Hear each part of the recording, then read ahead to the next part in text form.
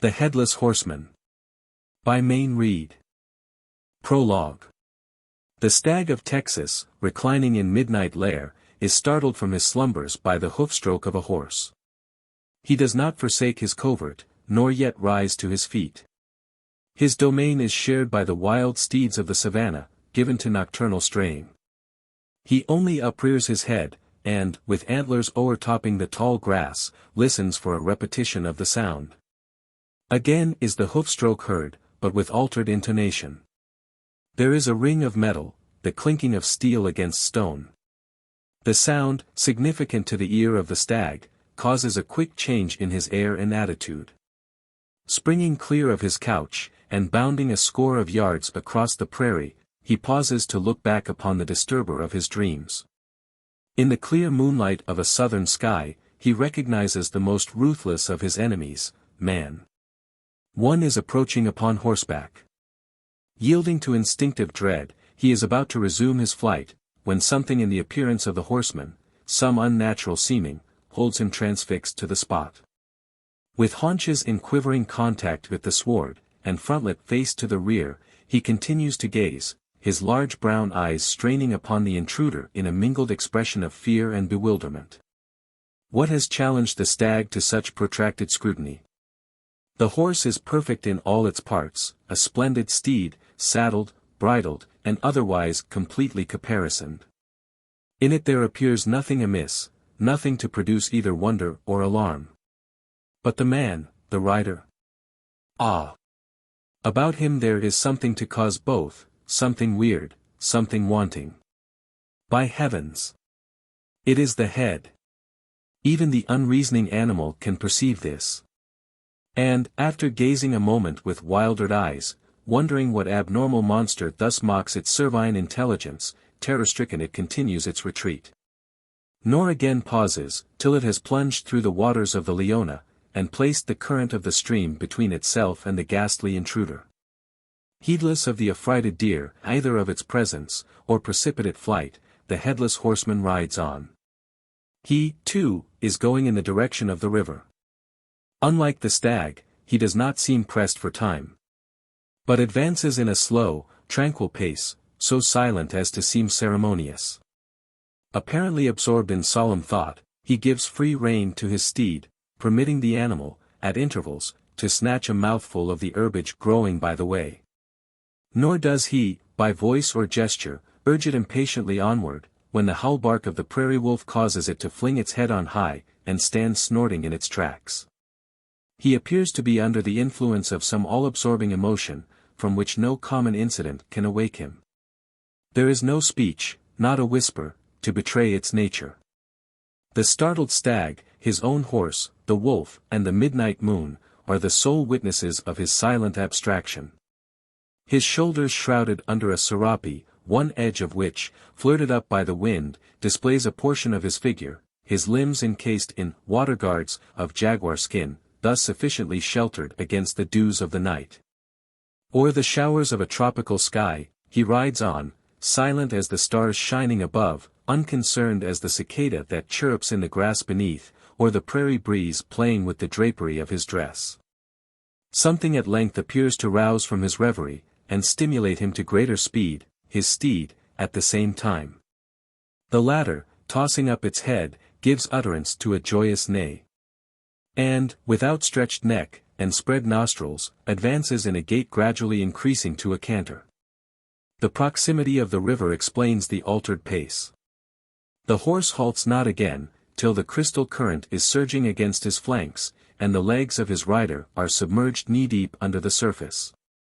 The animal eagerly assuages its thirst, crosses to the opposite side, and, with vigorous stride, ascends the sloping bank. Upon the crest occurs a pause, as if the rider tarried till his steed should shake the water from its flanks. There is a rattling of saddle flaps and stirrup leathers, resembling thunder, amidst a cloud of vapor, white as the spray of a cataract. Out of this self-constituted nimbus, the headless horseman emerges, and moves onward, as before. Apparently pricked by the spur, and guided by the rein, of his rider, the horse no longer strays from the track, but steps briskly forward, as if upon a path already trodden. A treeless savanna stretches before, selvaged by the sky. Outlined against the azure is seen the imperfect centaurian shape gradually dissolving in the distance, till it becomes lost to view, under the mystic gloaming of the moonlight. How do you find this book? Any thoughts about the book or the author? Any suggestion for improvement? Please take a moment to share your thoughts in a comment. If you like it, share it with your friends who might enjoy it as well. Subscribe to keep in touch. Visit CompleteAudiobooks.com for more quality content. Chapter 1. The Burnt Prairie. On the Great Plain of Texas, about 100 miles southward from the old Spanish town of San Antonio de Bejar, the noonday sun is shedding his beams from a sky of cerulean brightness. Under the golden light appears a group of objects, but little in unison with the landscape around them, since they betoken the presence of human beings, in a spot where there is no sign of human habitation. The objects in question are easily identified, even at a great distance. They are wagons, each covered with its ribbed and rounded tilt of snow-white Osnaburg. There are 10 of them, scarce enough to constitute a caravan of traders, nor yet a government train. They are more likely the individual property of an emigrant who has landed upon the coast, and is wending his way to one of the late-formed settlements on the Leona. Slowly crawling across the savanna, it could scarce be told that they are in motion. But for their relative position, in long serried line, indicating the order of march. The dark bodies between each two declare that the teams are attached. And that they are making progress is proved, by the retreating antelope, scared from its noonday siesta, and the long-shanked curlew, rising with a screech from the sward, both bird and beast wondering at the string of strange behemoths thus invading their wilderness domain. Elsewhere upon the prairie, no movement may be detected, either of bird or quadruped. It is the time of day when all tropical life becomes torpid, or seeks repose in the shade. Man alone, stimulated by the love of gain, or the promptings of ambition, disregarding the laws of nature, and defying the fervor of the sun. So seems it with the owner of the tilted train, who, despite the relaxing influence of the fierce midday heat, keeps moving on.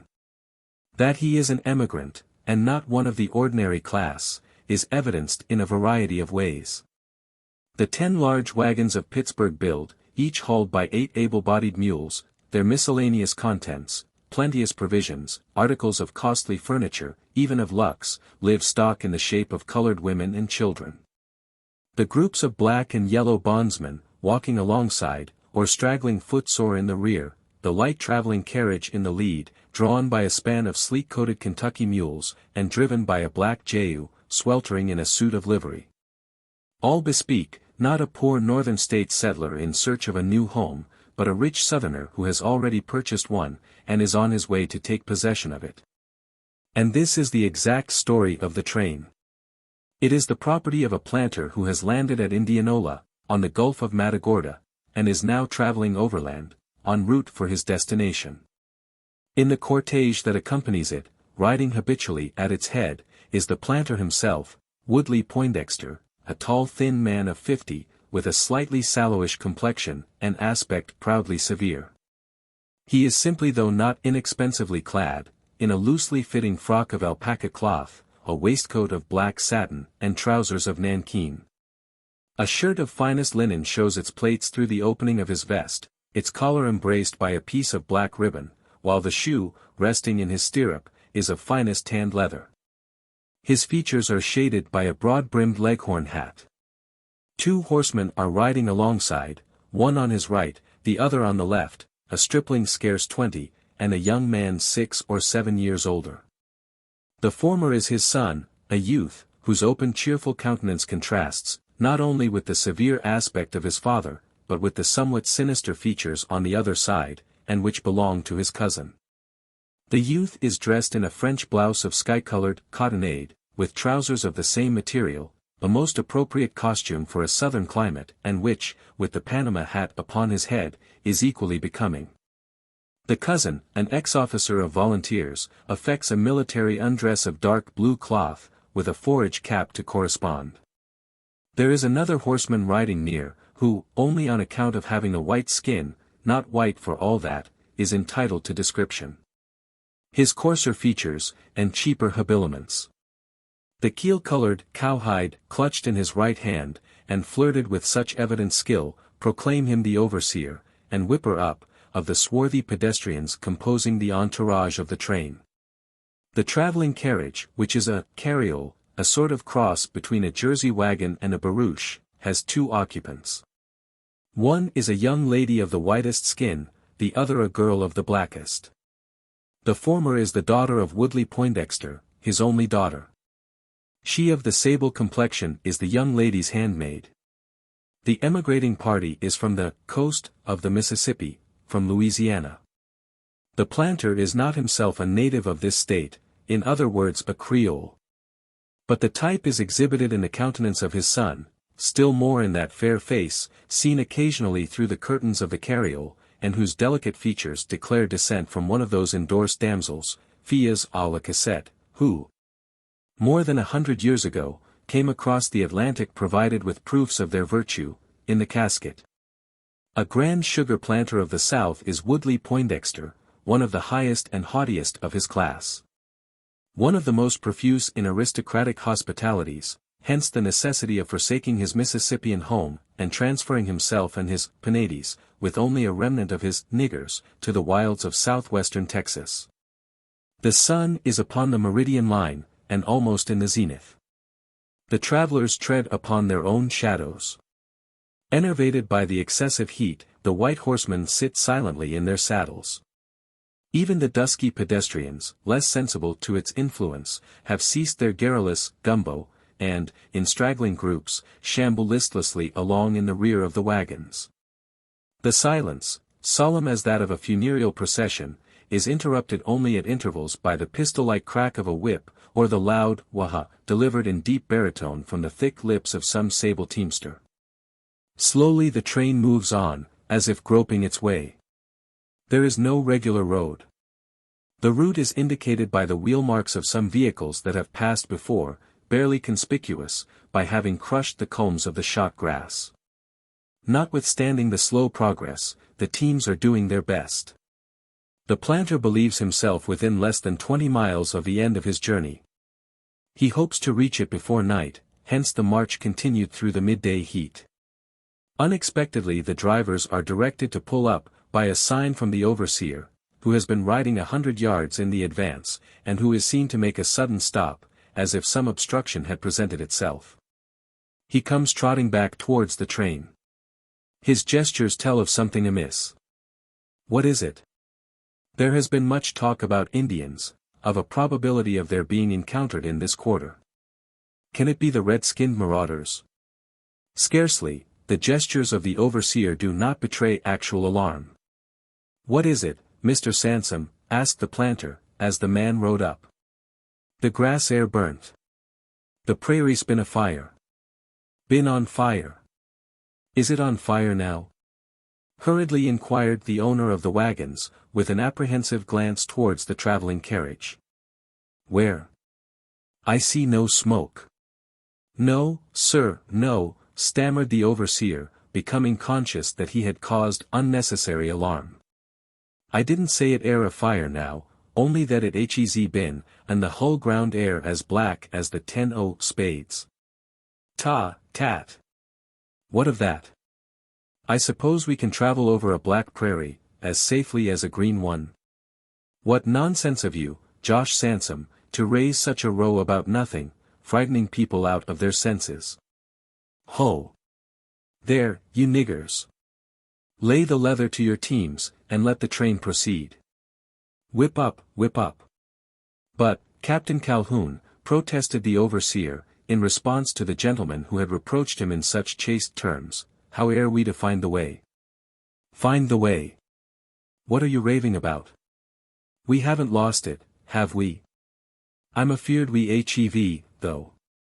The wheel tracks ain't no longer to be seen. They're burnt out, along the grass. What matters that? I reckon we can cross a piece of scorched prairie, without wheel marks to guide us. We'll find them again on the other side. Yes, naively responded the overseer, who, although a down-easter, had been far enough west to have learnt something of frontier life, if there were any other side. I can see it out o' the settle, ne'er a sign o' it. Whip up, niggers. Whip up, shouted Calhoun, without heeding the remark, and spurring onwards, as a sign that the order was to be obeyed. The teams are again set in motion. And, after advancing to the edge of the burnt tract, without instructions from any one, are once more brought to a stand. The white men on horseback draw together for a consultation. There is need, as all are satisfied by a single glance directed to the ground before them. Far as the eye can reach the country is of one uniform color, black as Erebus. There is nothing green, not a blade of grass, not a reed nor weed. It is after the summer solstice. The ripened culms of the gramineae, and the stalks of the prairie flowers, have alike crumbled into dust under the devastating breath of fire.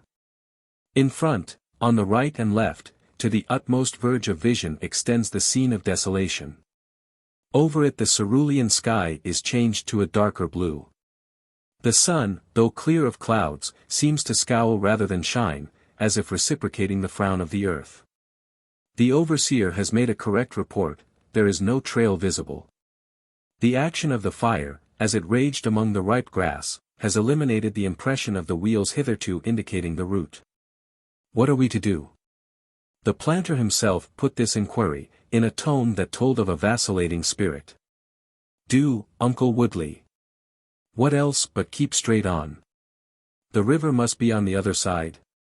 If we don't hit the crossing, to a half-mile or so, we can go up, or down the bank, as the case may require.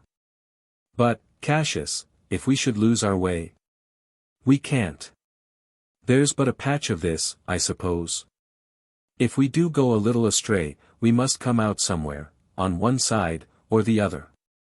Well, nephew, you know best, I shall be guided by you. No fear, uncle. I've made my way out of a worse fix than this. Drive on, niggers. Keep straight after me. The ex-officer of volunteers, casting a conceited glance towards the traveling carriage, through the curtains of which appears a fair face, slightly shadowed with anxiety, gives the spur to his horse, and with confident air trots onward.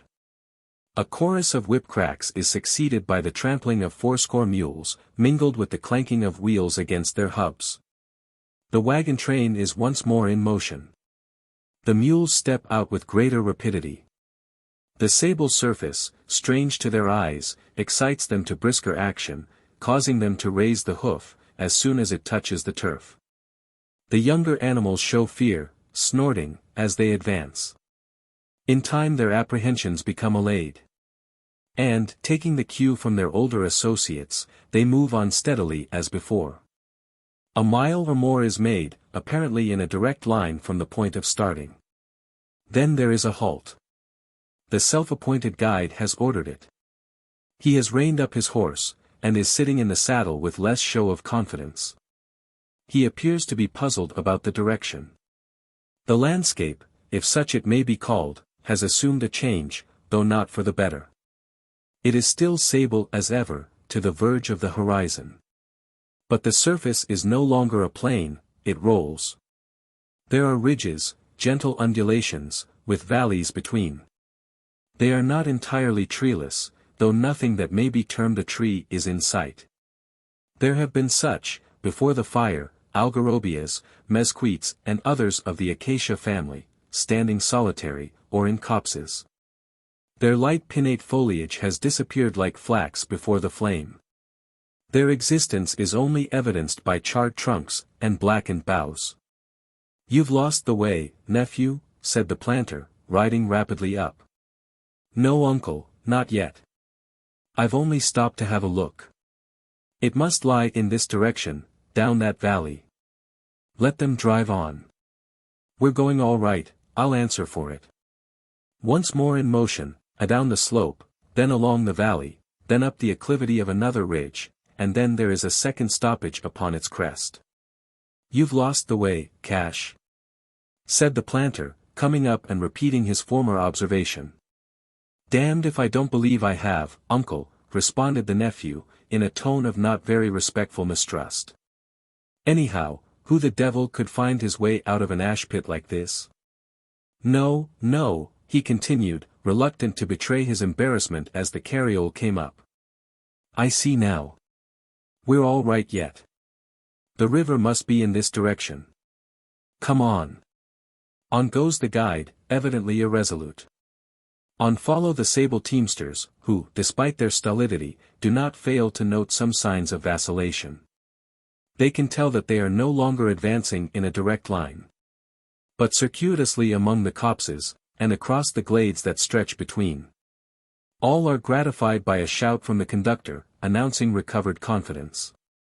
In response there is a universal explosion of whipcord, with joyous exclamations. Once more they are stretching their teams along a traveled road, where a half-score of wheeled vehicles must have passed before them. And not long before, the wheel tracks are of recent impress, the hoof prints of the animals fresh as if made within the hour. A train of wagons, not unlike their own, must have passed over the burnt prairie. Like themselves, it could only be going towards the Leona, perhaps some government convoy on its way to Fort Inga? In that case they have only to keep in the same track. The fort is on the line of their march, but a short distance beyond the point where their journey is to terminate. Nothing could be more opportune. The guide, hitherto perplexed, though without acknowledging it, is at once relieved of all anxiety. And with a fresh exhibition of conceit, orders the route to be resumed. For a mile or more the wagon tracks are followed, not in a direct line, but bending about among the skeleton copses. The countenance of Cassius Calhoun, for a while wearing a confident look, gradually becomes clouded. It assumes the profoundest expression of despondency, on discovering that the 440 wheel tracks he is following, have been made by 10 Pittsburgh wagons, and a carriole, the same that are now following him, and in whose company he has been traveling all the way from the Gulf of Matagorda. Chapter 2. The Trail of the Lazo. Beyond doubt, the wagons of Woodley Poindexter were going over ground already traced by the tiring of their wheels. Our own tracks, muttered Calhoun on making the discovery, adding a fierce oath as he reined up. Our own tracks. What mean you, Cassius? You don't say we've been traveling on our own tracks. I do, uncle, that very thing. We must have made a complete circumbendibus of it. See. Here's the hind hoof of my own horse, with half a shoe off, and there's the foot of the niggers. Besides, I can tell the ground. That's the very hill we went down as we left our last stopping place. Hang the crooked luck. We've made a couple of miles for nothing. Embarrassment is no longer the only expression upon the face of the speaker. It has deepened to chagrin, with an admixture of shame. It is through him that the train is without a regular guide. One, engaged at Indianola, had piloted them to their last camping place. There, in consequence of some dispute, due to the surly temper of the ex-captain of volunteers, the man had demanded his dismissal, and gone back. For this, as also for an ill-timed display of confidence in his power to conduct the march, is the planter's nephew now suffering under a sense of shame. He feels it keenly as the carriole comes up, and bright eyes become witnesses of his discomfiture. Poindexter does not repeat his inquiry. That the road is lost is a fact evident to all. Even the barefooted or brogant pedestrians have recognized their long-heeled footprints, and become aware that they are for the second time treading upon the same ground. There is a general halt, succeeded by an animated conversation among the white men. The situation is serious, the planter himself believes it to be so. He cannot that day reach the end of his journey, a thing upon which he had set his mind. That is the very least misfortune that can befall them. There are others possible, and probable. There are perils upon the burnt plain. They may be compelled to spend the night upon it, with no water for their animals. Perhaps a second day and night, or longer, who can tell how long? How are they to find their way?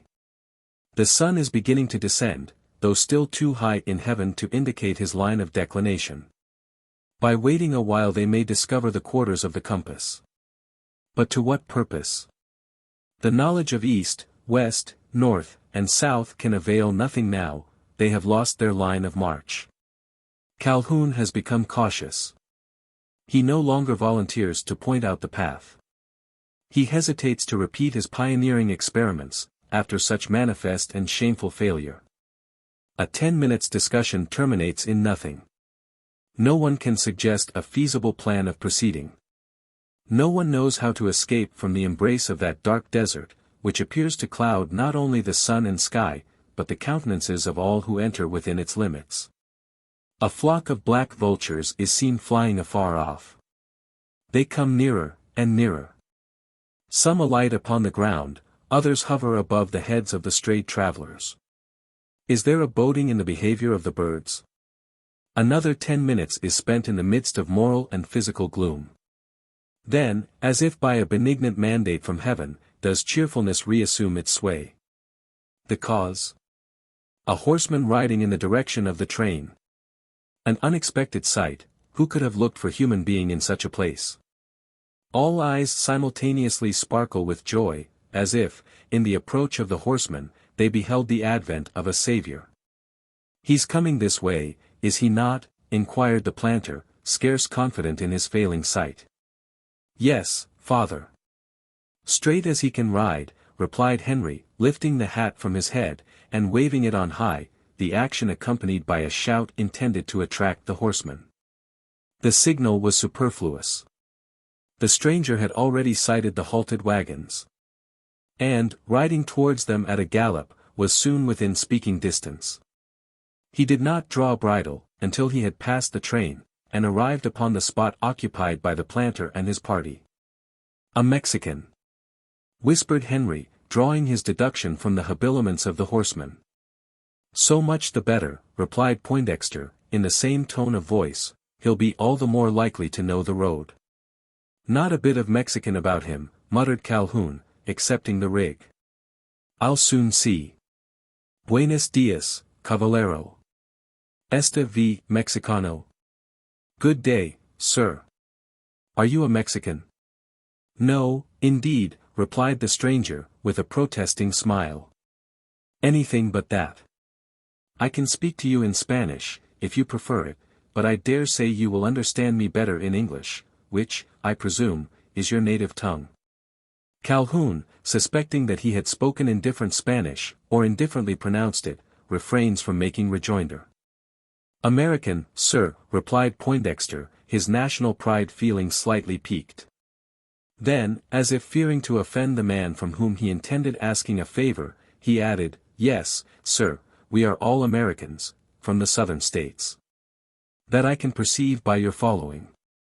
An expression of contempt, scarce perceptible, showed itself upon the countenance of the speaker, as his eye rested upon the groups of black bondsmen. I can perceive, too, he added, that you are strangers to prairie traveling. You have lost your way.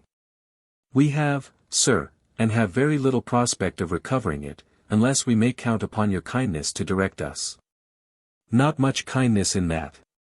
By the merest chance I came upon your trail, as I was crossing the prairie. I saw you were going astray, and have ridden this way to set you right. It is very good of you. We shall be most thankful, sir. My name is Poindexter, Woodley Poindexter, of Louisiana. I have purchased a property on the Leona River, near Fort Inga. We were in hopes of reaching it before nightfall. Can we do so? There is nothing to hinder you, if you follow the instructions I shall give. On saying this, the stranger rode a few paces apart, and appeared to scrutinize the country, as if to determine the direction which the travelers should take. Poised conspicuously upon the crest of the ridge, horse and man presented a picture worthy of skillful delineation. A steed, such as might have been ridden by an Arab sheik, blood-bay in color, broad in counter, with limbs clean as culms of cane, and hips of elliptical outline. Continued into a magnificent tail sweeping rearward like a rainbow, on his back or rider, a young man of not more than 25, of noble form and features. Habited in the picturesque costume of a Mexican ranchero, Spencer jacket of velveteen, calzoneros laced along the seams, calzoncillos of snow-white lawn, bodice of buff leather, heavily spurred at the heels, round the waist a scarf of scarlet crepe. And on his head a hat of black glaze, banded with gold bullion. Picture to yourself a horseman thus habited. Seated in a deep tree saddle, of Moorish shape and Mexican manufacture, with housings of leather stamped in antique patterns, such as were worn by the caparisoned steeds of the conquistadores. Picture to yourself such a cavallero, and you will have before your mind's eye a counterpart of him, upon whom the planter and his people were gazing. Through the curtains of the traveling carriage he was regarded with glances that spoke of a singular sentiment. For the first time in her life, Louise Poindexter looked upon that, hitherto known only to her imagination, a man of heroic mold. Proud might he have been, could he have guessed the interest which his presence was exciting in the breast of the young Creole. He could not, and did not. He was not even aware of her existence. He had only glanced at the dust-bedaubed vehicle in passing, as one might look upon the rude incrustation of an oyster, without suspecting that a precious pearl may lie gleaming inside. "By my faith," he declared, facing round to the owner of the wagons, "I can discover no landmarks for you to steer by. For all that, I can find the way myself.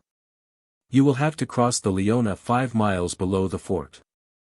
And, as I have to go by the crossing myself, you can follow the tracks of my horse. Good day, gentlemen." Thus abruptly bidding adieu, he pressed the spur against the side of his steed, and started off at a gallop. An unexpected, almost uncourteous departure. So thought the planter and his people. They had no time to make observations upon it, before the stranger was seen returning towards them. In 10 seconds he was again in their presence, all listening to learn what had brought him back. "I fear the tracks of my horse may prove of little service to you. The mustangs have been this way, since the fire. They have made hoof marks by the thousand. Mine are shod, but, as you are not accustomed to trailing, you may not be able to distinguish them, the more so, that in these dry ashes all horse tracks are so nearly alike. What are we to do?" despairingly asked the planter. "I am sorry, Mr. Poindexter, I cannot stay to conduct you, I am riding express, with a dispatch for the fort. If you should lose my trail, keep the sun on your right shoulders, so that your shadows may fall to the left, at an angle of about 15 degrees to your line of march. Go straight forward for about 5 miles. You will then come in sight of the top of a tall tree, a cypress.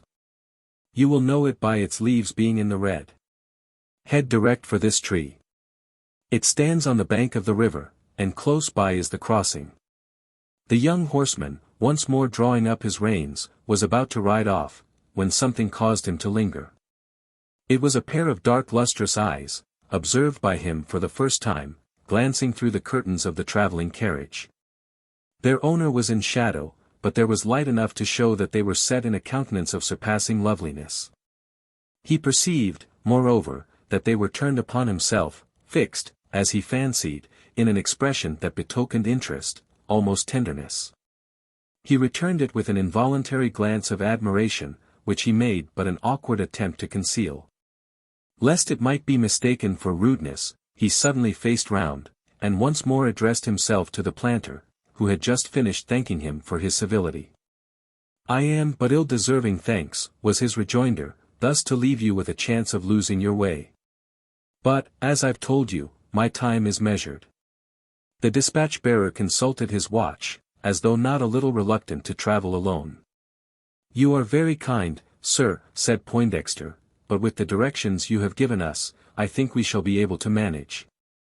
The sun will surely show us." "No, now I look at the sky, it will not. There are clouds looming up on the north. In an hour, the sun may be obscured, at all events, before you can get within sight of the cypress. It will not do. Stay," he continued, after a reflective pause, "I have a better plan still, follow the trail of my lazo." While speaking, he had lifted the coiled rope from his saddlebow, and flung the loose end to the earth, the other being secured to a ring in the pommel. Then raising his hat in graceful salutation, more than half directed towards the traveling carriage, he gave the spur to his steed, and once more bounded off over the prairie. The lazo, lengthening out, tightened over the hips of his horse. And, dragging a dozen yards behind, left a line upon the cinereous surface, as if some slender serpent had been making its passage across the plain. "An exceedingly curious fellow," remarked the planter, as they stood gazing after the horseman, fast becoming hidden behind a cloud of sable dust. "I ought to have asked him his name." "An exceedingly conceited fellow, I should say," muttered Calhoun, who had not failed to notice the glance sent by the stranger in the direction of the carriole, nor that which had challenged it. "As to his name, I don't think it matters much. It mightn't be his own he would give you. Texas is full of such swells, who take new names when they get here, by way of improvement, if for no better reason." "Come, Cousin Cash," protested young Poindexter, "you are unjust to the stranger. He appears to be educated, in fact, a gentleman, worthy of bearing the best of names, I should say." "A gentleman? Deuced unlikely, rigged out in that fanfaron fashion. I never saw a man yet, that took to a Mexican dress, who wasn't a jack. He's one, I'll be bound." During this brief conversation, the fair occupant of the carriole was seen to bend forward, and direct a look of evident interest, after the form of the horseman fast receding from her view. To this, perhaps, might have been traced the acrimony observable in the speech of Calhoun. "What is it, Lou?" he inquired, riding close up to the carriage, and speaking in a voice not loud enough to be heard by the others. "You appear impatient to go forward. Perhaps you'd like to ride off along with that swaggering fellow? It isn't too late, I'll lend you my horse." The young girl threw herself back upon the seat, evidently displeased, both by the speech and the tone in which it was delivered. But her displeasure, instead of expressing itself in a frown, or in the shape of an indignant rejoinder, was concealed under a guise far more galling to him who had caused it. A clear ringing laugh was the only reply vouchsafed to him. So. I thought there must be something, by the way you behaved yourself in his presence. You looked as if you would have relished a tête-à-tête with this showy dispatch-bearer. Taken with his stylish dress, I suppose. Fine feathers make fine birds. His are borrowed. I may strip them off some day, along with a little of the skin that's under them. For shame, Cassius. Your words are a scandal. 'Tis you should think of scandal, Lou. To let your thoughts turn on a common scamp, a masquerading fellow like that. No doubt the letter carrier, employed by the officers at the fort. A letter carrier, you think? Oh, how I should like to get love letters by such a postman. You had better hasten on, and tell him so. My horse is at your service. Ha! Ha! Ha! What a simpleton you show yourself. Suppose, for jesting's sake, I did have a fancy to overtake this prairie postman. It couldn't be done upon that dull steed of yours, not a bit of it.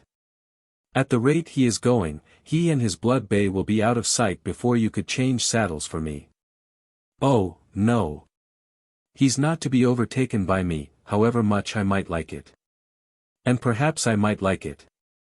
Don't let your father hear you talk in that way. Don't let him hear you talk in that way, retorted the young lady, for the first time speaking in a serious strain. Though you are my cousin, and Papa may think you the pink of perfection, I don't, not I. I never told you I did I? A frown, evidently called forth by some unsatisfactory reflection, was the only reply to this tantalizing interrogative.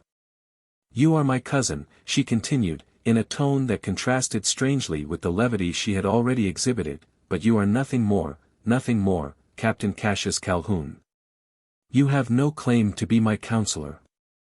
There is but one from whom I am in duty bound to take advice, or bear reproach. I therefore beg of you, Master Cash, that you will not again presume to repeat such sentiments, as those you have just favored me with. I shall remain mistress of my own thoughts, and actions, too, till I have found a master who can control them. It is not you. Having delivered this speech, with eyes flashing, half angrily, half contemptuously, upon her cousin, the young Creole once more threw herself back upon the cushions of the carriole. The closing curtains admonished the ex-officer that further conversation was not desired. Quailing under the lash of indignant innocence, he was only too happy to hear the loud "gee-on" of the teamsters, as the wagons commenced moving over the somber surface, not more somber than his own thoughts. Chapter 3. The Prairie Fingerpost. The travelers felt no further uneasiness about the route. The snake-like trail was continuous, and so plain that a child might have followed it. It did not run in a right line, but meandering among the thickets, at times turning out of the way, in places where the ground was clear of timber.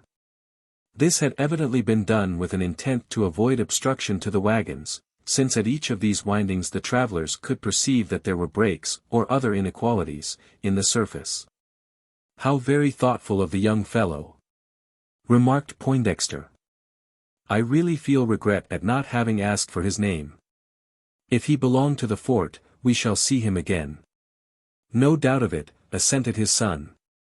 "I hope we shall." His daughter, reclining in shadow, overheard the conjectural speech, as well as the rejoinder. She said nothing, but her glance towards Henry seemed to declare that her heart fondly echoed the hope.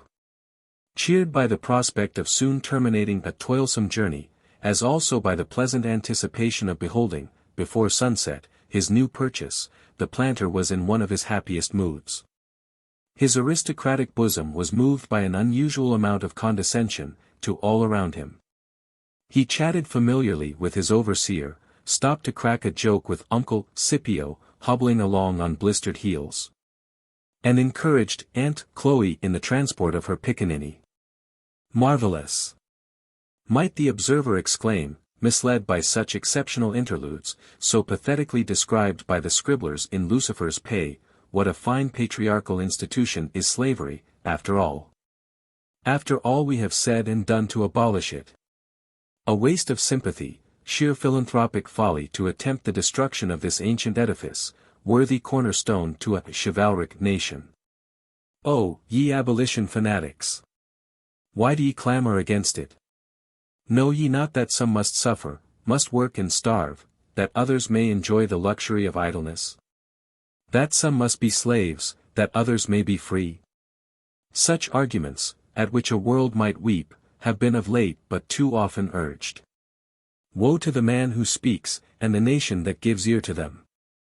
The planter's high spirits were shared by his party, Calhoun alone excepted. They were reflected in the faces of his black bondsmen, who regarded him as the source, and dispenser, of their happiness, or misery, omnipotent, next to God. They loved him less than God, and feared him more. Though he was by no means a bad master, that is, by comparison. He did not absolutely take delight in torturing them. He liked to see them well fed and clad, their epidermis shining with the exudation of its own oil. These signs bespoke the importance of their proprietor, himself. He was satisfied to let them off with an occasional cow-hiding, salutary, he would assure you. And in all his stock, there was not one black skin marked with the mutilations of vengeance, a proud boast for a Mississippian slave owner, and more than most could truthfully lay claim to. In the presence of such an exemplary owner, no wonder that the cheerfulness was universal, or that the slaves should partake of their master's joy, and give way to their garrulity.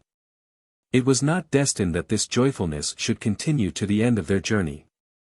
It was after a time interrupted, not suddenly, nor by any fault on the part of those indulging in it, but by causes and circumstances over which they had not the slightest control. As the stranger had predicted, the sun ceased to be visible, before the cypress came in sight. There was nothing in this to cause apprehension. The line of the lazo was conspicuous as ever. And they needed no guidance from the sun, only that his cloud eclipse produced a corresponding effect upon their spirits. "One might suppose it close upon nightfall," observed the planter, drawing out his gold repeater, and glancing at its dial. "And yet it's only 3 o'clock. Lucky the young fellow has left us such a sure guide. But for him, we might have floundered among these ashes till sundown, perhaps have been compelled to sleep upon them." "A black bed it would be," jokingly rejoined Henry, with the design of rendering the conversation more cheerful. Ugh! I should have such ugly dreams, were I to sleep upon it. And I, too, added his sister, protruding her pretty face through the curtains, and taking a survey of the surrounding scene. I'm sure I should dream of Tartarus, and Pluto, and Proserpine, and Haya. Haya. Haya. Grinned the black Jehu, on the box, enrolled in the plantation books as Pluto Poindexter, de young miss a dream, 'bout me in de mids obi dis brack prara. Golly. Dat am a good joke, Barry. Haya. Haya. Haya. Don't be too sure, all of ye, said the surly nephew, at this moment coming up, and taking part in the conversation, don't be too sure that you won't have to make your beds upon it yet. I hope it may be no worse. What mean you, Cash? Inquired the uncle. I mean, uncle, that fellow's been misleading us. I won't say it for certain, but it looks ugly. We've come more than 5 miles, 6, I should say, and where's the tree? I've examined the horizon, with a pair of as good eyes as most have got, I reckon, and there isn't such a thing in sight. But why should the stranger have deceived us? Ah, why? That's just it. There may be more reasons than one. Give us one, then, challenged a silvery voice from the carriole. We're all ears to hear it. You're all ears to take in everything that's told you by a stranger, sneeringly replied Calhoun.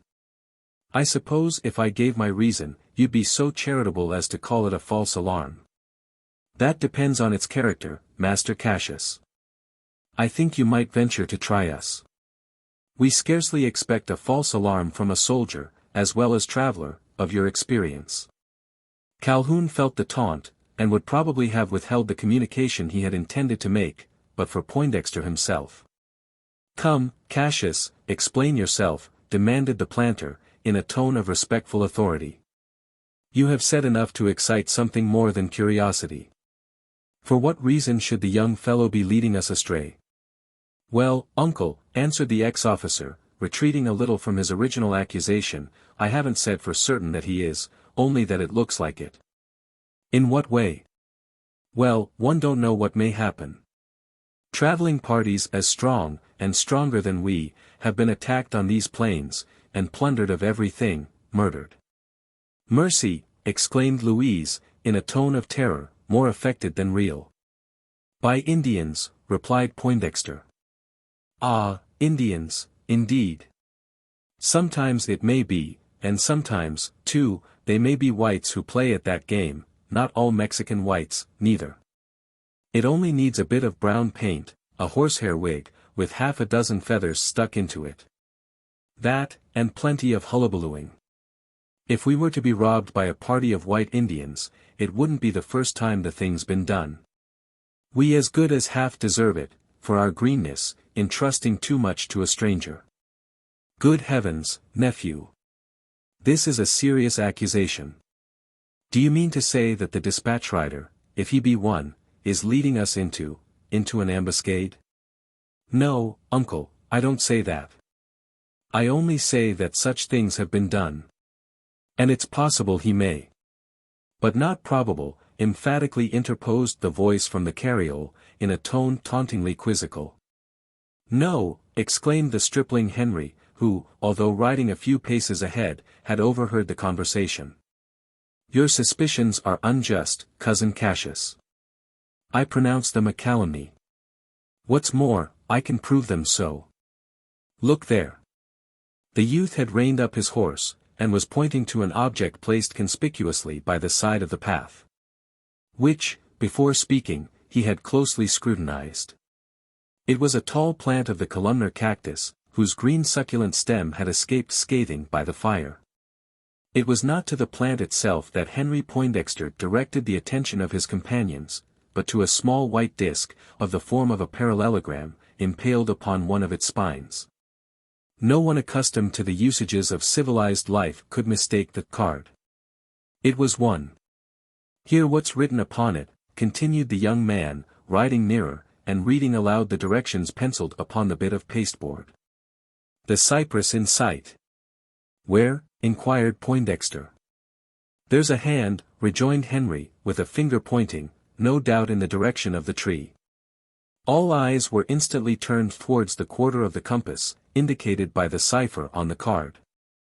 Had the sun been shining, the cypress might have been seen at the first glance. As it was, the sky, late of cerulean hue, was now of a leaden grey, and no straining of the eyes could detect anything along the horizon resembling the top of a tree. There's nothing of the kind, asserted Calhoun, with restored confidence, at the same time returning to his unworthy accusation. It's only a dodge, another link in the chain of tricks the scamp is playing us. You mistake, Cousin Cassius, replied that same voice that had so often contradicted him. Look through this lorgnette.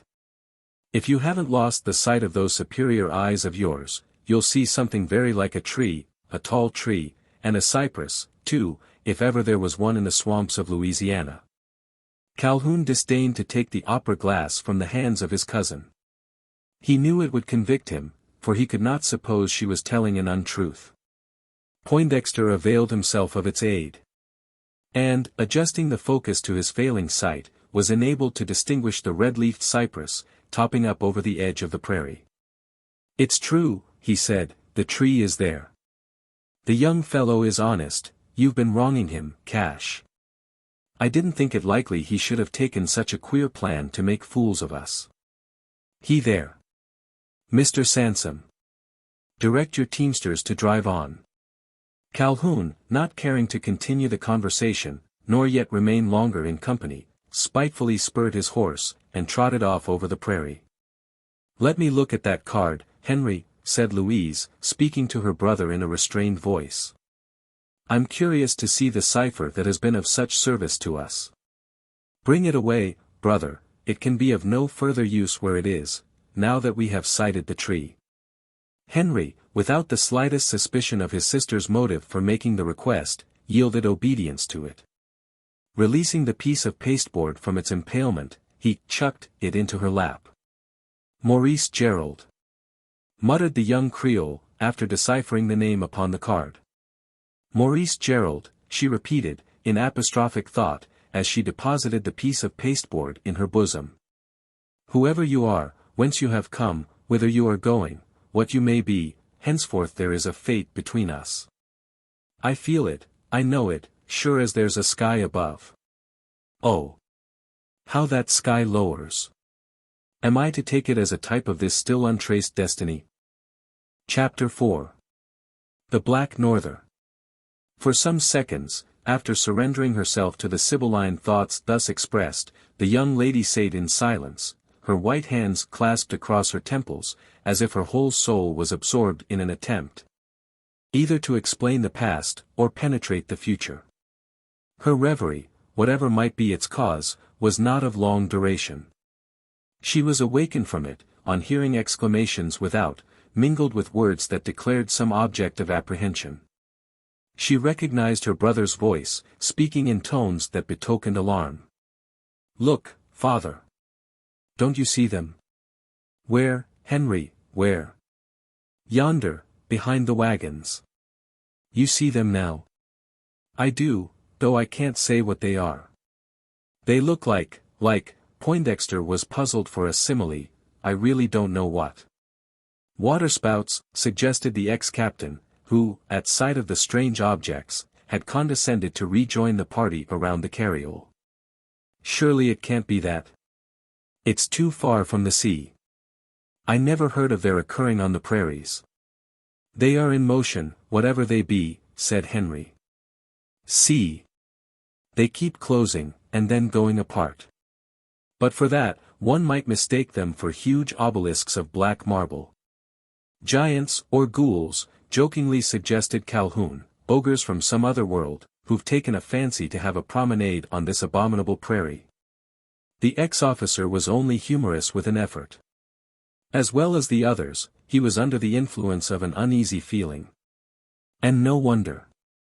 Against the northern horizon had suddenly become upreared a number of ink-colored columns, half a score of them, unlike anything ever seen before. They were not of regular columnar form, nor fixed in any way. but constantly changing size, shape, and place, now steadfast for a time, now gliding over the charred surface like giants upon skates, anon, bending and balancing towards one another in the most fantastic figurings.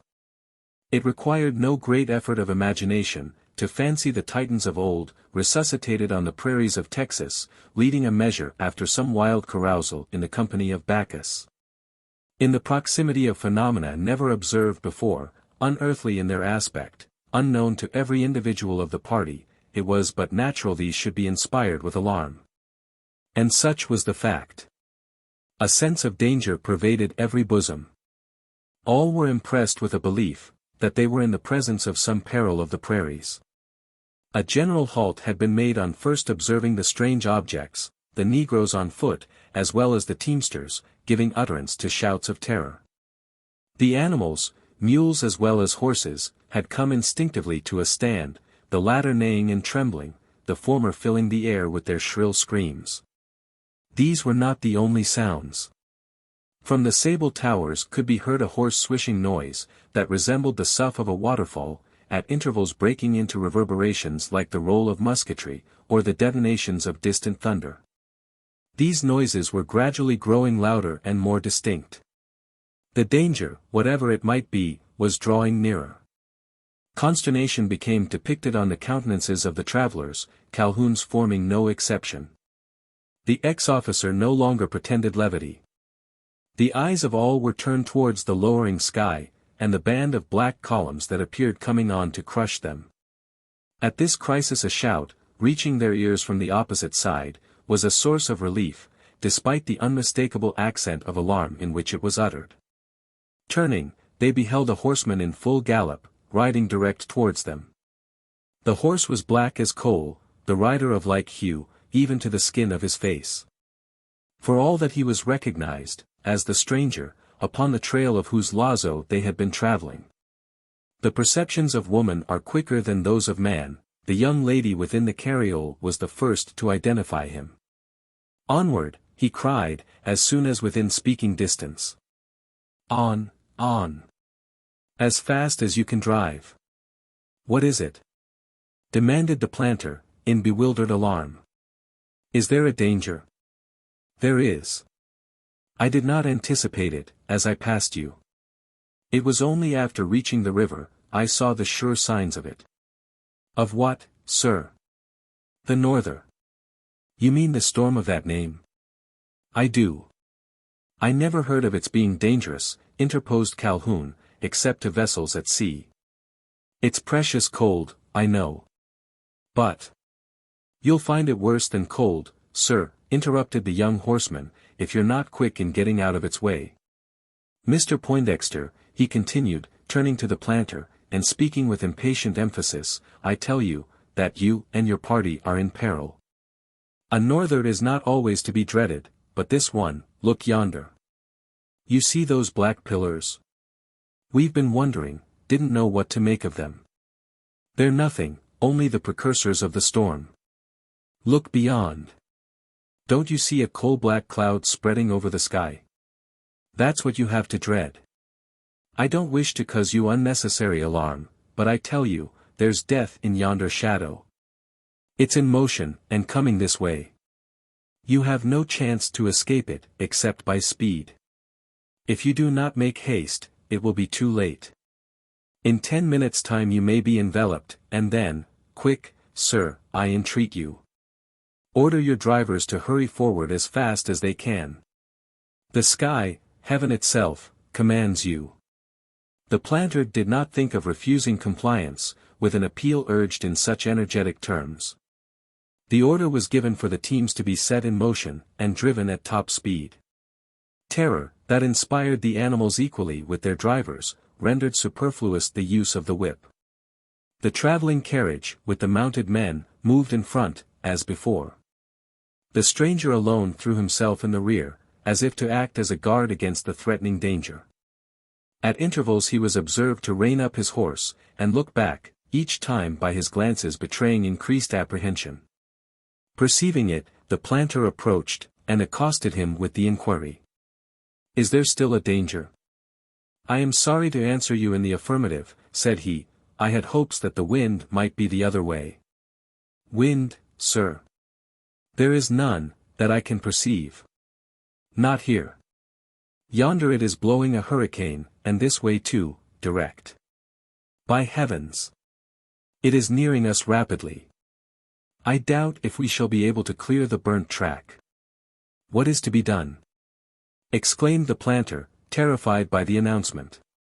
"Are your mules doing their best?" "They are, they could not be driven faster." "I fear we shall be too late, then." As the speaker gave utterance to this gloomy conjecture, he reined round once more, and sate regarding the cloud columns, as if calculating the rate at which they were advancing. The lines, contracting around his lips, told of something more than dissatisfaction. "Yes, too late," he exclaimed, suddenly terminating his scrutiny. "They are moving faster than we, far faster. There is no hope of our escaping them. Good God, sir! Is the danger so great? Can we do nothing to avoid it?"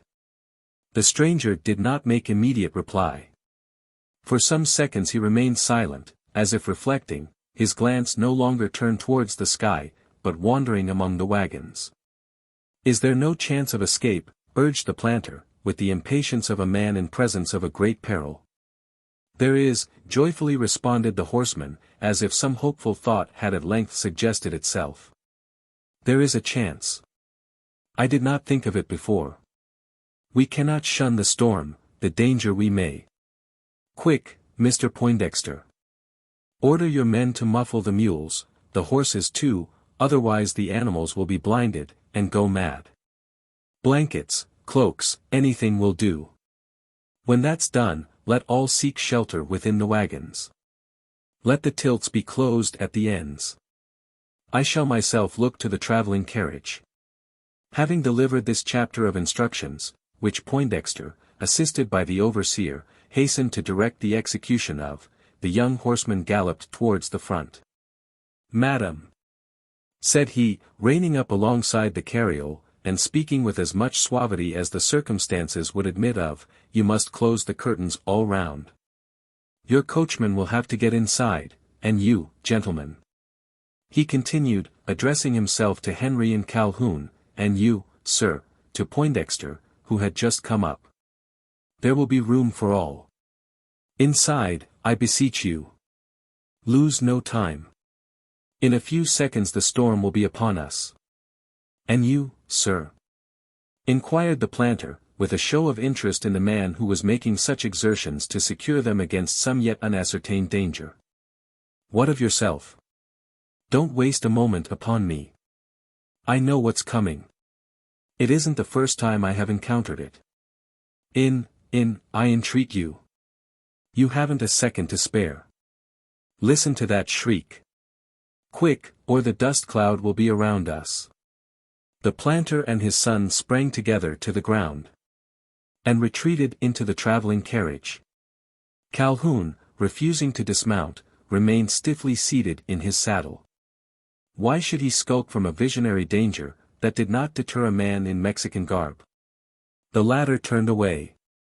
As he did so, directing the overseer to get inside the nearest wagon, a direction which was obeyed with alacrity, and, for the first time, the stranger was left free to take care of himself. Quickly unfolding his serape, hitherto strapped across the cantle of his saddle, he flung it over the head of his horse. Then, drawing the edges back, he fastened it, bag fashion, around the animal's neck. With equal alertness he undid his scarf of China crape, and stretched it around his sombrero, fixing it in such a way, that one edge was held under the bullion band, while the other dropped down over the brim, thus forming a silken visor for his face. Before finally closing it, he turned once more towards the carriole, and, to his surprise, saw Calhoun still in the saddle. Humanity triumphed over a feeling of incipient aversion. "Once again, sir, I adjure you to get inside. If you do not you'll have cause to repent it. Within 10 minutes' time, you may be a dead man." The positive emphasis with which the caution was delivered produced its effect. In the presence of mortal foemen, Cassius Calhoun was no coward. But there was an enemy approaching that was not mortal, not in any way understood. It was already making itself manifest, in tones that resembled thunder, in shadows that mocked the darkness of midnight. Who would not have felt fear at the approach of a destroyer so declaring itself? The ex-officer was unable to resist the united warnings of earth and heaven. And, slipping out of his saddle with a show of reluctance, intended to save appearances, he clambered into the carriage, and ensconced himself behind the closely drawn curtains. To describe what followed is beyond the power of the pen. No eye beheld the spectacle, for none dared look upon it. Even had this been possible, nothing could have been seen. In 5 minutes after the muffling of the mules, the train was enveloped in worse than Cimmerian darkness. The opening scene can alone be depicted, for that only was observed by the travelers. One of the sable columns, moving in the advance, broke as it came in collision with the wagon tilts. Down came a shower of black dust, as if the sky had commenced raining gunpowder. It was a foretaste of what was to follow. There was a short interval of open atmosphere, hot as the inside of an oven. Then succeeded puffs, and whirling gusts, of wind, cold as if projected from caves of ice, and accompanied by a noise as though all the trumpets of Aeolus were announcing the advent of the Storm King. In another instant the norther was around them. And the wagon train, halted on a subtropical plain, was enveloped in an atmosphere, akin to that which congeals the icebergs of the Arctic Ocean. Nothing more was seen, nothing heard, save the whistling of the wind, or its hoarse roaring, as it thundered against the tilts of the wagons. The mules having instinctively turned stern towards it, stood silent in their traces. And the voices of the travelers, in solemn converse inside, could not be distinguished amid the howling of the hurricane. Every aperture had been closed, for it was soon discovered, that to show a face from under the sheltering canvas was to court suffocation. The air was surcharged with ashes, lifted aloft from the burnt plain, and reduced, by the whirling of the wind, to an impalpable but poisonous powder. For over an hour did the atmosphere carry this cinereous cloud. During which period lasted the imprisonment of the travelers. At length a voice, speaking close by the curtains of the carriole, announced their release. "You can come forth," said the stranger, the crape scarf thrown back above the brim of his hat. "You will still have the storm to contend against. It will last to the end of your journey, and, perhaps, for 3 days longer. But you have nothing further to fear. The ashes are all swept off. They've gone before you, and you're not likely to overtake them this side the Rio Grande." "Sir," said the planter, hastily descending the steps of the carriage, "we have to thank you for our lives, father," cried Henry, supplying the proper words. "I hope, sir, you will favor us with your name." "Maurice Gerald," returned the stranger, "though, at the fort, you will find me better known as Maurice the Mustanger." "A mustanger!" scornfully muttered Calhoun, but only loud enough to be heard by Louise. "Only a mustanger," reflected the aristocratic Poindexter, the fervor of his gratitude becoming sensibly chilled. "For guide, you will no longer need either myself, or my lazo," said the hunter of wild horses. "The cypress is in sight, keep straight towards it. After crossing, you will see the flag over the fort. You may yet reach your journey's end before night. I have no time to tarry, and must say adieu." Satan himself, astride a Tartarian steed, could not have looked more like the devil than did Maurice the Mustanger, as he separated for the second time from the planter and his party. But neither his ashy envelope, nor the announcement of his humble calling, did aught to damage him in the estimation of one, whose thoughts were already predisposed in his favor, Louise Poindexter. On hearing him declare his name, by presumption already known to her, she but more tenderly cherished the bit of cardboard, chafing against her snow-white bosom. At the same time muttering in soft pensive soliloquy, heard only by herself. "Maurice the Mustanger. Despite your sooty covering, despite your modest pretense, you have touched the heart of a Creole maiden. Mon Dieu, mon Dieu. He is too like Lucifer for me to despise him." Chapter 5. The Home of the Horse Hunter. Where the Rio de Nueces, River of Nuts, collects its waters from 100 tributary streams, lining the map like the limbs of a grand genealogical tree, you may look upon a land of surpassing fairness. Its surface is rolling prairie, interspersed with clumps of post oak and pecan, here and there along the banks of the watercourses uniting into continuous groves. In some places these timbered tracts assume the aspect of the true chaparral, a thicket, rather than a forest, its principal growth being various kinds of acacia, associated with copaiba and creosote trees, with wild aloes. With eccentric shapes of cereus, cactus, and arborescent yucca.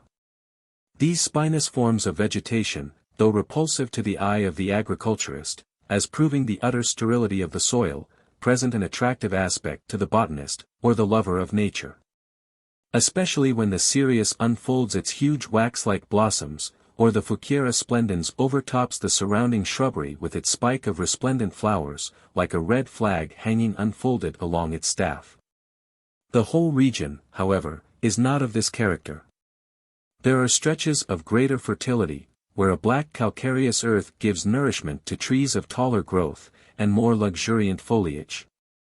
The wild china, a true sapindle, the pecan, the elm, the hackberry, and the oak of several species, with here and there a cypress or cottonwood, form the components of many a sylvan scene, which, from the blending of their leaves of various shades of green, and the ever-changing contour of their clumps, deserves to be denominated fair.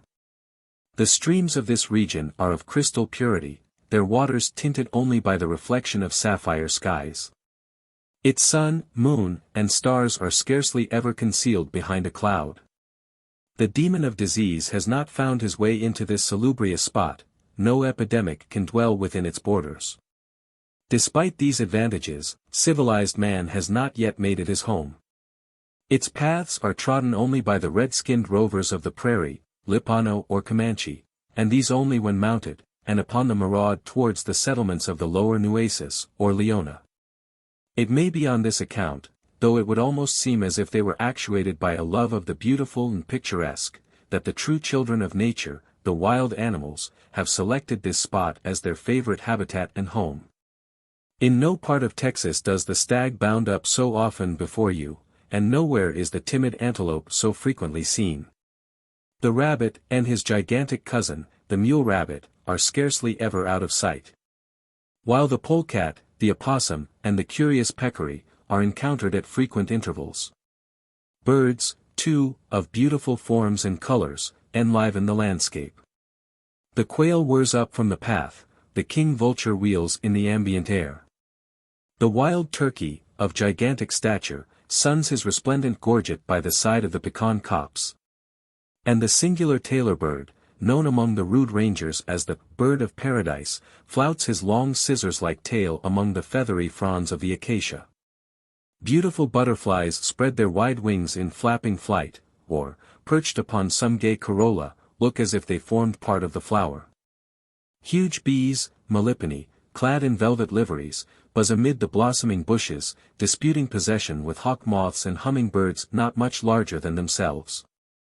They are not all innocent, the denizens of this lovely land.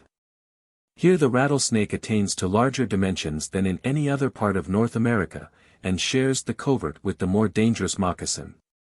Here, too, the tarantula inflicts its venomous sting, the scorpion poisons with its bite. And the centipede, by simply crawling over the skin, causes a fever that may prove fatal. Along the wooded banks of the streams may be encountered the spotted ocelot, the puma, and their more powerful congener, the jaguar.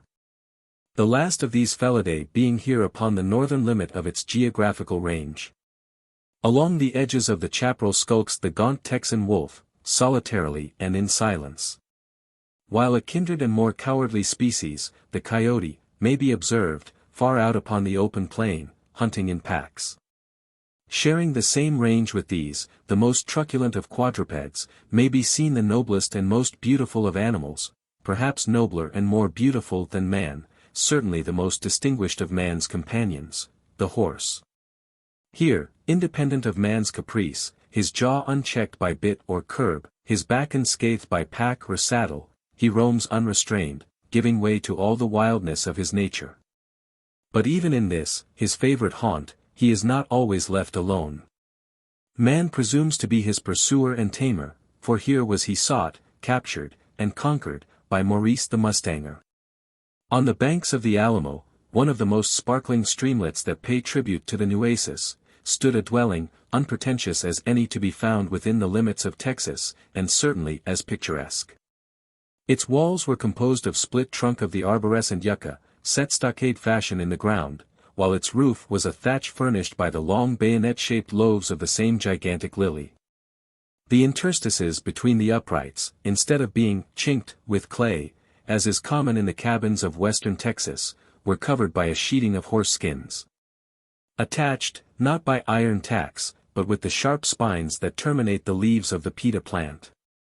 On the bluffs, that on both sides overlooked the rivulet, and which were but the termination of the escarpment of the higher plain, grew in abundance the material out of which the hut had been constructed, tree yuccas and magueys, amidst other rugged types of sterile vegetation. Whereas the fertile valley below was covered with a growth of heavy timber, consisting chiefly of red mulberry, post oak, and pecan, that formed a forest of several leagues in length. The timbered tract was, in fact, conterminous with the bottom lands, the tops of the trees scarce rising to a level with the escarpment of the cliff.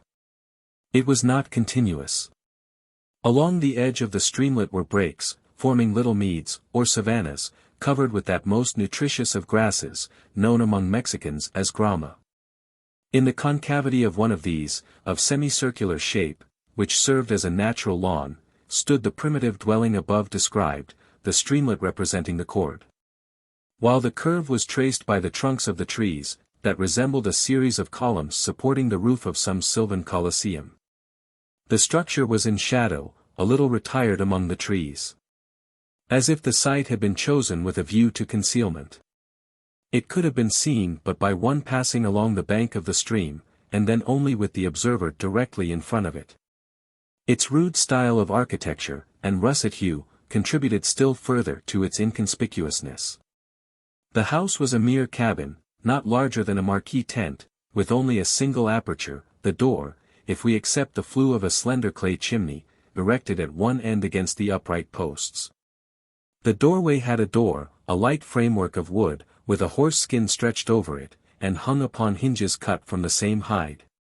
In the rear was an open shed, thatched with yucca leaves, and supported by half a dozen posts. Around this was a small enclosure, obtained by tying cross poles to the trunks of the adjacent trees. A still more extensive enclosure, containing within its circumference more than an acre of the timbered tract, and fenced in a similar manner, extended rearward from the cabin, terminating against the bluff. Its turf tracked and torn by numerous hoof prints, in some places trampled into a hard surface, told of its use, a corral for wild horses, mustangs. This was made still more manifest by the presence of a dozen or more of these animals within the enclosure, whose glaring eyeballs, and excited actions, gave evidence of their recent capture, and how ill they brooked the imprisonment of that shadowy paddock. The interior of the hut was not without some show of neatness and comfort. The sheeting of mustang skins that covered the walls, with the hairy side turned inward, presented no mean appearance. The smooth shining coats of all colors, black, bay, snow-white, sorrel, and skewbald, offered to the eye a surface pleasantly variegated, and there had evidently been some taste displayed in their arrangement. The furniture was of the scantiest kind. It consisted of a counterfeit camp bedstead, formed by stretching a horse hide over a framework of trestles, a couple of stools, diminutive specimens on the same model, and a rude table, shaped out of hewn slabs of the yucca tree. Something like a second sleeping place appeared in a remote corner, shakedown, or spread, of the universal mustang skin. What was least to be expected in such a place, was a shelf containing about a score of books, with pens, ink, and papeterie, also a newspaper lying upon the slab table. Further proofs of civilization, if not refinement, presented themselves in the shape of a large leathern portmanteau, a double-barreled gun, with Wesley Richards upon the breech, a drinking cup of chased silver, a huntsman's horn, and a dog call. Upon the floor were a few culinary utensils, mostly of tin. while in one corner stood a demijohn, covered with wicker, and evidently containing something stronger than the water of the Alamo. Other chattels in the cabin were perhaps more in keeping with the place. There was a high-peaked Mexican saddle, a bridle with headstall of plaited horsehair, and reins to correspond, 2 or 3 spare serapes, and some odds and ends of rawhide rope. Such was the structure of the mustanger's dwelling, such its surroundings, such its interior and contents, with the exception of its living occupants, 2 in number. On one of the stools standing in the center of the floor was seated a man, who could not be the mustanger himself. In no way did he present the semblance of a proprietor. On the contrary, the air of the servitor, the mien of habitual obedience, was impressed upon him beyond the chance of misconstruction. Rude as was the cabin that sheltered him, no one entering under its roof would have mistaken him for its master. Not that he appeared ill-clad or fed, or in any way stinted in his requirements. He was a round plump specimen, with a shock of carrot-colored hair and a bright ruddy skin, habited in a suit of stout stuff, half corduroy, half cotton velvet. The corduroy was in the shape of a pair of knee breeches, with gaiters to correspond. The velveteen, once bottle green, now faded to a brownish hue, exhibited itself in a sort of shooting coat, with ample pockets in the breast and skirts. A wide-awake hat, cocked over a pair of eyes equally deserving the appellation, completed the costume of the individual in question, if we except a shirt of coarse calico, a red cotton kerchief loosely knotted around his neck, and a pair of Irish brogues upon his feet. It needed neither the brogues, nor the corduroy breeches, to proclaim his nationality. His lips, nose, eyes, air, and attitude, were all unmistakably Milesian. Had there been any ambiguity about this, it would have been dispelled as he opened his mouth for the emission of speech, and this he at intervals did, in an accent that could only have been acquired in the Shire of Galway. As he was the sole human occupant of the cabin, it might be supposed that he spoke only in soliloquy. Not so, however. Couched upon a piece of horse skin, in front of the fire, with snout half buried among the ashes, was a canine companion, whose appearance bespoke a countryman, a huge Irish staghound, that looked as if he too understood the speech of Connemara.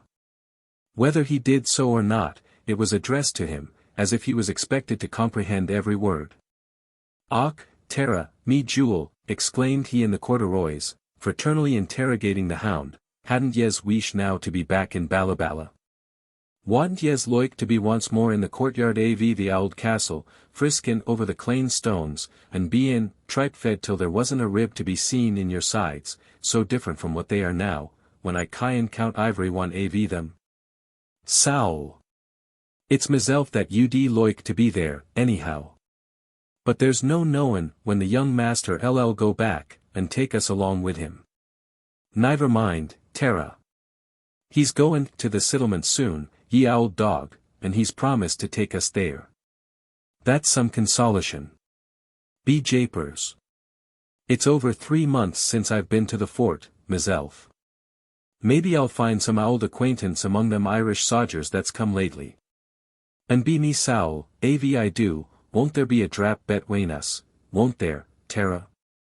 The staghound, raising his head at hearing the mention of his name, gave a slight sniff, as if saying, "Yes," in answer to the droll interrogatory. "I'd like a drap now," continued the speaker, casting a covetous glance towards the wickered jar, "mightily I would that same, but the dimijan is too near bein' empty, and the young master might miss it. Besides, it wouldn't be rail honest av me to take it widout lave, would it, Tara?" The dog again raised his head above the ashes, and sneezed as before. "Why, that was ease, the last time ye spoke. Div yez main is for the same now. Till me, Tara." Once more the hound gave utterance to the sound, that appeared to be caused either by a slight touch of influenza, or the ashes having entered his nostrils. "Ease, again. In trath that's just what the dumb crayther manes. Don't tempt me, ye ould thief. No, no, I won't touch the whiskey. I'll only draw the cork out av the dimijan, and take a smell at it. Sure the master won't know anything about that, and if he did, he wouldn't mind it. Smellin, chant do the Potheen any harm. During the concluding portion of this utterance, the speaker had forsaken his seat, and approached the corner where stood the jar. Notwithstanding the professed innocence of his intent, there was a stealthiness about his movements, that seemed to argue either a want of confidence in his own integrity, or in his power to resist temptation. He stood for a short while listening, his eyes turned towards the open doorway, and then, taking up the demijohn, he drew out the stopper, and held the neck to his nose.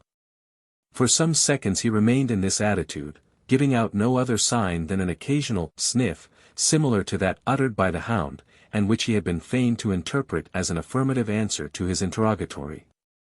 It expressed the enjoyment he was deriving from the bouquet of the potent spirit. But this only satisfied him for a very short time. And gradually the bottom of the jar was seen going upwards, while the reverse end descended in like ratio in the direction of his protruding lips. "Be japers!" he exclaimed, once more glancing stealthily towards the door, "flesh and blood couldn't stand the smell av that beautiful whiskey, without tastin' it. Trath! I'll chance it, just the smallest thrifle to wet the tap av my tongue. Maybe it'll burn the skin av it, but no matter, here goes." Without further ado the neck of the demijohn was brought in contact with his lips.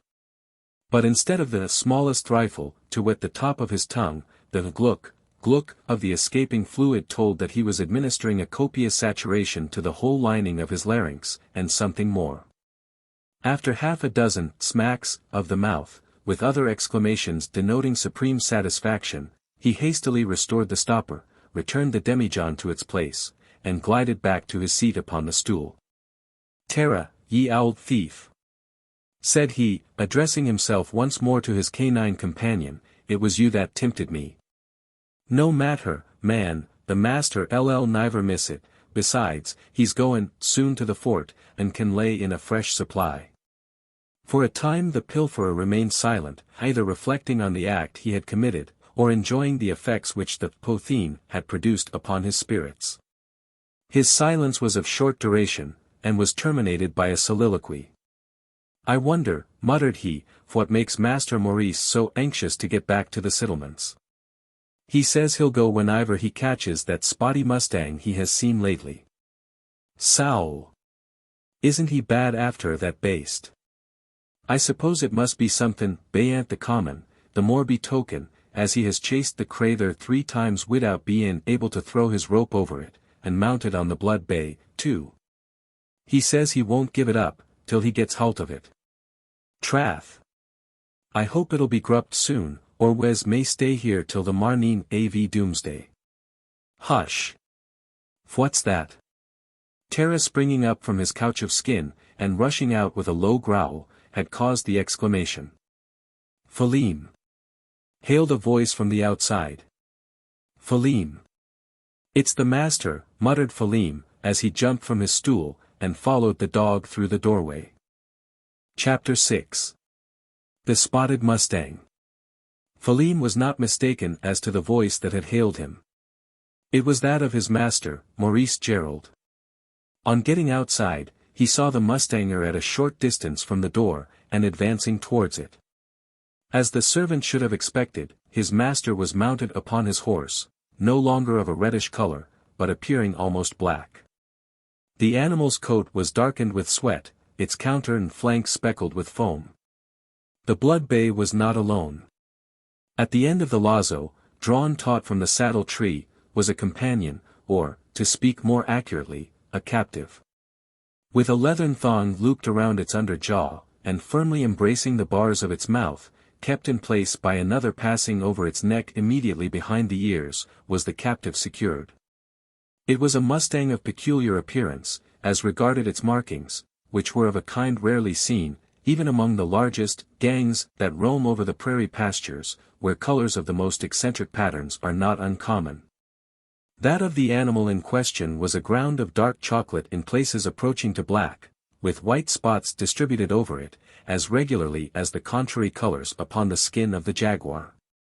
As if to give effect to this pleasing arrangement of hues, the creature was of perfect shape, broad-chested, full in the flank, and clean-limbed, with a hoof showing half a score of concentric rings.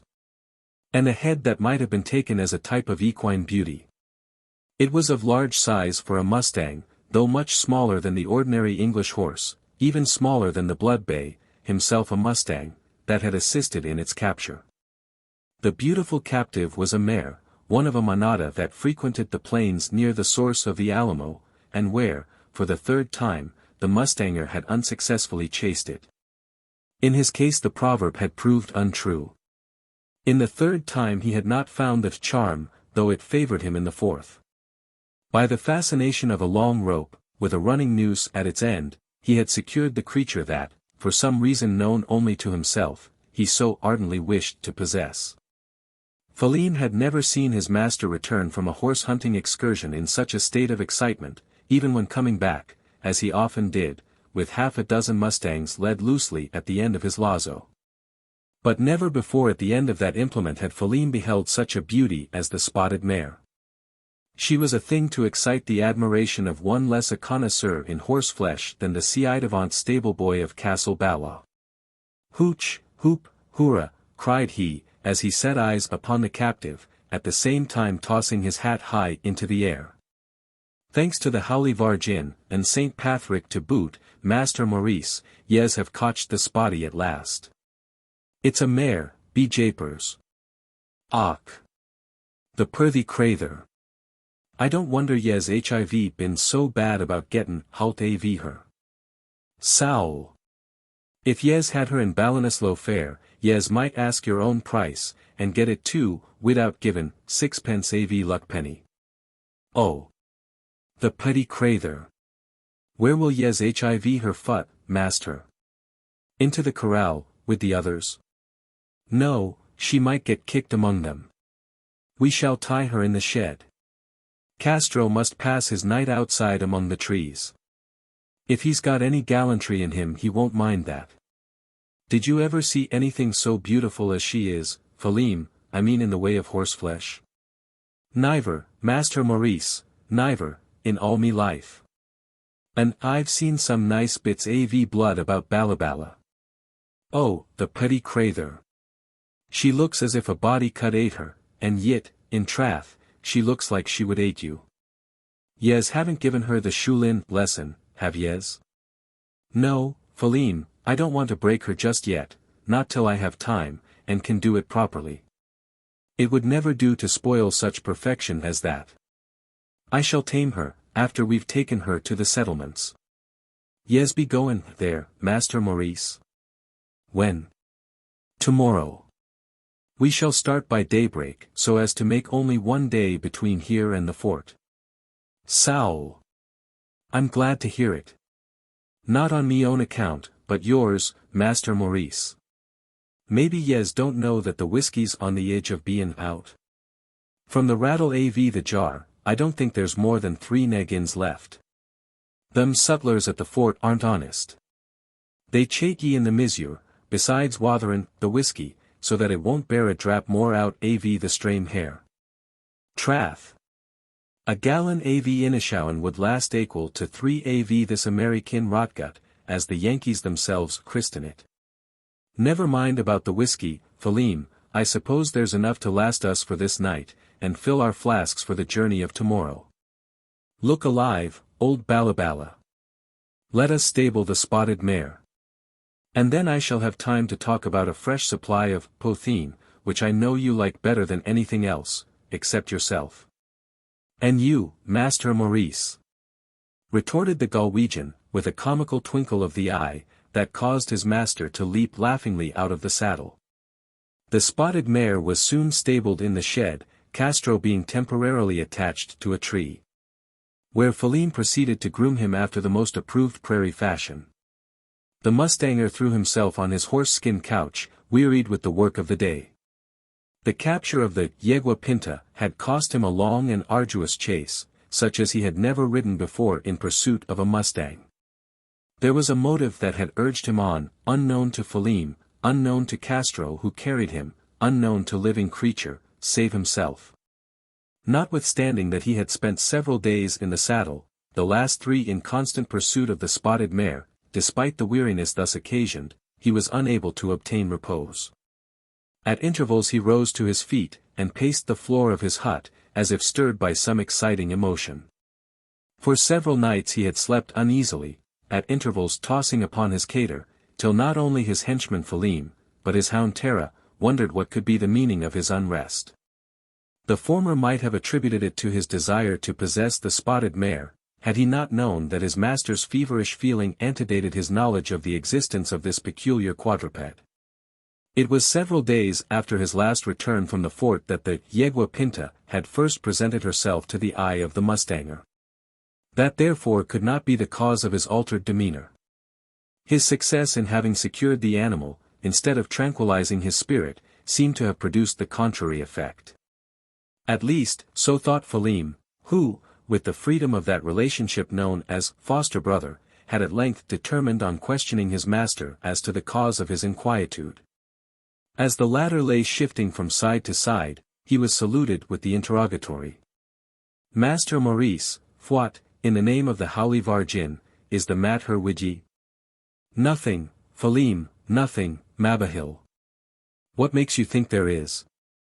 "Alana." "How can I help thinkin' it? Yes, chant get a wink av sleep, neither since you returned the last time from the settlement." "Och. Yes, hiv seen somethin' there that caps ye awake." "Sure now, it isn't one av them Mexican girls, muchachas, as they call them?" "No, I won't believe it. You wouldn't be one av the old Geralds to care for such trash as them." "Nonsense, my good fellow. There's nothing the matter with me. It's all your own imagination." "Trath, master, yes are mistaken. If there's anything astray with me imagination, what is it that's gone wrong with your own? That is, when yes are asleep, which aren't often av late." "When I'm asleep." "What do you mean, Phelim?" "What div I mean? Fwhy, that whenever yes close your eyes and think yes are sleepin', ye begin palaverin', as if a priest was confessin' ye." "Ah. Is that so? What have you heard me say?" "Not much, master, that I could make since out av yes be always tryin' to pronounce a big name that appears to have no indin, though it begins with a point." "A name? What name?" "Saul. I can't tell ye exactly. It's too long for me to remember, seein' that my edication was entirely neglected. But there's another name that yes fought before it, and that I can't tell ye. It's a woman's name, though it's not common in the old country. It's Luz that ye say, Master Maurice, and then comes the point." "Ah," interrupted the young Irishman, evidently not caring to converse longer on the subject. "Some name I may have heard, somewhere, accidentally. One does have such strange ideas in dreams." "Trath. Yes, spake the truth there. For in your drams, master, ye talk about a petty girl lookin' out av a carriage with curtains to it, and tellin' her to close them against some danger that yez are going to save her from. I wonder what put such nonsense into my head." "I wonder myself," rejoined Phelim, fixing his eyes upon his young master with a stealthy but scrutinizing look. "Sure," he continued, "if I may make bold to ax the question, sure, Master Maurice, yez haven't been makin' a Judy Fitzsimmons mother av yourself, and fallin' in love with one of these Yankee wee men out here?" "Ocken and ye. That would be a misfortune, and what would she say, the petty colleen with the good len hair and blue eyes, that lives not 20 miles from Balabala?" "Poh, poh. Phelim. You're taking leave of your senses, I fear." "Trath, master, I aren't. But I know somethin' I would like to take lave av." "What is that?" "Not me, I hope." "You, Alana?" "Niver. It's Tixas I mane. I'd like to take lave of that, and you goin' along with me back to the ould sad." "Arrah, now, what's the use av you're stayin' here, wastin' the best part av your days in doin' nothin'? Sure yez don't make more than a bare livin' by the horse catchin', and if yez did, what matters it? Your ould aunt at Castle Bala can't hold out much longer, and when she's did, the beautiful domain, LL be yours, spite av the dirty way she's threatened ye. Sure the property's got a tail to it, and not a mother's son av them can kp out av it. Ha! Ha! Ha! Laughed the young Irishman, you're quite a lawyer, Phaleem. What a first-rate attorney you'd have made. But come. You forget that I haven't tasted food since morning. What have you got in the larder? Trath. There's no great stock, master. Yez haven't laid in anythin' for the 3 days yez hiv been after spotty. There's only the cowled venison and the cornbread. If yez like I'll put the venison in a pat, and make a hash av it. Yes, do so. I can wait. Won't yez wait better after tastin' a drap av the crather? True, let me have it. Will yez take it nate, or with a little wather? Trath. It won't carry much av that same. A glass of grog, draw the water fresh from the stream. Phaleem took hold of the silver drinking cup, and was about stepping outside, when a growl from Tara, accompanied by a start, and followed by a rush across the floor, caused the servitor to approach the door with a certain degree of caution. The barking of the dog soon subsided into a series of joyful whimperings, which told that he had been gratified by the sight of some old acquaintance. It's old Zeb Stump, said Phaleem, first peeping out, and then stepping boldly forth, with the double design of greeting the newcomer, and executing the order he had received from his master. The individual, who had thus freely presented himself in front of the mustanger's cabin, was as unlike either of its occupants, as one from the other. He stood full 6 feet high, in a pair of tall boots, fabricated out of tanned alligator skin. Into the ample tops of which were thrust the bottoms of his pantaloons, the latter being of woolen homespun, that had been dyed with dogwood ooze, but was now of a simple dirt color.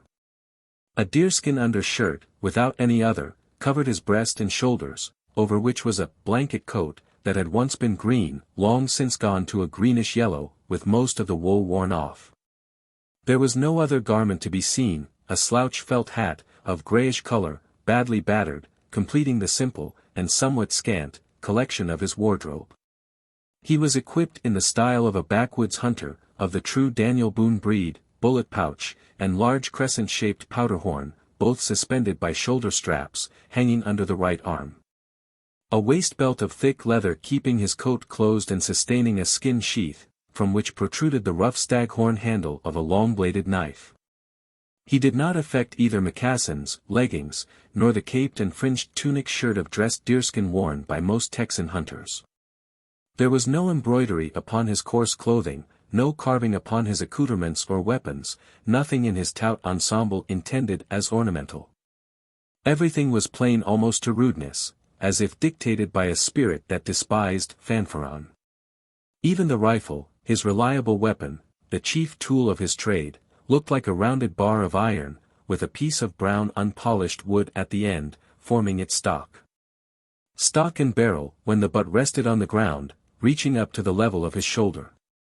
The individual thus clothed and equipped was apparently about 50 years of age, with a complexion inclining to dark, and features that, at first sight, exhibited a grave aspect.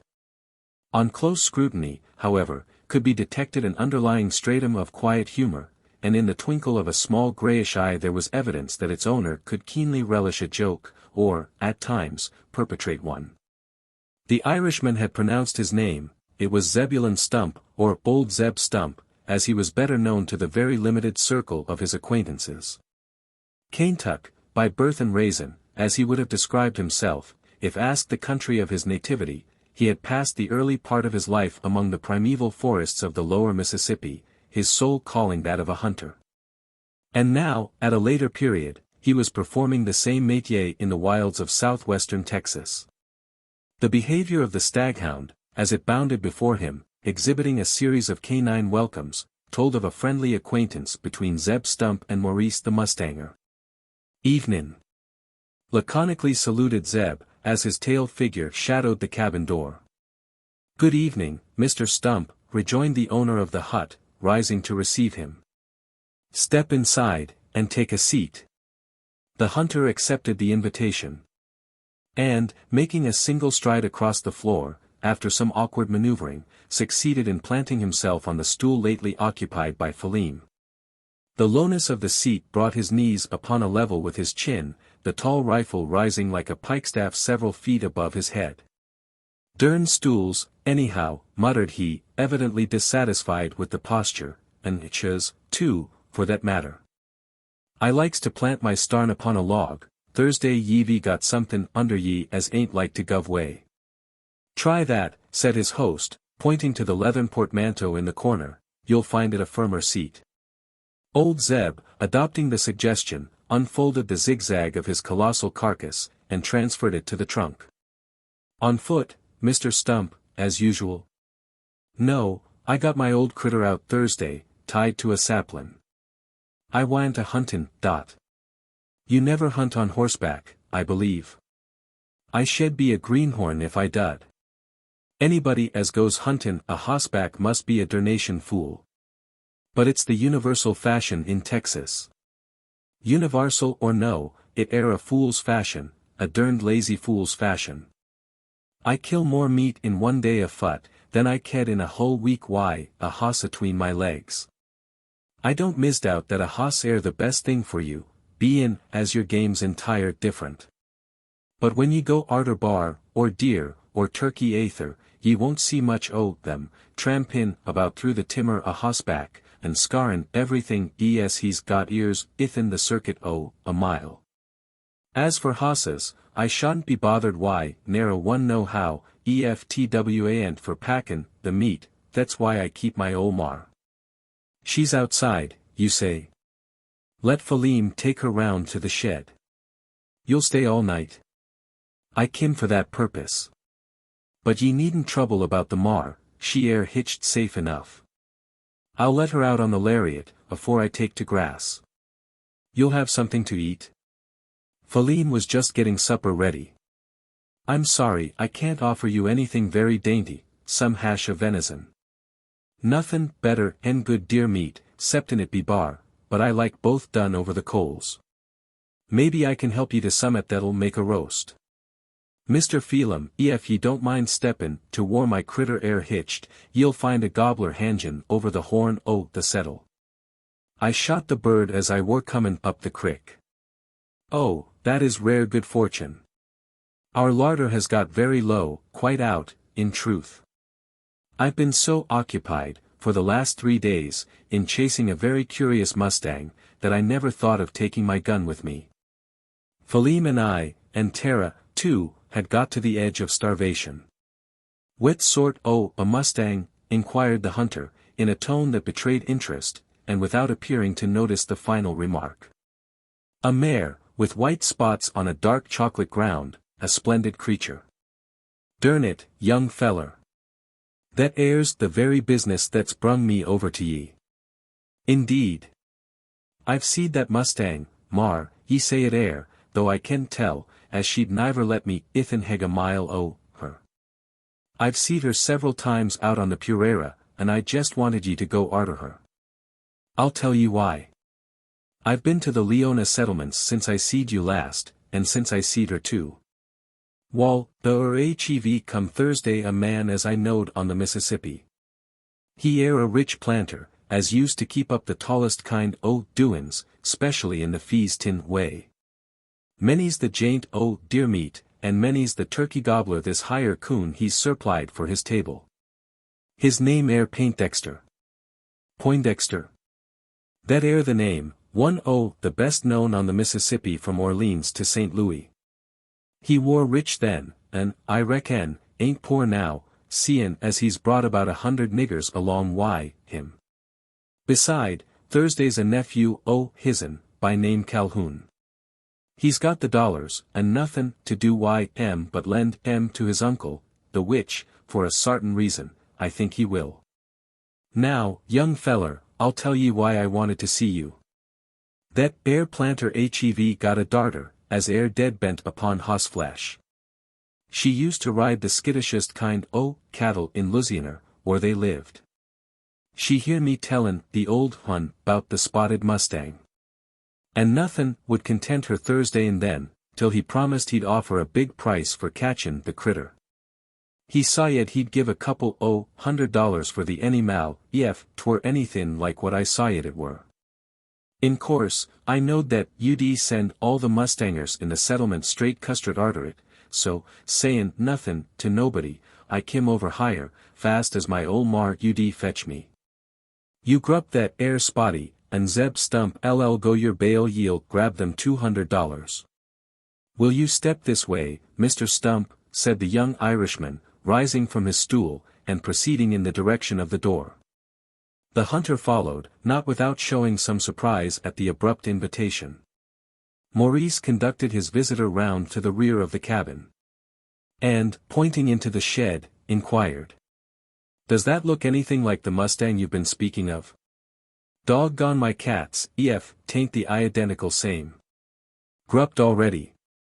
$200, easy as slidin' down a barked saplin'. Young feller, you're in luck, 200, slick sure, and dern me, the anymal ain't worth every cent the money. Jehoshaphat. What a putty beast it air. Won't Miss Paintdexter be pleased? It'll turn that young critter most crazy. Chapter 7. Nocturnal Annoyances. The unexpected discovery, that his purpose had been already anticipated by the capture of the spotted Mustang, raised the spirits of the old hunter to a high pitch of excitement. They were further elevated by a portion of the contents of the demijohn, which held out beyond Philem's expectations, giving all hands an appetizing nip before attacking the roast turkey, with another go each to wash it down. And several more to accompany the post-cenal pipe.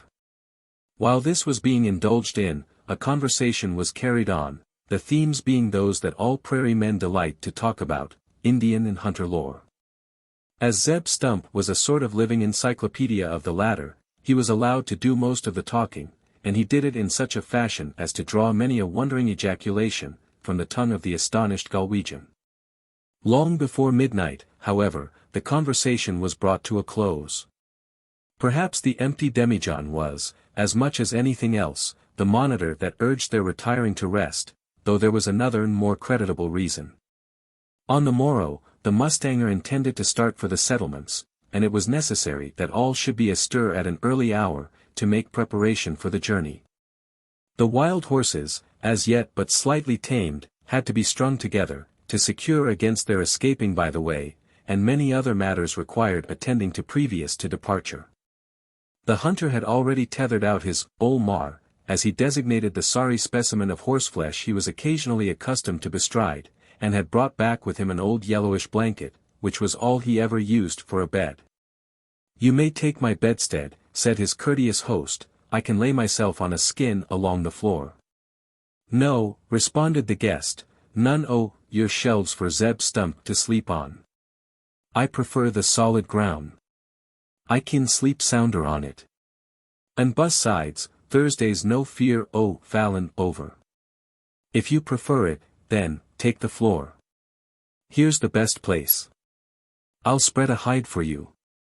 Young feller, don't you do anythin' the sort, ye'll only be wastin' your time.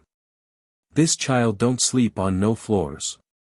His bed air the green grass the pureera. What?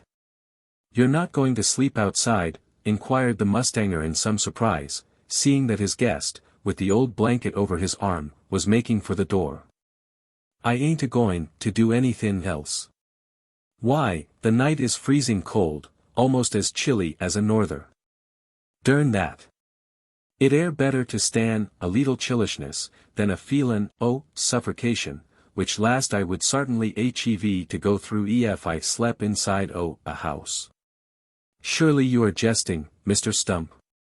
Young feller. Emphatically rejoined the hunter, without making direct reply to the question. It air now nigh all 6 year since Zeb Stump hev stretched his old carcass under a roof. I oncest used to hev a sort a house in the hollow a sycamore tree. That were on the Massissippi, when my ol' omen were alive, and I kep up the establishment to 'commodate her. Arter she went under, I moved into Louisiany, and then arterward kim out higher. Since then the blue sky Texas hev been my only kiver, aether waken or sleepin'. If you prefer to lie outside. I prefer it, laconically rejoined the hunter, at the same time stalking over the threshold, and gliding out upon the little lawn that lay between the cabin and the creek. His old blanket was not the only thing he carried along with him. Beside it, hanging over his arm, could be seen some 6 or 7 yards of a horsehair rope. It was a piece of a cabriesto, usually employed for tethering horses, though it was not for this purpose it was now to be used. Having carefully scrutinized the grass within a circumference of several feet in diameter, which a shining moon enabled him to do, he laid the rope with like care around the spot examined, shaping it into a sort of irregular ellipse. Stepping inside this, and wrapping the old blanket around him, he quietly let himself down into a recumbent position. In an instant after he appeared to be asleep. And he was asleep, as his strong breathing testified, for Zeb Stump, with a hale constitution and a quiet conscience, had only to summon sleep, and it came. He was not permitted long to indulge his repose without interruption. A pair of wondering eyes had watched his every movement, the eyes of Phelim O'Neil. Mother A.V. Moses, muttered the Galwegian, "What can be the mainin' A.V. the owl chap surroundin' himself with the rope?" The Irishman's curiosity for a while struggled with his courtesy, but at length overcame it. And just as the slumberer delivered his third snore, he stole towards him, shook him out of his sleep, and propounded a question based upon the one he had already put to himself. "Durn ye for a Irish donkey!" exclaimed Stump, in evident displeasure at being disturbed, "ye made me think it war mornin'. What do I put the rope round me for? What else would it be for, but to keep off the varmints?" "What varmints, Mr. Stump?" "Snakes, div yes main. Snakes in course. Durn ye, go to your bed." Notwithstanding the sharp rebuke, Phelim returned to the cabin apparently in high glee. If there was anything in Texas, barren and above the Indians themselves, as he used to say, that kept him from sloppin', it was them venomous sarpines. He hadn't had a good night's rest, ever since he'd been in the country for thinkin' av the ugly vipers, or drammin' about them. What a pity St. Patrick hadn't paid Texas a visit before goin' to grace.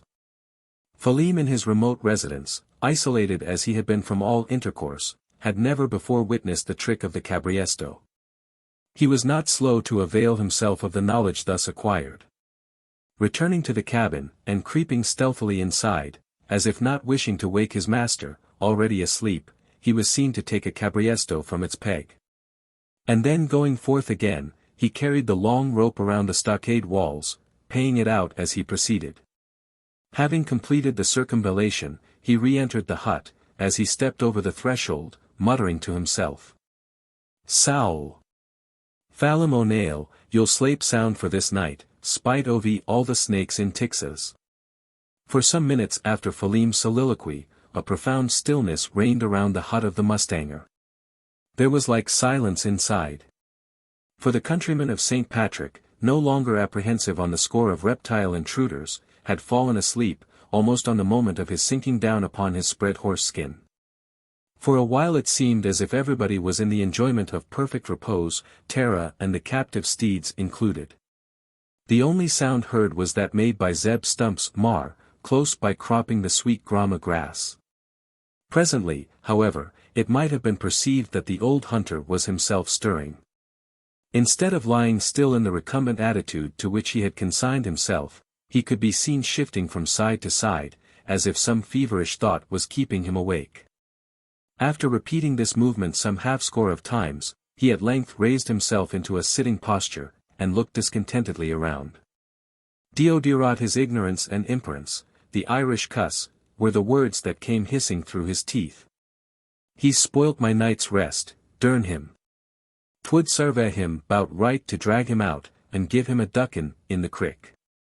Doggoned ef I don't feel 'clined torse doin' it, only I don't like to displease the other Irish, who air a somebody. Possible I don't get a wink o' sleep till mornin'. Having delivered himself of this peevish soliloquy, the hunter once more drew the blanket around his body, and returned to the horizontal position. Not to sleep, however. As was testified by the tossing and fidgeting that followed, terminated by his again raising himself into a sitting posture. A soliloquy, very similar to his former one, once more proceeded from his lips. This time the threat of ducking Phelim in the creek being expressed with a more emphatic accent of determination. He appeared to be wavering, as to whether he should carry the design into execution, when an object coming under his eye gave a new turn to his thoughts. On the ground, not 20 feet from where he sate, a long thin body was seen gliding over the grass. Its serpent shape, and smooth lubricated skin, reflecting the silvery light of the moon, rendered the reptile easy of identification. "Snake!" mutteringly exclaimed he, as his eye rested upon the reptilian form. "Wonder what sorted air, slickerin' about higher at this time o' the night. It air too large for a rattle, though Thursday air some in these parts most as big as it. But it air too clear the colour, and thin about the belly, for ol' rattle tail. No, 'tain't one o' them. Ha, now I recognize the varmint. It air a chicken, out on the sarch arter eggs, I reckon. Durn the thing. It air comin' torst me, straight as it kin crawl." The tone in which the speaker delivered himself told that he was in no fear of the reptile, even after discovering that it was making approach. He knew that the snake would not cross the cabriesto. But on touching it would turn away, as if the horsehair rope was a line of living fire. Secure within his magic circle, he could have looked tranquilly at the intruder, though it had been the most poisonous of prairie serpents. But it was not. On the contrary, it was one of the most innocuous, harmless as the chicken, from which the species takes its trivial title, at the same time that it is one of the largest in the list of North American reptilia. The expression on Zeb's face, as he sat regarding it, was simply one of curiosity, and not very keen. To a hunter in the constant habit of couching himself upon the grass, there was nothing in the sight either strange or terrifying. Not even when the creature came close up to the cabriesto, and, with head slightly elevated, rubbed its snout against the rope. After that there was less reason to be afraid. For the snake, on doing so, instantly turned round and commenced retreating over the sward. For a second or two the hunter watched it moving away, without making any movement himself. He seemed undecided as to whether he should follow and destroy it, or leave it to go as it had come, unscathed. Had it been a rattlesnake, copperhead, or moccasin, he would have acted up to the curse delivered in the Garden of Eden, and planted the heel of his heavy alligator skin boot upon its head. But a harmless chicken snake did not come within the limits of Zeb Stump's antipathy, as was evidenced by some words muttered by him as it slowly receded from the spot. "Poor crawlin' critter, let it go. It ain't no enemy o' mine. Though it do suck a turkey's egg now and then, and in course scarcities the breed o' the birds. That air only its nater, and no reason why I shed be angry why it. But Thursday's a derned good reason why I shed be why, that Irish, the doggoned, stinkin' fool, to ha woke me he dud. I feel deodorotted like sarvin him out, if I could only think some way as wouldn't discommode the young feller. Stay. By Jehoshaphat, I've got the day, the very thing, sure yes my name air Zeb Stump." On giving utterance to the last words, the hunter, whose countenance had suddenly assumed an expression of quizzical cheerfulness, sprang to his feet. And, with bent body, hastened in pursuit of the retreating reptile. A few strides brought him alongside of it, when he pounced upon it with all his 10 digits extended. In another moment its long glittering body was uplifted from the ground, and writhing in his grasp. "Now, Mr. Phelim," exclaimed he, as if apostrophizing the serpent, "ef I don't gie your Irish soul a scare that ll keep ye awake till mornin', I don't know buzzart from turkey. Higher goes to provide ye a bedfeller." On saying this, he advanced towards the hut, and, silently skulking under its shadow, released the serpent from his gripe, letting it fall within the circle of the cabriesto, with which Phelim had so craftily surrounded his sleeping place. Then returning to his grassy couch, and once more pulling the old blanket over his shoulders, he muttered, "The varmint won't come out across the rope, that air sartin. And it ain't a-going to leave a yurt o' the ground ithout explorin' for a place to get cl'r, that's equally sartin. Ef it don't crawl over that Irish greenhorn ithin the heg o' an hour, then ol' Zeb Stump air a greenhorn hisself. Hi! What's that? Dog-goned if 'tain't on him already. If the hunter had any further reflections to give tongue to, they could not have been heard, for at that moment there arose a confusion of noises that must have startled every living creature on the Alamo, and for miles up and down the stream. It was a human voice that had given the cue, or rather, a human howl, such as could proceed only from the throat of a Galwegian. Phelim O'Neil was the originator of the infernal fracas. His voice, however, was soon drowned by a chorus of barkings, snortings, and neighings, that continued without interruption for a period of several minutes. "What is it?" demanded his master, as he leaped from the cater, and groped his way towards his terrified servitor. "What the devil has got into you, Phelim? Have you seen a ghost?" "Oh, master, by Jesus! Worse than that, I've been murdered by a snake. It's bit me all over the body. Blessed Saint Patrick! I'm a poor lost sinner. I'll be sure to die." "Bitten you, you say, where?" asked Maurice, hastily striking a light, and proceeding to examine the skin of his henchman, assisted by the old hunter, who had by this time arrived within the cabin. "I see no sign of bite," continued the mustanger, after having turned Phelim round and round, and closely scrutinized his epidermis. "Ne'er a scratch," laconically interpolated Stump.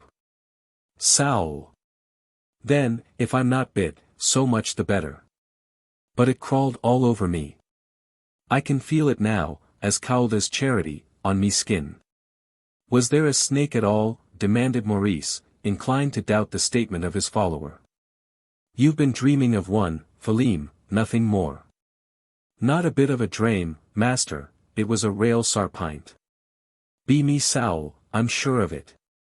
"I reckon Thursday's been snake," drily remarked the hunter. "Let's see if we kin track it up. Curious it air, too. Thursday's a hair rope all round the house. Wonder how the varmint could ha' crossed that. Thursday it is." The hunter, as he spoke, pointed to a corner of the cabin, where the serpent was seen spirally coiled. "Only a chicken," he continued, "no more harm in it than in a suckin' dove. It kedn't ha' bit ye, Mr. Phelim, but we'll put it past bit in, anyhow." Saying this, the hunter seized the snake in his hands, and, raising it aloft, brought it down upon the floor of the cabin with a thwank that almost deprived it of the power of motion.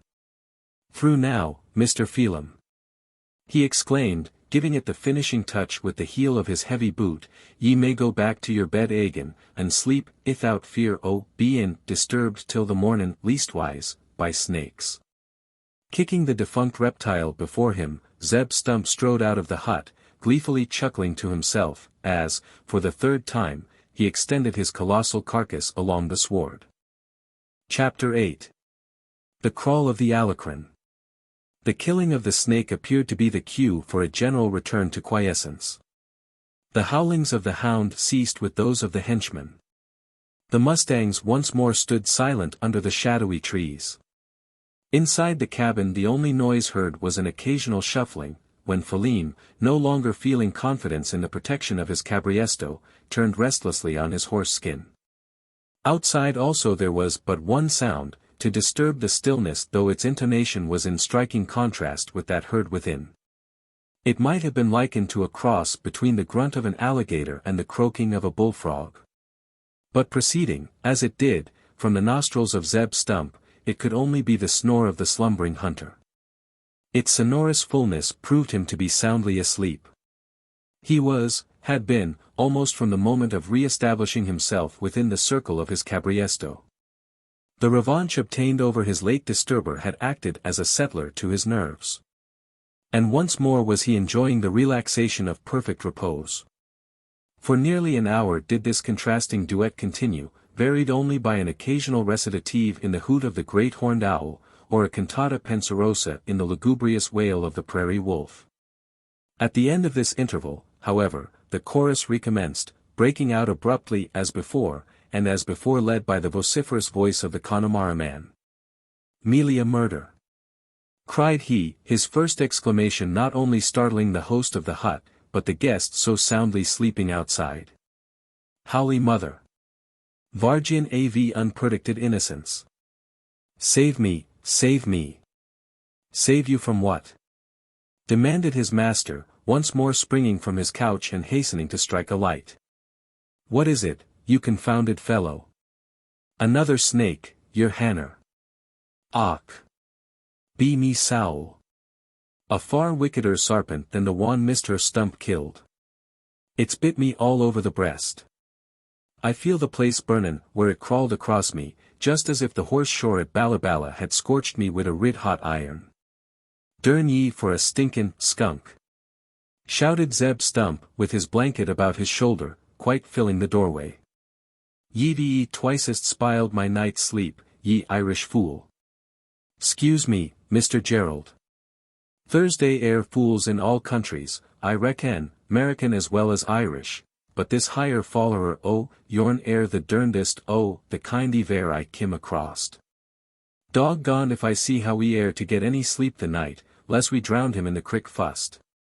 "Och! Mr. Stump dear, don't talk that way. I swear to yez both there's another snake. I'm sure it's in the Kyabin yit. It's only a minute since I feeled it creepin' over me." "You must ha' been dreamin'," rejoined the hunter, in a more complacent tone, and speaking half interrogatively. "I tell ye no snake in Texas will cross a hoss-hair rope. The tother must ha' been inside the house afore ye laid the lariat round it. 'Tain't likely their keel ha' been two on 'em. We kin soon settle that by sarchin'.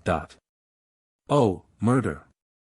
Luck hair," cried the Galwegian, pulling off his shirt and laying bare his breast. "There's the riptoil's track, right acrass over me ribs. Didn't I tell yez there was another snake? Oh blist mother, what will become av me? It feels like a strake av fire." "Snake!" exclaimed Stump, stepping up to the affrighted Irishman, and holding the candle close to his skin. "Snake I deed. By the tarnal earthquake, it air no snake. It air wuss than that." "Worse than a snake," shouted Philem in dismay. "Worse, yez say, Mr. Stump? Div yez mane that it's dangerous?" "Wall, it mout be, and it moutn't. That air ll depend on whether I kin find somethin' bout higher, and find it soon. Ef I don't, then, Mr. Phelim, I won't answer." "Oh, Mr. Stump, don't say there's danger." "What is it?" demanded Maurice, as his eyes rested upon a reddish line running diagonally across the breast of his follower, and which looked as if traced by the point of a hot spindle. "What is it, anyhow?" he repeated with increasing anxiety, as he observed the serious look with which the hunter regarded the strange marking.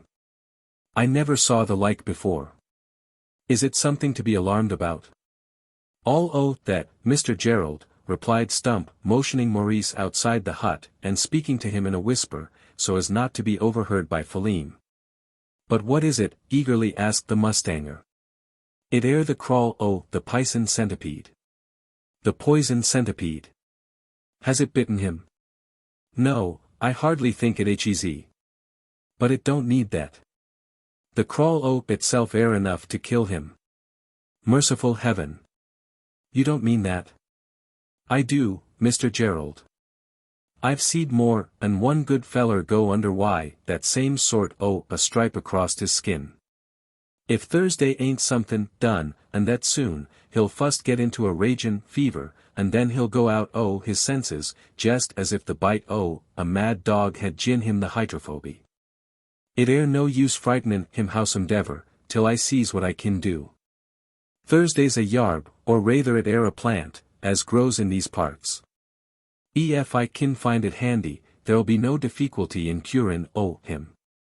But as the cussed lack would hev it, the moon hez sneaked out sight, and I kin only get the yarb by gropin'. I know there air plenty it up on the bluff, and ef you'll go back inside, and keep the feller quiet, I'll see what can be done. I won't be gone but a minute.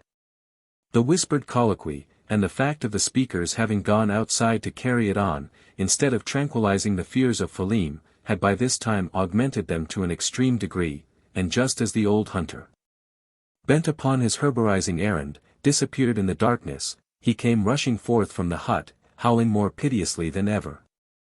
It was some time before his master could get him tranquilized, and then only by assuring him, on a faith not very firm, that there was not the slightest danger. A few seconds after this had been accomplished, Zeb Stump reappeared in the doorway, with a countenance that produced a pleasant change in the feelings of those inside. His confident air and attitude proclaimed, as plainly as words could have done, that he had discovered that of which he had gone in search, the yarb. In his right hand he held a number of oval-shaped objects of dark green color, all of them bristling with sharp spines, set over the surface in equidistant clusters. Maurice recognized the leaves of a plant well known to him, the oregano cactus. "Don't be skeeart, Mr. Phelim," said the old hunter, in a consolatory tone, as he stepped across the threshold.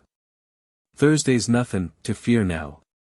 I hev got the bolsum as LL draw the burnin' out o' your blood, quicker than flame ud scorch a feather. Stop your yellin', man.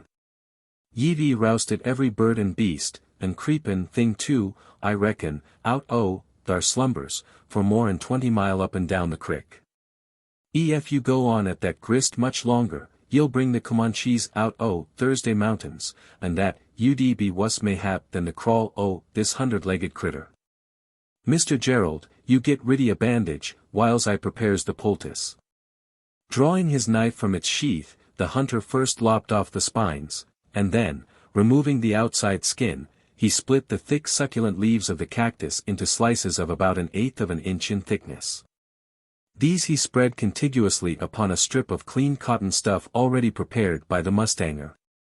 And then, with the ability of a hunter, laid the poultice, as he termed it, along the inflamed line, which he declared to have been made by the claws of the centipede, but which in reality was caused by the injection of venom from its poison-charged mandibles, 1,000 times inserted into the flesh of the sleeper.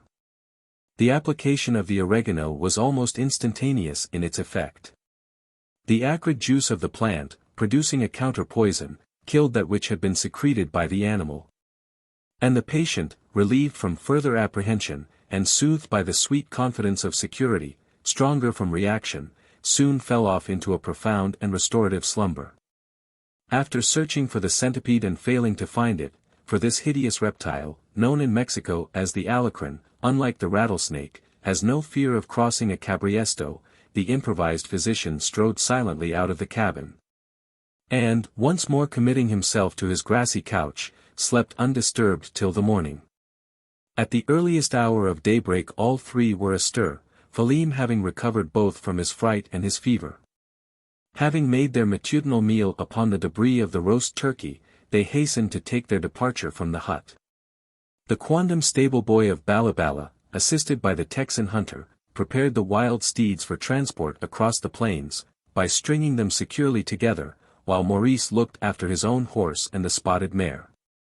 More especially did he expend his time upon the beautiful captive, carefully combing out her mane and tail, and removing from her glossy coat the stains that told of the severe chase she had cost him before her proud neck yielded to the constraint of his lazo.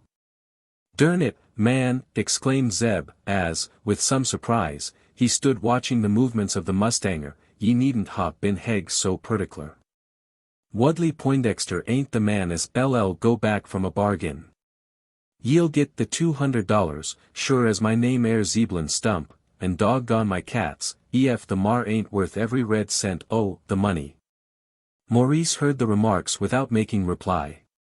But the half-suppressed smile playing around his lips told that the Kentuckian had altogether misconstrued the motive for his assiduous grooming.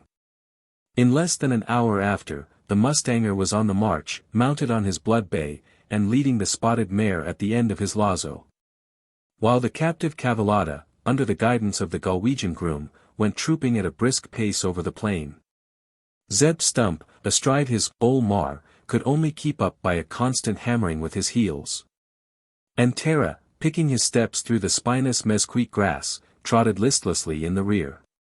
The hut, with its skin door closed against animal intruders, was left to take care of itself. Its silent solitude, for a time, to be disturbed only by the hooting of the horned owl, the scream of the cougar, or the howl bark of the hungering coyote. Chapter 9. The Frontier Fort. The Star-Spangled Banner, suspended above Fort Inga, as it flouts forth from its tall staff, flings its fitful shadow over a scene of strange and original interest.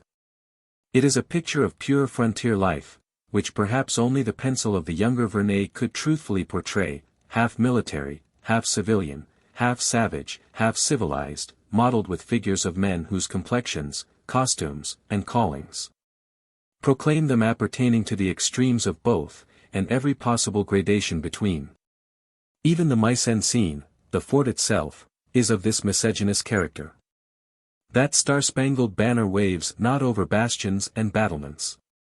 It flings no shadow over casemate or covered way, fosse, scarpment, or glacis, scarce anything that appertains to a fortress. A rude stockade, constructed out of trunks of algarobia, enclosing shed stabling for 200 horses. Outside this a half-score of buildings of the plainest architectural style, some of them mere huts of wattle and daub, jacales, the biggest a baraque, behind it the hospital, the stores of the commissary, and quartermaster. On one side the guardhouse, and on the other, more pretentiously placed, the mess room and officers' quarters. All plain in their appearance, plastered and whitewashed with the lime plentifully found on the Leona, all neat and clean, as becomes a cantonment of troops wearing the uniform of a great civilized nation. Such is Fort Inga. At a short distance off another group of houses meets the eye, nearly, if not quite, as imposing as the cluster above described bearing the name of the fort. They are just outside the shadow of the flag, though under its protection, for to it are they indebted for their origin and existence. They are the germ of the village that universally springs up in the proximity of an American military post, in all probability, and at no very remote period, to become a town, perhaps a great city. At present their occupants are a sutler, whose store contains knickknacks not classed among commissariat rations, an hotel keeper whose barroom, with white sanded floor and shelves sparkling with prismatic glass, tempts the idler to step in. A brace of gamblers whose rival tables of faro and monte extract from the pockets of the soldiers most part of their pay, a score of dark-eyed senoritas of questionable reputation. A like number of hunters, teamsters, mustangers, and nondescripts, such as constitute in all countries the hangers-on of a military cantonment, or the followers of a camp. The houses in the occupancy of this motley corporation have been sited with some design. Perhaps they are the property of a single speculator. They stand around a square, where, instead of lamp-posts or statues, may be seen the decaying trunk of a cypress, or the bushy form of a hackberry rising out of a tapis of trodden grass. The Leona, at this point a mere rivulet, glides past in the rear both of fort and village. To the front extends a level plain, green as verdure can make it, in the distance darkened by a bordering of woods, in which post oaks and pecans, live oaks and elms, struggle for existence with spinous plants of cactus and annona. With scores of creepers, climbers, and parasites almost unknown to the botanist. To the south and east along the banks of the stream, you see scattered houses, the homesteads of plantations. Some of them rude and of recent construction, with a few of more pretentious style, and evidently of older origin. One of these last particularly attracts the attention, a structure of superior size, with flat roof, surmounted by a crenelled parapet, whose white walls show conspicuously against the green background of forest with which it is half encircled. It is the hacienda of Casa del Corvo. Turning your eye northward, you behold a curious isolated eminence, a gigantic cone of rocks, rising several hundred feet above the level of the plain.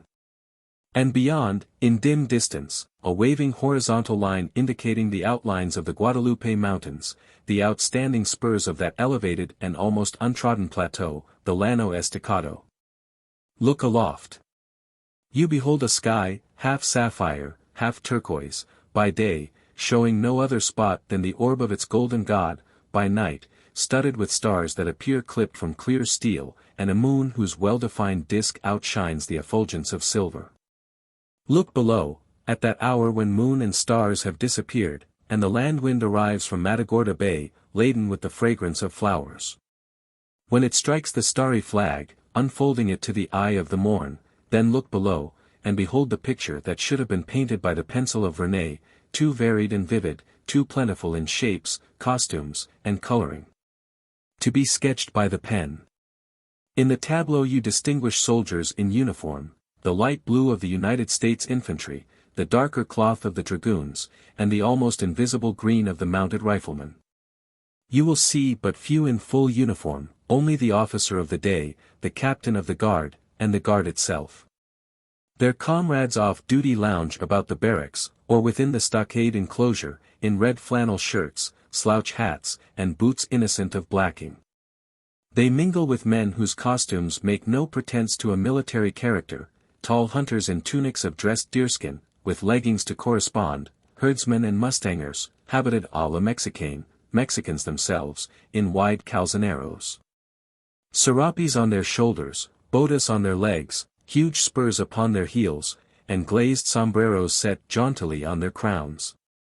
They palaver with Indians on a friendly visit to the fort, for trade or treaty. Whose tents stand at some distance, and from whose shoulders hang blankets of red, and green, and blue, giving them a picturesque, even classical, appearance, in spite of the hideous paint with which they have bedaubed their skins. And the dirt that renders sticky their long black hair, lengthened by tresses taken from the tails of their horses.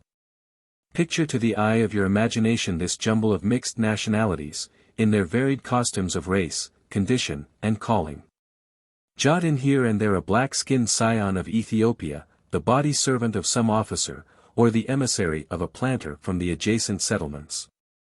Imagine them standing in gossiping groups, or stalking over the level plain, amidst some half-dozen halted wagons, a couple of 6-pounders upon their carriages, with caissons close by. A square tent or two, with its surmounting fly, occupied by some eccentric officer who prefers sleeping under canvas. A stack of bayonet rifles belonging to the soldiers on guard. Imagine all these component parts, and you will have before your mind's eye a truthful picture of a military fort upon the frontier of Texas, and the extreme selvage of civilization. About a week after the arrival of the Louisiana planter at his new home, 3 officers were seen standing upon the parade ground in front of Fort Inga, with their eyes turned towards the hacienda of Casa del Corvo. They were all young men, the oldest not over 30 years of age. His shoulder straps with the double bar proclaimed him a captain, the second, with a single cross-bar, was a first lieutenant. While the youngest of the 2, with an empty chevron, was either a second lieutenant or brevet. They were off duty, engaged in conversation, their theme, that new people, in Casa del Corvo, by which was meant the Louisiana planter and his family. A sort of housewarming it's to be, said the infantry captain, alluding to an invitation that had reached the fort, extending to all the commissioned officers of the garrison.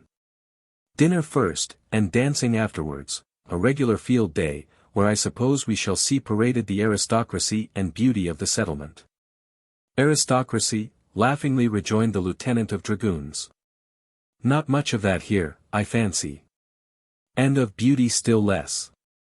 You mistake, Hancock. There are both upon the banks of the Leona.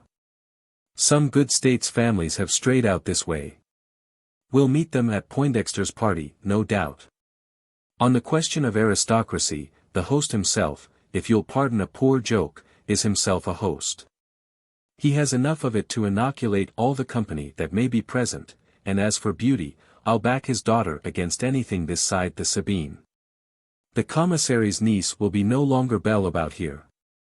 Oh, indeed, drawled the lieutenant of rifles, in a tone that told of his being chafed by this representation. Miss Poindexter must be deuced good-looking, then. She's all that, I tell you, if she be anything like what she was when I last saw her, which was at a Bayou Lafourche ball. There were half a dozen young Creoles there, who came nigh crossing swords about her. A coquette, I suppose? Insinuated the rifleman. Nothing of the kind, Crossman. Quite the contrary, I assure you. She's a girl of spirit, though, likely enough to snub any fellow who might try to be too familiar. She's not without some of the father's pride. It's a family trait of the Poindexters. Just the girl I should cotton to, jocosely remarked the young dragoon. And if she's as good-looking as you say, Captain Sloman, I shall certainly go in for her. Unlike Crossman here, I'm clear of all entanglements of the heart. Thank the Lord for it. Well, Mr. Hancock, rejoined the infantry officer, a gentleman of sober inclinings, I'm not given to betting. But I'd lay a big wager you won't say that, after you have seen Louise Poindexter, that is, if you speak your mind. Pshaw, Sloman. Don't you be alarmed about me. I've been too often under the fire of bright eyes to have any fear of them. None so bright as hers. Deuce take it.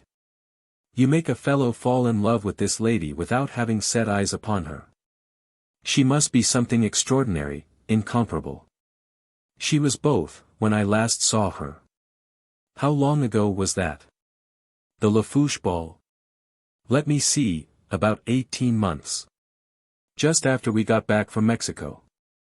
She was then coming out, as society styles it. A new star in the firmament, to light and glory born. 18 months is a long time, sagely remarked Crossman, a long time for an unmarried maiden, especially among Creoles, where they often get spliced at 12, instead of sweet 16. Her beauty may have lost some of its bloom. I believe not a bit.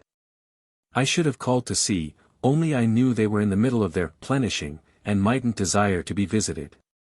But the Major has been to Casa del Corvo, and brought back such a report about Miss Poindexter's beauty as almost got him into a scrape with the lady commanding the post.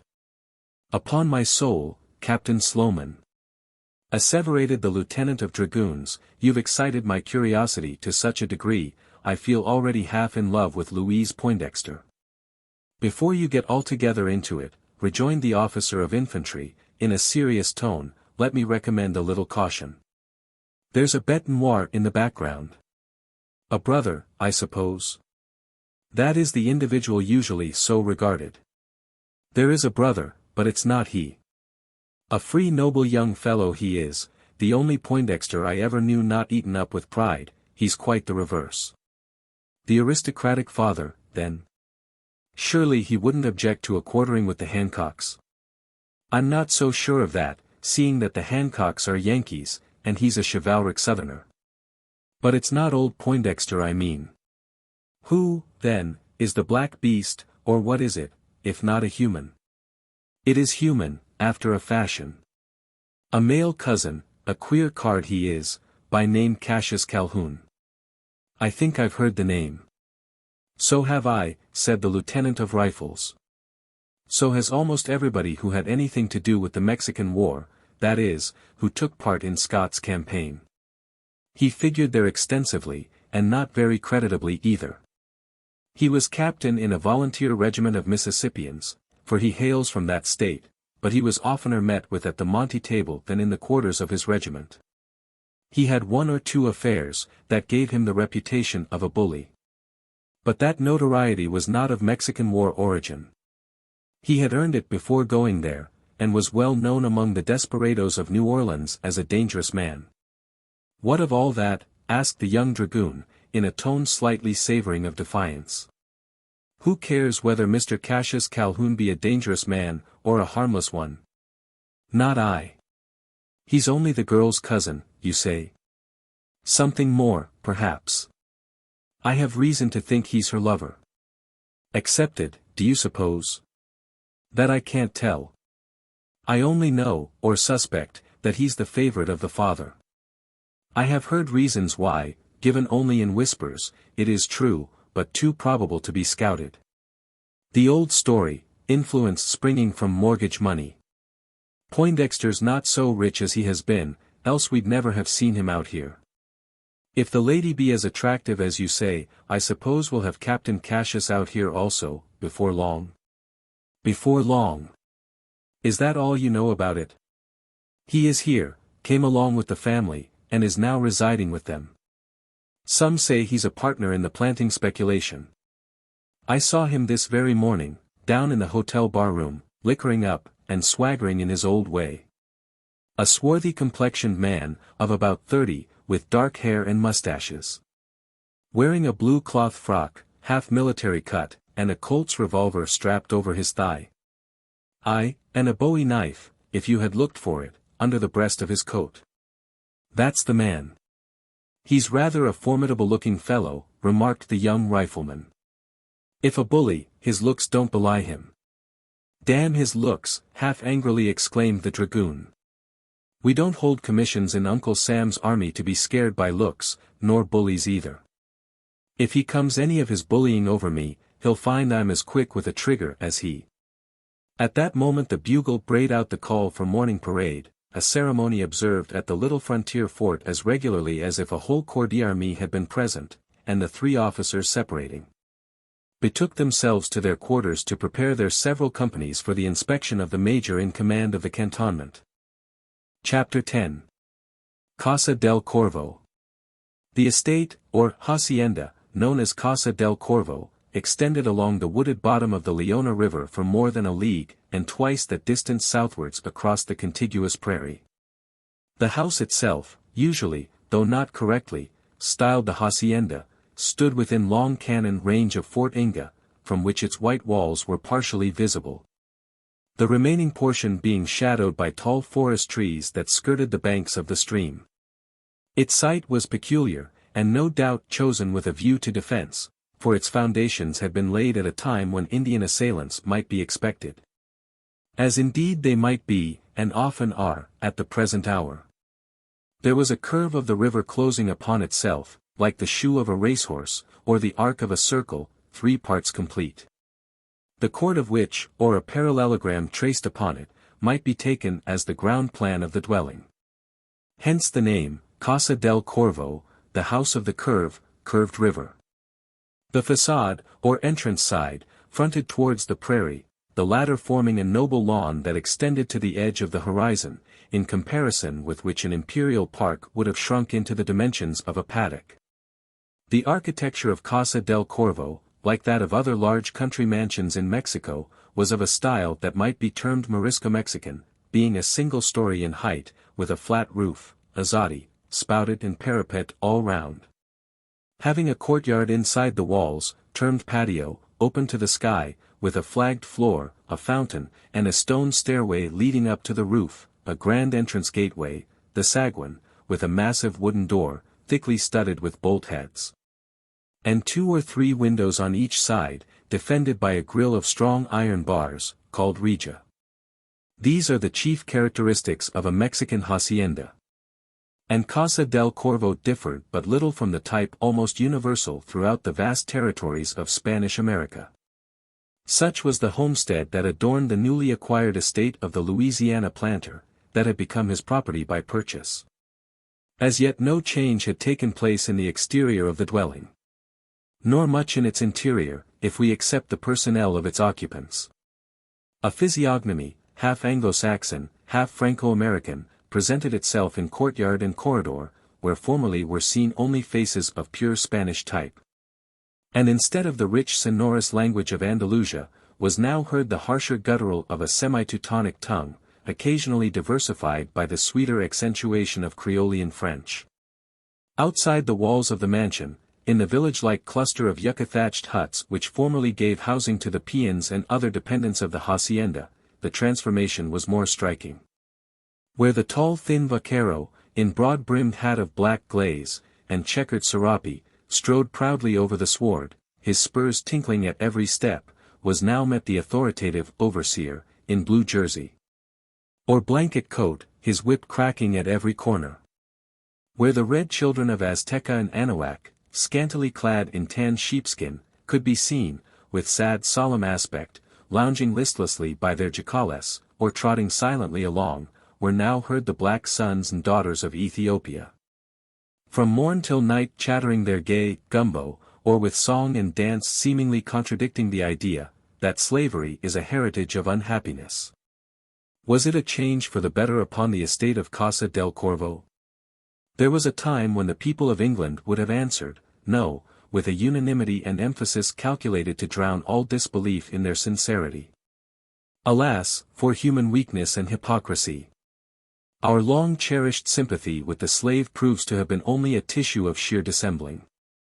Led by an oligarchy, not the true aristocracy of our country, for these are too noble to have yielded to such deep designings, but an oligarchy composed of conspiring plebs, who have smuggled themselves into the first places of power in all the 4 estates, guided by these prurient conspirators against the people's rights. England has proved untrue to her creed so loudly proclaimed, truculent to the trust reposed in her by the universal acclaim of the nations. On a theme altogether different dwelt the thoughts of Louise Poindexter, as she flung herself into a chair in front of her dressing-glass, and directed her maid Florinda to prepare her for the reception of guests, expected soon to arrive at the hacienda. It was the day fixed for the house-warming, and about an hour before the time appointed for dinner to be on the table. This might have explained a certain restlessness observable in the air of the young Creole, especially observed by Florinda. But it did not. The maid had her own thoughts about the cause of her mistress's disquietude, as was proved by the conversation that ensued between them. Scarce could it be called a conversation. It was more as if the young lady were thinking aloud, with her attendant acting as an echo. During all her life, the Creole had been accustomed to look upon her sable handmaid as a thing from whom it was not worth while concealing her thoughts any more than she would from the chairs, the table, the sofa, or any other article of furniture in the apartment. There was but the difference of Florinda being a little more animated and companionable, and the advantage of her being able to give a vocal response to the observations addressed to her. For the first 10 minutes after entering the chamber, Florinda had sustained the brunt of the dialogue on indifferent topics, her mistress only interfering with an occasional ejaculation. "Oh, Miss Louis," pursued the negress, as her fingers fondly played among the lustrous tresses of her young mistress's hair, "how beautiful you hair am! Like de long, painish moss dat hang from de cypress tree. Only dat it mob a different color, and shine like the sugar-house glasses." As already stated, Louise Poindexter was a Creole. After that, it is scarce necessary to say that her hair was of a dark color, and, as the sable maid in rude speech had expressed it, luxuriant as Spanish moss. It was not black, but of a rich glowing brown, such as may be observed in the tinting of a tortoise shell, or the coat of a winter-trapped sable. "Ah!"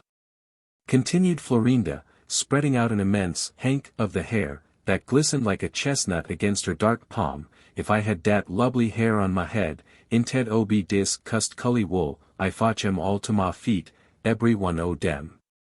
"What do you mean, girl?" inquired the young lady, as if just aroused from some dreamy reverie. "What's that you've been saying? Fetch them to your feet." "Fetch whom?" "Nah, now, you know what dis chilly mean." "'Pon honor, I do not." "Make 'em lube me." "Dat's what I should have say." "But whom?" "All de white gen lm.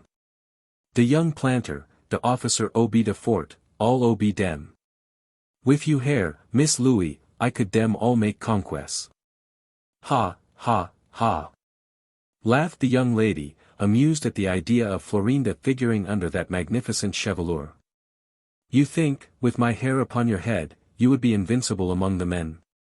"No, missa, not you hair alone, but with you sweet face, you skin, white as de alabaster, you tall figure, you grand look. Oh, Miss Louis, you am so splendidly beautiful. I hear de white gen lm say so. I no need hear em say it. I see dat for myself." "You're learning to flatter, Florinda." "No, deed, missa, ne'er a word ob flattery, ne'er a word, iswa it. By de apostles, iswa it." To one who looked upon her mistress, the earnest asseveration of the maid was not necessary to prove the sincerity of her speech, however hyperbolical it might appear. To say that Louise Poindexter was beautiful, would only be to repeat the universal verdict of the society that surrounded her. A single glance was sufficient to satisfy anyone upon this point, strangers as well as acquaintances. It was a kind of beauty that needed no discovering, and yet it is difficult to describe it. The pen cannot portray swell a face. Even the pencil could convey but a faint idea of it, for no painter, however skilled, could represent upon cold canvas the glowing ethereal light that emanated from her eyes, and appeared to radiate over her countenance. Her features were purely classic, resembling those types of female beauty chosen by Phidias or Praxiteles. And yet in all the Grecian pantheon there is no face to which it could have been likened, for it was not the countenance of a goddess. But, something more attractive to the eye of man, the face of a woman. A suspicion of sensuality, apparent in the voluptuous curving of the lower lip, still more pronounced in the prominent rounding beneath the cheeks, while depriving the countenance of its pure spiritualism, did not perhaps detract from its beauty. There are men, who, in this departure from the divine type, would have perceived a superior charm, since in Louise Poindexter they would have seen not a divinity to be worshipped, but a woman to be loved. Her only reply vouchsafed to Florinda's earnest asseveration was a laugh, careless, though not incredulous. The young Creole did not need to be reminded of her beauty. She was not unconscious of it, as could be told by her taking more than one long look into the mirror before which her toilet was being made. The flattery of the negress scarce called up an emotion. Certainly not more than she might have felt at the fawning of a pet spaniel, and she soon after surrendered herself to the reverie from which the speech had aroused her. Florinda was not silenced by observing her mistress's air of abstraction. The girl had evidently something on her mind, some mystery, of which she desired the éclaircissement, and was determined to have it. Ah, she continued, as if talking to herself. If Florinda had half the charm o' be young missa, she for nobody care, she for nobody heave do deep sigh. Sigh, repeated her mistress, suddenly startled by the speech. What do you mean by that? Pa, Dieu, Miss Louis, Florinda no so blind you tink, nor so deaf neither. She you see long time sit in the same place, you never peak no word, you only heave the sigh, the long deep sigh. You never do dat in the old plantation in Louisiana. Florinda. I fear you are taking leave of your senses, or have left them behind you in Louisiana. Perhaps there's something in the climate here that affects you. Is that so, girl? Pa, Dieu, Miss Louis, dat question o be you self ask. You no be angry case I peak so plain. Florinda you slave, she you lube like brack sisser. She no happy hear you sigh. Dat why she have take the freedom. You no be angry with me? Certainly not. Why should I be angry with you, child? I'm not. I didn't say I was, only you are quite mistaken in your ideas. What you've seen, or heard, could be only a fancy of your own. As for sighing, Hago. I have something else to think of just now. I have to entertain about 100 guests, nearly all strangers, too, among them the young planters and officers whom you would entangle if you had my hair. Ha! Ha! Ha! I don't desire to enmesh them, not one of them. So twist it up as you like, without the semblance of a snare in it. Oh! Miss Louis, you so pique? Inquired the negress with an air of evident interest. You say none ob dem gen lm you care for. Dear m2, tree, berry, handsome. One planter darby, and two ob the officer, all young gen lm. You know the tree I mean. All ob dem have been tentive to you. You sure, missa, tain't one ob dem dat you make sigh. Sigh again. Ha! Ha! Ha! But come, Florinda, we're losing time. Recollect I've got to be in the drawing room to receive 100 guests.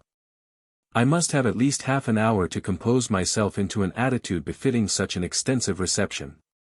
No fear, Miss Louis, no fear. I you toilette make in time, plenty ob time. No much trouble you dress. Pa, Dieu, in any dress you look, splendid. You be de belle if you dress like one ob de fiel, hand ob de plantation. What a flatterer you are grown, Florinda. I shall begin to suspect that you are after some favor. Do you wish me to intercede, and make up your quarrel with Pluto? No, missa. I be friend never more with Pluto. He show hisself such great coward when come dat storm on de Brack Prairie. Ah, Miss Louie.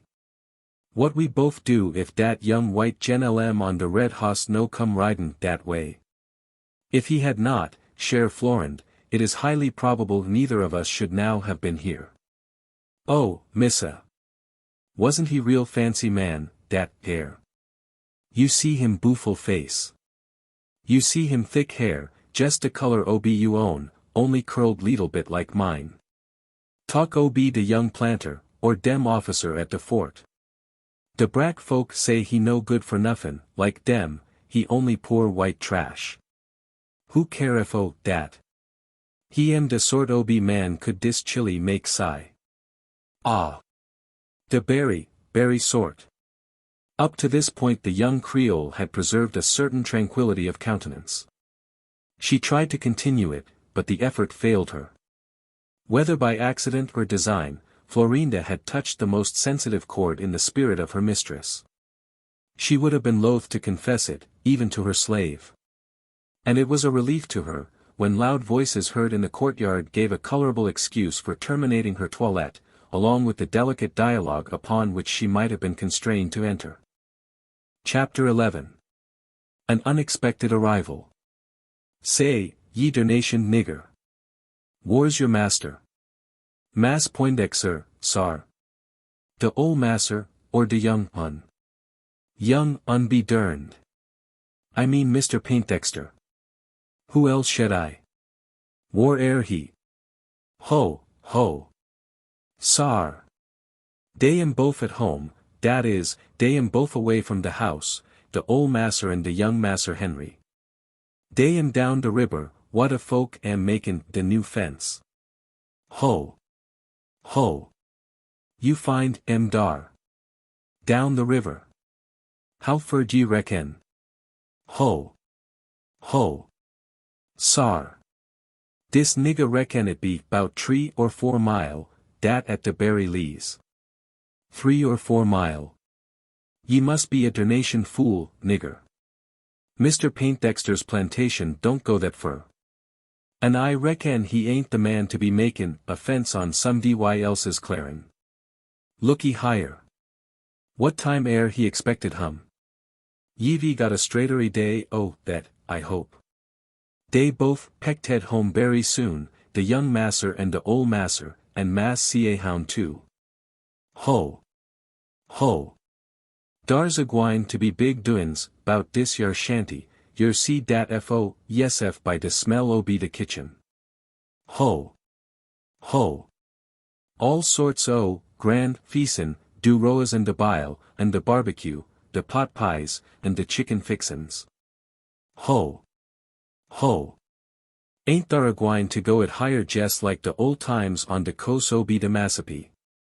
Hura fo, ol' Mass Poindexter. He de right sort. Ho. Ho. Tranger. Why you know holla too, you know friend obi de masser. Dern you, nigger, don't you remember me? Now I look into your ugly mug, I recollects you. Goramighty. Tain't Mass, Tump, T used to fotch de vensun and de turkey goblet to de ol' plantation. By de jumbo, it am, though. Law, Mass, Tump, dis nigga, members you like it wa de day afore yesterday. I see hearn you called de otter day. But I wore away from, 'bout de place. I'm de coachman now, dribes de carriage dat carries de lady obi de tablishment, de buffle Missy Lou. Lor, masser, she berry fine gal. Dey do say she beat Florinda into fits. Nebba mind, Mass, Tump, you better wait till ol' masser come home. He am a bound to be higher, in the shortest possibly time. Wall, if that's so, I'll wait upon him, rejoined the hunter, leisurely lifting his leg over the saddle, in which up to this time he had retained his seat. Now, ol' feller, he added, passing the bridle into the hands of the negro, you gie the mar half a dozen years corn out the crib. I've rid the critter better na score o miles like a streak o lightnin', all to do your master a sarvice. Oh, Mr. Zebulon Stump, is it you? Exclaimed a silvery voice, followed by the appearance of Louise Poindexter upon the veranda. I thought it was, continued the young lady, coming up to the railings, though I didn't expect to see you so soon. You said you were going upon a long journey. Well, I am pleased that you are here, and so will Papa and Henry be. Pluto. Go instantly to Chloe, the cook, and see what she can give you for Mr. Stump's dinner. You have not dined, I know. You are dusty, you've been traveling. Here, Marinda. Haste you to the sideboard, and pour out some drink. Mr. Stump will be thirsty, I'm sure, this hot day. What would you prefer, port, sherry, claret? Ah, now, if I recollect, you used to be partial to Monongahela whiskey. I think there is some. Marinda, see if there be. Step into the veranda, dear Mr. Stump, and take a seat. You were inquiring for Papa. I expect him home every minute. I shall try to entertain you till he come. Had the young lady paused sooner in her speech, she would not have received an immediate reply. Even as it was, some seconds elapsed before Zeb made rejoinder. He stood gazing upon her, as if struck speechless by the sheer intensity of his admiration. Lord Marcy, Miss Louise, he at length gasped forth, I thort when I used to see you on the Massissippi, ye were the puttiest critter on the airth. But now, I think ye the puttiest thing aether on airth or in hewing. Jehoshaphat. The old hunter's praise was scarce exaggerated. Fresh from the toilette, the gloss of her luxuriant hair untarnished by the notion of the atmosphere. Her cheeks glowing with a carmine tint, produced by the application of cold water. Her fine figure, gracefully draped in a robe of India muslin, white and semi-translucent, certainly did Louise Poindexter appear as pretty as anything upon earth, if not in heaven. Jehoshaphat. Again exclaimed the hunter, following up his complimentary speech, I hev in my time seed what I thort were some putty critters the she-male kind, my ol' woman herself warn't so bad lookin' when I fast kim across her in Kaintuck, that she warn't. But I will say this, Miss Louise, ef the puttiest bits all them were clipped out and then Jean Thegither Agin, they wouldn't make up the 1000th part a angel sec as you. Mr. Stump, Mr. Stump. I'm astonished to hear you talk in this manner. Texas has quite turned you into a courtier. If you go on so, I fear you will lose your character for plain speaking. After that I am sure you will stand in need of a very big drink. Haste, Marinda. I think you said you would prefer whiskey. Ef I didn't say it, I thunk it, and that air about the same. You're right, miss, I prefar the corn afore any them Thursday furrin liquors, and I sticks to it wheriver I can get it. Texas hain't made no alteration in me in the matter liquorin. Mass, Tump, you would have mix with water, inquired Florinda, coming forward with a tumbler about 1/2 full of Monongahela. No, girl. Durn your water. I hev had enough that since I started this mornin'. I hain't had a taste liquor the whole day, ne'er as much as the smell o' it. Dear Mr. Stump. Surely you can't drink it that way. Why, it will burn your throat. Have a little sugar, or honey, along with it. Spiel it, miss. It air sweet enough ithout that sort o' doctorin', specially arter you hev looked inter the glass. You'll see ef I can't drink it. Higher goes to try. The old hunter raised the tumbler to his chin, and after giving 3 gulps, and the fraction of a fourth, returned it empty into the hands of Florinda. A loud smacking of the lips almost drowned the simultaneous exclamations of astonishment uttered by the young lady and her maid. Burn my throat, ye say? Ne'er a bit. It hez jest iled that air jugular, and put it in order for a bit a palaver I wants to hev your father, 'bout that air spotty mustang. Oh, true. I had forgotten. No, I hadn't either, but I did not suppose you had time to have news of it. Have you heard anything of the pretty creature? Putty critter ye may well pronounce it. It you are all o, that. Besides, it you are a mar. A maar. What is that, Mr. Stump? I don't understand. A mar I saw yet. Surely ye know what a mar is? Maar, maar. Why, no, not exactly. Is it a Mexican word? Mar in Spanish signifies the sea. In course it air a Mexican mar, all Mustangs air. They air all on mo, a breed as were oncest brought over from some European country by the fust o, them as settled in these higher parts, leastwise I hev hearn so. Still, Mr. Stump, I do not comprehend you. What makes this Mustang a maar? What makes her a mar? Case she ain't a hoss, that's what make it, Miss Paintdexter. Oh, now, I think I comprehend. But did you say you have heard of the animal, I mean since you left us? Hearn o her, seed her, and feeled her. Indeed. She ere grupped. Ah, caught. What capital news. I shall be so delighted to see the beautiful thing, and ride it too. I haven't had a horse worth a piece of orange peel since I've been in Texas. Papa has promised to purchase this one for me at any price.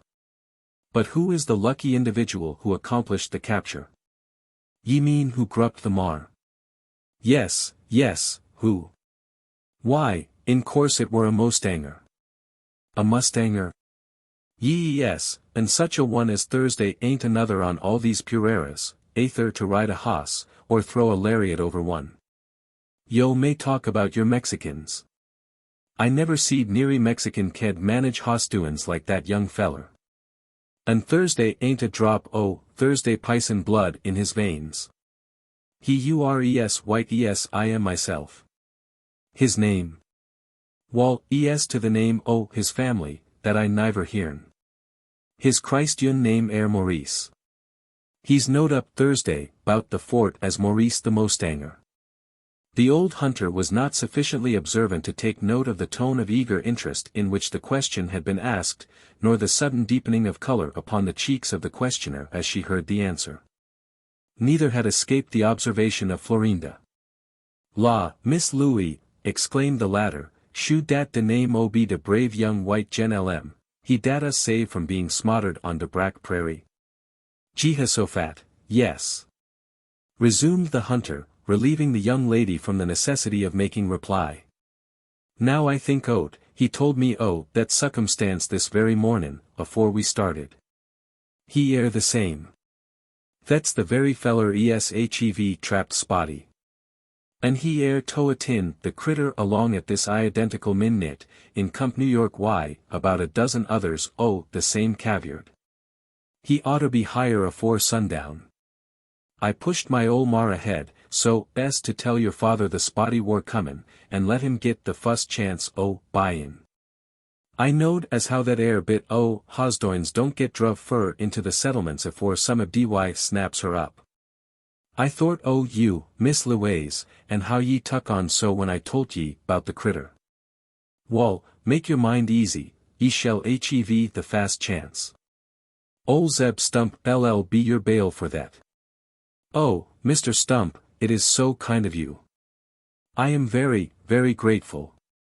You will now excuse me for a moment. Father will soon be back. We have a dinner party today, and I have to prepare for receiving a great many people. Florinda, see that Mr. Stump's luncheon is set out for him. Go, girl, go at once about it. And, Mr. Stump, continued the young lady, drawing nearer to the hunter, and speaking in a more subdued tone of voice. If the young gentleman should arrive while the other people are here, perhaps he don't know them, will you see that he is not neglected? There is wine yonder, in the veranda, and other things. You know what I mean, dear Mr. Stump. Derned if I do, Miss Louise, that air, not adzactly. I kin understand all that air 'bout the liquor and other fixin's. But who air the young gen'leman you're speakin' o'? That's the thing as bamboozles me. Surely you know who I mean. The young gentleman, the young man, who, you say, is bringing in the horses. Oh. Ah. Maurice the Mustanger. That's it, is it? Wall, I reckon you're not 100 mile astray in calling him a gentleman, though it ain't often a Mustanger gets that entitlement, or deserves it either. He air one, every inch o' him, a gentleman by barth, breed, and raisin, though he air a hoss hunter, an Irish at that. The eyes of Louise Poindexter sparkled with delight as she listened to opinions so perfectly in unison with her own. I must tell ye, howsomedever, continued the hunter, as some doubt had come across his mind, it won't do to show that fair young feller any sort o' second-hand hospitality. As they used to say on the Massissippi, he air as proud as a Poindexter. Excuse me, Miss Louise, for lettin' the word slip. I did think o't that I were talkin' to a Poindexter, not the proudest, but the puttiest o' the name. Oh, Mr. Stump. You can say what you please to me. You know that I could not be offended with you, you dear old giant. He'd be meaner than a dwarf could either say or do anything to offend you, miss. Thanks. Thanks. I know your honest heart, I know your devotion. Perhaps sometime, Mr. Stump, she spoke hesitatingly, but apparently without any definite meaning, I might stand in need of your friendship.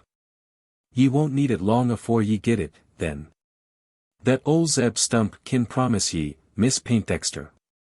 He'd be stinkener than a skunk, and a bigger coward than a coyote, wouldn't stand by sec as you, while there were a bottle full o' breath left in the inside o' his body. 1,000 thanks, again and again. But what were you going to say? You spoke of second-hand hospitality. I dud. You meant? I mean that you'd be no use my inviting Maurice the Mustanger either to eat or drink under this higher roof. Unless your father do that, the young feller go without tastin'. You understand, Miss Louise, he ain't one that sort poor whites as kin be sent roon to the kitchen. The young Creole stood for a second or two, without making rejoinder. She appeared to be occupied with some abstruse calculation, that engrossed the whole of her thoughts. Never mind about it, she at length said, in a tone that told the calculation completed. Never mind, Mr. Stump. You need not invite him. Only let me know when he arrives, unless we be at dinner, and then, of course, he would not expect anyone to appear. But if he should come at that time, you detain him, won't you? Bound to do it, if you bid me. You will, then. And let me know he is here. I shall ask him to eat. If ye do, miss, I reckon ye'll speel his appetite. The sight o' you, to say nothin' o' listenin' to your melodious voice, you'd cure a starvin' wolf o' bein' hungry. When I kim in higher I were peckish enough to swaller a raw buzzart. Neo I don't care a dern about eatin'. I ked go ithout chawin meat for month. As this exaggerated chapter of euphemism was responded to by a peal of clear ringing laughter, the young lady pointed to the other side of the patio, where her maid was emerging from the cocina, carrying a light tray, followed by Pluto with one of broader dimensions, more heavily weighted. You great giant, was the reply, given in a tone of sham reproach. I won't believe you have lost your appetite, until you have eaten Jack. Yonder come Pluto and Mirinda. They bring something that will prove more cheerful company than I, so I shall leave you to enjoy it. Goodbye, Zeb, goodbye, or, as the natives say here, hasta luego. Gaily were these words spoken, lightly did Louise Poindexter trip back across the covered corridor. Only after entering her chamber, and finding herself chez soi-même, did she give way to a reflection of a more serious character, that found expression in words low murmured, but full of mystic meaning. It is my destiny, I feel, I know that it is. I dare not meet, and yet I cannot shun it, I may not, I would not, I will not. Chapter 12. Taming a Wild Mare. The pleasantest apartment in a Mexican house is that which has the roof for its floor, and the sky for its ceiling, the azote. In fine weather, ever fine in that sunny clime, it is preferred to the drawing-room. Especially after dinner, when the sun begins to cast rose-colored rays upon the snow-clad summits of Orizaba, Popocatepec, Toluca, and the twin sister. When the rich wines of Xeres and Madeira have warmed the imaginations of Andalusia's sons and daughters, descendants of the conquistadores, who mount up to their housetops to look upon a land of worldwide renown, rendered famous by the heroic achievements of their ancestors. Then does the Mexican caballero, clad in embroidered habiliments, exhibit his splendid exterior to the eyes of some señorita, at the same time puffing the smoke of his paper cigarrito against her cheeks. Then does the dark-eyed doncella favorably listen to soft whisperings. Or perhaps only pretends to listen, while, with heart distraught, and eye wandering away, she sends stealthy glances over the plain toward some distant hacienda, the home of him she truly loves. So enjoyable a fashion, as that of spending the twilight hours upon the housetop, could not fail to be followed by anyone who chanced to be the occupant of a Mexican dwelling. And the family of the Louisiana planter had adopted it, as a matter of course. On that same evening, after the dining hall had been deserted, the roof, instead of the drawing-room, was chosen as the place of reassemblage. And as the sun descended towards the horizon, his slanting rays fell upon a throng as gay, as cheerful, and perhaps as resplendent, as ever trod the azote of Casa del Corvo. Moving about over its tessellated tiles, standing in scattered groups, or lined along the parapet with faces turned towards the plain, were women as fair and men as brave as had ever assembled on that same spot, even when its ancient owner used to distribute hospitality to the hidalgos of the land, the bluest blood in Coahuila and Texas. The company now collected to welcome the advent of Woodley Poindexter on his Texan estate, could also boast of this last distinction. They were the elite of the settlements, not only of the Leona, but of others more distant. There were guests from Gonzales, from Castroville, and even from San Antonio, old friends of the planter, who, like him, had sought a home in southwestern Texas, and who had ridden, some of them over 100 miles, to be present at this, his first grand reception. The planter had spared neither pains nor expense to give it eclat. What with the sprinkling of uniforms and epaulets, supplied by the fort, what with the brass band borrowed from the same convenient repository, what with the choice wines found in the cellars of Casa del Corvo, and which had formed part of the purchase, there could be little lacking to make Poindexter's party the most brilliant ever given upon the banks of the Leona. And to ensure this effect, his lovely daughter Louise, late Belle of Louisiana, the fame of whose beauty had been before her, even in Texas, acted as mistress of the ceremonies, moving about among the admiring guests with the smile of a queen, and the grace of a goddess. On that occasion was she the cynosure of 100 pairs of eyes, the happiness of a score of hearts, and perhaps the torture of as many more, for not all were blessed who beheld her beauty. Was she herself happy? The interrogatory may appear singular, almost absurd. Surrounded by friends, admirers, one, at least, who adored her, a dozen whose incipient love could but end in adoration, young planters, lawyers, embryo statesmen, and some with reputation already achieved, sons of Mars in armor. Or with armor late laid aside, how could she be otherwise than proudly, supremely happy? A stranger might have asked the question, one superficially acquainted with Creole character, more especially the character of the lady in question. But mingling in that splendid throng was a man who was no stranger to either, and who, perhaps, more than any one present, watched her every movement, and endeavored more than any other to interpret its meaning. Cassius Calhoun was the individual thus occupied. She went not hither, nor thither, without his following her, not close, like a shadow, but by stealth, flitting from place to place, upstairs, and downstairs, standing in corners, with an air of apparent abstraction, but all the while with eyes turned askant upon his cousin's face, like a plainclothes policeman employed on detective duty. Strangely enough, he did not seem to pay much regard to her speeches, made in reply to the compliments showered upon her by several would-be winners of a smile, not even when these were conspicuous and respectable. As in the case of young Hancock of the Dragoons. To all such he listened without visible emotion, as one listens to a conversation in no way affecting the affairs either of self or friends. It was only after ascending to the Azadi, on observing his cousin near the parapet, with her eye turned interrogatively towards the plain, that his detective zeal became conspicuous, so much so as to attract the notice of others. More than once was it noticed by those standing near, for more than once was repeated the act which gave cause to it. At intervals, not very wide apart, the young mistress of Casa del Corvo might have been seen to approach the parapet, and look across the plain, with a glance that seemed to interrogate the horizon of the sky. Why she did so no one could tell. No one presumed to conjecture, except Cassius Calhoun. He had thoughts upon the subject, thoughts that were torturing him. When a group of moving forms appeared upon the prairie, emerging from the garish light of the setting sun, when the spectators upon the Azadi pronounced it a drove of horses in charge of some mounted men, the ex-officer of volunteers had a suspicion as to who was conducting that cavalcada. Another appeared to feel an equal interest in its advent, though perhaps from a different motive. Long before the horse drove had attracted the observation of Poindexter's guests, his daughter had noted its approach, from the time that a cloud of dust soared up against the horizon. So slight and filmy as to have escaped detection by any eye not bent expressly on discovering it.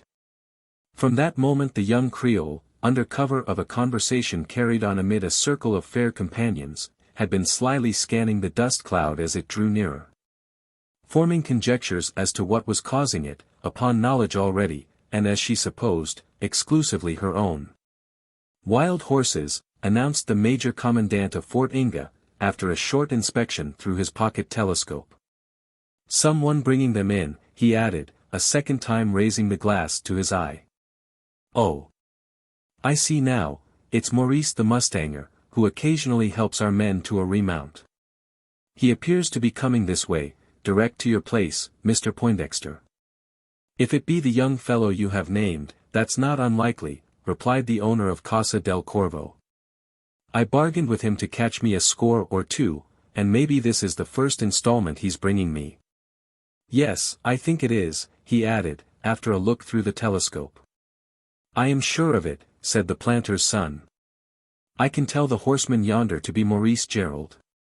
The planter's daughter could have done the same, though she made no display of her knowledge.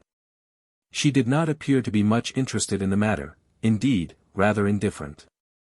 She had become aware of being watched by that evil eye, constantly burning upon her. The cavalcada came up, Maurice sitting handsomely on his horse, with the spotted mare at the end of his lazo. "What a beautiful creature!" exclaimed several voices, as the captured mustang was led up in front of the house, quivering with excitement at a scene so new to it. "It's worth a journey to the ground to look at such an animal," suggested the major's wife, a lady of enthusiastic inclinings. "I propose we all go down. What say you, Miss Poindexter?"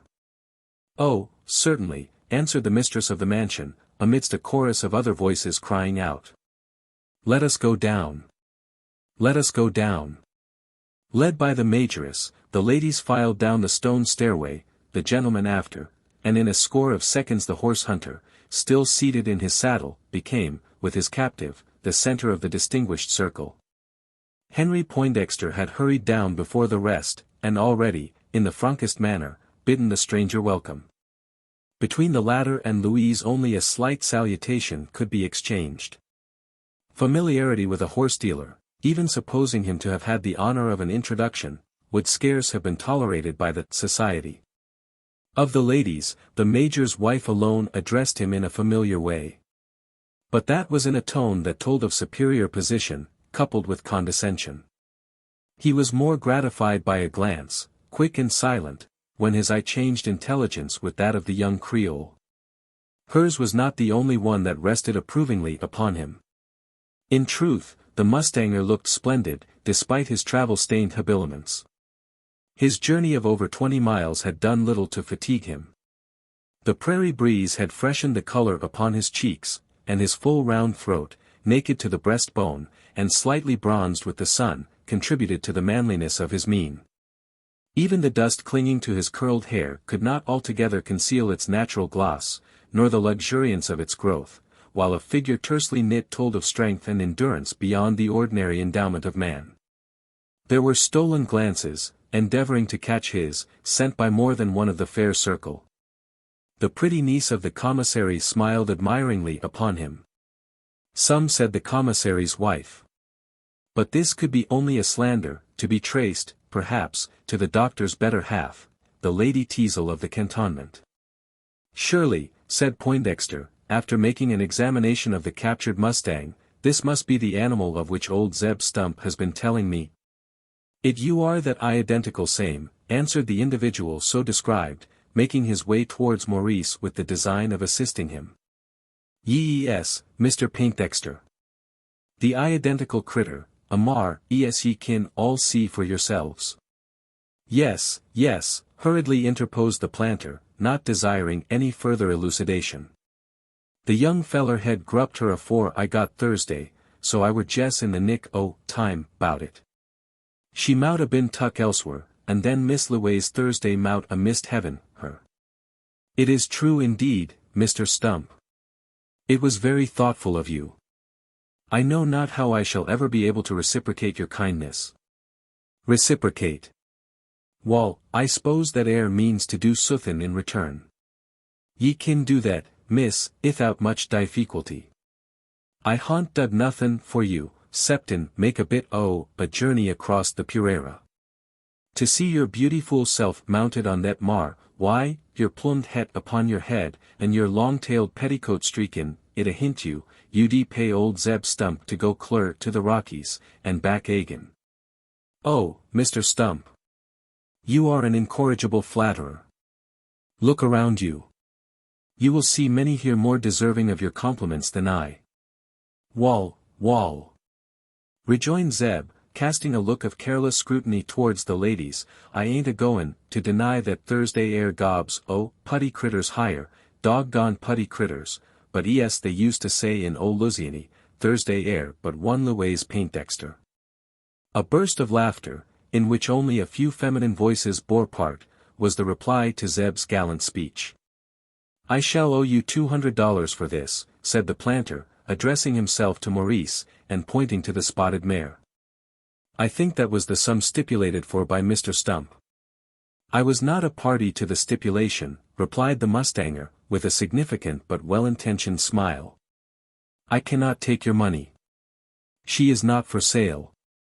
"Oh, indeed," said the planter, drawing back with an air of proud disappointment, while his brother planters, as well as the officers of the fort, looked astonished at the refusal of such a munificent price. $200 for an untamed mustang, when the usual rate of price was from 10 to 20.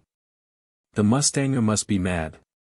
He gave them no time to descant upon his sanity. "Mr. Poindexter," he continued, speaking in the same good-humored strain, "you have given me such a generous price for my other captives, and before they were taken too, that I can afford to make a present, what we over in Ireland call a luck penny. It is our custom there also, when a horse trade takes place at the house, to give the douceur, not to the purchaser himself, but to one of the fair members of his family. May I have your permission to introduce this Hibernian fashion into the settlements of Texas?" "Certainly, by all means," responded several voices, 2 or 3 of them unmistakably with an Irish accentuation. "Oh, certainly, Mr. Gerald," replied the planter, his conservatism giving way to the popular will, "as you please about that." "Thanks, gentlemen, thanks," said the mustanger, with a patronizing look towards men who believed themselves to be his masters. "This mustang is my luck penny, and if Miss Poindexter will condescend to accept of it, I shall feel more than repaid for the 3 days' chase which the creature has cost me. Had she been the most cruel of coquettes, she could scarce have been more difficult to subdue.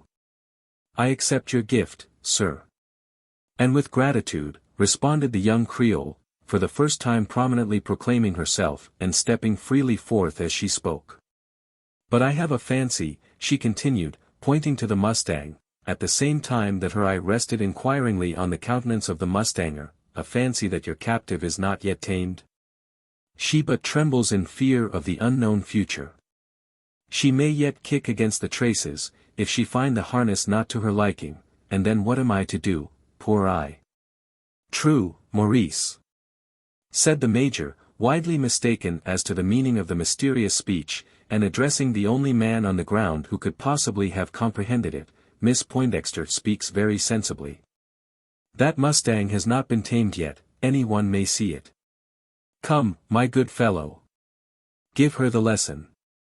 Ladies and gentlemen, continued the Major, turning towards the company, this is something worth your seeing, those of you who have not witnessed the spectacle before. Come, Maurice, mount, and show us a specimen of prairie horsemanship. She looks as though she would put your skill to the test.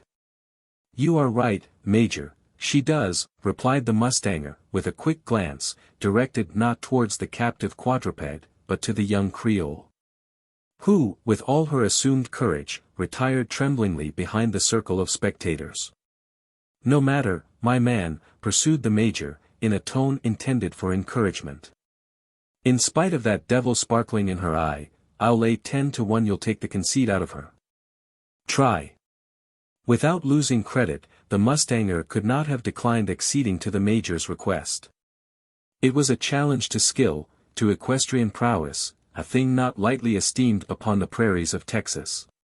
He proclaimed his acceptance of it by leaping lightly out of his saddle, resigning his own steed to Zeb Stump, and exclusively giving his attention to the captive. The only preliminary called for was the clearing of the ground.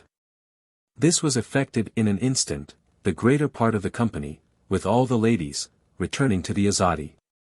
With only a piece of rawhide rope looped around the under jaw, and carried headstall fashion behind the ears, with only one rein in hand, Maurice sprang to the back of the wild mare. It was the first time she had ever been mounted by man, the first insult of the kind offered to her. A shrill spiteful scream spoke plainly her appreciation of and determination to resent it. It proclaimed defiance of the attempt to degrade her to the condition of a slave. With equine instinct, she reared upon her hind legs, for some seconds balancing her body in an erect position. Her rider, anticipating the trick, had thrown his arms around her neck, and, close clasping her throat, appeared part of herself. But for this she might have poised over upon her back, and crushed him beneath her. The uprearing of the hind quarters was the next trick of the mustang, sure of being tried, and most difficult for the rider to meet without being thrown. From sheer conceit in his skill, he had declined saddle and stirrup, that would now have stood him instead, but with these he could not have claimed accomplishment of the boasted feat of the prairies, to tame the naked steed. He performed it without them. As the mare raised her hind quarters aloft, he turned quickly upon her back, threw his arms around the barrel of her body, and resting his toes upon the angular points of her fore shoulders, successfully resisted her efforts to unhorse him. Twice or 3 times was the endeavor repeated by the mustang, and as often foiled by the skill of the mustanger, and then, as if conscious that such efforts were idle, the enraged animal plunged no longer, but, springing away from the spot, entered upon a gallop that appeared to have no goal this side the ending of the earth. It must have come to an end somewhere. Though not within sight of the spectators, who kept their places, waiting for the horse-tamer's return. Conjectures that he might be killed, or, at the least, badly crippled, were freely ventured during his absence. And there was one who wished it so. But there was also one upon whom such an event would have produced a painful impression, almost as painful as if her own life depended upon his safe return. Why Louise Poindexter, daughter of the proud Louisiana sugar planter, a belle, a beauty of more than provincial repute, who could, by simply saying yes, have had for a husband the richest and noblest in the land, why she should have fixed her fancy, or even permitted her thoughts to stray, upon a poor horse hunter of Texas, was a mystery that even her own intellect, by no means a weak one, was unable to fathom. Perhaps she had not yet gone so far as to fix her fancy upon him. She did not think so herself. Had she thought so, and reflected upon it, perhaps she would have recoiled from the contemplation of certain consequences, that could not have failed to present themselves to her mind. She was but conscious of having conceived some strange interest in a strange individual, one who had presented himself in a fashion that favored fanciful reflections, one who differed essentially from the commonplace types introduced to her in the world of social distinctions. She was conscious, too, that this interest, originating in a word, a glance, a gesture, listened to, or observed, amid the ashes of a burnt prairie, instead of subsiding, had ever since been upon the increase. It was not diminished when Maurice the mustanger came riding back across the plain, with the wild mare between his legs, no more wild, no longer desiring to destroy him, but with lowered crest and mien submissive, acknowledging to all the world that she had found her master. Without acknowledging it to the world, or even to herself, the young Creole was inspired with a similar reflection. "Miss Poindexter," said the mustanger, gliding to the ground, and without making any acknowledgment to the plaudits that were showered upon him, "may I ask you to step up to her, throw this lazo over her neck, and lead her to the stable? By so doing, she will regard you as her tamer. And ever after submit to your will, if you but exhibit the sign that first deprived her of her liberty." A prude would have paltered with the proposal, a coquette would have declined it, a timid girl have shrunk back. Not so Louise Poindexter, a descendant of one of the filles et la cassette. Without a moment's hesitation, without the slightest show of prudery or fear, she stepped forth from the aristocratic circle, as instructed, took hold of the horsehair rope, whisked it across the neck of the tamed mustang, and led the captive off towards the caballerizza of Casa del Corvo. As she did so, the mustanger's words were ringing in her ears, and echoing through her heart with a strange foreboding weird signification. "She will regard you as her tamer.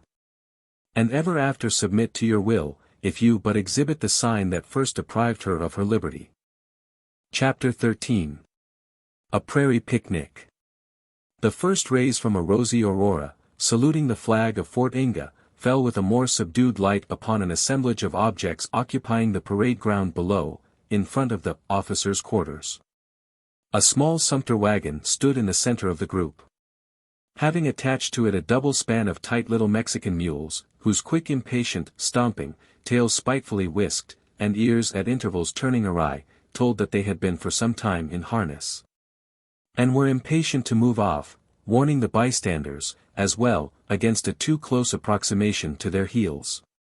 Literally speaking, there were no bystanders, if we except a man of colossal size, in blanket coat, and slouch felt hat, who, despite the obscure light straggling around his shoulders, could be identified as Zeb Stump, the hunter. He was not standing either, but seated astride his old mar, that showed less anxiety to be off than either the Mexican mules or her own master. The other forms around the vehicle were all in motion, quick, hurried, occasionally confused, hither and thither, from the wagon to the door of the quarters, and back again from the house to the vehicle. There were half a score of them, or thereabouts, varied in costume as in the color of their skins. Most were soldiers, in fatigue dress, though of different arms of the service. 2 would be taken to be mess cooks, and 2 or 3 more, officers' servants, who had been detailed from the ranks. A more legitimate specimen of this profession appeared in the person of a well-dressed darky, who moved about the ground in a very authoritative manner, deriving his importance, from his office of valet de tout to the major in command of the cantonment. A sergeant, as shown by his 3-barred chevron, was in charge of the mixed party, directing their movements, the object of which was to load the wagon with eatables and drinkables, in short, the paraphernalia of a picnic. That it was intended to be upon a grand scale, was testified by the amplitude and variety of the impedimenta. There were hampers and baskets of all shapes and sizes, including the well-known parallelepipedon, enclosing its 12 necks of shining silver lead. While the tin canisters, painted Spanish brown, along with the universal sardine case, proclaimed the presence of many luxuries not indigenous to Texas. However delicate and extensive the stock of provisions, there was one in the party of purveyors who did not appear to think it complete. The dissatisfied Lucullus was Zeb Stump. "Lookee higher, sergeant," said he, addressing himself confidentially to the individual in charge, "I hain't seed neary smell o' corn put inter the vehicle as yet. And, I reckon, That out on the Purera, Thursday'll be some folks ud prefar a leetle corn to any that they're furrin French stuff. Champagne, ye call it, I believe. Prefer corn to champagne. The horses you mean? Hosses be derned. I ain't talkin' 'bout hoss corn. I mean Nongahela. Oh, I comprehend. You're right about that, Mr. Stump. The whiskey mustn't be forgotten, Pomp. I think I saw a jar inside, that's intended to go. Yaw, sagint, responded the dark-skinned domestic, dar and dat same wesicle. Hiya it is, he added, lugging a large jar into the light, and swinging it up into the wagon. Old Zeb, appearing to think the packing now complete, showed signs of impatience to be off. Ain't ye riddy, Sergeant? He inquired, shifting restlessly in his stirrups. Not quite, Mr. Stump. The cook tells me the chickens want another turn upon the spit, before we can take 'em along. Durn the chickens, and the cook too. What air any dunghill fowl to compare a wild turkey the Purera? And how am I to shoot one, arter the sun hev clomb 10 mile up the sky? The Major Syed I wore to get him a gobbler, whatever shed happen. 'Tain't so dernation easy to kill turkey gobbler arter sun up, a clamjamfrey like this comin' clost upon a feller's heels. Ye mustn't suppose, Sergeant, that air bird air as big a fool as the sodger a fort. Of all the cunnin' critters as frequents these higher Pureras, a turkey air the cunninest, and to get health way roon 10 ye must be up along the sun, and prehap a leetle earlier. True, Mr. Stump. I know the Major wants a wild turkey. He told me so, and expects you to procure one on the way. No doubt he do. And prehap expects me likeways to pervit him a baffler's tongue. And hump, seein' as Thursday ain't secca any mal on the Pureras South Texas, nor hain't a been for good 20 years past, notwithstandin' what European writers books hev said to the contrary, and specially French, UNS, as I've hearn. Thursday ain't no burner, 'bout higher. Thursday's bar, and deer, and goats, and plenty gobblers, but to hev these critters for your dinner, ye must get it early enough for your breakfast. Unless I hev my own time, I won't promise to guide your party, and get gobbler both. So, Sergeant, if ye expects your grand company to chaw turkey meat this day, ye'll do well to be makin' tracks for the Purera. Stirred by the hunter's representation, the sergeant did all that was possible to hasten the departure of himself and his party-colored company. And, shortly after, the provision train, with Zeb Stump as its guide, was wending its way across the extensive plain that lies between the Leona and the River of Nuts.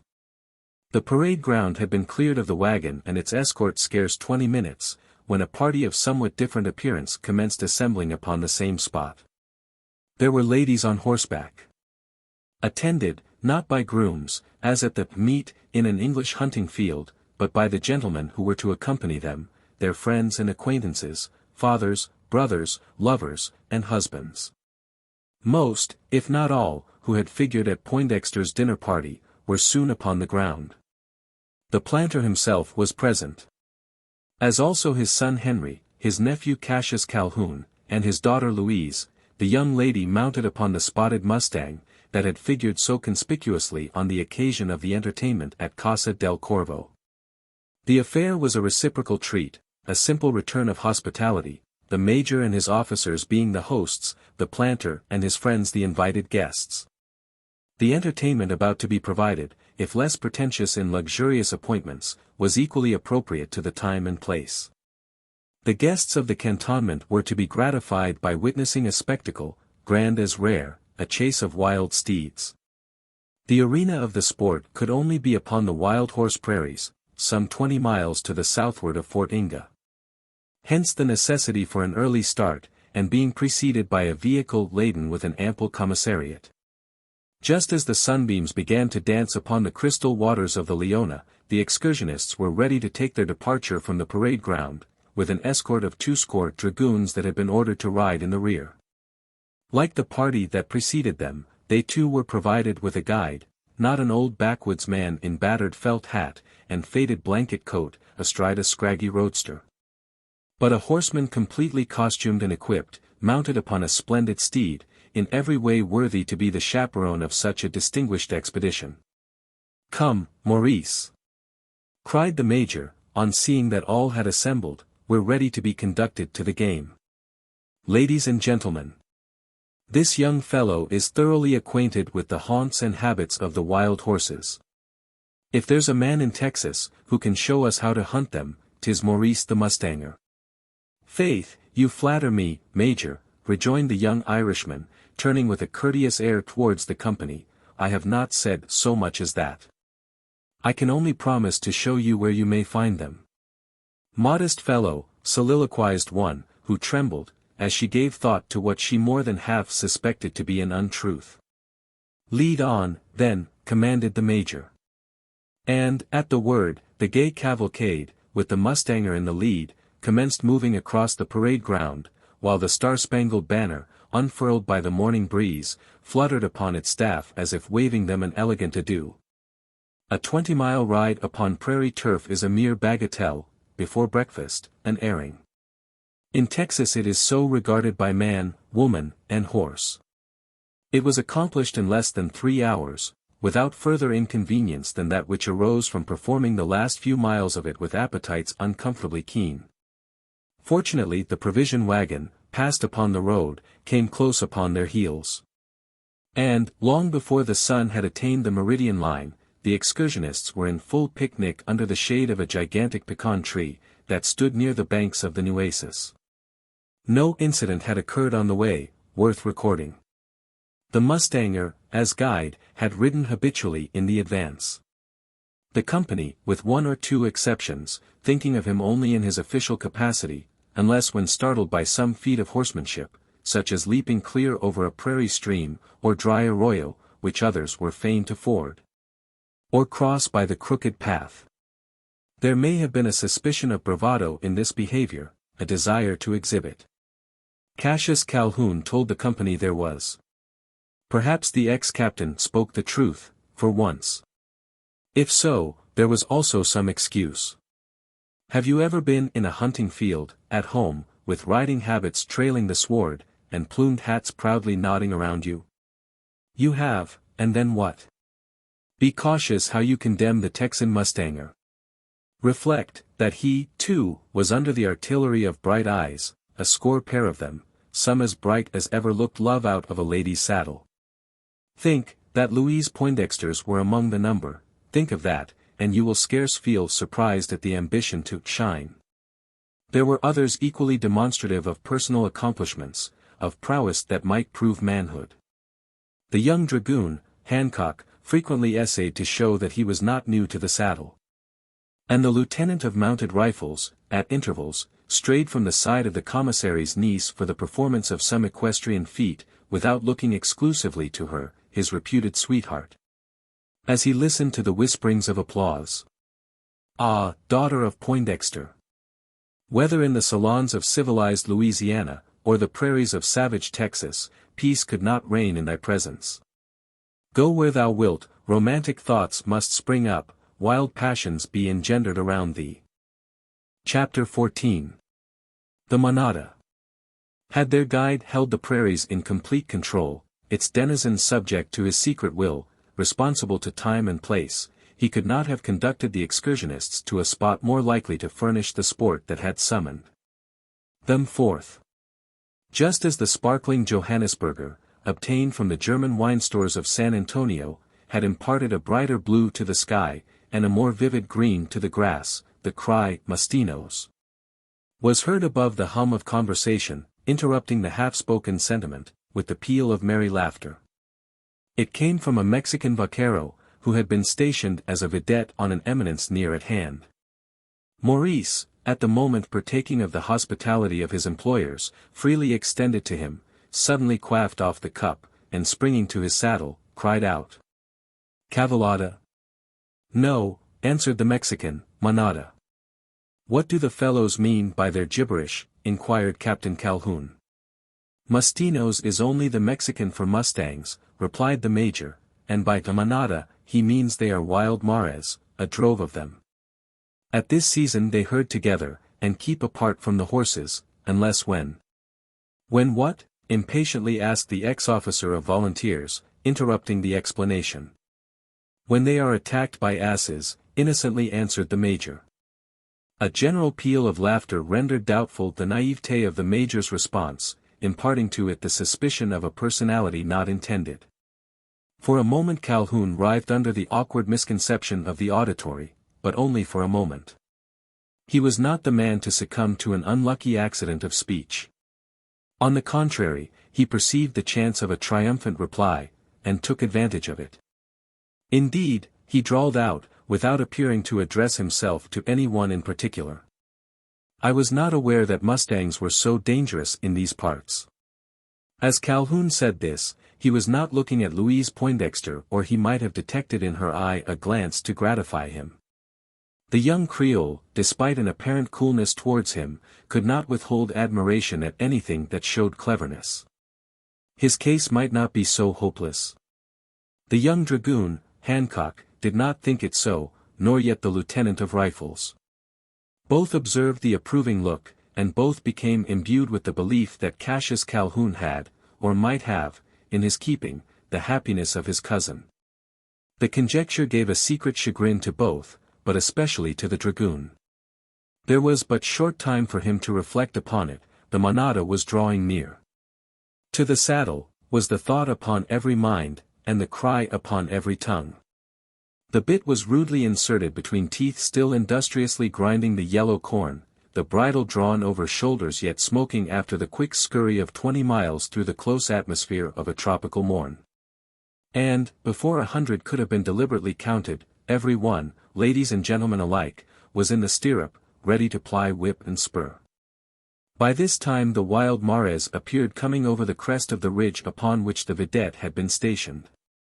He, himself a horse catcher by trade, was already mounted, and in their midst, endeavoring to fling his lazo over one of the herd.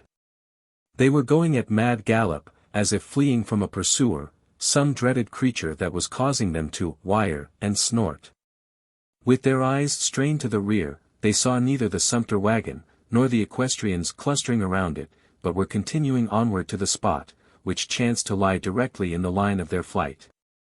"They are chased," remarked Maurice, observing the excited action of the animals. "What is it, Crispino?" he cried out to the Mexican, who, from his position, must have seen any pursuer that might be after them. There was a momentary pause, as the party awaited the response. In the crowd were countenances that betrayed uneasiness, some even alarm. It might be Indians who were in pursuit of the mustangs. "Un asino cimarron," was the phrase that came from the mouth of the Mexican, though by no means terminating the suspense of the picnickers. "Un macho," he added. "Oh. That's it. I thought it was," muttered Maurice. "The rascal must be stopped, or he'll spoil our sport. So long as he's after them, they'll not make halt this side the sky line. Is the macho coming on?" "Close at hand, Don Mauricio. Making straight for myself.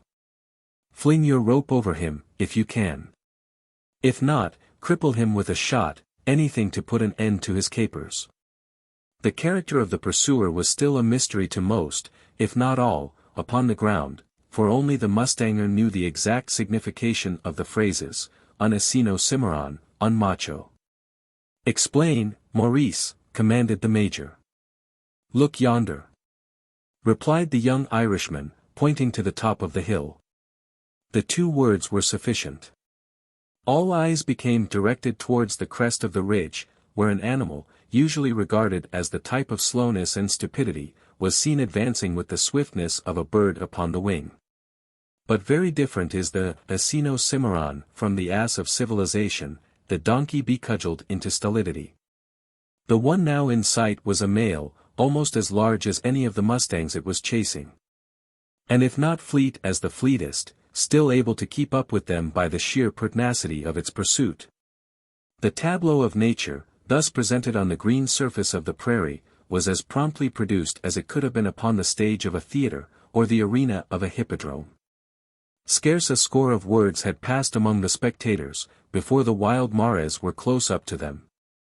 And then, as if for the first time, perceiving the mounted party, they seemed to forget their dreaded pursuer, and shied off in a slanting direction. "Ladies and gentlemen!" shouted the guide to a score of people, endeavoring to restrain their steeds, "keep your places, if you can. I know where the herd has its haunt. They are heading towards it now, and we shall find them again, with a better chance of a chase. If you pursue them at this moment, they'll scatter into yonder chaparral, and 10 to 1 if we ever more get sight of them. Hola, Senor Crispino! Send your bullet through that brute. He's near enough for your escopette, is he not?" The Mexican, detaching a short gun, escopeta, from his saddle flap, and hastily bringing its butt to his shoulder, fired at the wild ass. The animal brayed on hearing the report, but only as if in defiance. He was evidently untouched. Crispino's bullet had not been truly aimed. "I must stop him," exclaimed Maurice, "or the mares will run on till the end of daylight."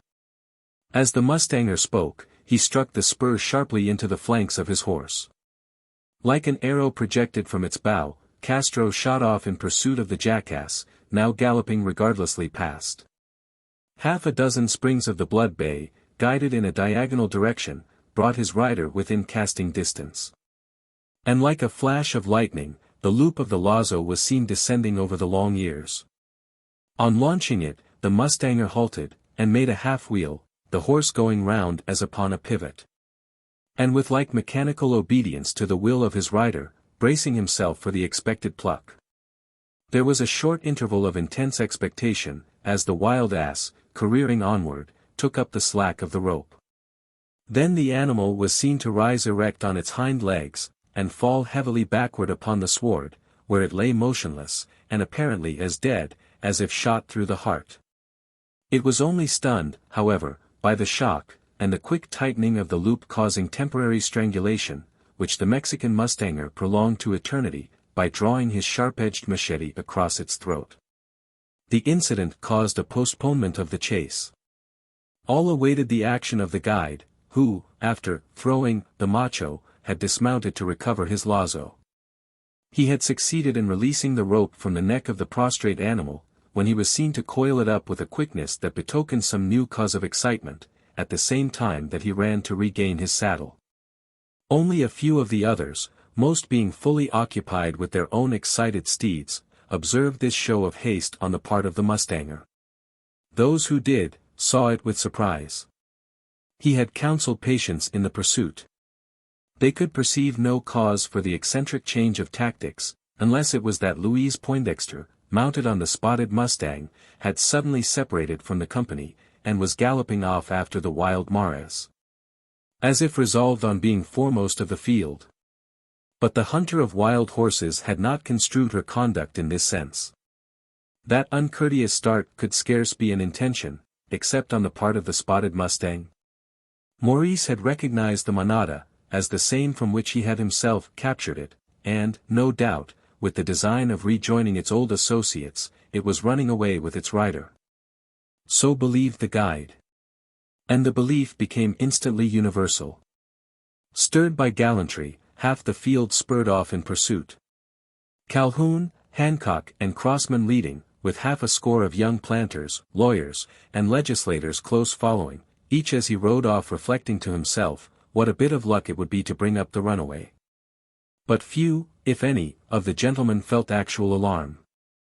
All knew that Louise Poindexter was a splendid equestrian, a spacious plain lay before her, smooth as a racetrack, the mustang might gallop till it tired itself down, it could not throw her. There could be little chance of her receiving any serious injury. There was one who did not entertain this confident view. It was he who had been the first to show anxiety, the mustanger himself. He was the last to leave the ground. Delayed in the rearrangement of his lazo, a moment more in remounting, he was 100 paces behind every competitor, as his horse sprang forward upon the pursuit. Calhoun was a like distance in the lead, pressing on with all the desperate energy of his nature, and all the speed he could extract from the heels of his horse. The dragoon and rifleman were a little in his rear, and then came the ruck. Maurice soon passed through the thick of the field, overlapped the leaders one by one, and forging still further ahead, showed Cassius Calhoun the heels of his horse. A muttered curse was sent hissing through the teeth of the ex-officer of volunteers, as the blood bay, bounding past, concealed from his sight the receding form of the spotted mustang. The sun, looking down from the zenith, gave light to a singular tableau. A herd of wild mares going at reckless speed across the prairie, one of their own kind, with a lady upon its back, following about 400 yards behind. At a like distance after the lady, a steed of red bay color, bestridden by a cavalier picturesquely attired, and apparently intent upon overtaking her, still further to the rear a string of mounted men, some in civil, some in military, garb. Behind these a troop of dragoons going at full gallop, having just parted from a mixed group of ladies and gentlemen, also mounted, but motionless, on the plain, or only stirring around the same spot with excited gesticulations. In 20 minutes the tableau was changed. The same personages were upon the stage, the grand tapis vert of the prairie, but the grouping was different, or, at all events, the groups were more widely apart. The manada had gained distance upon the spotted mustang, the mustang upon the blood bay, and the blood bay, His competitors were no longer in sight, or could only have been seen by the far-piercing eye of the caracara, soaring high in the sapphire heavens. The wild mares, the mustang and its rider, the red horse, and his, had the savannah to themselves. Chapter 15. The runaway overtaken. For another mile the chase continued, without much change. The mares still swept on in full flight, though no longer screaming or in fear. The mustang still uttered an occasional neigh, which its old associates seemed not to notice, while its rider held her seat in the saddle unshaken, and without any apparent alarm. The blood bay appeared more excited, though not so much as his master, who was beginning to show signs either of despondency or chagrin. "Come, Castro," he exclaimed, with a certain spitefulness of tone. "What the deuce is the matter with your heels, today of all others? Remember, you overtook her before, though not so easily, I admit. But now she's weighted. Look yonder, you dull brute. Weighted with that which is worth more than gold, worth every drop of your blood, and mine too. The yegua pinta seems to have improved her paces. Is it from training, or does a horse run faster when ridden? What if I lose sight of her? In truth, it begins to look queer. It would be an awkward situation for the young lady. Worse than that, there's danger in it, real danger. If I should lose sight of her, she'd be in trouble to a certainty." Thus muttering, Maurice rode on, his eyes now fixed upon the form still flitting away before him, at intervals interrogating, with uneasy glances, the space that separated him from it. Up to this time he had not thought of hailing the rider of the runaway. His shouts might have been heard, but no words of warning, or instruction. He had refrained, partly on this account. Partly because he was in momentary expectation of overtaking her, and partly because he knew that acts, not words, were wanted to bring the mustang to a stand. All along he had been flattering himself that he would soon be near enough to fling his lazo over the creature's neck, and control it at discretion. He was gradually becoming relieved of this hallucination. The chase now entered among copses that thickly studded the plain, fast closing into a continuous chaparral. This was a new source of uneasiness to the pursuer. The runaway might take to the thicket, or become lost to his view amid the windings of the wood. The wild mares were already invisible, at intervals. They would soon be out of sight altogether. There seemed no chance of their old associate overtaking them. What mattered that? A lady lost on a prairie, or in a chaparral, alone, or in the midst of a manada, either contingency pointed to certain danger. A still more startling peril suggested itself to the mind of the mustanger, so startling as to find expression in excited speech. "By heavens," he ejaculated, his brow becoming more clouded than it had been from his first entering upon the chase. "If the stallions should chance this way. 'Tis their favorite stamping ground among these mottos. They were here but a week ago, and this, yes, 'tis the month of their madness. The spur of the mustanger again drew blood, till its rowels were red. And Castro, galloping at his utmost speed, glanced back upbraidingly over his shoulder. At this crisis the manada disappeared from the sight both of the blood bay and his master.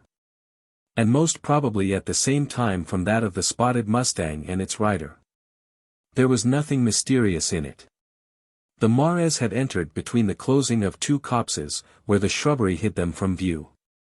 The effect produced upon the runaway appeared to proceed from some magical influence. As if their disappearance was a signal for discontinuing the chase, it suddenly slackened pace, and the instant after came to a standstill. Maurice, continuing his gallop, came up with it in the middle of a meadow-like glade, standing motionless as marble, its rider, reins in hand, sitting silent in the saddle, in an attitude of easy elegance, as if waiting for him to ride up. "Miss Poindexter," he gasped out, as he spurred his steed within speaking distance, "I am glad that you have recovered command of that wild creature. I was beginning to be alarmed about." "About what, sir?" was the question that startled the mustanger. "Your safety, of course," he replied, somewhat stammeringly. "Oh, thank you, Mr. Gerald, but I was not aware of having been in any danger." "Was I really so?" "Any danger?" echoed the Irishman with increased astonishment. "On the back of a runaway mustang, in the middle of a pathless prairie. And what of that? The thing couldn't throw me. I'm too clever in the saddle, sir." "I know it, madam. But that accomplishment would have availed you very little had you lost yourself, a thing you were like enough to have done among these chaparral copses, where the oldest Texan can scarce find his way." "Oh, lost myself. That was the danger to be dreaded? There are others, besides. Suppose you had fallen in with Indians," interrupted the lady, without waiting for the mustanger to finish his hypothetical speech. "And if I had, what would it have mattered? Are not the Comanches en paz at present? Surely they wouldn't have molested me, gallant fellows as they are. So the major told us, as we came along. 'Pon my word, sir, I should seek, rather than shun, such an encounter. I wish to see the noble savage on his native prairie, and on horseback, not, as I've hitherto beheld him, reeling around the settlements in a state of debasement from too freely partaking of our fire water. I admire your courage, miss. But if I had the honor of being one of your friends, I should take the liberty of counseling a little caution. The noble savage you speak of is not always sober upon the prairies, and perhaps not so very gallant as you've been led to believe. If you had met him. If I had met him, and he had attempted to misbehave himself, I would have given him the go-by, and ridden, straight back to my friends. On such a swift creature as this, he must have been well mounted to have overtaken me. You found some difficulty, did you not?" The eyes of the young Irishman, already showing astonishment, became expanded to increased dimensions, surprise and incredulity being equally blended in their glance. "But," said he, after a speechless pause, "you don't mean to say that you could have controlled, that the mustang was not running away with you? Am I to understand?" "No, no, no," hastily rejoined the fair equestrian, showing some slight embarrassment. "The mare certainly made off with me, that is, at the first, but I found, that is, at the last, I found I could easily pull her up. In fact I did so, you saw it. And could you have done it sooner?" A strange thought had suggested the interrogatory, and with more than ordinary interest the questioner awaited the reply. Perhaps, I might, no doubt, if I had dragged a little harder upon the rein. But you see, sir, I like a good gallop, especially upon a prairie, where there's no fear of running over pigs, poultry, or people." Maurice looked amazed. In all his experience, even in his own native land, famed for feminine bravery, above all in the way of bold riding, he had met no match for the clever equestrian before him. His astonishment, mixed with admiration, hindered him from making a ready rejoinder. To speak truth, continued the young lady, with an air of charming simplicity, I was not sorry at being run off with. One sometimes gets tired of too much talk, of the kind called complimentary. I wanted fresh air, and to be alone. So you see, Mr. Gerald, it was rather a bit of good fortune, since it saved explanations and adieus.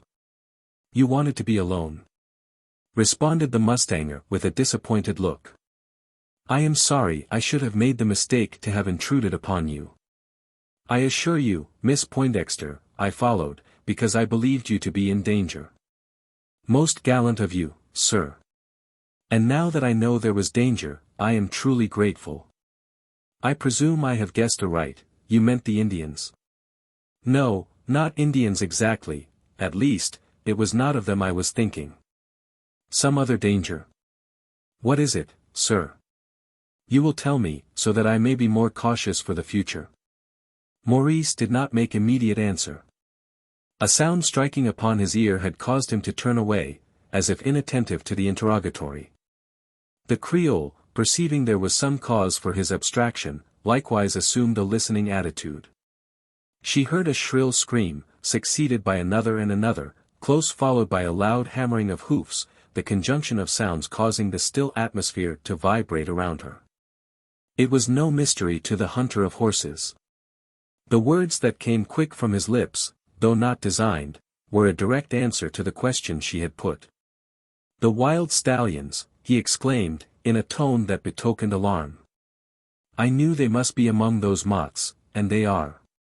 Is that the danger of which you have been speaking? It is.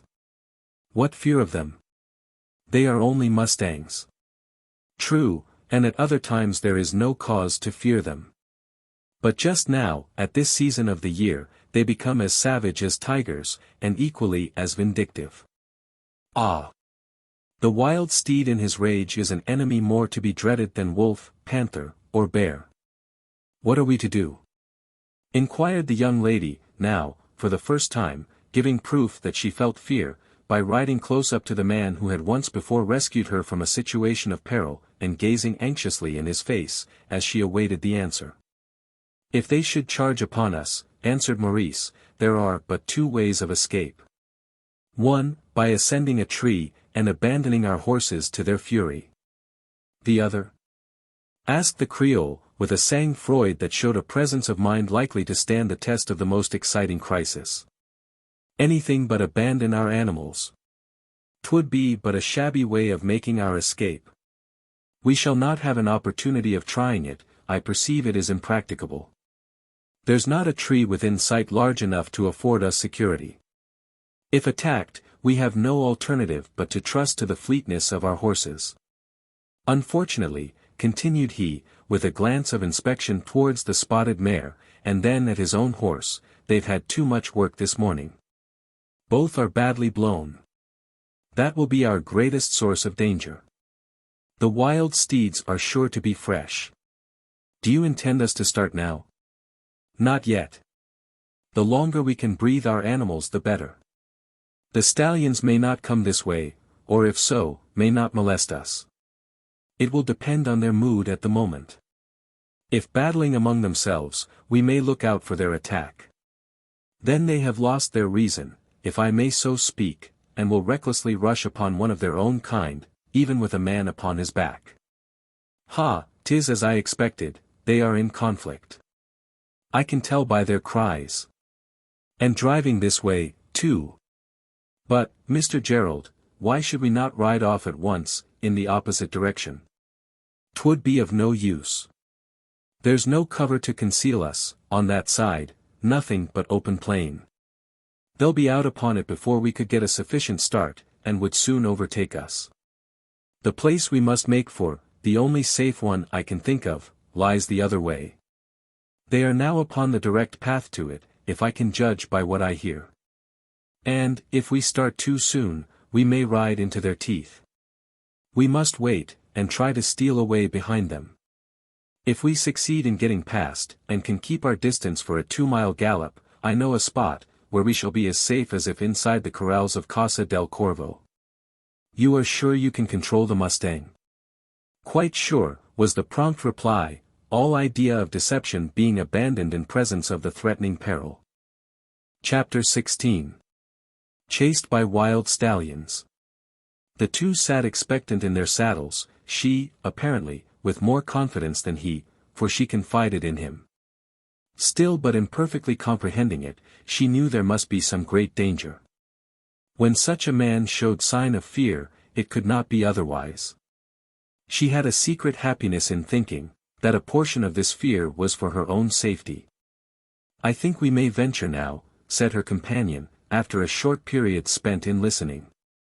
"They appear to have passed the opening by which we must make our retreat.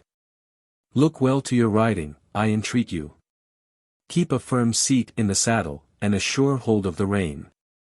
Gallop by my side, where the ground will admit of it. But in no case let more than the length of my horse's tail be between us. I must perforce go ahead to guide the way. Ha!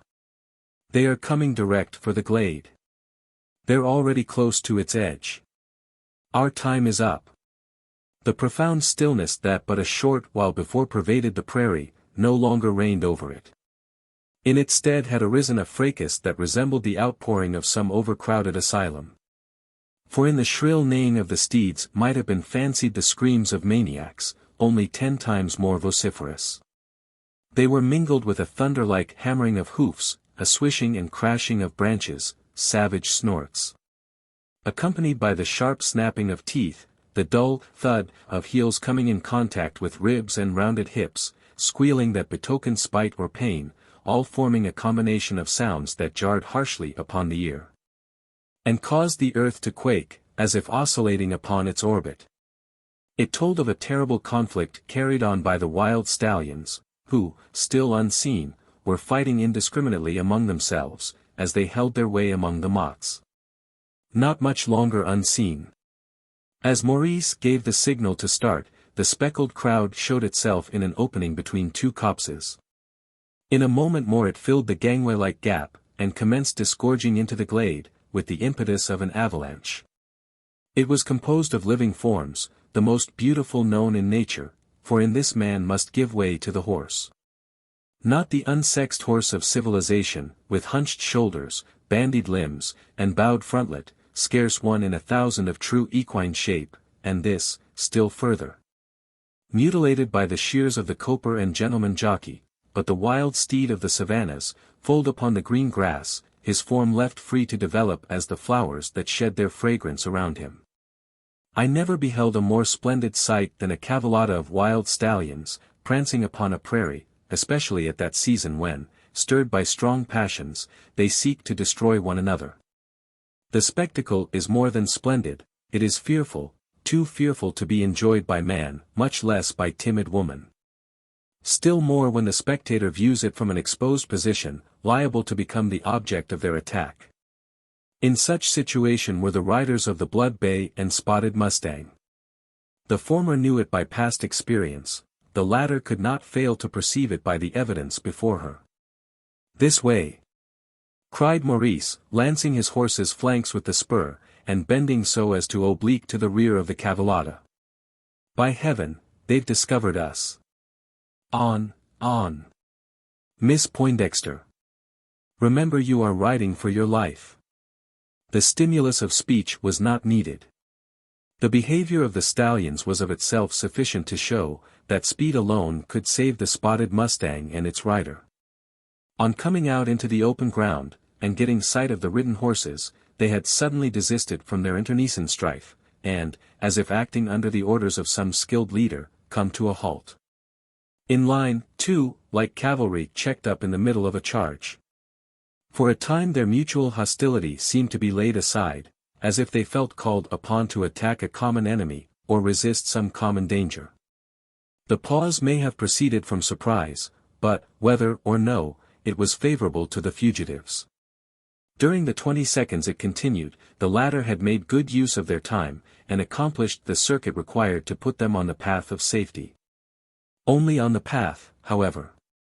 Their escape was still problematical, for the steeds, perceiving their intention, wheeled suddenly into the line of pursuit, and went galloping after, with snorts and screams that betrayed a spiteful determination to overtake them. From that moment it became a straight unchanging chase across country, a trial of speed between the horses without riders, and the horses that were ridden. At intervals did Maurice carry his chin to his shoulder. And though still preserving the distance gained at the start, his look was not the less one of apprehension. Alone he would have laughed to scorn his pursuers. He knew that the blood bay, himself a prairie steed, could surpass any competitor of his race. But the mare was delaying him.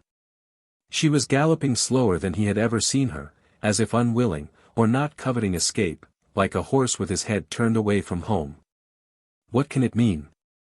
muttered the mustanger, as he checked his pace, to accommodate it to that of his companion. "If there should be any balk at the crossing, we're lost. A score of seconds will make the difference." "We keep our distance, don't we?" inquired his fellow fugitive, noticing his troubled look. "So far, yes. Unfortunately there's an obstruction ahead. It remains to be seen how we shall get over it. I know you are a clever rider, and can take a long leap. But your mount? I'm not so sure of the mare. You know her better than I. Do you think she can carry you over?" "Over what, sir?" "You'll see in a second. We should be near the place now." The conversation thus carried on was between two individuals riding side by side, and going at a gallop of nearly a mile to the minute. As the guide had predicted, they soon came within sight of the obstruction, which proved to be an arroyo, a yawning fissure in the plain full 15 feet in width, as many in depth, and trending on each side to the verge of vision. To turn aside, either to the right or left, would be to give the pursuers the advantage of the diagonal, which the fugitives could no longer afford. The chasm must be crossed, or the stallions would overtake them. It could only be crossed by a leap, 15 feet at the least. Maurice knew that his own horse could go over it, he had done it before. But the mare? "Do you think she can do it?" he eagerly asked, as, in slackened pace, they approached the edge of the barranca. "I am sure she can," was the confident reply. "But are you sure you can sit her over it?" "Ha! Ha! Ha!" scornfully laughed the Creole. "What a question for an Irishman to ask. I'm sure, sir, one of your own countrywomen would be offended at your speech. Even I, a native of swampy Louisiana, don't regard it as at all gallant. Sit her over it. Sit her anywhere she can carry me." "But, Miss Poindexter," stammered the guide, still doubting the powers of the spotted mustang, "suppose she cannot? If you have any doubts, had you not better abandon her?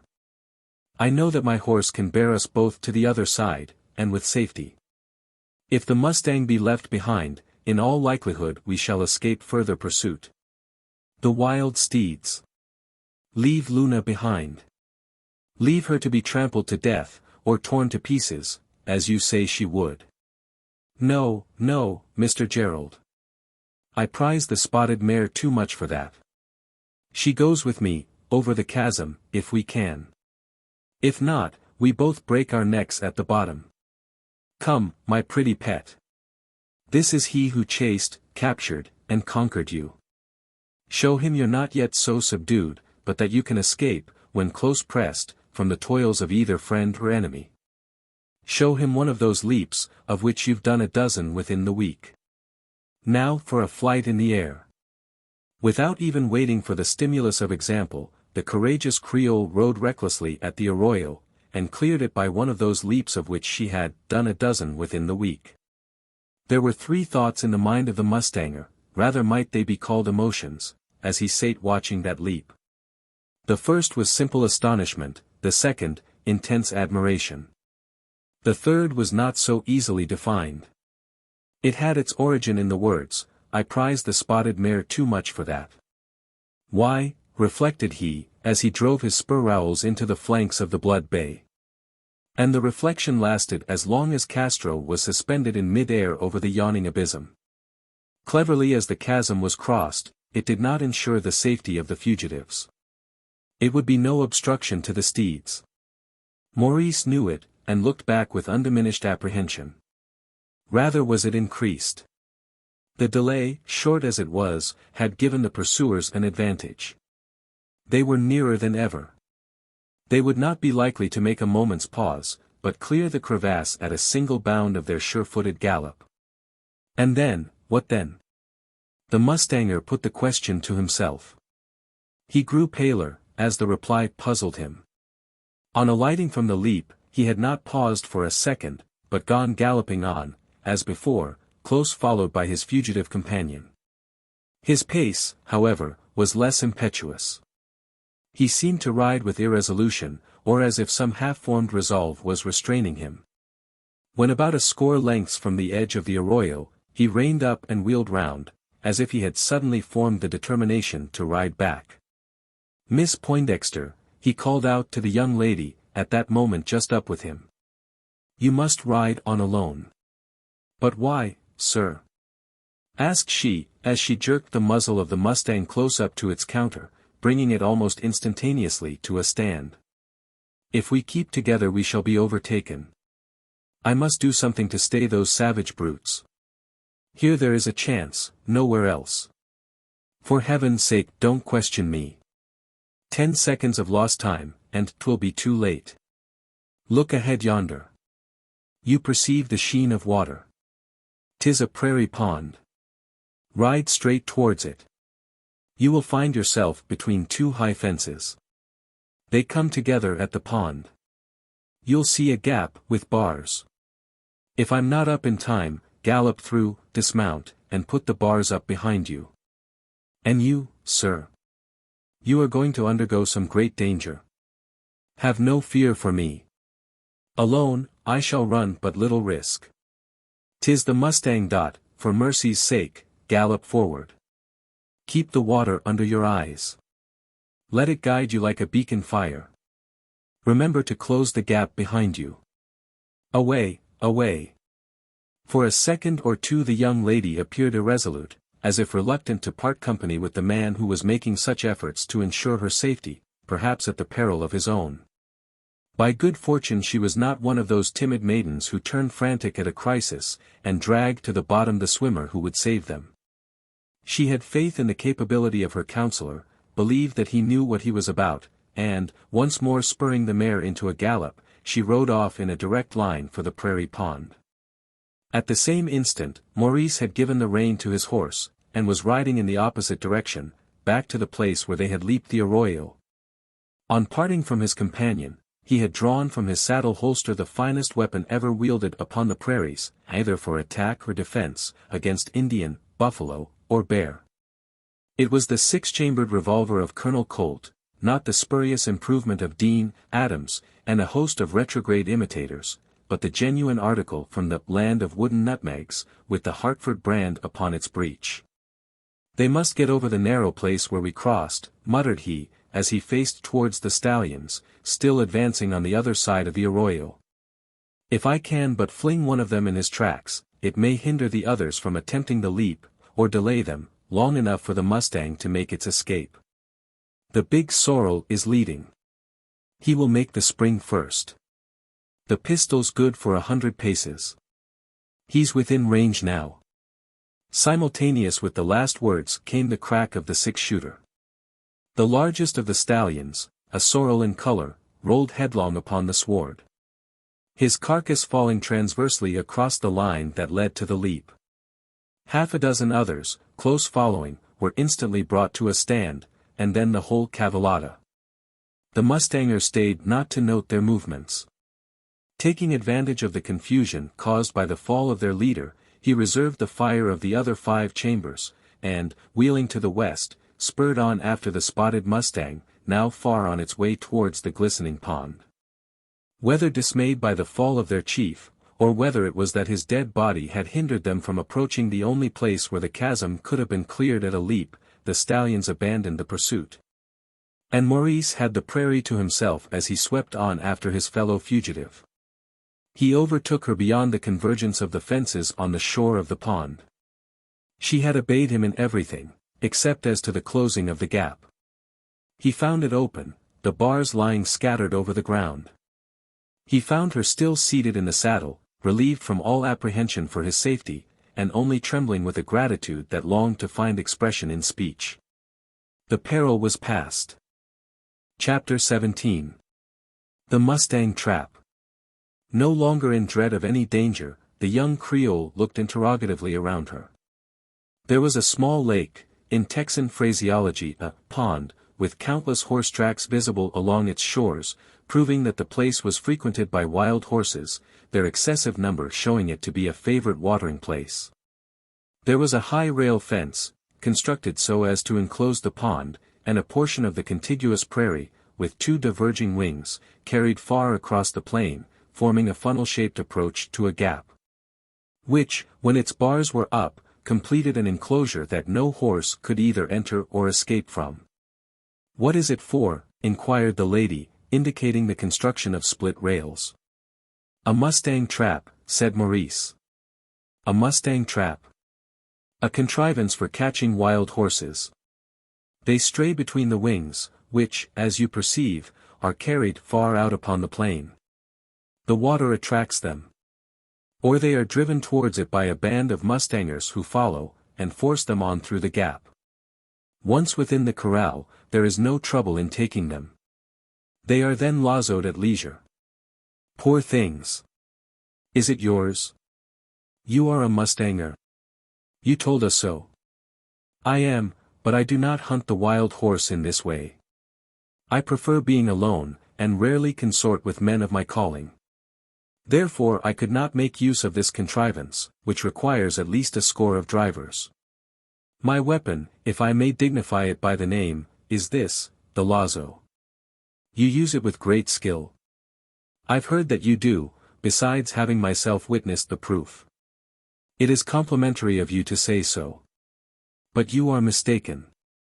There are men on these prairies, to the manor-born Mexicans, who regard, what you are pleased to call skill, as sheer clumsiness. Are you sure, Mr. Gerald, that your modesty is not prompting you to overrate your rivals? I have been told the very opposite." "By whom?" "Your friend, Mr. Zebulon Stump." "Ha, ha. Old Zeb is but indifferent authority on the subject of the lazo." "I wish I could throw the lazo," said the young Creole. "They tell me 'tis not a ladylike accomplishment. What matters, so long as it is innocent, and gives one a gratification? Not ladylike. Surely 'tis as much so as archery, or skating.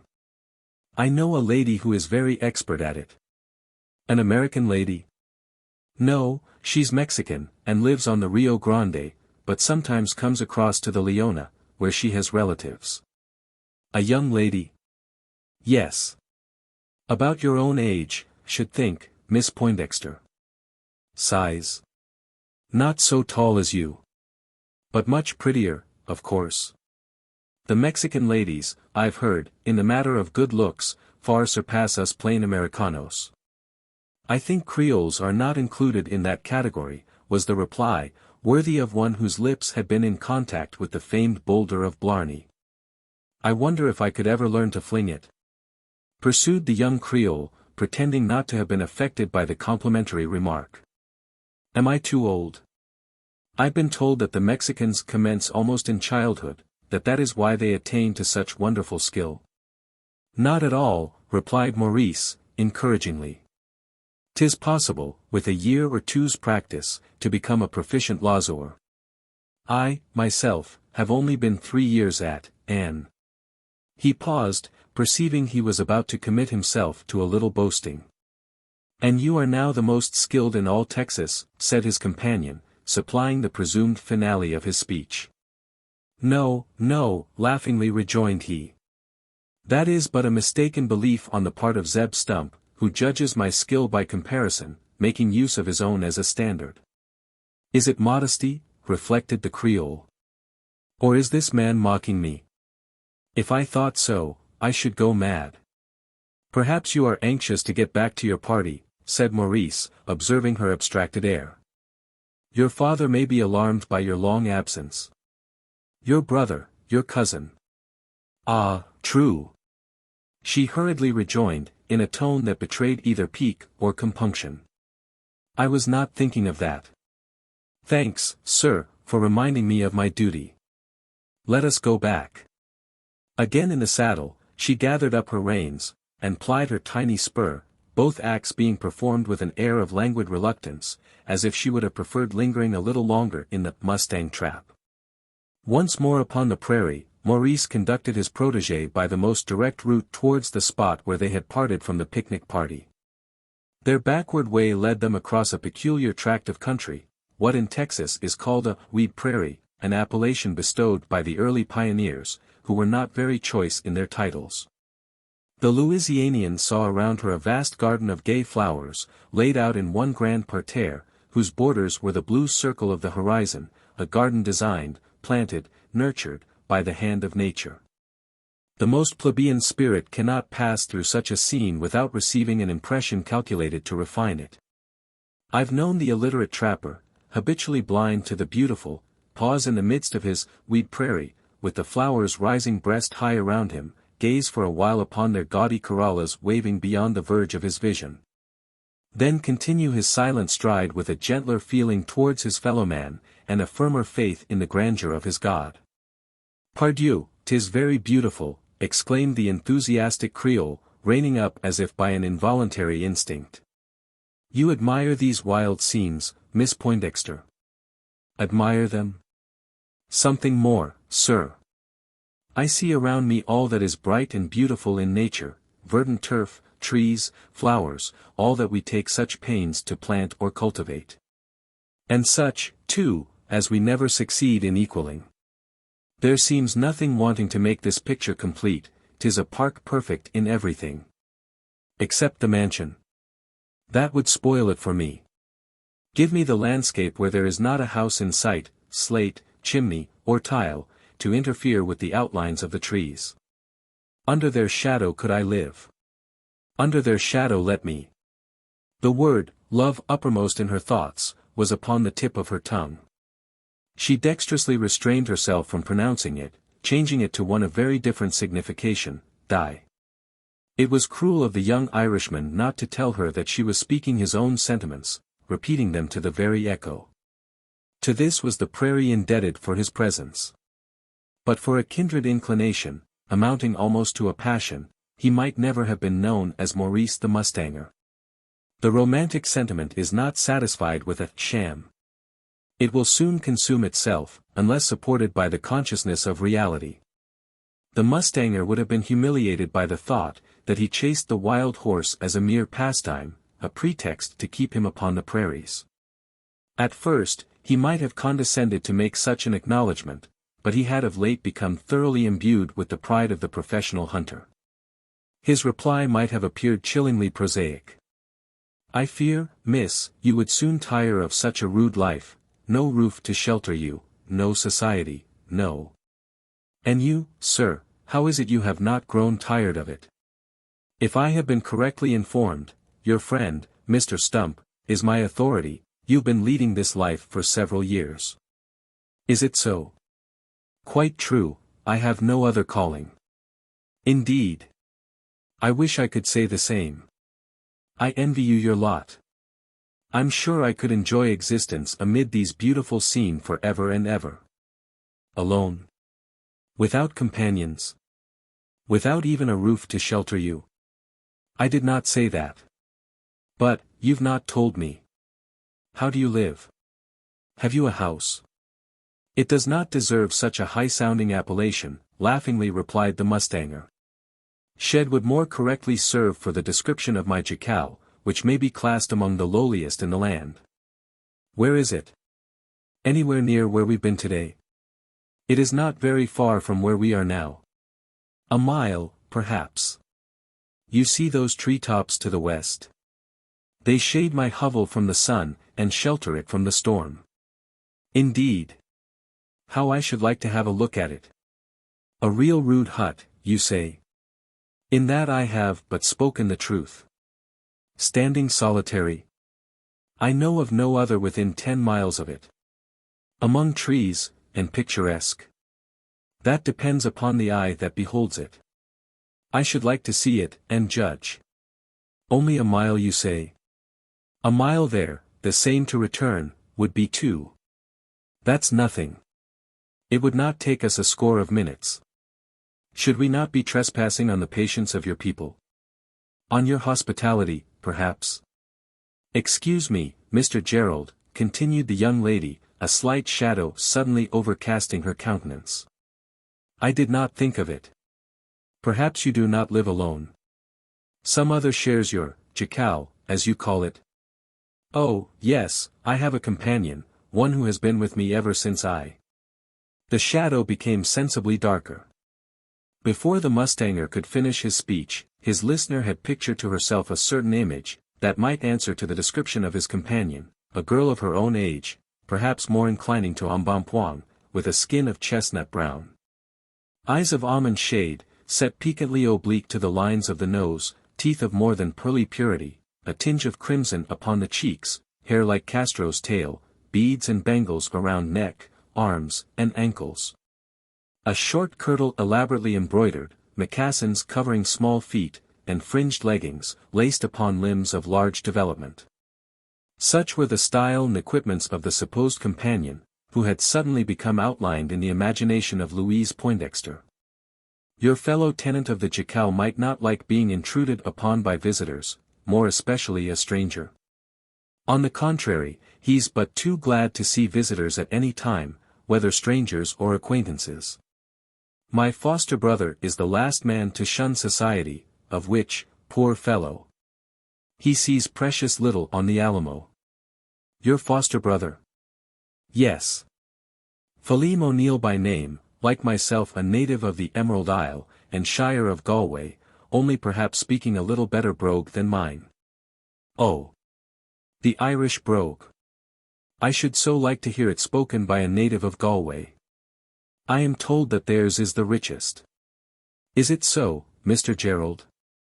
Being a Galwegian myself, my judgment might not be reliable. But if you will condescend to accept Phileme's hospitality for half an hour, he will, no doubt, give you an opportunity of judging for yourself. I should be delighted. 'Tis something so new. Let Papa and the rest of them wait. There are plenty of ladies without me, or the gentlemen may amuse themselves by tracing up our tracks. 'Twill be as good a horse hunt as they are likely to have. Now, sir, I'm ready to accept your hospitality. There's not much to offer you, I fear. Phileme has been several days by himself, and as he's but an indifferent hunter, his larder is likely to be low. 'Tis fortunate you had finished luncheon before the stampede.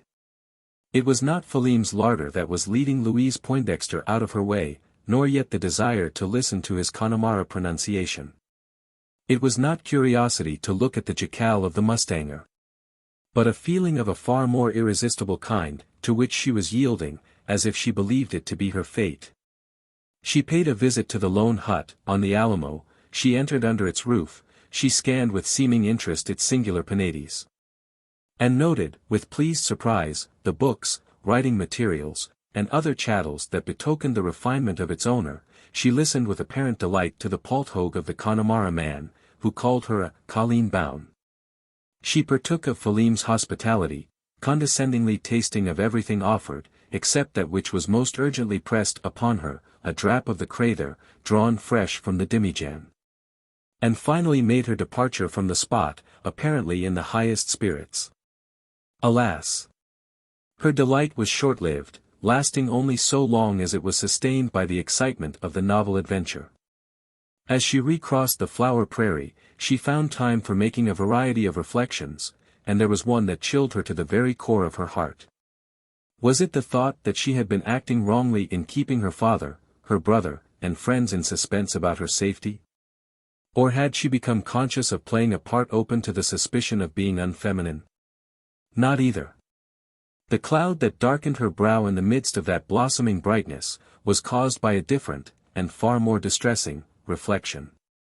During all that day, in the journey from the fort, after overtaking her in the chase, in the pursuit while protecting her, lingering by her side on the shore of the lake, returning across the prairie. Under his own humble roof, in short everywhere, her companion had only been polite, had only behaved as a gentleman. Chapter 18. Jealousy upon the trail. Of the 20 rescuers, who had started in pursuit of the runaway, but few followed far. Having lost sight of the wild Mares, the Mustang, and the Mustanger, they began to lose sight of one another. And before long became dispersed upon the prairie, going single, in couples, or in groups of 3 and 4 together. Most of them, unused to tracking up a trail, soon strayed from that taken by the manada. Branching off upon others, made, perhaps, by the same drove upon some previous stampede. The dragoon escort, in charge of a young officer, a fresh fledgling from West Point, ran astray upon one of these ramifications, carrying the hindmost of the field along with it. It was a rolling prairie through which the pursuit was conducted, here and there intersected by straggling belts of brushwood. These, with the inequalities of the surface, soon hid the various pursuing parties from one another. And in 20 minutes after the start, a bird looking from the heavens above, might have beheld 100 horsemen. Distributed into 60 of groups, apparently having started from a common center, spurring at full speed towards every quarter of the compass. But one was going in the right direction, a solitary individual, mounted upon a large strong-limbed chestnut horse, that, without any claim to elegance of shape, was proving the possession both of speed and bottom. The blue frock coat of half-military cut, and forage cap of corresponding color, were distinctive articles of dress habitually worn by the ex-captain of volunteer cavalry, Cassius Calhoun. He it was who directed the chestnut on the true trail. While with whip and spur he was stimulating the animal to extraordinary efforts. He was himself stimulated by a thought, sharp as his own spurs, that caused him to concentrate all his energies upon the object in hand. Like a hungry hound he was laying his head along the trail, in hopes of an issue that might reward him for his exertions. What that issue was he had but vaguely conceived. But on occasional glance towards his holsters, from which protruded the butts of a brace of pistols, told of some sinister design that was shaping itself in his soul. But for a circumstance that assisted him, he might, like the others, have gone astray. He had the advantage of them, however, in being guided by 2 shoe tracks he had seen before. One, the larger, he recollected with a painful distinctness.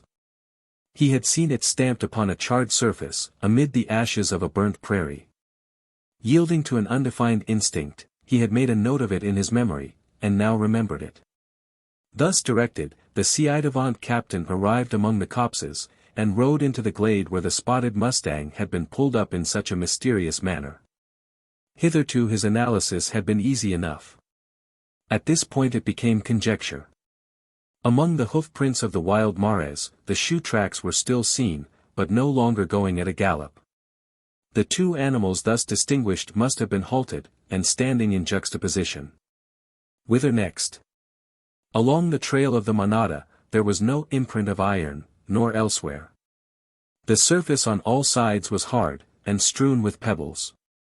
A horse going in rude gallop, might have indented it, but not one passing over it at a tranquil pace. And thus had the spotted mustang and blood bay parted from that spot. They had gone at a walk for some score yards, before starting on their final gallop towards the mustang trap. The impatient pursuer was puzzled. He rode round, and along the trail of the wild Mares, and back again, without discovering the direction that had been taken by either of the ridden horses. He was beginning to feel something more than surprise, when the sight of a solitary horseman advancing along the trail interrupted his uncomfortable conjectures. It was no stranger who was drawing near. The colossal figure, clad in coarse habiliments, bearded to the buttons of his blanket coat, and bestriding the most contemptible-looking steed that could have been found within 100 miles of the spot, was an old acquaintance. Cassius Calhoun knew Zebulon Stump, and Zeb Stump knew Cash Calhoun, long before either had set foot upon the prairies of Texas. "You hain't seed nothin', oh, the young lady, Heve, Mr. Calhoun?" inquired the hunter, as he rode up, with an unusual impressiveness of manner. "No, ye hain't," he continued, as if deducing his inference from the blank looks of the other. "Doggone my cats. I wonder what the hell Hev becomed o' her. Curious, too.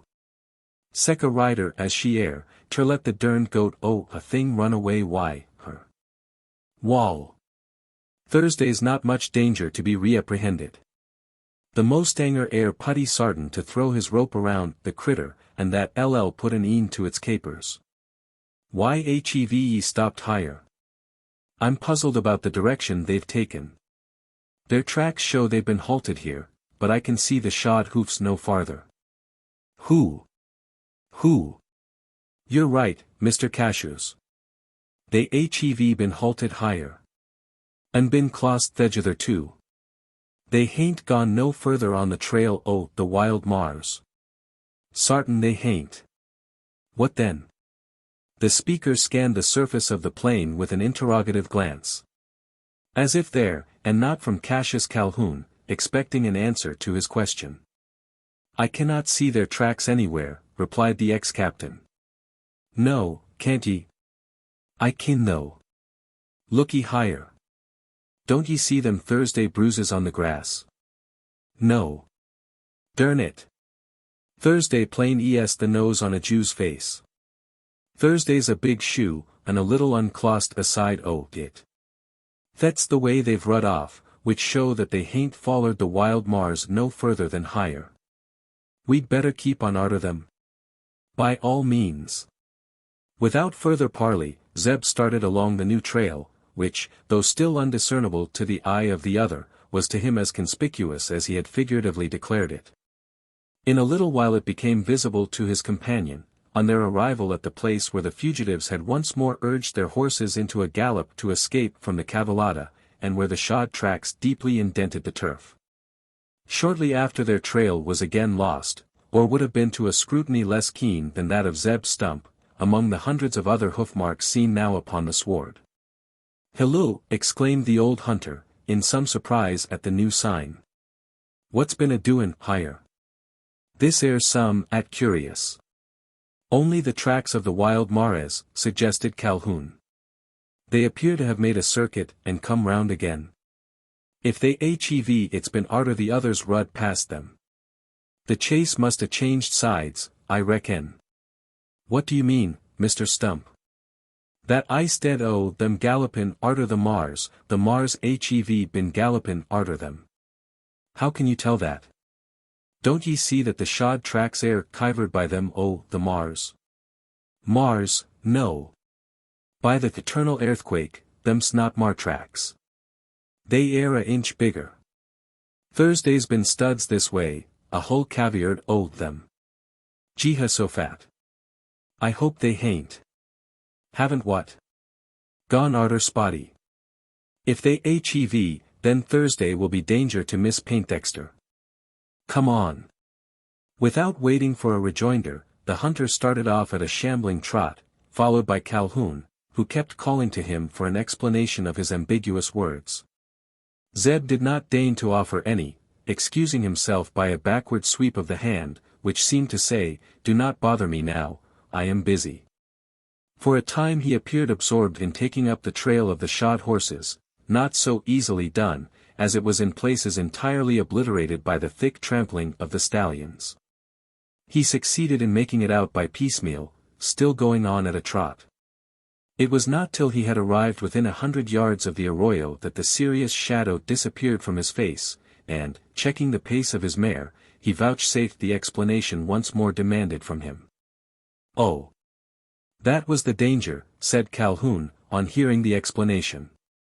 "How do you know they have escaped it?" "Look Thursday. A dead horse. Freshly killed, he appears." "What does that prove?" "That the Mostanger he's killed him. It frightened the others off, you think, and they followed no further." "They follered no further, but it wa'n't adzactly that as scared him off. Thursday's the thing as kept them from follerin'. Ol' Hickory, what a jump!" The speaker pointed to the arroyo, on the edge of which both riders had now arrived. "You don't suppose they leaped it," said Calhoun. "Impossible. Leaped it cl'r as the crack o' a rifle. Don't ye see Thursday toe marks, both on this side and the t'other? And Miss Poindexter fussed, too. By the jumpin' Jehoshaphat, what a girl she air sure enough. They must both a jumped afore the stellion war shot, else they can't got at it. Thursdays no other place where a hoss can't go over. Jerusalem. Wyn't it cunnin' the mostanger to throw the stud in his tracks, just in the very gap. You think that he and my cousin crossed here together? Not adzactly thegither, explained Zeb, without suspecting the motive of the interrogatory. As I've saw yet, Spotty went fust. You see the critter's tracks yonner on t'other side? I do. Wall, don't ye see they air kivered why, them the mostanger's hoss? True, true. As for the stellions, they hain't got over, ne'er a one the hull caviared. I kin see how it hes been. The young feller pulled up on t'other side, and sent a bullet back inter this brute's carcage. 'Twor jest like closin' the gap ahint him, and the pursuers, seein' it shet, guv up the chase, and scampered off in a different direction. Thursday's the way they hev gone, up the side the gully. They may have crossed at some other place, and continued the pursuit. If they dud, they'd hev 10 mile to go, afore they could get back higher, 5 up, and 5 back again. Not a bit that, Mr. Calhoun. To needn't be uneasy 'bout Miss Louise bein' pursued by them any further. Arter the jump, she's rud off along the mostanger, both on 'em as quiet as a couple lambs. Thursday wa'n't no danger then. And by this time, they oughter be doggone well on torst rejoinin' the people as stayed by the Pervis-Ion wagon. Come on, cried Calhoun, exhibiting as much impatience as when he believed his cousin to be in serious peril. Come on, Mr. Stump. Let us get back as speedily as possible. Not so fast, if you please, rejoined Zeb, permitting himself to slide leisurely out of his saddle, and then drawing his knife from his sheath. I'll only want you to wait for a matter 10 minutes, or thereabout. Wait. For what? Peevishly inquired Calhoun. Till I can strip the hide off this higher sorrel. It appeared to be a skin the fust quality. An oughter fetch a $5 bill in the settlements. $5 bills ain't picked up every day on these higher pureras. Damn the skin, angrily ejaculated the impatient southerner. Come on, and leave it. Ain't a goin' to do anythin' the sort, coolly responded the hunter, as he drew the sharp edge of his blade along the belly of the prostrate steed. You kin go on if ye like, Mr. Calhoun. But Zeb Stump don't start till he packs the hide of this higher stallion on the crupper his old mar. That he don't. Come, Zeb, what's the use of talking about my going back by myself? You know I can't find my way. That air like enough. I didn't say ye ked. Look here, you obstinate old case. Time's precious to me just at this minute. It'll take you a full half-hour to skin the horse. Not 20 minutes. Well, say 20 minutes. Now, 20 minutes are of more importance to me than a $5 bill. You say that's the value of the skin? Leave it behind, and I agree to make good the amount. Wall, that air dern gin rouse, I admit, doggone gin rouse. But I mustn't accept your offer. You'd be a mean trick mean enough for a yeller-bellied Mexican, to take your money for sec a sarvice as that, the more so I ain't no stranger to ye, and myself a-goin' the same road. On the t'other hand, I can't afford to lose the $5 worth hoss-hide which you'd be rotten as punk, to say nothin' it's bein' toward into screeds by the buzzarts and coyotes, afore I mout find a chance to come this way agin. 'Tis very provoking. What am I to do? You air in a hurry? Wall, I'm sorry to discommodate ye. But, stay. Thursday's no reason for your waitin' on me. Thursday's nothin' to hinder ye from findin' your way to the wagon. Ye see that tree standin' up agin the skyline, the tall poplar yonner? I do. Wall, do you remember ever to hev seed it afore? It air a queery-lookin' plant, appearin' more like a church steeple than a tree. Yes, said Calhoun. Now you've pointed it out, I do remember it. We rode close past it while in pursuit of the wild mares. You did that very thing. And now, as ye know it, what air to hinder you from ridin' past it agin? And following the trail o' the Mars backard? That ud bring ye to your startin' paint. Where, ef I ain't out o' my reckoning, ye'll find your cousin, Miss Paintdexter, and the hull o' your party enjoying themselves why, that air French stuff, they call champagne. I hope they'll stick to it, and spare the Monongahela, of which liquor I shed like to hev a triflin' suck arter I get back myself. Calhoun had not waited for the wind-up of this characteristic speech. On the instant after recognizing the tree, he had struck the spurs into the sides of his chestnut, and gone off at a gallop, leaving old Zeb at liberty to secure the coveted skin. Jerusalem! Ejaculated the hunter, glancing up, and noticing the quick unceremonious departure. It don't take much o' a headpiece to tell why he air in sec a derned hurry. I ain't myself much guv torst guessin'. But if I ain't doggonedly mistaken it air a clear case o' jealousy on the trail. Zeb Stump was not astray in his conjecture. It was jealousy that urged Cassius Calhoun to take that hasty departure, black jealousy, that had first assumed shape in a kindred spot, in the midst of a charred prairie. That had been every day growing stronger from circumstances observed, and others imagined, that was now intensified so as to have become his prevailing passion. The presentation and taming of the spotted mustang. The acceptance of that gift, characteristic of the giver, and gratifying to the receiver, who had made no effort to conceal her gratification. These, and other circumstances, acting upon the already excited fancy of Cassius Calhoun, had conducted him to the belief, that in Maurice the mustanger he would find his most powerful rival. The inferior social position of the horse hunter should have hindered him from having such belief, or even a suspicion.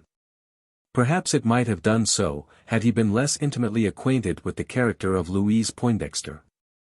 But, knowing her as he did, associating with her from the hour of childhood, thoroughly understanding her independence of spirit, the bravery of her disposition, bordering upon very recklessness, he could place no reliance on the mere idea of gentility. With most women this may be depended upon as a barrier, if not to mésalliance, at least to absolute imprudence.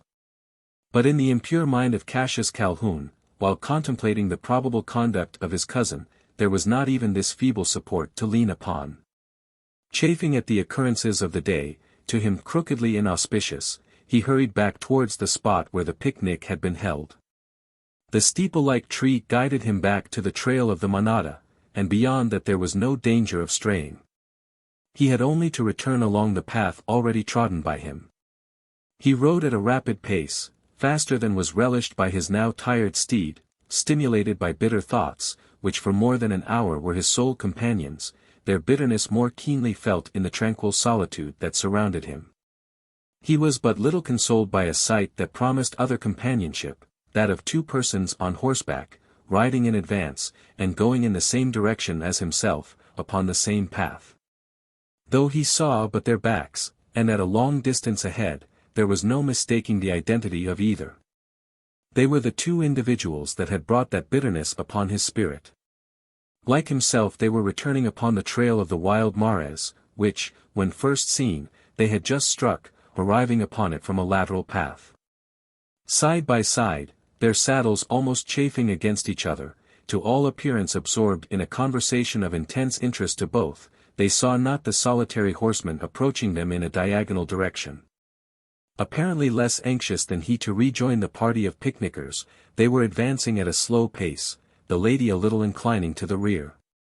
Their proximity to one another, their attitudes in the saddle, their obvious inattention to outward objects, the snail-like pace at which they were proceeding, these, along with one or two other slighter circumstances observed by Calhoun, combined to make an impression on his mind, or rather to strengthen one already made, that almost drove him mad. To gallop rapidly up, and rudely terminate the tête-à-tête, was but the natural instinct of the chivalric southerner. In obedience to it he spitefully plied the spur, and once more forced his jaded chestnut into an unwilling canter. In a few seconds, however, he slackened pace, as if changing his determination. The sound of his horse's hoofs had not yet warned the others of his proximity, though he was now less than 200 yards behind them. He could hear the silvery tones of his cousin's voice bearing the better part of the conversation. How interesting it must be to both to have hindered them from perceiving his approach. If he could but overhear what they were saying. It seemed a most unpropitious place for playing eavesdropper, and yet there might be a chance. The seeming interest of the dialogue to the individuals engaged in it gave promise of such opportunity. The turf of the savannah was soft as velvet. The hoof gliding slowly over it gave forth not the slightest sound. Calhoun was still too impatient to confine himself to a walk, but his chestnut was accustomed to that gait, peculiar to the horse of the southwestern states, the pace. And into this was he pressed. With hoofs horizontally striking the sward, elevated scarce an inch above the ground, he advanced swiftly and noiselessly. So quick withal, that in a few seconds he was close upon the heels of the spotted mustang, and the red steed of the mustanger. He was then checked to a pace corresponding to theirs. While his rider, leaning forward, listened with an eagerness that evinced some terrible determination. His attitude proclaimed him in the vein for vituperation of the rudest kind, ready with ribald tongue, or, if need be, with knife and pistol. His behavior depended on a contingency, on what might be overheard. As chance, or fate, willed it, there was nothing. If the two equestrians were insensible to external sounds, their steeds were not so absorbed. In a walk the chestnut stepped heavily, the more so from being fatigued.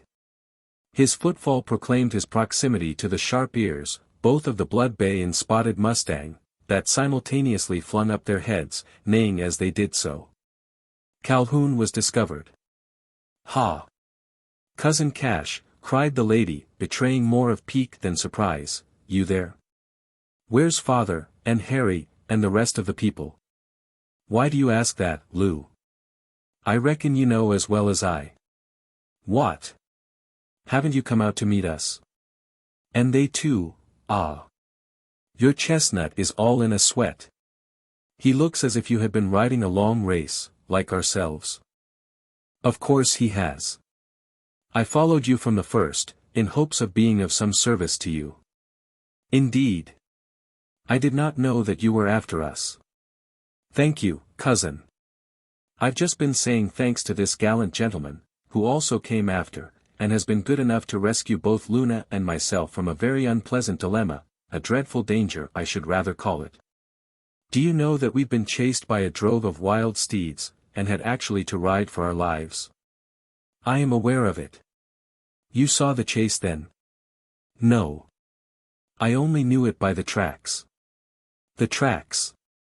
And were you able to tell by that?"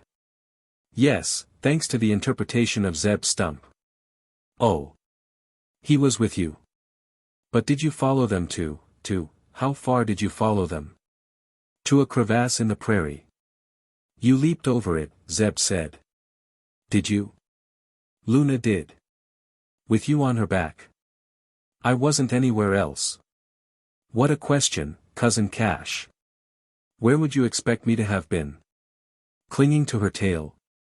"Ha! Ha! Ha! Did you leap it?" inquired the laugher, suddenly changing tone. "Did you follow us any farther?" "No, Lou. From the crevasse I came direct here, thinking you had got back before me.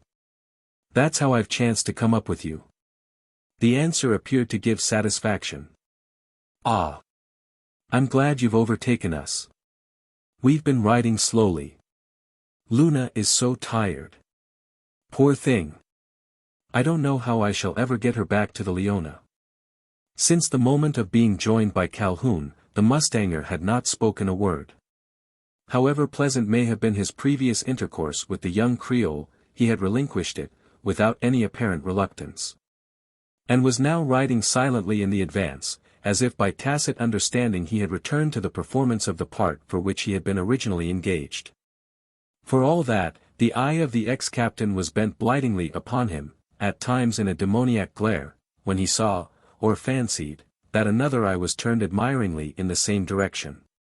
A long journey performed by that trio of travelers might have led to a tragical termination. Such finale was prevented by the appearance of the picnickers, who soon after surrounding the returned runaway, put to flight every other thought by the chorus of their congratulations. Chapter 19. Whiskey and Water. In the embryo city springing up under the protection of Fort Inga, the hotel was the most conspicuous building. This is but the normal condition of every Texan town, whether new or founded 40 years ago. And none are older, except the sparse cities of Hispano-Mexican origin, where the presidio and convent took precedence, now surpassed by, and in some instances transformed into, the tavern. The Fort Inga establishment, though the largest building in the place, was, nevertheless, neither very grand nor imposing. Its exterior had but little pretense to architectural style. It was a structure of hewn logs, having for ground plan the letter T according to the grotesque alphabet, the shank being used for eating and sleeping rooms, while the head was a single apartment entirely devoted to drinking, smoking and expectorating included. This last was the bar room, or saloon. The sign outside, swinging from the trunk of a post oak, that had been pollard some 10 feet above the ground, exhibited on both sides the likeness of a well-known military celebrity, the hero of that quarter of the globe, General Zachariah Taylor. It did not need looking at the lettering beneath to ascertain the name of the hotel. Under the patronage of such a portrait it could only be called Rough and Ready. There was a touch of the apropos about this designation. Outside things appeared rough enough, while inside, especially if you entered by the saloon, there was a readiness to meet you halfway, with a mint julep, a sherry cobbler, a gin sling, or any other mixed drink known to trans-Mississippian tipplers, provided always that you were ready with the picayunes to pay for them. The saloon in question would not call for description, had you ever traveled in the southern, or southwestern, states of America. If so, no Lethean draught could ever efface from your memory the bar-room of the hotel or tavern in which you have had the unhappiness to sojourn. The counter extending longitudinally by the side. The shelved wall behind, with its rows of decanters and bottles, containing liquors, of not only all the colors of the prism, but every possible combination of them. The elegant young fellow, standing or sidling between counter and shelves, yclept clerk, don't call him a barkeeper, or you may get a decanter in your teeth, this elegant young gentleman, in blouse of blue cottonade, or white linen coat. Or maybe in his shirt sleeves, the latter of finest linen and lace, ruffled, in the year of our Lord 1850, this elegant young gentleman, who, in mixing you a sherry cobbler, can look you straight in the face, talk to you the politics of the day, while the ice, and the wine, and the water, are passing from glass to glass, like an iris sparkling behind his shoulders, or an aureole surrounding his perfumed head. Traveler through the southern states of America, you cannot fail to remember him. If so, my words will recall him, along with his surroundings, the saloon in which he is the presiding administrator, with its shelves and colored decanters, its counter, its floor sprinkled with white sand, at times littered with cigar stumps, and the brown asterisks produced by expectoration, its odor of mint, absinthe, and lemon peel, in which luxuriate the common black fly, the bluebottle, and the sharp-tongued mosquito. All these must be sharply outlined on the retina of your memory. The hotel, or tavern, Rough and Ready, though differing but little from other Texan houses of entertainment, had some points in particular. Its proprietor, instead of being a speculative Yankee, was a German, in this part of the world, as elsewhere, found to be the best purveyors of food.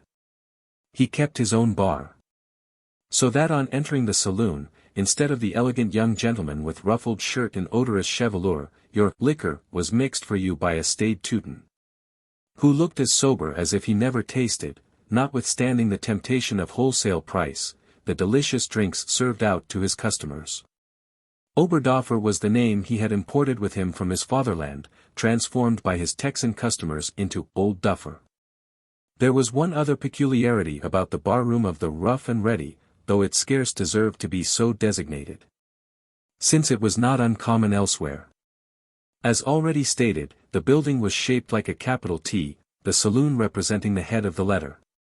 The counter extended along one side, that contiguous to the shank. While at each end was a door that opened outward into the public square of the incipient city. This arrangement had been designed to promote the circulation of the air, a matter of primary importance in an atmosphere where the thermometer for half the year stands at 90 degrees in the shade. The hotels of Texas or the southwestern states, I may say every part of the American Union, serve the double purpose of exchange and clubhouse. Indeed, it is owing to the cheap accommodation thus afforded, often of the most convenient kind, that the latter can scarce be said to exist. Even in the larger cities of the Atlantic states the club is by no means a necessity. The moderate charges of the hotels, along with their excellent cuisine and elegant accommodations, circumscribe the prosperity of this institution, which in America is, and ever must be, an unhealthy exotic. The remark is still more true of the southern and southwestern cities, where the saloon and bar-room are the chief places of resort and rendezvous. The company, too, is there of a more miscellaneous character. The proud planter does not disdain, for he does not dare, to drink in the same room with the poor white trash, often as proud as himself. There is no peasant in that part of the world, least of all in the state called Texas. And in the saloon of Rough and Ready might often be seen assembled representatives of every class and calling to be met with among the settlements. Perhaps not upon any occasion since Old Duffer had hung out the sign of his tavern, was he favored with a larger company, or served more customers across his counter, than upon that night. After the return of the horse-hunting party to Fort Inga. With the exception of the ladies, almost every one who had taken part in the expedition seemed to think that a half-hour spent at the Rough and Ready was necessary as a nightcap before retiring to rest. And as the Dutch clock, quaintly ticking among the colored decanters, indicated the hour of 11. One after another, officers of the fort, planters living near along the river, sutlers, commissariat contractors, sportsmen, and others who might be called nondescripts, came dropping in. Each as he entered marching straight up to the counter, calling for his favorite drink, and then falling back to converse with some group already occupying the floor. One of these groups was conspicuous. It consisted of some 8 or 10 individuals, half of them in uniform. Among the latter were the 3 officers already introduced, the captain of infantry, and the 2 lieutenants, Hancock of the dragoons, and Crossman of the mounted rifles. Along with these was an officer older than any of them, also higher in authority, as could be told by the embroidery on his shoulder strap, that proclaimed him of the rank of major. As he was the only field officer at Fort Inga, it is unnecessary to say he was the commandant of the cantonment. These gentlemen were conversing as freely as if all were subalterns of equal rank, the subject of the discourse being the incidents of the day. "Now tell us, Major," said Hancock, "you must know. Where did the girl gallop to?" "How should I know?" answered the officer appealed to. "Ask her cousin, Mr. Cassius Calhoun. We have asked him, but without getting any satisfaction. It's clear he knows no more than we. He only met them on the return, and not very far from the place where we had our bivouac. They were gone a precious long time, and judging by the sweat of their horses they must have had a hard ride of it. They might have been to the Rio Grande, for that matter, and beyond it." "Did you notice Calhoun as he came back?" inquired the captain of infantry. "There was a scowl upon his face that betokened some very unpleasant emotion within his mind, I should say." "He did look rather unhappy," replied the major, "but surely, Captain Sloman, you don't attribute it to jealousy?" "I do, and nothing else." "What? Of Maurice the mustanger?" "Poh, poh. Impossible, at least, very improbable." "And why, Major?" "My dear Sloman, Louise Poindexter is a lady, and Maurice Gerald may be a gentleman for aught that is known to the contrary." "Pshaw!" scornfully exclaimed Crossman, a trader in horses. "The Major is right, the thing's improbable, impossible."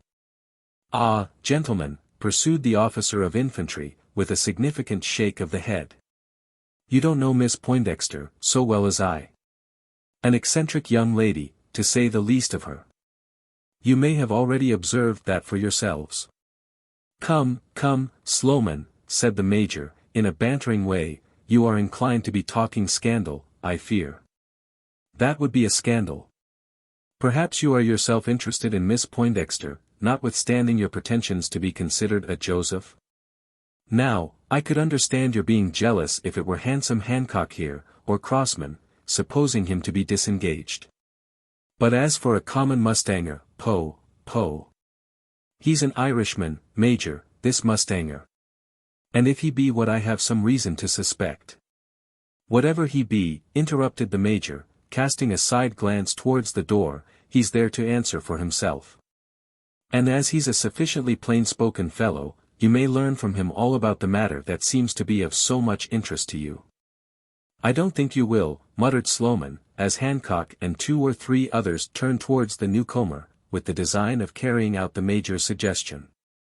Silently advancing across the sanded floor, the mustanger had taken his stand at an unoccupied space in front of the counter. A glass of whiskey and water, if you please, was the modest request with which to saluted the landlord. Whiskey und Vactor, echoed the latter, without any show of eagerness to wait upon his new guest. Ja, wo, Whiskey und Vactor. It ish 2 picayunch the glass. I was not inquiring the price, replied the mustanger, I asked to be served with a glass of whiskey and water.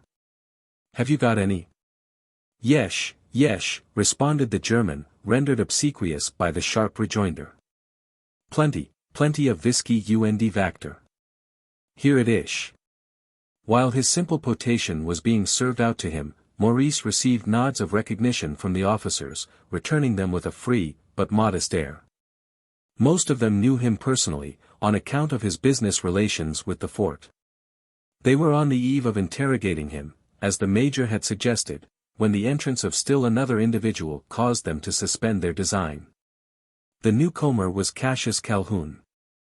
In his presence it would scarce have been delicacy to investigate the subject any further. Advancing with his customary swagger towards the mixed group of military men and civilians, Calhoun saluted them as one who had spent the day in their company, and had been absent only for a short interval. If not absolutely intoxicated, it could be seen that the ex-officer of volunteers was under the influence of drink. The unsteady sparkle of his eyes, the unnatural pallor upon his forehead, still further clouded by 2 or 3 tossed tresses that fell over it, with the somewhat grotesque set of his forage cap, told that he had been taking one beyond the limits of wisdom. Come, gentlemen, cried he, addressing himself to the Major's party, at the same time stepping up to the counter, let's hit the wagon a crack, or old Dunder und Blitzen behind the bar will say we're wasting his lights. Drinks all round. What say you? Agreed, replied several voices. You, Major. With pleasure, Captain Calhoun. According to universal custom, the intended imbibers fell into line along the counter, each calling out the name of the drink most to his liking at the moment. Of these were ordered almost as many kinds as there were individuals in the party. Calhoun himself shouting out, brown sherry for me, and immediately adding, with a dash of bitters. Prandy und Pitters, you calls for, Mr. Calhoun. Said the landlord, as he leant obsequiously across the counter towards the reputed partner of an extensive estate. Certainly, you stupid Dutchman. I said brown sherry, didn't I? All rights, mein Herr, all rights. Prandy und Pitters, repeated the German Boniface, as he hastened to place the decanter before his ill-mannered guest. With the large accession of the Major's party, to several others already in the act of imbibing, the whole front of the long counter became occupied, with scarce an inch to spare. Apparently by accident, though it may have been design on the part of Calhoun, he was the outermost man on the extreme right of those who had responded to his invitation. This brought him in juxtaposition with Maurice Gerald, who alone, as regarded boon companionship, was quietly drinking his whiskey and water, and smoking a cigar he had just lighted. The two were back to back, neither having taken any notice of the other. A toast, cried Calhoun, taking his glass from the counter. Let us have it, responded several voices. America for the Americans, and confusion to all foreign interlopers, especially the damned Irish. On delivering the obnoxious sentiment, he staggered back a pace, which brought his body in contact with that of the mustanger, at the moment standing with the glass raised to his lips. The collision caused the spilling of a portion of the whiskey in water, which fell over the mustanger's breast. Was it an accident? No one believed it was, even for a moment. Accompanied by such a sentiment, the act could only have been an affront intended and premeditated. All present expected to see the insulted man spring instantly upon his insulter. They were disappointed, as well as surprised, at the manner in which the mustanger seemed to take it. There were some who even fancied he was about to submit to it. "If he does," whispered Hancock in Sloman's ear, "he ought to be kicked out of the room." "Don't you be alarmed about that," responded the infantry officer, in the same sotto voce. "You'll find it different. I'm not given to betting, as you know. But I'd lay a month's pay upon it the mustanger don't back out, and another, that Mr. Cassius Calhoun will find him an ugly customer to deal with, although just now he seems more concerned about his fine shirt, than the insult put upon him. Odd devil he is." While this whispering was being carried on, the man to whom it related was still standing by the bar, to use a hackneyed phrase, the observed of all observers. Having deposited his glass upon the counter, he had drawn a silk handkerchief from his pocket, and was wiping from his embroidered shirt bosom the defilement of the spilt whiskey. There was an imperturbable coolness about the action, scarce compatible with the idea of cowardice, and those who had doubted him perceived that they had made a mistake, and that there was something to come. In silence they awaited the development. They had not long to wait. The whole affair, speculations and whisperings included, did not occupy 20 seconds of time, and then did the action proceed, or the speech which was likely to usher it in. "I am an Irishman," said the mustanger, as he returned his handkerchief to the place from which he had taken it. Simple as the rejoinder may have appeared, and long delayed as it had been, there was no one present who mistook its meaning. If the hunter of wild horses had tweaked the nose of Cassius Calhoun, it would not have added emphasis to that acceptance of his challenge. Its simplicity but proclaimed the serious determination of the acceptor. "You!" scornfully retorted Calhoun, turning round, and standing with his arms akimbo. "You," he continued, with his eye measuring the mustanger from head to foot, "you an Irishman? Great God, sir, I should never have thought so. I should have taken you for a Mexican, judging by your rig, and the elaborate stitching of your shirt. I can't perceive how my rig should concern you, Mr. Cassius Calhoun.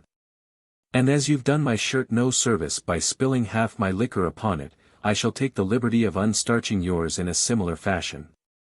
So saying, the mustanger took up his glass. And, before the ex-captain of volunteers could duck his head, or get out of the way, the remains of the mixed Monongahela were swillied into his face, sending him off into a fit of alternate sneezing and coughing that appeared to afford satisfaction to more than a majority of the bystanders. The murmur of approbation was soon suppressed. The circumstances were not such as to call for speech, and the exclamations that accompanied the act were succeeded by a hush of silence. All saw that the quarrel could not be otherwise than a serious one. The affair must end in a fight. No power on earth could prevent it from coming to that conclusion. Chapter 20. An unsafe position.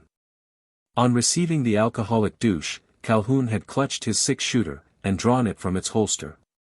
He only waited to get the whiskey out of his eyes before advancing upon his adversary. The mustanger, anticipating this action, had armed himself with a similar weapon, and stood ready to return the fire of his antagonist, shot for shot. The more timid of the spectators had already commenced making their escape out of doors, tumbling over one another, in their haste to get out of harm's way. A few stayed in the saloon from sheer irresolution. A few others, of cooler courage, from choice, or, perhaps, actuated by a more astute instinct, which told them that in attempting to escape they might get a bullet in the back. There was an interval, some 6 seconds, of silence, during which a pin might have been heard falling upon the floor.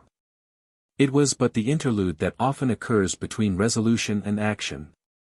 When the mind has completed its task, and the body has yet to begin.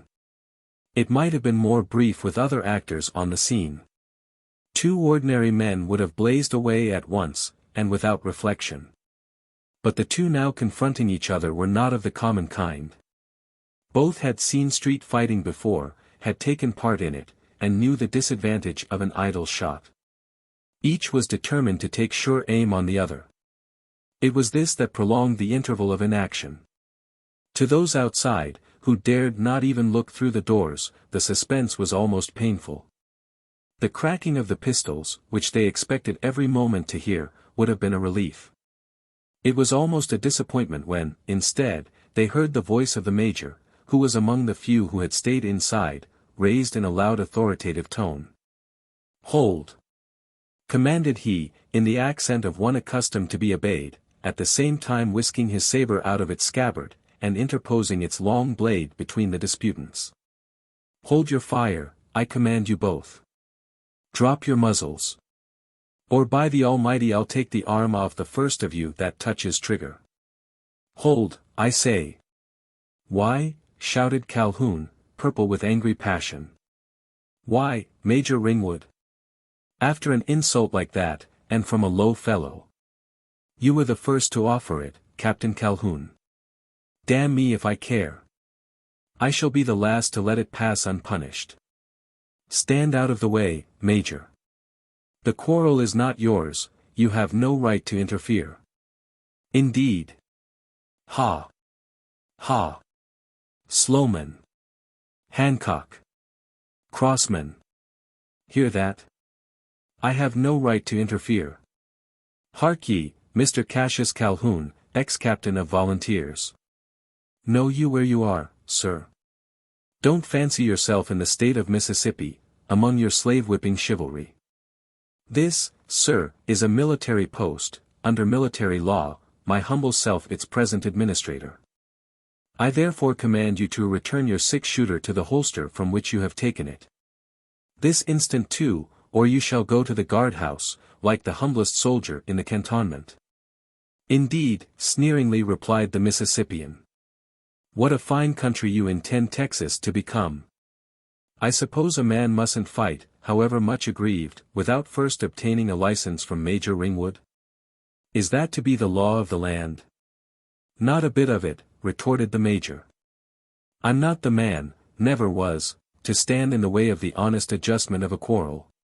You shall be quite at liberty, you and your antagonist, to kill one another, if it so please you. But not just now. You must perceive, Mr. Calhoun, that your sport endangers the lives of other people, who have not the slightest interest in it.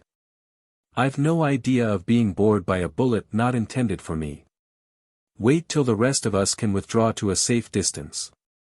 And you may crack away to your heart's content. Now, sir, will that be agreeable to you?" Had the major been a man of ordinary character his commands might have been disregarded. But to his official weight, as chief officer of the post, was added a certain reverence due to seniority in age, along with respect for one who was himself known to wield a weapon with dangerous skill, and who allowed no trilling with his authority. His saber had not been unsheathed by way of empty gesticulation. The disputants knew it, and by simultaneous consent lowered the muzzles of their pistols, still holding them in hand. Calhoun stood, with sullen brow, gritting his teeth, like a beast of prey momentarily withheld from making attack upon its victim, while the mustanger appeared to take things as coolly as if neither angry, nor an Irishman. "I suppose you are determined upon fighting," said the major, knowing that, there was not much chance of adjusting the quarrel. "I have no particular wish for it," modestly responded Maurice. "If Mr. Calhoun will apologize for what he has said, and also what he has done. He ought to do it, he began the quarrel," suggested several of the bystanders. "Never," scornfully responded the ex-captain. "Cash Calhoun ain't accustomed to that sort of thing. Apologize indeed. And to a masquerading monkey like that." "Enough," cried the young Irishman, for the first time showing serious anger. "I gave him a chance for his life. He refuses to accept it, and now, by the mother of God, we don't both leave this room alive. Major. I insist that you and your friends withdraw. I can stand his insolence no longer. Ha, ha, ha, responded the Southerner, with a yell of derisive laughter, a chance for my life. Clear out, all of ye, clear out, and let me at him. Stay, cried the Major, hesitating to turn his back upon the duellist. It's not quite safe. You may fancy to begin your game of touch-trigger a second too soon. We must get out of doors before you do. Besides, gentlemen, he continued, addressing himself to those around him, there should be some system about this. If they are to fight, let it be fair for both sides. Let them be armed alike, and go at it on the square. By all means, chorused the half-score of spectators, turning their eyes towards the disputants, to see if they accepted the proposal. Neither of you can object, continued the Major, interrogatively. I shan't object to anything that's fair, assented the Irishman, devil a bit. I shall fight with the weapon I hold in my hand, doggedly declared Calhoun. Agreed. The very weapon for me, was the rejoinder of his adversary. I see you both carry Colt 6-shooter No. 2, said the Major, scanning the pistols held in hand. So far all right. You're armed exactly alike. Have they any other weapons? Inquired young Hancock, suspecting that under the cover of his coat the ex-captain had a knife. I have none, answered the mustanger, with a frankness that left no doubt as to his speaking the truth. All eyes were turned upon Calhoun, who appeared to hesitate about making a reply. He saw he must declare himself. Of course, he said, I have my toothpick as well. You don't want me to give up that? A man ought to be allowed to use whatever weapon he has got. But, Captain Calhoun, pursued Hancock, your adversary has no knife. If you are not afraid to meet him on equal terms you should surrender yours. Certainly he should. Cried several of the bystanders. He must. He must. Come, Mr. Calhoun, said the Major, in a soothing tone. 6 shots ought to satisfy any reasonable man, without having recourse to the steel. Before you finish firing, one or the other of you. Damn the knife, interrupted Calhoun, unbuttoning his coat. Then drawing forth the proscribed weapon, and flinging it to the farthest corner of the saloon, he added, in a tone of bravado, intended to encowardice his adversary. I shan't want it for such a spangled jaybird as that. I'll fetch him out of his boots at the first shot. Time enough to talk when you've done something to justify it. Cry boo to a goose, but don't fancy your big words are going to frighten me, Mr. Calhoun. Quick, gentlemen. I'm impatient to put an end to his boasting and blasphemy. Hound, frantically hissed out the chivalric Southerner. Low dog of an Irish dam. I'll send you howling to your kennel. I'll. Shame, Captain Calhoun. Interrupted the Major, seconded by other voices. This talk is idle, as it is unpolite in the presence of respectable company. Have patience a minute longer, and you may then say what you like. Now, gentlemen. He continued, addressing himself to the surrounding, there is only one more preliminary to be arranged. They must engage not to begin firing till we have got out of their way. A difficulty here presented itself. How was the engagement to be given? A simple promise would scarce be sufficient in a crisis like that. The combatants, one of them at least, would not be over-scrupulous as to the time of pulling trigger. There must be a signal, pursued the Major. Neither should fire till that be given. Can any one suggest what it is to be? I think. I can, said the quiet Captain Sloman, advancing as he spoke. Let the gentleman go outside, along with us. There is, as you perceive, a door at each end of the room. I see no difference between them. Let them enter again, one at each door, with the understanding that neither is to fire before setting foot across the threshold. Capital. The very thing. Replied several voices. And what for a signal, demanded the Major. A shot? No. Ring the tavern bell. Nothing could be better, nothing fairer, conclusively declared the Major, making for one of the doors, that led outward into the square. Mein Gott, Major, screamed the German Boniface, rushing out from behind his bar, where, up to this time, he had been standing transfixed with fear. Mein Gott, surely the gentlemen's PE not going to shoot their pistols inside the saloon, ach. They'll preak all my pottles, and my splendid-looking glasses, and my crystal clock, that hash cost me von, $200. They'll spill my pecht liquors, ach. Major, it'll ruin me, mein Gott, it will. Never fear, Oberdoffer. Rejoined the Major, pausing to reply. No doubt you'll be paid for the damage. At all events, you had better betake yourself to some place of safety. If you stay in your saloon you'll stand a good chance of getting a bullet through your body, and that would be worse than the preaking of your pottles. Without further parley the Major parted from the unfortunate landlord, and hurried across the threshold into the street, whither the combatants, who had gone out by separate doors, had already preceded him. Old Duffer, left standing in the middle of his sanded floor, did not remain long in that perilous position. In 6 seconds after the Major's coat-tail had disappeared through the outer door, an inner one closed upon his own skirts. And the bar-room, with its campaign lamps, its sparkling decanters, and its costly mirrors, was left in untenanted silence, no other sound being heard save the ticking of its crystal clock. Chapter 21. A duel within doors. Once outside, the Major took no further part in the affair. As the commanding officer of the post, it would have been out of place for him to have given encouragement to a fight, even by his interfering to see that it should be a fair one. This, however, was attended to by the younger officers, who at once set about arranging the conditions of the duel.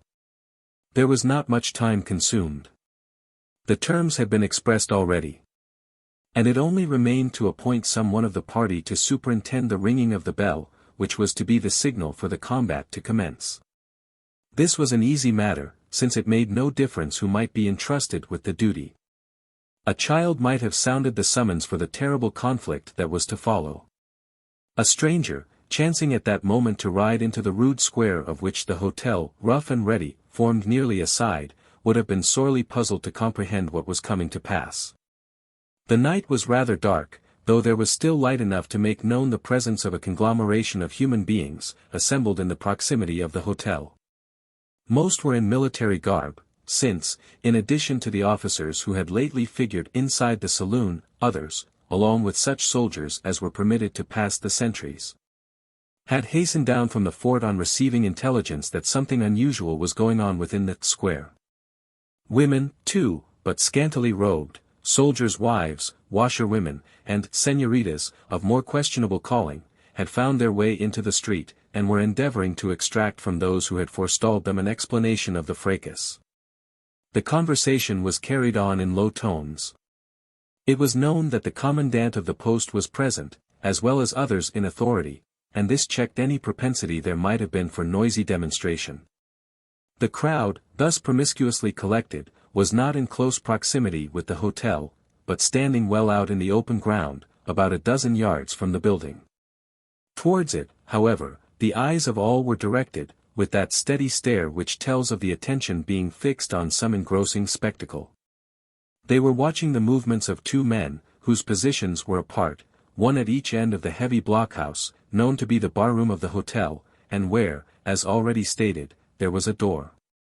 Though separated by the interposition of two thick log walls, and mutually invisible, these men were maneuvering as if actuated by a common impulse. They stood contiguous to the entrance doors, at opposite ends of the bar-room, through both of which glared the light of the campaign lamps, falling in broad divergent bands upon the rough gravel outside. Neither was in front of the contiguous entrance, but a little to one side, just clear of the light.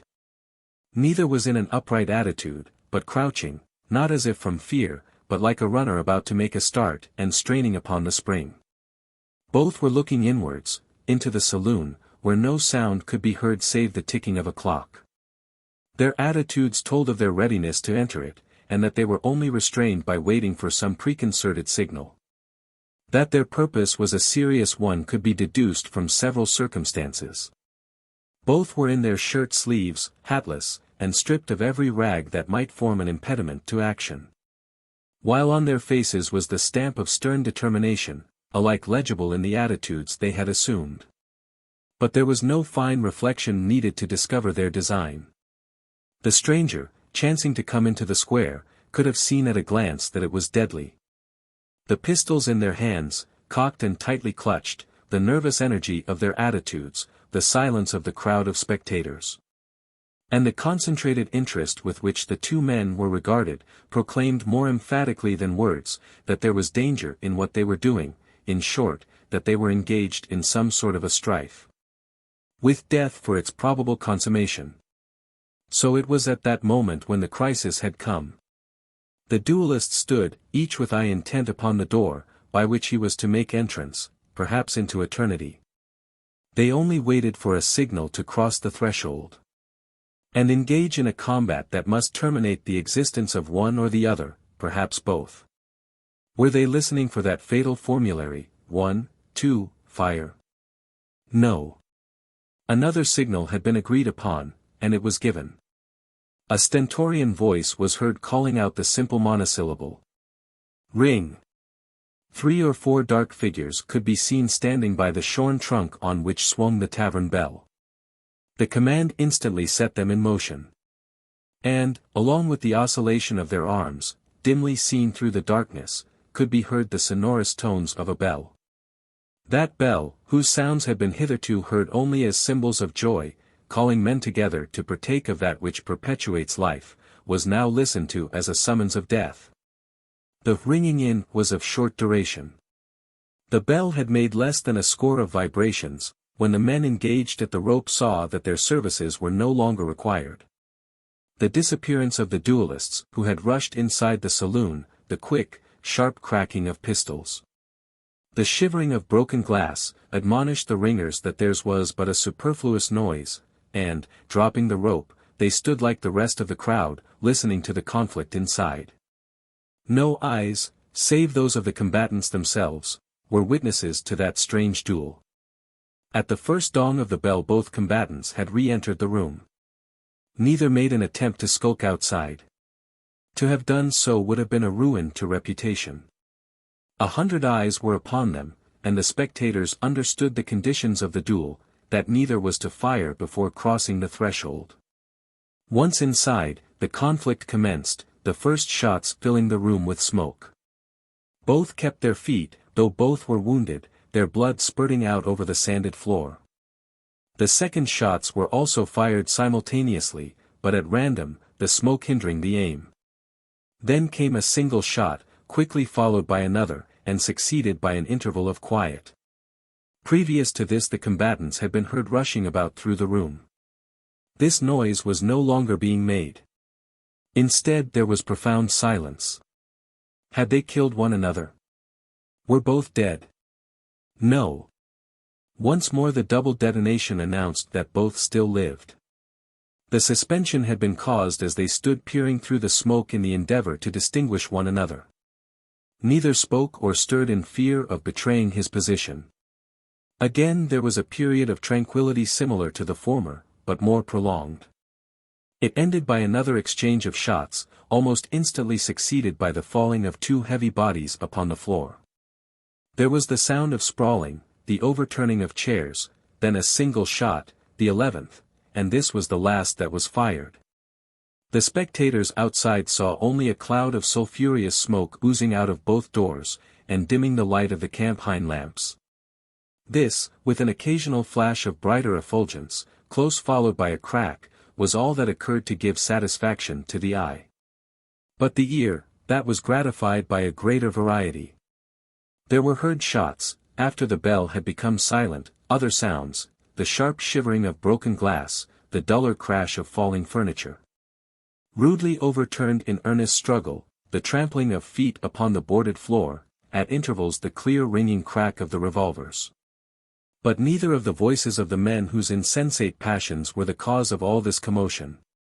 The crowd in the street heard the confused noises, and noted the intervals of silence, without being exactly able to interpret them. The reports of the pistols were all they had to proclaim the progress of the duel. 11 had been counted, and in breathless silence they were listening for the 12th. Instead of a pistol report their ears were gratified by the sound of a voice, recognized as that of the mustanger. "My pistol is at your head. I have one shot left, an apology, or you die." By this the crowd had become convinced that the fight was approaching its termination. Some of the more fearless, looking in, beheld a strange scene. They saw two men lying prostrate on the plank floor. Both with blood-stained habiliments, both evidently disabled. The white sand around them reddened with their gore, tracked with tortuous trails, where they had crawled closer to get a last shot at each other, one of them, in scarlet scarf and slashed velvet trousers, slightly surmounting the other, and holding a pistol to his head that threatened to deprive him of life.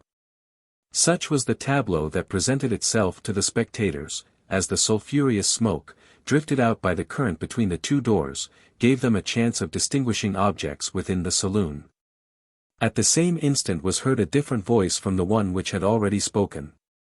It was Calhoun's, no longer in roistering bravado, but in low whining accents, almost a whisper. "Enough, damn it! Drop your shooting iron, I apologize." Chapter 22. An unknown donor. In Texas a duel is not even a 9 days wonder. It oftener ceases to be talked about by the end of the third day. And, at the expiration of a week, is no longer thought of, except by the principals themselves, or their immediate friends and relatives. This is so, even when the parties are well known, and of respectable standing in society. When the duelists are of humble position, or, as is often the case, strangers in the place, a single day may suffice to doom their achievement to oblivion. To dwell only in the memory of the combatant who has survived it, oftener one than both, and perhaps some ill-starred spectator, who has been bored by a bullet, or received the slash of a knife, not designed for him. More than once have I been witness to a street fight, improvised upon the pavement, where some innocuous citizen, sauntering carelessly along, has become the victim, even unto death, of this irregular method of seeking satisfaction. I have never heard of any punishment awarded, or damages demanded, in such cases. They are regarded as belonging to the chapter of accidents. Though Cassius Calhoun and Maurice Gerald were both comparatively strangers in the settlement, the latter being only seen on occasional visits to the fort, the affair between them caused something more than the usual interest, and was talked about for the full period of the 9 days, the character of the former as a noted bully, and that of the latter as a man of singular habitudes, gave to their duello a certain sort of distinction. And the merits and demerits of the two men were freely discussed for days after the affair had taken place, nowhere with more earnestness than upon the spot where they had shed each other's blood, in the barroom of the hotel. The conqueror had gained credit and friends. There were few who favored his adversary, and not a few who were gratified at the result, for, short as had been the time since Calhoun's arrival, there was more than one saloon lounger who had felt the smart of his insolence. For this it was presumed the young Irishman had administered a cure, and there was almost universal satisfaction at the result. How the ex-captain carried his discomfiture no one could tell. He was no longer to be seen swaggering in the saloon of the Rough and Ready, though the cause of his absence was well understood. It was not chagrin, but his couch, to which he was confined by wounds, that, if not skillfully treated, might consign him to his coffin. Maurice was in like manner compelled to stay within doors. The injuries he had received, though not so severe as those of his antagonist, were nevertheless of such a character as to make it necessary for him to keep to his chamber, a small, and scantily furnished bedroom in Old Duffer's Hotel, where, notwithstanding the éclat derived from his conquest, he was somewhat scurvily treated. In the hour of his triumph, he had fainted from loss of blood. He could not be taken elsewhere. Though, in the shabby apartment to which he had been consigned, he might have thought of the luxurious care that surrounded the couch of his wounded antagonist. Fortunately Philemon was by his side, or he might have been still worse attended to. "Be St. Patrick! It's a shame," half soliloquized this faithful follower. "A burnin' shame to squeeze a gentleman into a hole like this, not bigger than a pig-sty. A gentleman like you, Master Maurice. And thin such atin and drinkin'. Och! A well-fed Irish pig would turn up its nose at such treatment. And what div yez think I've heard ould Duffer talkin' about below? I haven't the slightest idea, my dear Philim. Nor do I care straw to know what you've heard Mr. Oberdoffer saying below, but if you don't want him to hear what you are saying above, you'll moderate your voice a little. Remember, ma boheel, that the partitions in this place are only lath and plaster. Divil take the partitions, and divil burn them, av he loikes.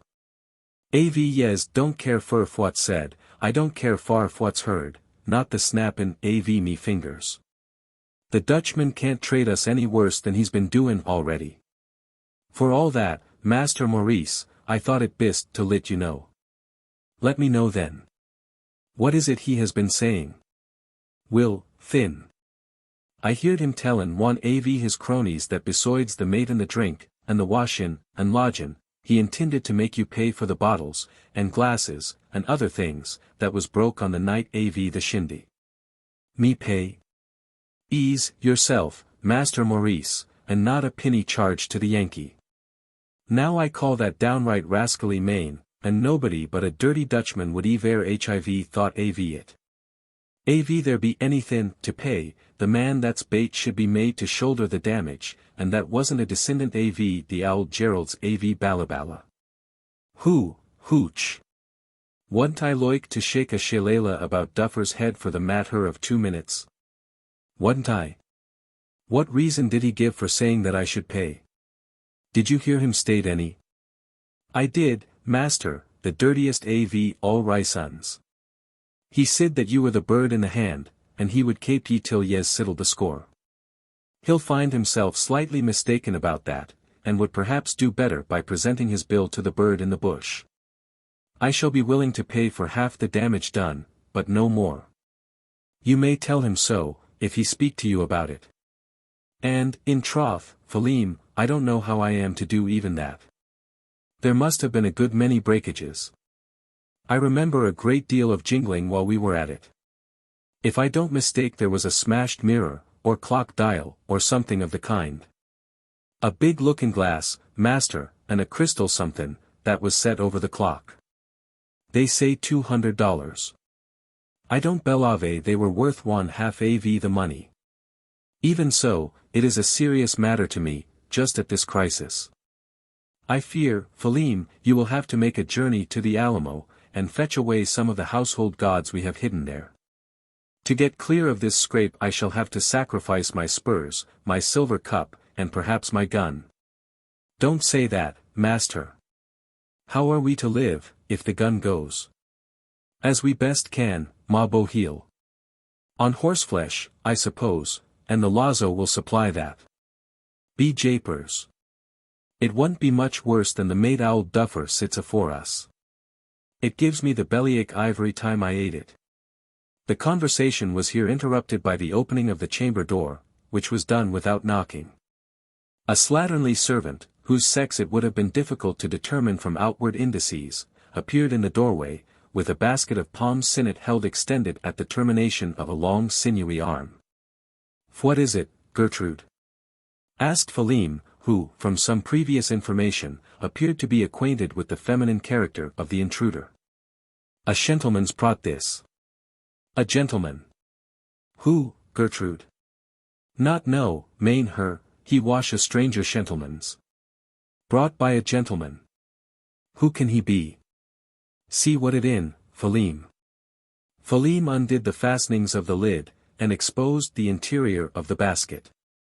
It was one of considerable bulk, since inside were discovered several bottles, apparently containing wines and cordials, packed among a paraphernalia of sweetmeats and other delicacies, both of the confectionery and the kitchen.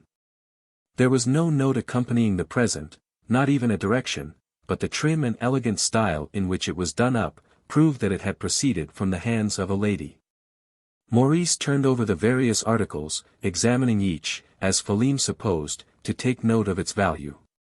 Little was he thinking of this, while searching for the invoice.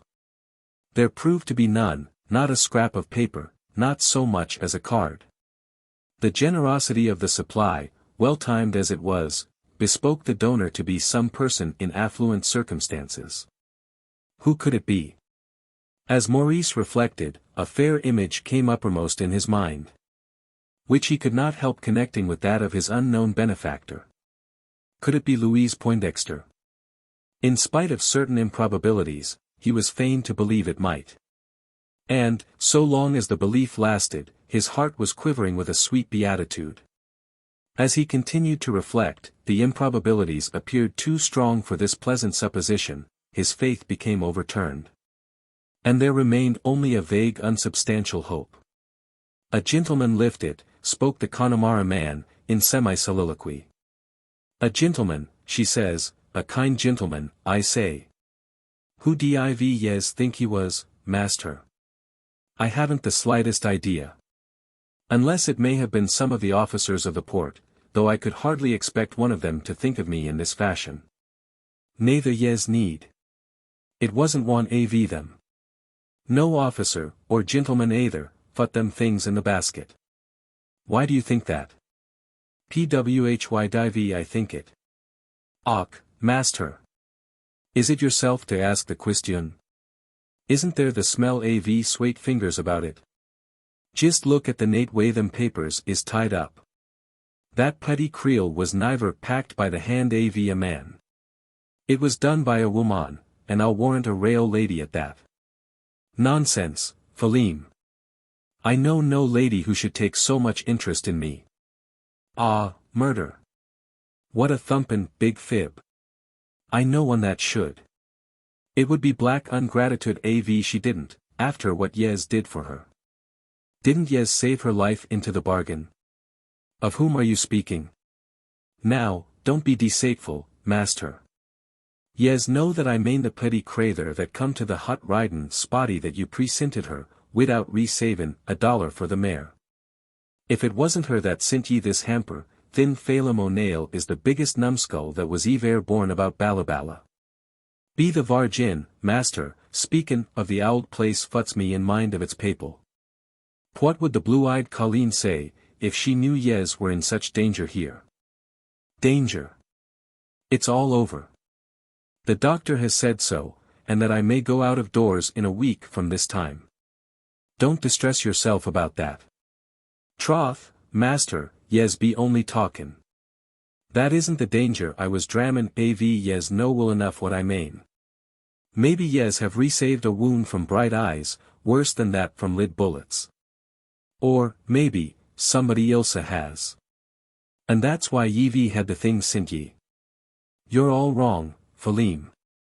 The thing must have come from the fort, but whether it did, or not, there's no reason why we should stand upon ceremony with its contents. So, here goes to make trial of them. Notwithstanding the apparent relish with which the invalid partook of the products, both of collar and cuisine, while eating and drinking, his thoughts were occupied with a still more agreeable theme.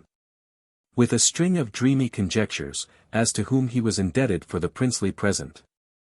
Could it be the young Creole, the cousin of his direst enemy as well as his reputed sweetheart? The thing appeared improbable. If not she, who else could it be? The mustanger would have given a horse, a whole drove, to have been assured that Louise Poindexter was the provider of that luxurious refection. 2 days elapsed, and the donor still remained unknown. Then the invalid was once more agreeably surprised, by a second present, very similar to the first, another basket, containing other bottles, and crammed with fresh confections. The Bavarian wench was again questioned, but with no better result. A gentleman's had brought it, the same stranger gentleman's as before. She could only add that the gentleman's was very Schwartz, wore a glazed hat, and came to the tavern mounted upon a mule.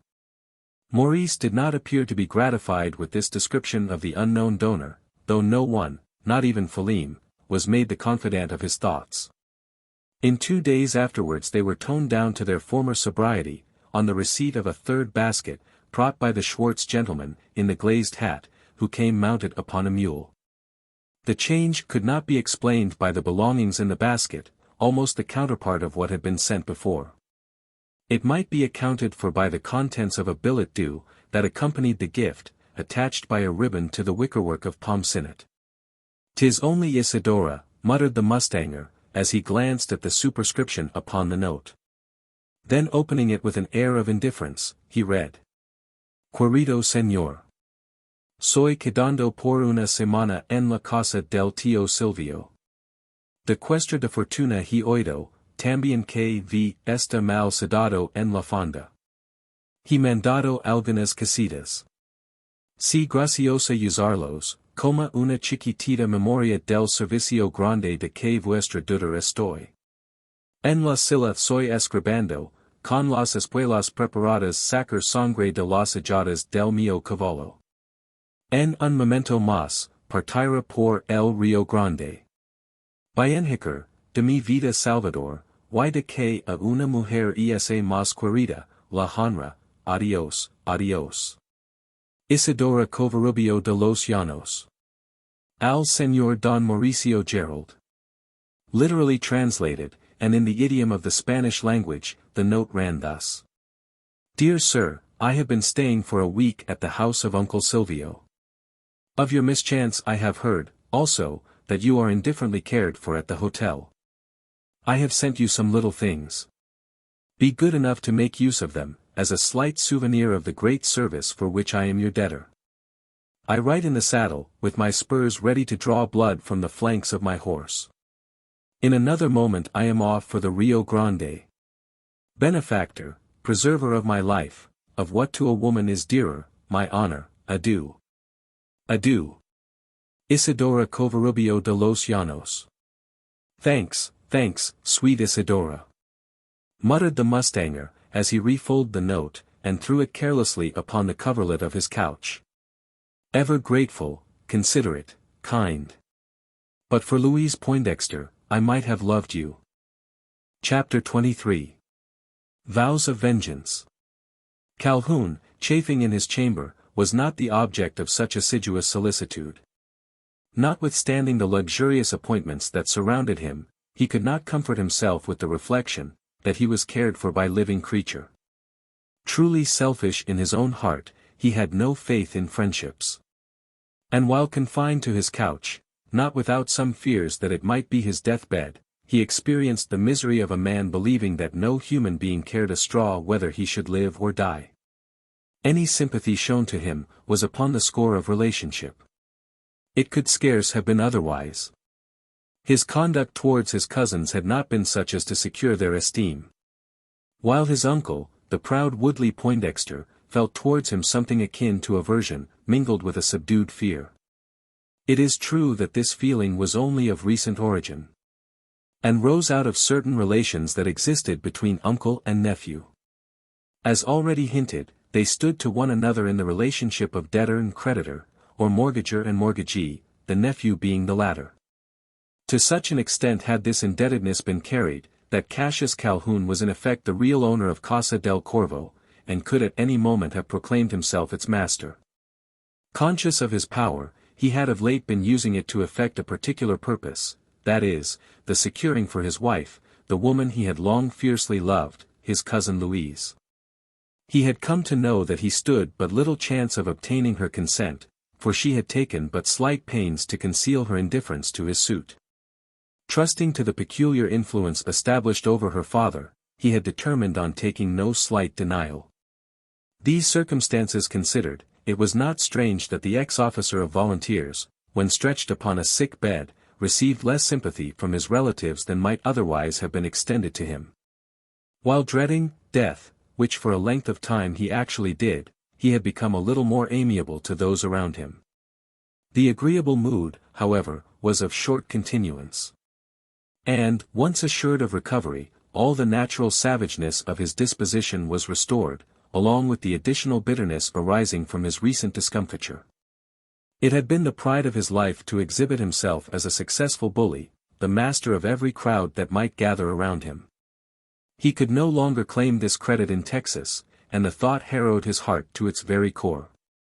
To figure as a defeated man before all the women of the settlement, above all in the eyes of her he adored, defeated by one whom he suspected of being his rival in her affections, a more nameless adventurer, was too much to be endured with equanimity. Even an ordinary man would have been pained by the infliction. Calhoun writhed under it. He had no idea of enduring it, as an ordinary man would have done. If he could not escape from the disgrace, he was determined to revenge himself upon its author, and as soon as he had recovered from the apprehensions entertained about the safety of his life, he commenced reflecting upon this very subject. Maurice, the mustanger, must die. If not by his, Calhoun's, own hand, then by the hand of another, if such an one was to be found in the settlement. There could not be much difficulty in procuring a confederate. There are bravos upon the broad prairies of Texas, as well as within the walls of Italian cities. Alas! There is no spot upon earth where gold cannot command the steel of the assassin. Calhoun possessed gold, more than sufficient for such a purpose, and to such purpose did he determine upon devoting at least a portion of it. In the solitude of his sick chamber he set about maturing his plans, which comprehended the assassination of the mustanger. He did not purpose doing the deed himself. His late defeat had rendered him fearful of chancing a second encounter with the same adversary, even under the advantageous circumstances of a surprise. He had become too much encowardized to play the assassin. He wanted an accomplice, an arm to strike for him. Where was he to find it? Unluckily he knew, or fancied he knew, the very man. There was a Mexican at the time making abode in the village, like Maurice himself, a mustanger. But one of those with whom the young Irishman had shown a disinclination to associate. As a general rule, the men of this peculiar calling are amongst the greatest reprobates, who have their home in the land of the Lone Star. By birth and breed they are mostly Mexicans, or mongrel Indians, though, not unfrequently, a Frenchman, or American, finds it a congenial calling. They are usually the outcasts of civilized society, oftener its outlaws, who, in the excitement of the chase, and its concomitant dangers, find, perhaps, some sort of salvo for a conscience that has been severely tried. While dwelling within the settlements, these men are not unfrequently the pests of the society that surrounds them, ever engaged in broil and debauch.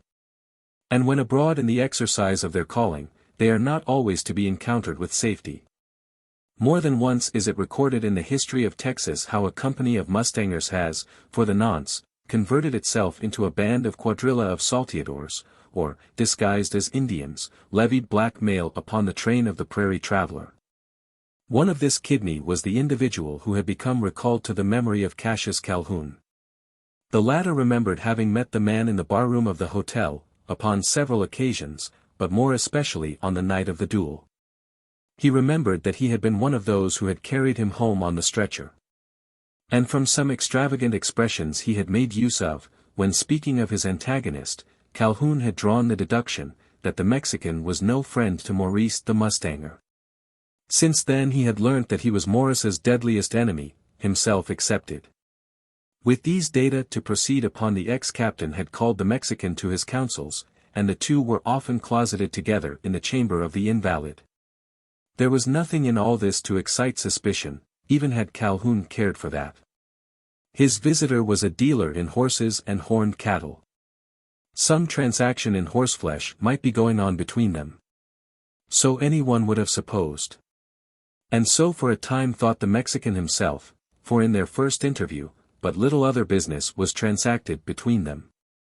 The astute Mississippian knew better than to declare his ultimate designs to a stranger, who, after completing an advantageous horse trade, was well supplied with whatever he chose to drink, and cunningly cross-questioned as to the relations in which he stood towards Maurice the mustanger.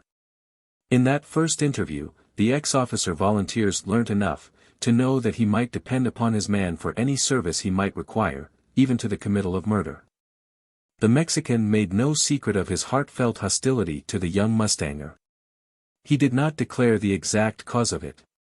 But Calhoun could guess, by certain innuendos introduced during the conversation, that it was the same as that by which he was himself actuated, the same to which may be traced almost every quarrel that has occurred among men. From Troy to Texas, a woman.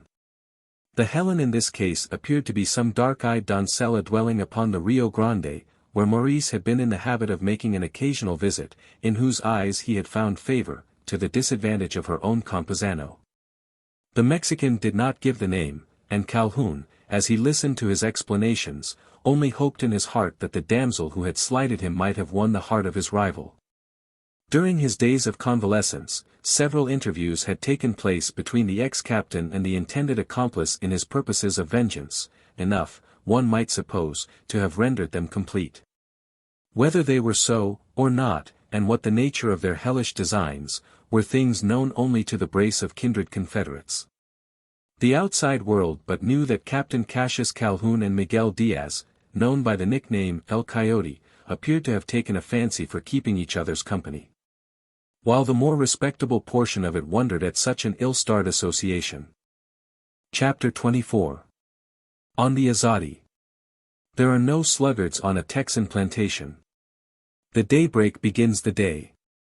And the bell, conch, or cowhorn, that summons the dark-skinned proletarians to their toil, is alike the signal for their master to forsake his more luxurious couch. Such was the custom of Casa del Corvo under its original owners, and the fashion was followed by the family of the American planter, not from any idea of precedent, but simply in obedience to the suggestions of nature. In a climate of almost perpetual spring, the sweet matutinal moments are not to be wasted in sleep. The siesta belongs to the hours of noon, when all nature appears to shrink under the smiles of the solar luminary, as if surfeited with their superabundance. On his reappearance at morn the sun is greeted with renewed joy. Then do the tropical birds spread their resplendent plumage, the flowers their dew-besprinkled petals, to receive his fervent kisses. All nature again seems glad, to acknowledge him as its god. Resplendent as any bird that flutters among the foliage of southwestern Texas, fair as any flower that blooms within it, gladdest was she who appeared upon the housetop of Casa del Corvo. Aurora herself, rising from her roseate couch, looked not fresher than the young Creole, as she stood contemplating the curtains of that very couch, from which a Texan sun was slowly uplifting his globe of burning gold. She was standing upon the edge of the Azadi that fronted towards the east, her white hand resting upon the copestone of the parapet still wet with the dews of the night. Under her eyes was the garden, enclosed within a curve of the river. Beyond the bluff formed by the opposite bank, and further still, the wide-spreading plateau of the prairie. Was she looking at a landscape that could scarce fail to challenge admiration? No. Equally was she unconscious of the ascending sun. Though, like some fair pagan, did she appear to be in prayer at its uprising. Listened she to the voices of the birds, from garden and grove swelling harmoniously around her. On the contrary, her ear was not bent to catch any sound, nor her eye intent upon any object. Her glance was wandering, as if her thoughts went not with it, but were dwelling upon some theme, neither present nor near. In contrast with the cheerful brightness of the sky, there was a shadow upon her brow. Despite the joyous warbling of the birds, there was the sign of sadness on her cheek. She was alone. There was no one to take note of this melancholy mood, nor inquire into its cause. The cause was declared in a few low murmured words, that fell, as if involuntarily, from her lips. He may be dangerously wounded, perhaps even to death. Who was the object of this solicitude so hypothetically expressed? The invalid that lay below, almost under her feet, in a chamber of the hacienda, her cousin Cassius Calhoun? It could scarce be he. The doctor had the day before pronounced him out of danger, and on the way to quick recovery. Any one listening to her soliloquy, after a time continued in the same sad tone, would have been convinced it was not he. I may not send to inquire. I dare not even ask after him. I fear to trust any of our people. He may be in some poor place, perhaps uncourteously treated, perhaps neglected. Would that I could convey to him a message, something more, without anyone being the wiser. I wonder what has become of Zeb Stump. As if some instinct whispered her, that there was a possibility of Zeb making his appearance, she turned her eyes towards the plain on the opposite side of the river, where a road led up and down. It was the common highway between Fort Inga and the plantations on the lower Leona. It traversed the prairie at some distance from the river bank, approaching it only at one point, where the channel curved into the base of the bluffs. A reach of the road, of half a mile in length, was visible in the direction of the fort, as also a cross path that led to a ford, thence running on to the hacienda. In the opposite direction, down the stream, the view was open for a like length, until the chaparral on both sides closing in, terminated the savanna. The young lady scanned the road leading towards Fort Inga. Zeb Stump should come that way. He was not in sight, nor was anyone else. She could not feel disappointment. She had no reason to expect him. She had but raised her eyes in obedience to an instinct. Something more than instinct caused her, after a time, to turn round, and scrutinize the plain in the opposite quarter. If expecting someone to appear that way, she was not disappointed. A horse was just stepping out from among the trees, where the road debouched from the chaparral. He was ridden by one, who, at first sight, appeared to be a man, clad in a sort of Arab costume. But who, on closer scrutiny, and despite the style of equitation, à la Duchesse de Berry, was unquestionably of the other sex, a lady. There was not much of her face to be seen. But through the shadowy opening of the rebozo, rather carelessly tapadoo, could be traced an oval facial outline, somewhat brownly complected, but with a carmine tinting upon the cheeks. And above this a pair of eyes whose sparkle appeared to challenge comparison with the brightest object either on the earth, or in the sky. Neither did the loosely falling folds of the lady's scarf, nor her somewhat outre attitude in the saddle, hinder the observer from coming to the conclusion, that her figure was quite as attractive as her face. The man following upon the mule, 6 lengths of his animal in the rear, by his costume, as well as the respectful distance observed, was evidently only an attendant. Who can that woman be? Was the muttered interrogatory of Louise Poindexter, as with quick action she raised the lorgnette to her eyes, and directed it upon the oddly apparelled figure. Who can she be? Was repeated in a tone of greater deliberation, as the glass came down, and the naked eye was entrusted to complete the scrutiny. A Mexican, of course, the man on the mule her servant. Some grand señora, I suppose. I thought they had all gone to the other side of the Rio Grande. A basket carried by the attendant. I wonder what it contains, and what errand she can have to the port. It may be the village. 'Tis the 3rd time I've seen her passing within this week. She must be from some of the plantations below. What an outlandish style of riding. Pardieu. I'm told it's not uncommon among the daughters of Anahuac. What if I were to take to it myself? No doubt it's much the easiest way, though if such a spectacle were seen in the States it would be styled unfeminine. How our Puritan mammas would scream out against it. I think I hear them. Ha, ha, ha. The mirth thus begotten was but of momentary duration. There came a change over the countenance of the Creole, quick as a drifting cloud darkens the disk of the sun. It was not a return to that melancholy so late shadowing it. Though something equally serious, as might be told by the sudden blanching of her cheeks. The cause could only be looked for in the movements of the scarfed equestrian on the other side of the river. An antelope had sprung up, out of some low shrubbery growing by the roadside. The creature appeared to have made its first bound from under the counter of the horse, a splendid animal, that, in a moment after, was going at full gallop in pursuit of the affrighted pronghorn.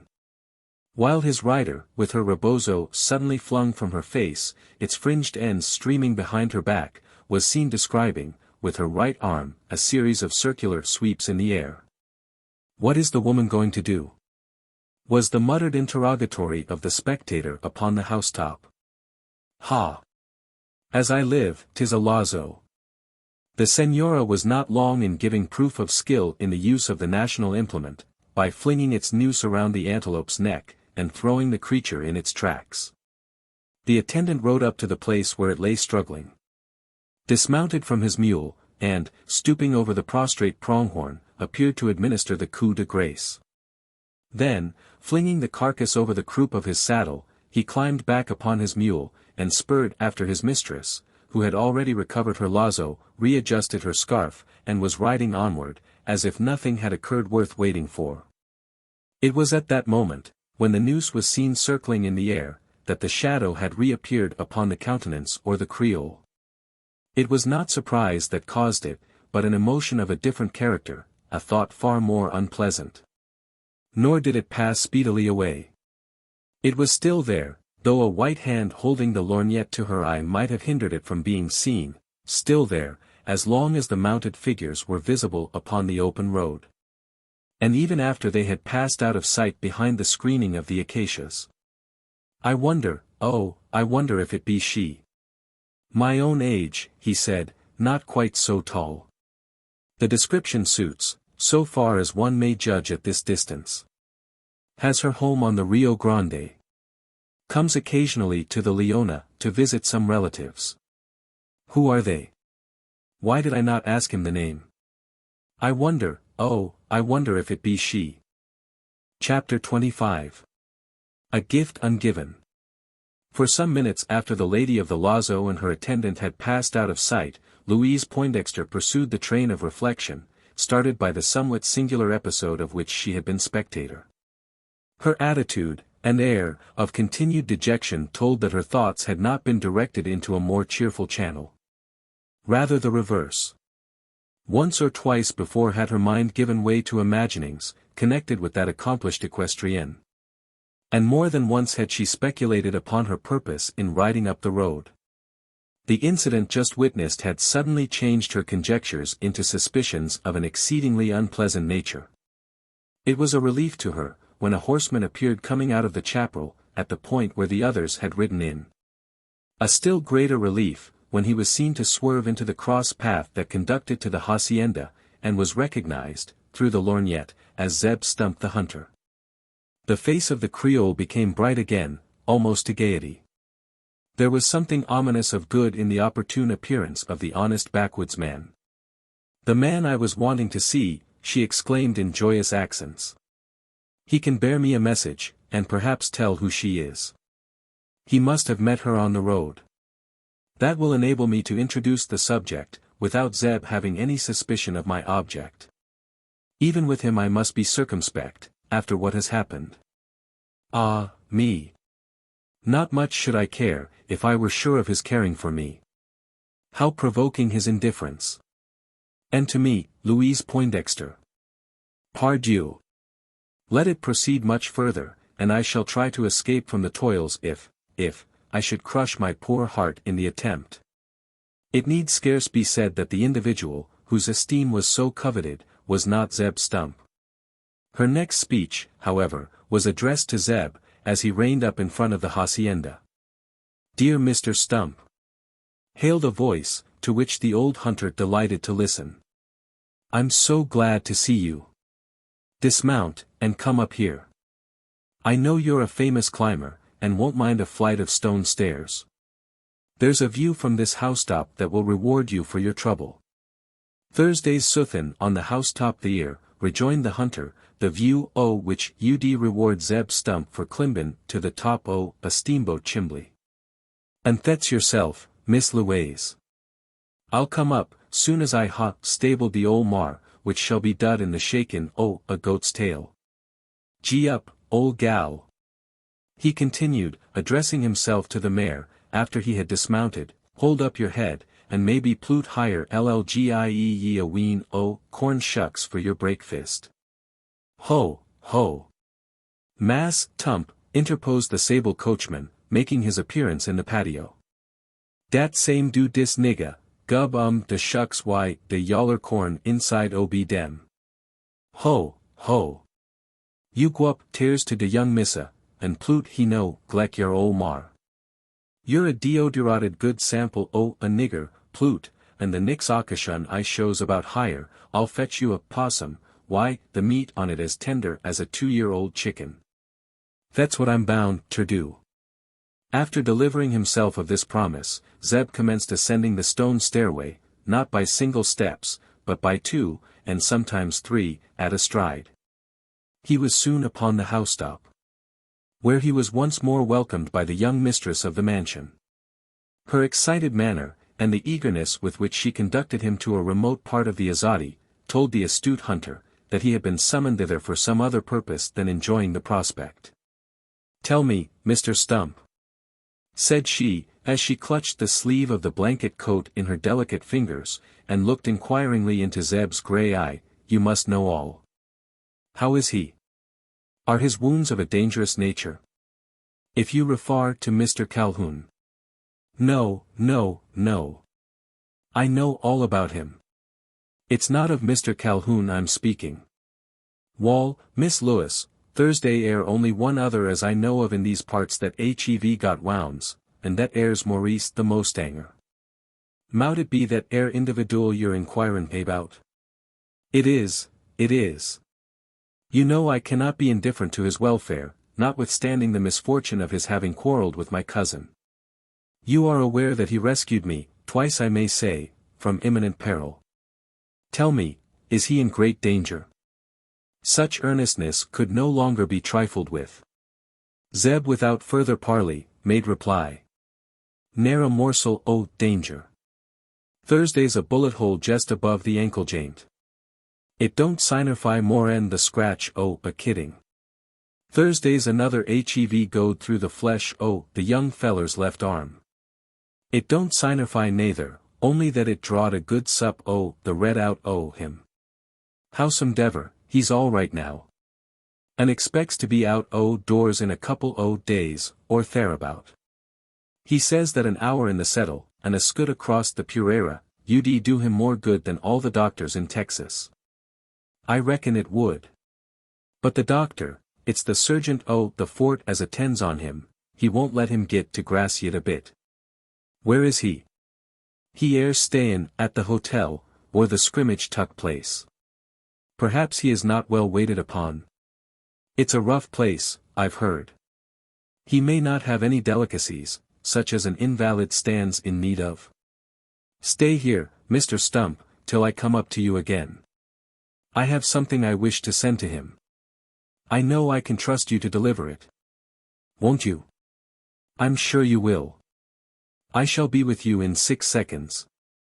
Without waiting to note the effect of her speech, the young lady tripped lightly along the passage, and as lightly descended the stone stairway.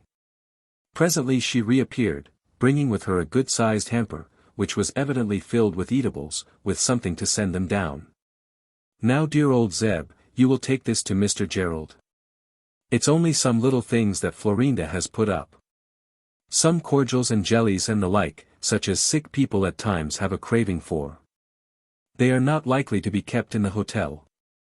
Don't tell him where they come from, neither him, nor anyone else. You won't? I know you won't, you dear good giant. He may depend on Zeb Stump for that, Miss Louise. Nobody air a-goin' to be a bit the wiser about who sent these higher delicacies. Though, for the matter o' cakes and kickshaws, and all that sort o' thing, the Mustanger hain't had much reason to complain. He hev been serplied wide enough o' them to hev filled the bellies o' a whole school o' sugar babbies." "Ha! Supplied already? By whom?" "Wall, that there this chilly can't inform ye, Miss Louise, not be knowin' it hisself. I on'y hired they were fetched to the tavern in baskets, by some sort o' a surveying man as air a Mexican. I've seed the man myself. Fact, I've just this minute met him, ridin' arter a woman sot stridey legs in her settle, as most o' these Mexican wee men ride. I reckon he be her sarvint, as he wor keepin' a good ways a hint, and tow it in a basket jest like one o' the Maurice had got a-ready. Like enough it air another lot o' rickshaws they were talkin' to the tavern." There was no need to trouble Zeb Stump with further cross-questioning. A whole history was supplied by that single speech. The case was painfully clear. In the regard of Maurice Gerald, Louise Poindexter had a rival, perhaps something more. The lady of the lazo was either his fiancée, or his mistress. It was not by accident, though to Zeb Stump it may have seemed so, that the hamper, steadied for a time, upon the coping of the balustrade, and still retained in the hand of the young Creole, escaped from her clutch, and fell with a crash upon the stones below. The bottles were broken, and their contents spilled into the stream that surged along the basement of the wall. The action of the arm that produced this effect, apparently springing from a spasmodic and involuntary effort, was nevertheless due to design. And Louise Poindexter, as she leant over the parapet, and contemplated the ruin she had caused, felt as if her heart was shattered like the glass that lay glistening below. "How unfortunate," said she, making a feint to conceal her chagrin. "The dainties are destroyed, I declare. What will Florinda say? After all, if Mr. Gerald be so well attended to, as you say he is, he'll not stand in need of them. I'm glad to hear he hasn't been neglected, one who has done me a service. But, Mr. Stump, you needn't say anything of this, or that I inquired after him. You know his late antagonist is our near relative, and it might cause scandal in the settlement. Dear Zeb, you promise me? SWR at EF ye like. Neary word, Miss Louise, neary word, ye kin depend on ol' Zeb. I know it. Come. The sun is growing hot up here. Let us go down, and see whether we can find you such a thing as a glass of your favorite Monongahela. Come. With an assumed air of cheerfulness, the young Creole glided across the Azadi, and, trilling the New Orleans waltz, once more commenced ascending the escalera. In eager acceptance of the invitation, the old hunter followed close upon her skirts.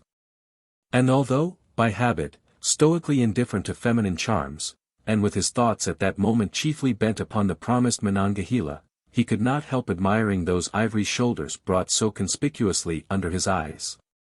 But for a short while was he permitted to indulge in the luxurious spectacle. On reaching the bottom of the stair his fair hostess bade him a somewhat abrupt adieu. After the revelations he had so unwittingly made, his conversation seemed no longer agreeable. And she, late desirous of interrogating, was now contented to leave him alone with the Monongahela, as she hastened to hide her chagrin in the solitude of her chamber. For the first time in her life Louise Poindexter felt the pangs of jealousy. It was her first real love, for she was in love with Maurice Gerald. A solicitude like that shown for him by the Mexican señora, could scarce spring from simple friendship. Some closer tie must have been established between them. So ran the reflections of the now suffering Creole. From what Maurice had said, from what she had herself seen, the lady of the lazo was just such a woman as should win the affections of such a man. Hers were accomplishments he might naturally be expected to admire. Her figure had appeared perfect under the magnifying effect of the lens. The face had not been so fairly viewed, and was still undetermined. Was it in correspondence with the form? Was it such as to secure the love of a man so much master of his passions, as the mustanger appeared to be? The mistress of Casa del Corvo could not rest, till she had satisfied herself on this score. As soon as Zeb Stump had taken his departure, she ordered the spotted mare to be saddled, and, riding out alone, she sought the crossing of the river, and thence proceeded to the highway on the opposite side. Advancing in the direction of the fort, as she expected, she soon encountered the Mexican señora on her return, no señora according to the exact signification of the term, but a señorita, a young lady, not older than herself. At the place of their meeting, the road ran under the shadow of the trees. There was no sun to require the coiffing of the rebozo upon the crown of the Mexican equestrian. The scarf had fallen upon her shoulders, laying bare a head of hair, in luxuriance rivaling the tail of a wild steed, in color the plumage of a crow.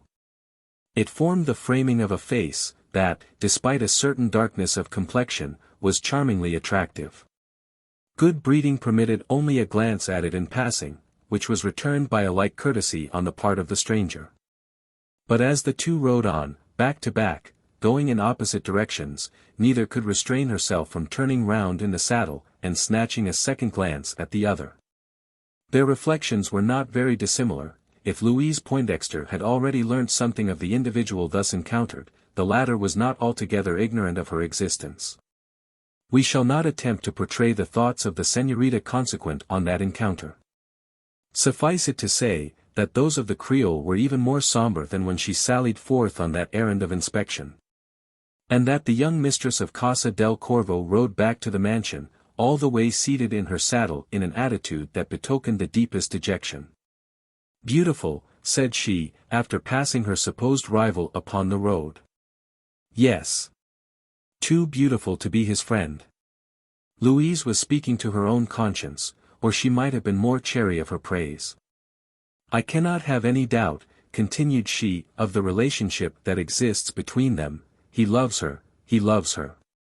It accounts for his cold indifference to me. I've been mad to risk my heart's happiness in such an ill-starred entanglement. And now to disentangle it. Now to banish him from my thoughts. Ah, 'tis easily said. Can I? I shall see him no more. That, at least, is possible. After what has occurred, he will not come to our house.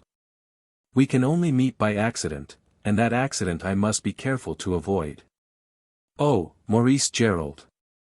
Tamer of wild steeds! You have subdued a spirit that may suffer long, perhaps never recover from the lesson." Chapter 26. Still on the Azadi. To banish from the thoughts one who has been passionately loved is a simple impossibility. Time may do much to subdue the pain of an unreciprocated passion, and absence more. But neither time, nor absence, can hinder the continued recurrence of that longing for the lost loved one, or quiet the heart aching with that void that has never been satisfactorily filled. Louise Poindexter had imbibed a passion that could not be easily stifled. Though of brief existence, it had been of rapid growth, vigorously overriding all obstacles to its indulgence. It was already strong enough to overcome such ordinary scruples as parental consent, or the inequality of rank, and, had it been reciprocated, neither would have stood in the way, so far as she herself was concerned. For the former, she was of age. And felt, as most of her countrywomen do, capable of taking care of herself. For the latter, whoever really loved that cared a straw for class, or caste? Love has no such meanness in its composition. At all events, there was none such in the passion of Louise Poindexter. It could scarce be called the first illusion of her life. It was, however, the first, where disappointment was likely to prove dangerous to the tranquility of her spirit. She was not unaware of this. She anticipated unhappiness for a while, hoping that time would enable her to subdue the expected pain. At first, she fancied she would find a friend in her own strong will. And another in the natural buoyancy of her spirit. But as the days passed, she found reason to distrust both, for in spite of both, she could not erase from her thoughts the image of the man who had so completely captivated her imagination. There were times when she hated him, or tried to do so, when she could have killed him, or seen him killed, without making an effort to save him. They were but moments. Each succeeded by an interval of more righteous reflection, when she felt that the fault was hers alone, as hers only the misfortune. No matter for this. It mattered not if he had been her enemy, the enemy of all mankind. If Lucifer himself, to whom in her wild fancy she had once likened him, she would have loved him all the same. And it would have proved nothing abnormal in her disposition, nothing to separate her from the rest of womankind, all the world over. In the mind of man, or woman either, there is no connection between the moral and the passional. They are as different from each other as fire from water. They may chance to run in the same channel, but they may go diametrically opposite. In other words, we may love the very being we hate, aye, the one we despise. Louise Poindexter could neither hate, nor despise, Maurice Gerald. She could only endeavor to feel indifference. It was a vain effort, and ended in failure. She could not restrain herself from ascending to the Azadi, and scrutinizing the road where she had first beheld the cause of her jealousy. Each day, and almost every hour of the day, was the ascent repeated. Still more. Notwithstanding her resolve, to avoid the accident of an encounter with the man who had made her miserable, she was oft in the saddle and abroad. Scouring the country around, riding through the streets of the village, with no other object than to meet him. During the 3 days that followed that unpleasant discovery, once again had she seen, from the housetop as before, the lady of the lazo en route up the road.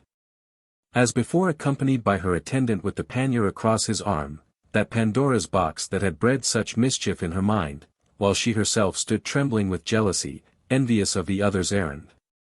She knew more now, though not much. Only had she learnt the name and social standing of her rival. The Dona Isidora Covarubio de los Llanos, daughter of a wealthy haciendado, who lived upon the Rio Grande, and niece to another whose estate lay upon the Leona, a mile beyond the boundaries of her father's new purchase. An eccentric young lady, as some thought, who could throw a lazo, tame a wild steed, or anything else excepting her own caprices. Such was the character of the Mexican señorita, as known to the American settlers on the Leona. A knowledge of it did not remove the jealous suspicions of the Creole. On the contrary, it tended to confirm them.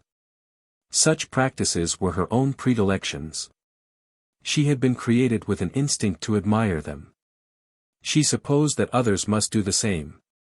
The young Irishman was not likely to be an exception. There was an interval of several days, during which the lady of the lazo was not seen again.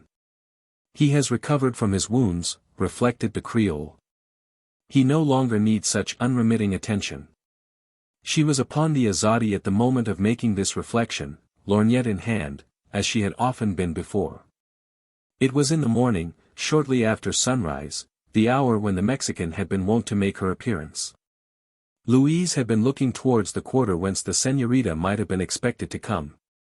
On turning her eyes in the opposite direction, she beheld that which caused her something more than surprise. She saw Maurice Gerald, mounted on horseback, and riding down the road. Though seated somewhat stiffly in the saddle, and going at a slow pace, it was certainly he. The glass declared his identity, at the same time disclosing the fact that his left arm was suspended in a sling. On recognizing him, she shrank behind the parapet, as she did so, giving utterance to a suppressed cry. Why that anguished utterance? Was it the sight of the disabled arm, or the pallid face, for the glass had enabled her to distinguish both? Neither one nor the other. Neither could be a cause of surprise. Besides, it was an exclamation far differently intoned to those of either pity or astonishment. It was an expression of sorrow, that had for its origin some heartfelt chagrin. The invalid was convalescent. He no longer needed to be visited by his nurse. He was on the way to visit her. Cowering behind the parapet, screened by the flower spike of the yucca, Louise Poindexter watched the passing horseman. The lorgnette enabled her to note every movement made by him, almost to the play of his features. She felt some slight gratification on observing that he turned his face at intervals and fixed his regard upon Casa del Corvo. It was increased, when on reaching a copse, that stood by the side of the road, and nearly opposite the house, he reined up behind the trees, and for a long time remained in the same spot, as if reconnoitering the mansion. She almost conceived a hope, that he might be thinking of its mistress. It was but a gleam of joy, departing like the sunlight under the certain shadow of an eclipse. It was succeeded by a sadness that might be appropriately compared to such shadow, for to her the world at that moment seemed filled with gloom. Maurice Gerald had ridden on. He had entered the chaparral, and become lost to view with the road upon which he was riding. Whither was he bound? Whither, but to visit Dona Isidora Covarubio de los Llanos? It mattered not that he returned within less than an hour. They might have met in the woods, within eyeshot of that jealous spectator, but for the screening of the trees.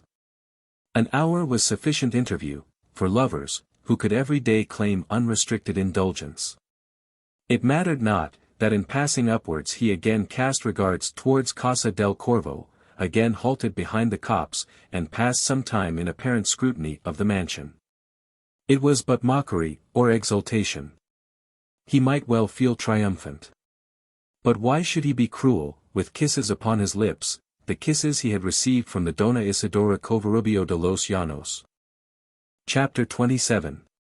I love you, I love you. Louise Poindexter upon the Azadi again to be subjected to a fresh chagrin. That broad stone stairway trending up to the housetop, seemed to lead only to spectacles that gave her pain. She had mentally vowed no more to ascend it, at least for a long time. Something stronger than her strong will combated, and successfully, the keeping of that vow. It was broken ere the sun of another day had dried the dew from the grass of the prairie. As on the day before, she stood by the parapet scanning the road on the opposite side of the river. As before, she saw the horseman with the slung arm ride past. As before, she crouched to screen herself from observation. He was going downwards, as on the day preceding. In like manner did he cast long glances towards the hacienda, and made halt behind the clump of trees that grew opposite. Her heart fluttered between hope and fear. There was an instant when she felt half inclined to show herself. Fear prevailed. And in the next instant he was gone. Whither? The self-asked interrogatory was but the same as of yesterday. It met with a similar response. Whither, if not to meet Dona Isidora Covarubio de los Llanos? Could there be a doubt of it? If so, it was soon to be determined. In less than 20 minutes after, a pard steed was seen upon the same road, and in the same direction, with a lady upon its back. The jealous heart of the Creole could hold out no longer. No truth could cause greater torture than she was already suffering through suspicion. She had resolved on assuring herself, though the knowledge should prove fatal to the last faint remnant of her hopes. She entered the chaparral where the mustanger had ridden in scarce 20 minutes before. She rode on beneath the flitting shadows of the acacias. She rode in silence upon the soft turf, keeping close to the side of the path, so that the hoof might not strike against stones. The long pinnate fronds, drooping down to the level of her eyes, mingled with the plumes in her hat. She sate her saddle crouchingly, as if to avoid being observed, all the while with earnest glance scanning the open space before her. She reached the crest of a hill which commanded a view beyond. There was a house in sight surrounded by tall trees. It might have been termed a mansion. It was the residence of Don Silvio Martinez, the uncle of Dona Isidora. So much had she learnt already. There were other houses to be seen upon the plain below. But on this one, and the road leading to it, the eyes of the Creole became fixed in a glance of uneasy interrogation. For a time she continued her scrutiny without satisfaction. No one appeared either at the house, or near it. The private road leading to the residence of the haciendado, and the public highway, were alike without living forms. Some horses were straying over the pastures, but not one with a rider upon his back. Could the lady have ridden out to meet him, or Maurice gone in? Were they at that moment in the woods, or within the walls of the house? If the former, was Don Silvio aware of it? If the latter, was he at home, an approving party to the assignation? With such questions was the Creole afflicting herself, when the neigh of a horse broke abruptly on her ear, followed by the chinking of a shod hoof against the stones of the causeway. She looked below, for she had halted upon the crest, a steep acclivity. The mustanger was ascending it, riding directly towards her. She might have seen him sooner, had she not been occupied with the more distant view. He was alone, as he had ridden past Casa del Corvo. There was nothing to show that he had recently been in company, much less in the company of an inamorata. It was too late for Louise to shun him. The spotted mustang had replied to the salutation of an old acquaintance. Its rider was constrained to keep her ground, till the mustanger came up. "Good day, Miss Poindexter," said he, for upon the prairies it is not etiquette for the lady to speak first. "Alone?" "Alone, sir." "And why not?" "'Tis a solitary ride among the chaparrals."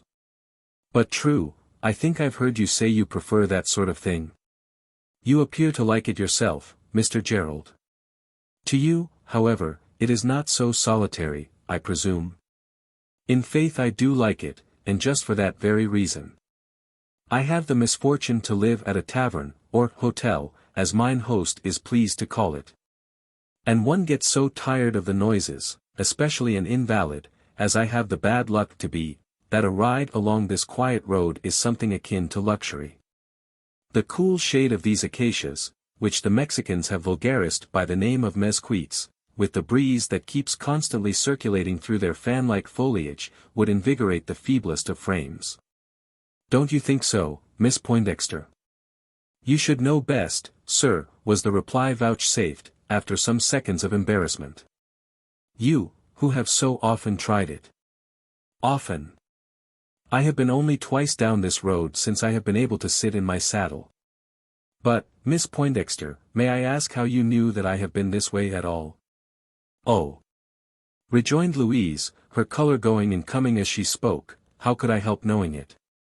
I am in the habit of spending much time on the housetop. The view, the breeze, the music of the birds, ascending from the garden below, makes it a delightful spot, especially in the cool of the morning. Our roof commands a view of this road. Being up there, how could I avoid seeing you as you passed, that is, so long as you were not under the shade of the acacias? You saw me, then? Said Maurice, with an embarrassed air, which was not caused by the innuendo conveyed in her last words, which he could not have comprehended, but by a remembrance of how he had himself behaved while riding along the reach of open road. How could I help it, was the ready reply. The distance is scarce 600 yards. Even a lady, mounted upon a steed much smaller than yours, was sufficiently conspicuous to be identified. When I saw her display her wonderful skill, by strangling a poor little antelope with her lazo, I knew it could be no other than she whose accomplishments you were so good as to give me an account of. Isidora. Isidora. Ah, true. She has been here for some time. And has been very kind to Mr. Maurice Gerald. Indeed, it is true. She has been very kind, though I have had no chance of thanking her. With all her friendship for poor me, she is a great hater of us foreign invaders, and would not condescend to step over the threshold of Mr. Oberdoffer's hotel. Indeed. I suppose she preferred meeting you under the shade of the acacias. I have not met her at all, at least, not for many months, and may not for months to come, now that she has gone back to her home on the Rio Grande. Are you speaking the truth, sir? You have not seen her since, she has gone away from the house of her uncle. She has, replied Maurice, exhibiting surprise. Of course, I have not seen her. I only knew she was here by her sending me some delicacies while I was ill. In truth, I stood in need of them. The hotel cuisine is none of the nicest, nor was I the most welcome of Mr. Oberdoffer's guests. The Dona Isidora has been but too grateful for the slight service I once did her. A service. May I ask what it was, Mr. Gerald? Oh, certainly. It was merely a chance. I had the opportunity of being useful to the young lady, in once rescuing her from some rude Indians, Wild Oat and his Seminoles, into whose hands she had fallen. While making a journey from the Rio Grande to visit her uncle on the Leona, Don Silvio Martinez, whose house you can see from here. The brutes had got drunk, and were threatening, not exactly her life, though that was in some danger, but, well, the poor girl was in trouble with them, and might have had some difficulty in getting away, had I not chanced to ride up. A slight service, you call it? You are modest in your estimate, Mr. Gerald. A man who should do that much for me. What would you do for him? Asked the mustanger, placing a significant emphasis on the final word. I should love him, was the prompt reply. Then, said Maurice, spurring his horse close up to the side of the spotted mustang, and whispering into the ear of its rider, with an earnestness strangely contrasting to his late reticence. I would give half my life to see you in the hands of Wild Cat and his drunken comrades, the other half to deliver you from the danger. Do you mean this, Maurice Gerald? Do not trifle with me, I am not a child. Speak the truth. Do you mean it? I do. As heaven is above me, I do. The sweetest kiss I ever had in my life, was when a woman, a fair creature, in the hunting field, leant over in her saddle and kissed me as I sate in mine. The fondest embrace ever received by Maurice Gerald, was that given by Louise Poindexter. When, standing up in her stirrup, and laying her hand upon his shoulder, she cried in an agony of earnest passion. Do with me as thou wilt, I love you, I love you. Chapter 28. A pleasure forbidden. Ever since Texas became the scene of an Anglo-Saxon immigration, I might go a century farther back and say. From the time of its colonization by the descendants of the conquistadores, the subject of primary importance has been the disposition of its aborigines. Whether these, the lawful lords of the soil, chanced to be in a state of open war, or whether, by some treaty with the settlers they were consenting to a temporary peace, made but slight difference, so far as they were talked about. In either case they were a topic of daily discourse. In the former it related to the dangers to be hourly apprehended from them. In the latter, to the probable duration of such treaty as might for the moment be binding them to hold their tomahawks entombed. In Mexican times these questions formed the staple of conversation, at desayuno, almuerzo, comida, y cena. In American times, up to this present hour, they have been the themes of discussion at the breakfast, dinner, and supper tables. In the planter's piazza, as in the hunter's camp, bear, deer, cougar, and peccary, are not named with half the frequency, or half the fear-inspiring emphasis, allotted to the word Indian. It is this that scares the Texan child instead of the stereotyped nursery ghost, keeping it awake upon its moss-stuffed mattress, disturbing almost as much the repose of its parent. Despite the surrounding of strong walls, more resembling those of a fortress than a gentleman's dwelling, the inmates of Casa del Corvo were not excepted from this feeling of apprehension, universal along the frontier. As yet they knew little of the Indians, and that little only from report, but, day by day, they were becoming better acquainted with the character of this natural terror that interfered with the slumbers of their fellow settlers. That it was no mere bogey, they had begun to believe, but if any of them remained incredulous, a note received from the major commanding the fort, about 2 weeks after the horse-hunting expedition, was calculated to cure them of their incredulity. It came in the early morning, carried by a mounted rifleman. It was put into the hands of the planter just as he was about sitting down to the breakfast table, around which were assembled the 3 individuals who composed his household, his daughter Louise, his son Henry, and his nephew Cassius Calhoun. Startling news, he exclaimed, after hastily reading the note. Not very pleasant if true, and I suppose there can be no doubt of that, since the Major appears convinced. Unpleasant news, Papa? Asked his daughter, a spot of red springing to her cheek as she put the question. The spoken interrogatory was continued by others, not uttered aloud. What can the Major have written to him? I met him yesterday while riding in the chaparral. He saw me in company with, can it be that?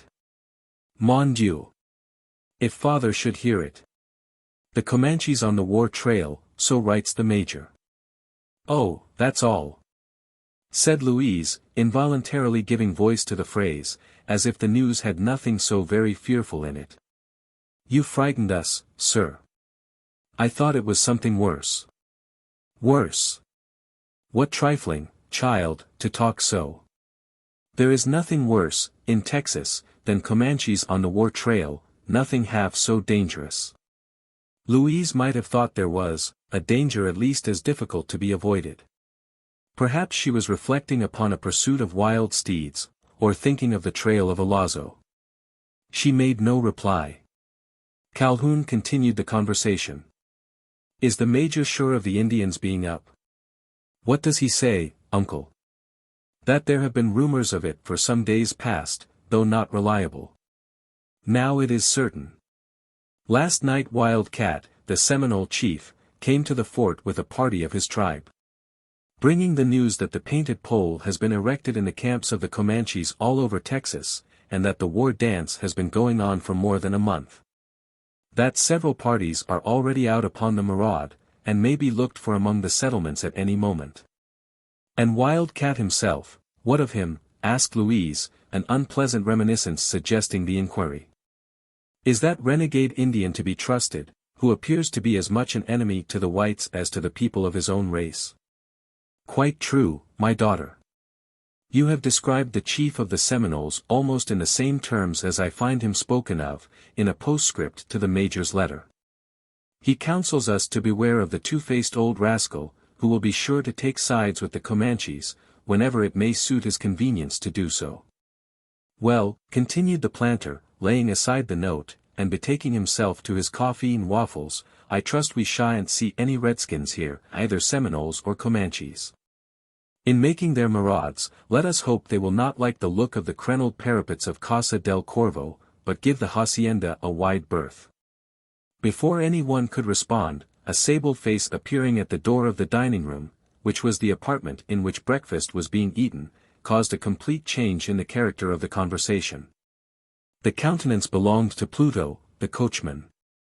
"What do you want, Pluto?" inquired his owner. "Ho, ho. Masser Woodley, dis chili want nuffin, tea all. Only look in tea, tell Missa Louie dat soon she done eat her breakfast de spotty am under de saddle, all ready for chuck de bit into him mouth. Ho. Ho. Dat critter do dance, bout on de paved stone as ef it wa mad to treak it back to de smooth tough obi de prairie." "Going out for a ride, Louise?" asked the planter with a shadow upon his brow, which he made but little effort to conceal. "Yes, Papa. I was thinking of it." "You must not." "Indeed. I mean, that you must not ride out alone. It is not proper." "Why do you think so, Papa?" "I have often ridden out alone." "Yes, perhaps too often." This last remark brought the slightest tinge of color to the cheeks of the young Creole, though she seemed uncertain what construction she was to put upon it. Notwithstanding its ambiguity, she did not press for an explanation. On the contrary, she preferred shunning it, as was shown by her reply. "If you think so, Papa, I shall not go out again. Though to be cooped up here, in this dismal dwelling, while you gentlemen are all abroad upon business, is that the life you intend me to lead in Texas?"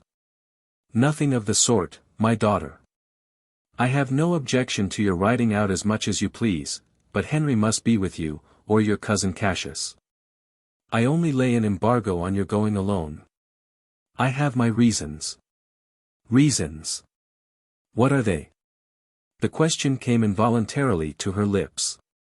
It had scarce passed them, ere she regretted having asked it. By her uneasy air it was evident she had apprehensions as to the answer. The reply appeared partially to relieve her. "What other reasons do you want?" said the planter, evidently endeavoring to escape from the suspicion of duplicity by the statement of a convenient fact. "What better, than the contents of this letter from the Major? Remember, my child, you are not in Louisiana, where a lady may travel anywhere without fear of either insult or outrage, but in Texas, where she may dread both, where even her life may be in danger. Here there are Indians. My excursions don't extend so far from the house, that I need have any fear of Indians. I never go more than 5 miles at the most." "5 miles," exclaimed the ex-officer of volunteers, with a sardonic smile. "You would be as safe at 50, Cousin Lou. You are just as likely to encounter the redskins within 100 yards of the door, as at the distance of 100 miles. When they are on the war trail they may be looked for anywhere, and at any time. In my opinion, Uncle Woodley is right. You are very foolish to ride out alone." "Oh.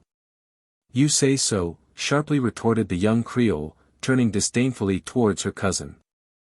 "And pray, sir, may I ask of what service your company would be to me in the event of my encountering the Comanches, which I don't believe there's the slightest danger of my doing? A pretty figure we'd cut, the pair of us, in the midst of a war party of painted savages." "Ha! Ha! The danger would be yours, not mine, since I should certainly ride away, and leave you to your own devices." "Danger, indeed, within 5 miles of the house. If there's a horseman in Texas, savages not excepted, who can catch up with my little Luna in a 5-mile stretch, he must ride a swift steed, which is more than you do, Mr. Cash." "Silence, daughter," commanded Poindexter. "Don't let me hear you talk in that absurd strain.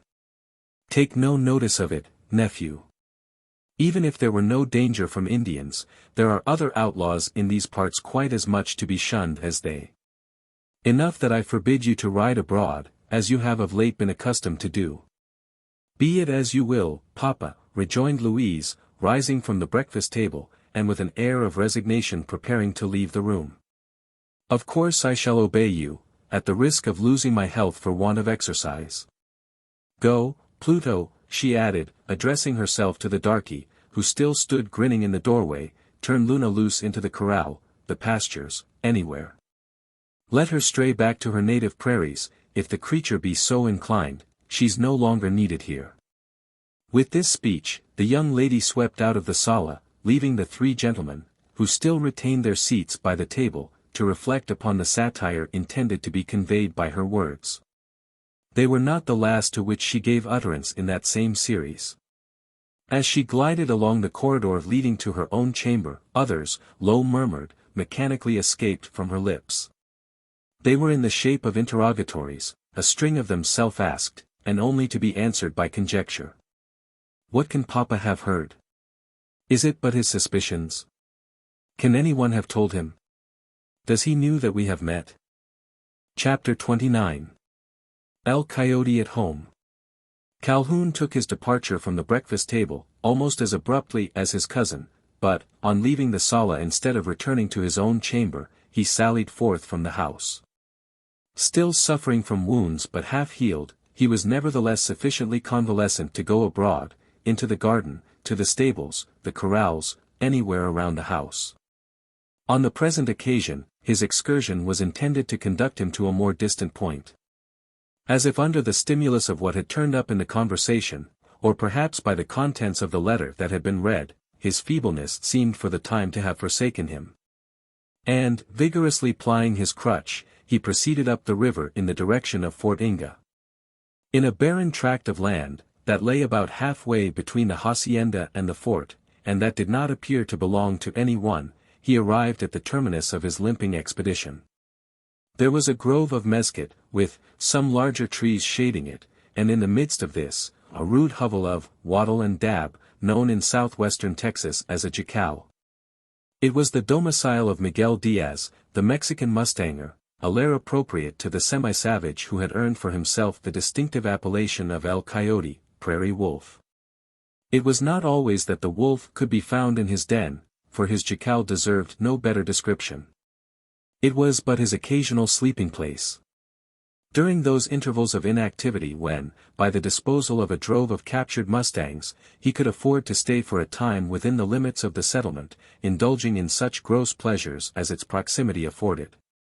Calhoun was fortunate in finding him at home, though not quite so fortunate as to find him in a state of sobriety. He was not exactly intoxicated, having, after a prolonged spell of sleep, partially recovered from this, the habitual condition of his existence. "Hla nor," he exclaimed in his provincial patois, slurring the salutation, as his visitor darkened the door of the jacal. "Por Dios. Who'd have expected to see you? C&Ts. Be seated. Take a chair. There's one. A chair. Ha. Ha. Ha." The laugh was called up at contemplation of that which he had facetiously termed a chair. It was the skull of a mustang, intended to serve as such. And which, with another similar piece, a rude table of cleft yucca tree, and a couch of cane reeds, upon which the owner of the jacal was reclining, constituted the sole furniture of Miguel Diaz's dwelling. Calhoun, fatigued with his halting promenade, accepted the invitation of his host, and sate down upon the horse skull. He did not permit much time to pass, before entering upon the object of his errand. "Señor Diaz," said he, "I have come for." "Señor Americano," exclaimed the half-drunken horse hunter, cutting short the explanation, "why waste words upon that? Carambo! I know well enough for what you've come. You want me to wipe out that devilish Erlands. Well. Well, I promised you I would do it, for 500 pesos, at the proper time and opportunity. I will." Miguel Diaz never played false to his promise. But the time's not come, nor Capitan, nor yet the opportunity, carajo. To kill a man outright requires skill. It can't be done, even on the prairies, without danger of detection, and if detected, what chance for me? You forget, nor Capitan, that I'm a Mexican. If I were of your people, I might slay Don Mauricio. And get clear on the score of its being a quarrel. Maldita. With us Mexicans it is different. If we stick our machete into a man so as to let out his life's blood, it is called murder. And you Americanos, with your stupid juries of 12 honest men, would pronounce it so, aye, and hang a poor fellow for it. Chingaro. I can't risk that. I hate the Erlands as much as you, but I'm not going to chop off my nose to spite my own face. I must wait for the time, and the chance, carai, the time and the chance. Both are come, exclaimed the tempter, bending earnestly towards the bravo. You said you could easily do it, if there was any Indian trouble going on. Of course I said so. If there was that. You have not heard the news, then. What news? That the Comanches are starting on the war trail. Carajo! Exclaimed El Coyote, springing up from his couch of reeds, and exhibiting all the activity of his namesake, when roused by the scent of prey. Santissima Virgin! Do you speak the truth, nor Capitan? Neither more nor less. The news has just reached the fort. I have it on the best authority, the officer in command. In that case, answered the Mexican reflecting, in that case, Don Mauricio may die. The Comanches can kill him. Ha! Ha! Ha! You are sure of it? I should be sure, if his scalp were worth $1,000, instead of 500. It is worth that sum. What sum? $1,000. You promise it? I do. Then the Comanches shall scalp him, nor Capitan. You may return to Casa del Corvo, and go to sleep with confidence that whenever the opportunity arrives, your enemy will lose his hair. You understand? I do. Get ready your 1,000 pesos. They wait your acceptance. Carajo! I shall earn them in a trice. Adios. Adios. Santissima Virgin, exclaimed the profane ruffian, as his visitor limped out of sight. What a magnificent fluke of fortune. A perfect chirapy. $1,000 for killing the man I intended to kill on my own account, without charging anybody a single claco for the deed. The Comanches upon the war trail. Chingaro. Can it be true? If so, I must look up my old disguise, gone to neglect through these 3 long years of accursed peace. Viva la guerra de los indios. Success to the pantomime of the prairies. Chapter 30. A Sagittary Correspondence.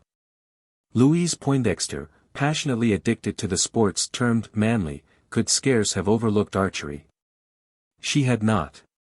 The how, and its adjunct the arrow, were in her hands as toys which she could control to her will. She had been instructed in their manege by the Homa Indians. A remnant of whom, the last descendants of a once powerful tribe, may still be encountered upon the coast of the Mississippi, in the proximity of Point Coupe and the Bayou Atchafalaya.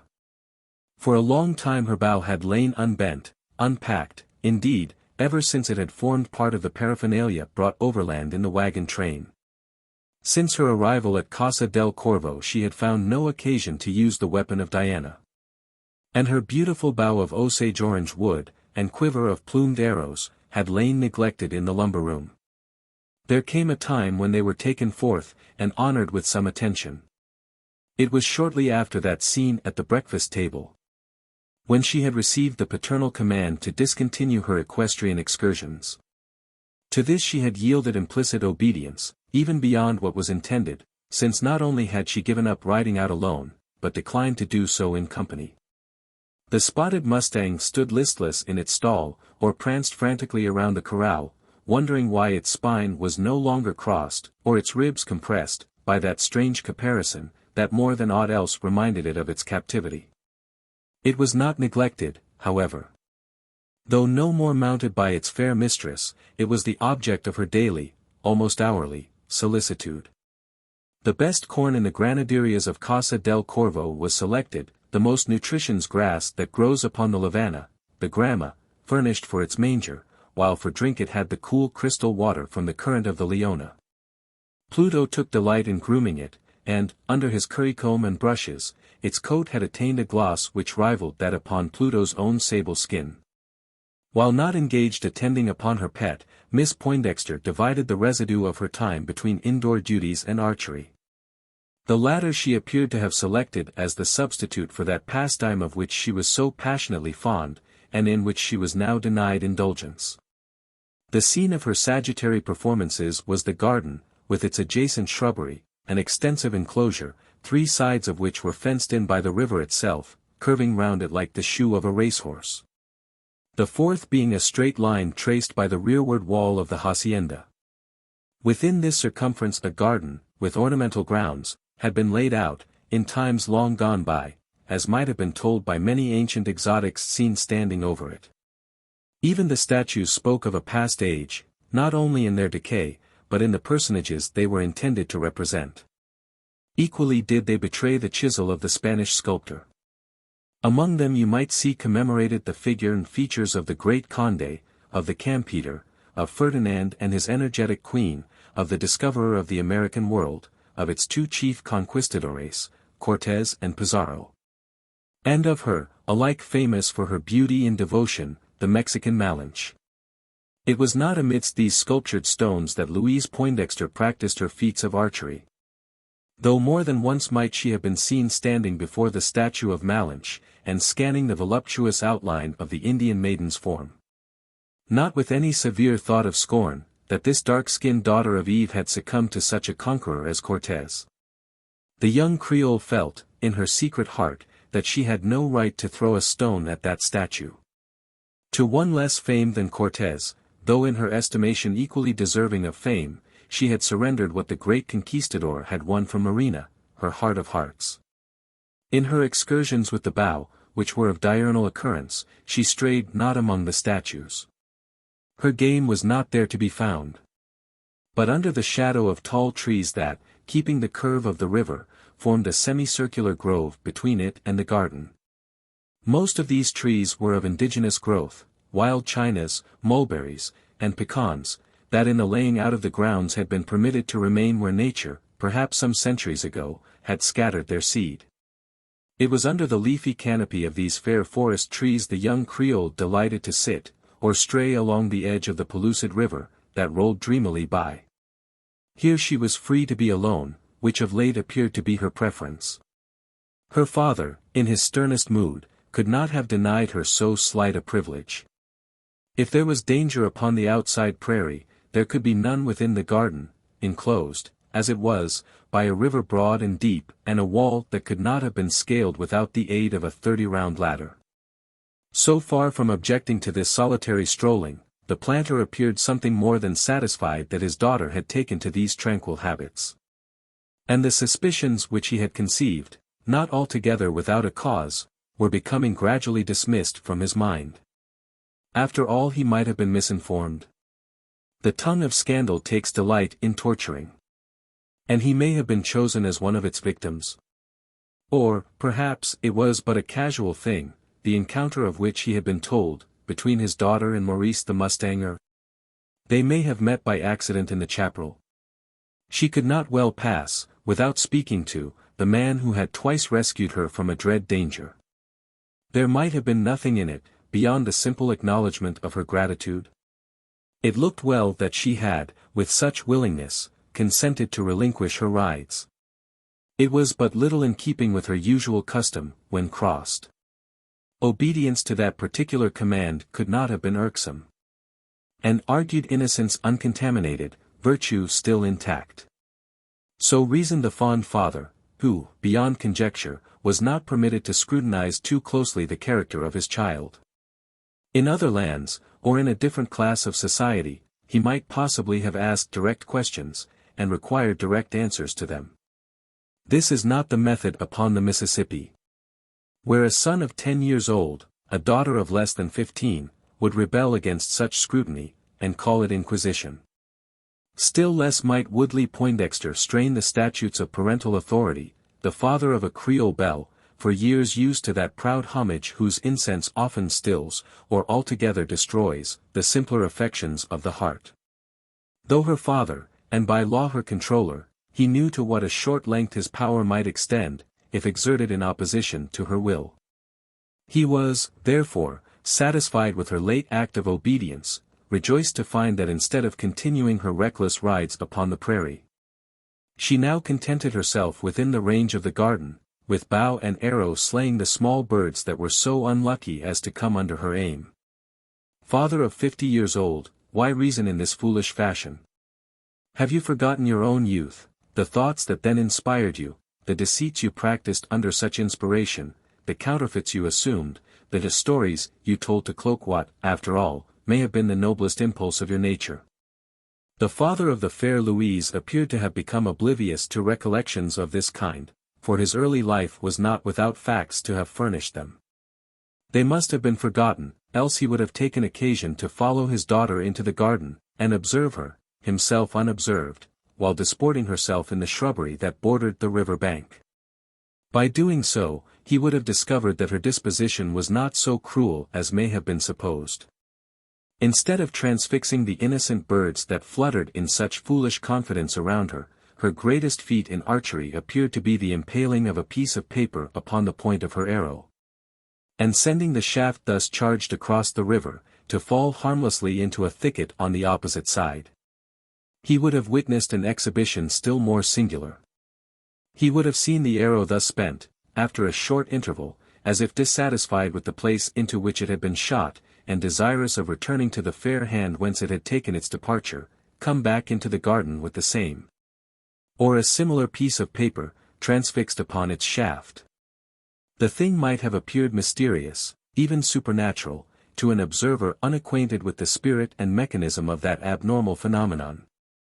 There was no observer of it save the two individuals who alternately bent the bow, shooting with a single arrow, and by them it was understood. Love laughs at locksmiths.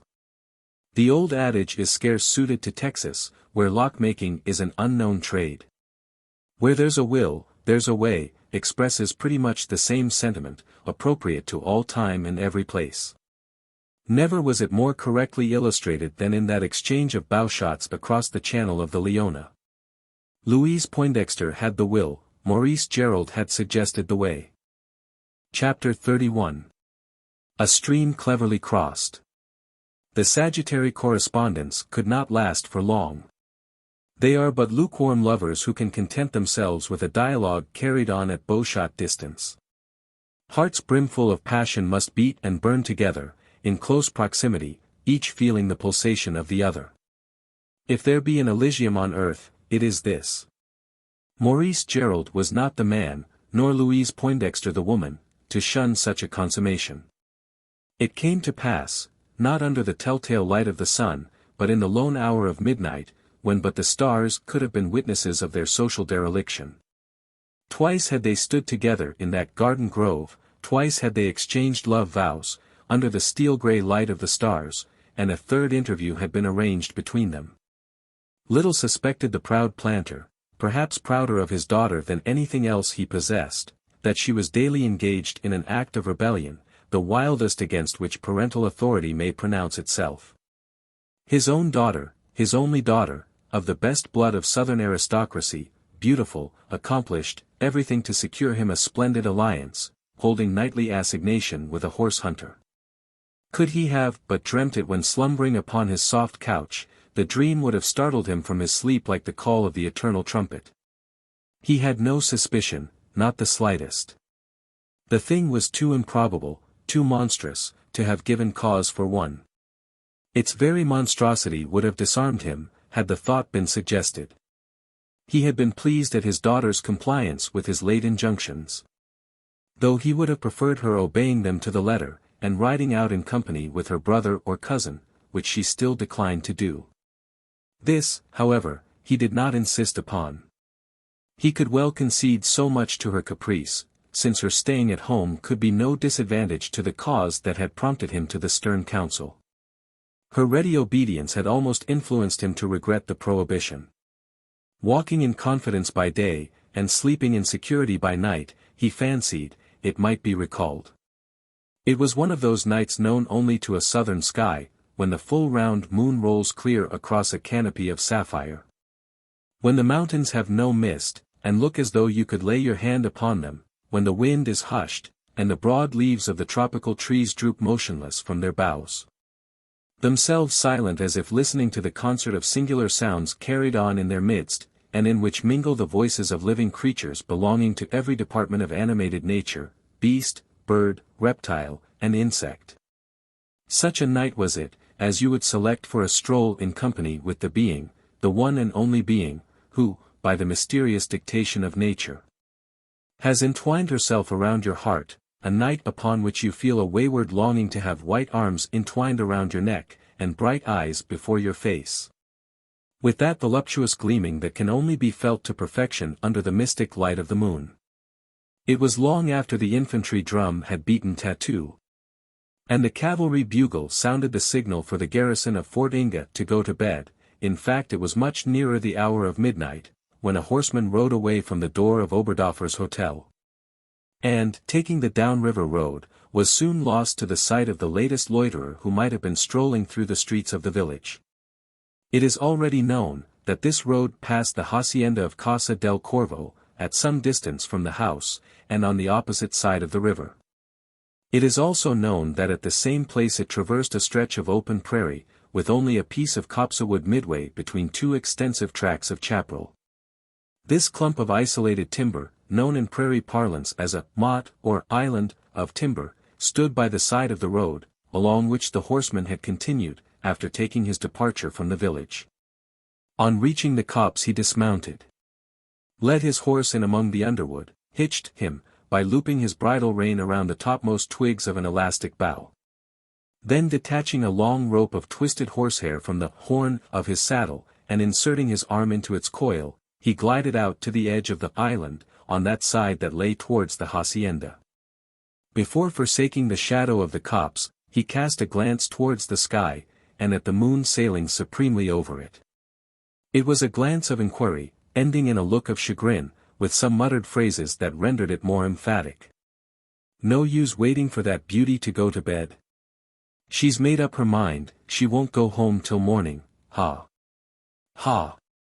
The droll conceit, which has so oft amused the nocturnal inebriate of great cities, appeared to produce a like effect upon the night patroller of the prairie, and for a moment the shadow, late darkening his brow, disappeared.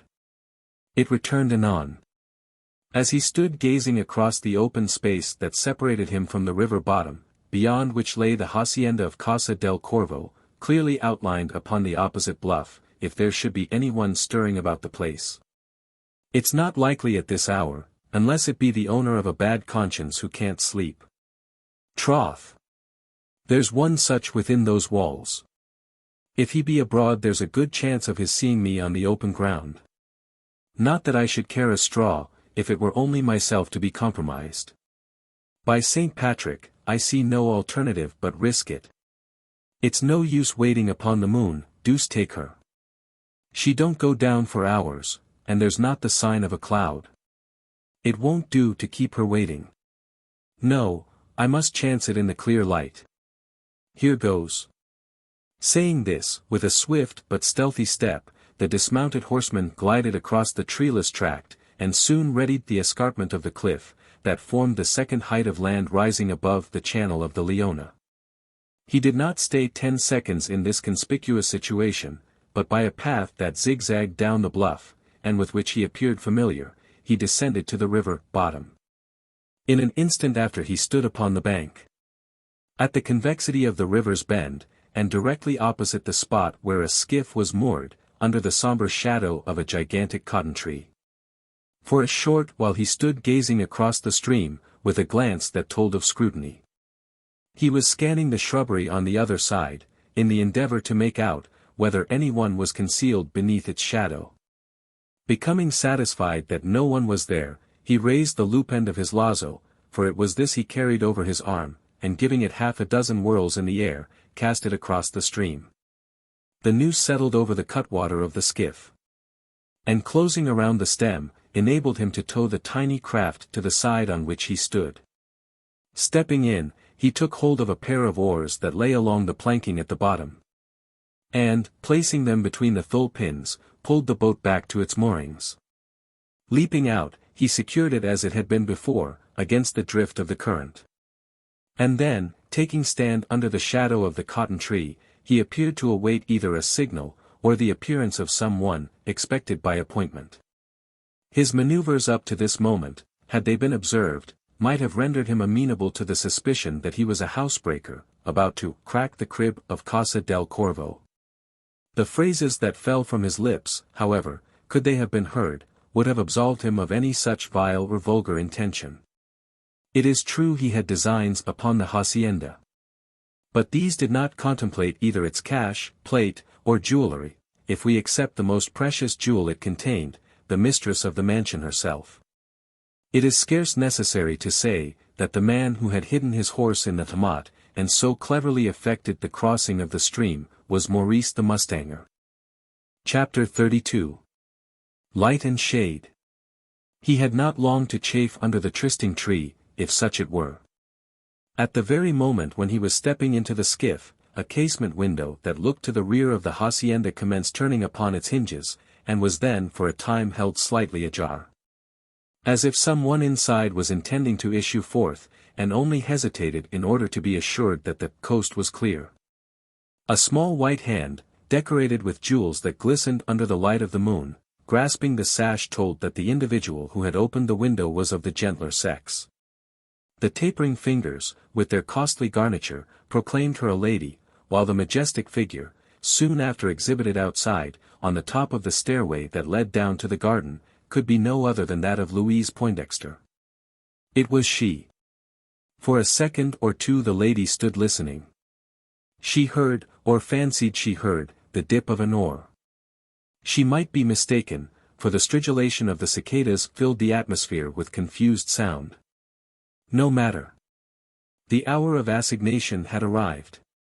And she was not the one to stand upon punctilios as to time, especially after spending 2 hours of solitary expectation in her chamber, that had appeared like as many. With noiseless tread descending the stone stairway, she glided sylph-like among the statues and shrubs, until, arriving under the shadow of the cottonwood, she flung herself into arms eagerly outstretched to receive her. Who can describe the sweetness of such embrace, strange to say, sweeter from being stolen? Who can paint the delicious emotions experienced at such a moment, too sacred to be touched by the pen? It is only after long throes of pleasure had passed, and the lovers had begun to converse in the more sober language of life, that it becomes proper, or even possible to report them. Thus did they speak to each other, the lady taking the initiative. "Tomorrow night you will meet me again, tomorrow night, dearest Maurice. Tomorrow, and tomorrow, and tomorrow, if I were free to say the word. And why not? Why are you not free to say it? Tomorrow, by break of day, I am off for the Alamo." "Indeed. Is it imperative you should go?" The interrogatory was put in a tone that betrayed displeasure. A vision of a sinister kind always came before the mind of Louise Poindexter at mention of the lone hut on the Alamo. And why? It had afforded her hospitality. One would suppose that her visit to it could scarce fail to be one of the pleasantest recollections of her life. And yet it was not. "I have excellent reasons for going," was the reply she received. "Excellent reasons. Do you expect to meet anyone there?" "My follower Philim, no one else. I hope the poor fellow is still above the grass. I sent him out about 10 days ago, before there was any tidings of these Indian troubles." "Only Philim you expect to meet? Is it true, Gerald? Dearest. Do not deceive me. Only him. Why do you ask the question, Louise?" "I cannot tell you why. I should die of shame to speak my secret thoughts." "Do not fear to speak them. I could keep no secret from you, in truth I could not. So tell me what it is, love. Do you wish me, Maurice?" "I do, of course I do. I feel sure that whatever it may be, I shall be able to explain it. I know that my relations with you are of a questionable character, or might be so deemed, if the world knew of them. It is for that very reason I am going back to the Alamo. And to stay there? Only for a single day, or two at most. Only to gather up my household gods, and bid a last adieu to my prairie life. Indeed. You appear surprised. No. Only mystified. I cannot comprehend you. Perhaps I never shall. 'Tis very simple, the resolve I have taken. I know you will forgive me, when I make it known to you. Forgive you, Maurice. For what do you ask forgiveness? For keeping it a secret from you, that I am not what I seem.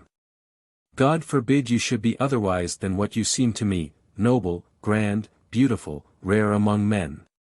Oh, Maurice! You know not how I esteem, how I love you. Not more than I esteem and love you. It is that very esteem that now counsels me to a separation. A separation? Yes, love, but it is to be hoped only for a short time. How long? While a steamer can cross the Atlantic, and return. An age. And why this? I am called to my native country, Ireland, so much despised, as you already know. 'Tis only within the last 20 hours I received the summons. I obey it the more eagerly, that it tells me I shall be able soon to return, and prove to your proud father that the poor horse-hunter who won his daughter's heart, have I won it, Louise? Idle questioner. Won it? You know you have more than won it, conquered it to a subjection from which it can never escape. Mock me not, Maurice, nor my stricken heart, henceforth, and for evermore, your slave. During the rapturous embrace that followed this passionate speech, by which a high-born and beautiful maiden confessed to have surrendered herself, heart, soul, and body, to the man who had made conquest of her affections, there was silence perfect and profound. The grasshopper amid the green herbage, the cicada on the tree leaf, the mock-bird on the top of the tall cottonwood, and the nightjar soaring still higher in the moonlit air, apparently actuated by a simultaneous instinct, ceased to give utterance to their peculiar cries, as though one and all, by their silence, designed to do honor to the sacred ceremony transpiring in their presence. But that temporary cessation of sounds was due to a different cause. A footstep grating upon the gravelled walk of the garden, and yet touching it so lightly, that only an acute ear could have perceived the contact, was the real cause why the nocturnal voices had suddenly become stilled. The lovers, absorbed in the sweet interchange of a mutual affection, heard it not. They saw not that dark shadow, in the shape of man or devil, flitting among the flowers, now standing by a statue, now cowering under cover of the shrubbery, until at length it became stationary behind the trunk of a tree, scarce 10 paces from the spot where they were kissing each other. Little did they suspect, in that moment of celestial happiness when all nature was hushed around them, that the silence was exposing their passionate speeches, and the treacherous moon, at the same time, betraying their excited actions. That shadowy listener, crouching guilty-like behind the tree, was a witness to both. Within easy earshot, he could hear every word, even the sighs and soft low murmurings of their love. While under the silvery light of the moon, with scarce a sprig coming between, he could detect their slightest gestures. It is scarce necessary to give the name of the dastardly eavesdropper. That of Cassius Calhoun will have suggested itself. It was he. Chapter 33. A torturing discovery. How came the cousin of Louise Poindexter to be astir at that late hour of the night, or, as it was now, the earliest of the morning?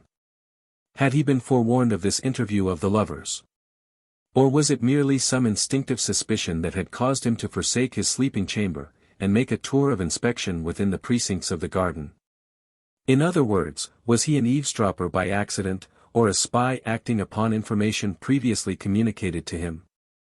The former was the fact. Chance alone, or chance aided by a clear night, had given him the clue to a discovery that now filled his soul with the fires of hell. Standing upon the housetop at the hour of midnight, what had taken him up there cannot be guessed, breathing vile tobacco smoke into an atmosphere before perfumed with the scent of the night-blooming cereus. The ex-captain of cavalry did not appear distressed by any particular anxiety. He had recovered from the injuries received in his encounter with the mustanger. And although that bit of evil fortune did not fail to excite within him the blackest chagrin, whenever it came up before his mind, its bitterness had been, to some extent, counteracted by hopes of revenge, towards a plan for which he had already made some progress. Equally with her father, he had been gratified that Louise was contented of late to stay within doors, for it was himself who had secretly suggested the prohibition to her going abroad. Equally had he remained ignorant as to the motive of that garden archery, and in a similar manner had misconceived it. In fact, he had begun to flatter himself, that, after all, her indifference to himself might be only a feint on the part of his cousin, or an illusion upon his. She had been less cynical for some days. And this had produced upon him the pleasant impression, that he might have been mistaken in his jealous fears. He had as yet discovered no positive proof that she entertained a partiality for the young Irishman. And as the days passed without any renewed cause for disquiet, he began to believe that in reality there was none. Under the soothing influence of this restored confidence, had he mounted up to the Azadi. And, although it was the hour of midnight, the careless insouciance with which he applied the light to his cigar, and afterwards stood smoking it, showed that he could not have come there for any very important purpose. It may have been to exchange the sultry atmosphere of his sleeping room for the fresher air outside, or he may have been tempted forth by the magnificent moon, though he was not much given to such romantic contemplation. Whatever it was, he had lighted his cigar, and was apparently enjoying it, with his arms crossed upon the coping of the parapet, and his face turned towards the river. It did not disturb his tranquillity to see a horseman ride out from the chaparral on the opposite side, and proceed onward across the open plain. He knew of the road that was there. Some traveler, he supposed, who preferred taking advantage of the cool hours of the night, a night, too, that would have tempted the weariest wayfarer to continue his journey. It might be a planter who lived below, returning home from the village, after lounging an hour too long in the tavern saloon. In daytime, the individual might have been identified. By the moonlight, it could only be made out that there was a man on horseback. The eyes of the ex-officer accompanied him as he trotted along the road. But simply with mechanical movement, as one musingly contemplates some common waif drifting down the current of a river. It was only after the horseman had arrived opposite the island of timber, and was seen to pull up, and then ride into it, that the spectator upon the housetop became stirred to take an interest in his movements. "What the devil can that mean?" muttered Calhoun to himself, as he hastily plucked the cigar stump from between his teeth. "Damn the man, he's dismounted," continued he, as the stranger reappeared, on foot, by the inner edge of the copse. "And coming this way, towards the bend of the river, straight as he can streak it. Down the bluff, into the bottom, and with a stride that shows him well acquainted with the way. Surely to God he don't intend making his way across into the garden. He'd have to swim for that, and anything he could get there would scarce pay him for his pains. What the old scratch can be his intention? A thief?" This was Calhoun's first idea, rejected almost as soon as conceived. It is true that in Spanish-American countries even the beggar goes on horseback. Much more might the thief. For all this, it was scarce probable, that a man would make a midnight expedition to steal fruit, or vegetables, in such cavalier style. What else could he be after? The odd maneuver of leaving his horse under cover of the copse, and coming forward on foot, and apparently with caution, as far as could be seen in the uncertain light, was of itself evidence that the man's errand could scarce be honest and that he was approaching the premises of Casa del Corvo with some evil design. What could it be? Since leaving the upper plain he had been no longer visible to Calhoun upon the housetop. The underwood skirting the stream on the opposite side, and into which he had entered, was concealing him. What can the man be after? After putting this interrogatory to himself, and for about the 10th time, each with increasing emphasis, the composure of the ex-captain was still further disturbed by a sound that reached his ear, exceedingly like a plunge in the river. It was slight, but clearly the concussion of some hard substance brought in contact with water. "The stroke of an oar," muttered he, on hearing it. "Is, by the holy Jehovah. He's got hold of the skiff, and's crossing over to the garden. What on earth can he be after?" The questioner did not intend staying on the housetop to determine. His thought was to slip silently downstairs, rouse the male members of the family, along with some of the servants, and attempt to capture the intruder by a clever ambuscade. He had raised his arm from the copestone, and was in the act of stepping back from the parapet, when his ear was saluted by another sound, that caused him again to lean forward and look into the garden below. This new noise bore no resemblance to the stroke of an oar, nor did it proceed from the direction of the river. It was the creaking of a door as it turned upon its hinge, or, what is much the same, a casement window. While it came from below, almost directly underneath the spot where the listener stood. On craning over to ascertain the cause, he saw, what blanched his cheeks to the whiteness of the moonlight that shone upon them, what sent the blood curdling through every corner of his heart. The casement that had been opened was that which belonged to the bedchamber of his cousin Louise. He knew it. The lady herself was standing outside upon the steps that led to the level of the garden, her face turned downward, as if she was meditating a descent. Loosely attired in white, as though in the negligee of a robe de chambre, with only a small kerchief coiffed over her crown, she resembled some fair nymph of the night, some daughter of the moon, whom Luna delighted to surround with a silvery effulgence. Calhoun reasoned rapidly. He could not do otherwise than connect her appearance outside the casement with the advent of the man who was making his way across the river. And who could this man be? Who but Maurice the mustanger? A clandestine meeting. And by appointment. There could be no doubt of it. And if there had, it would have been dissolved, at seeing the white-robed figure glide noiselessly down the stone steps, and along the gravelled walks, till it at length disappeared among the trees that shadowed the mooring place of the skiff. Like one paralyzed with a powerful stroke, the ex-captain continued for some time upon the Azadi, speechless and without motion. It was only after the white drapery had disappeared, and he heard the low murmur of voices rising from among the trees, that he was stimulated to resolve upon some course of proceeding. He thought no longer of awaking the inmates of the house, at least not then. Better first to be himself the sole witness of his cousin's disgrace, and then.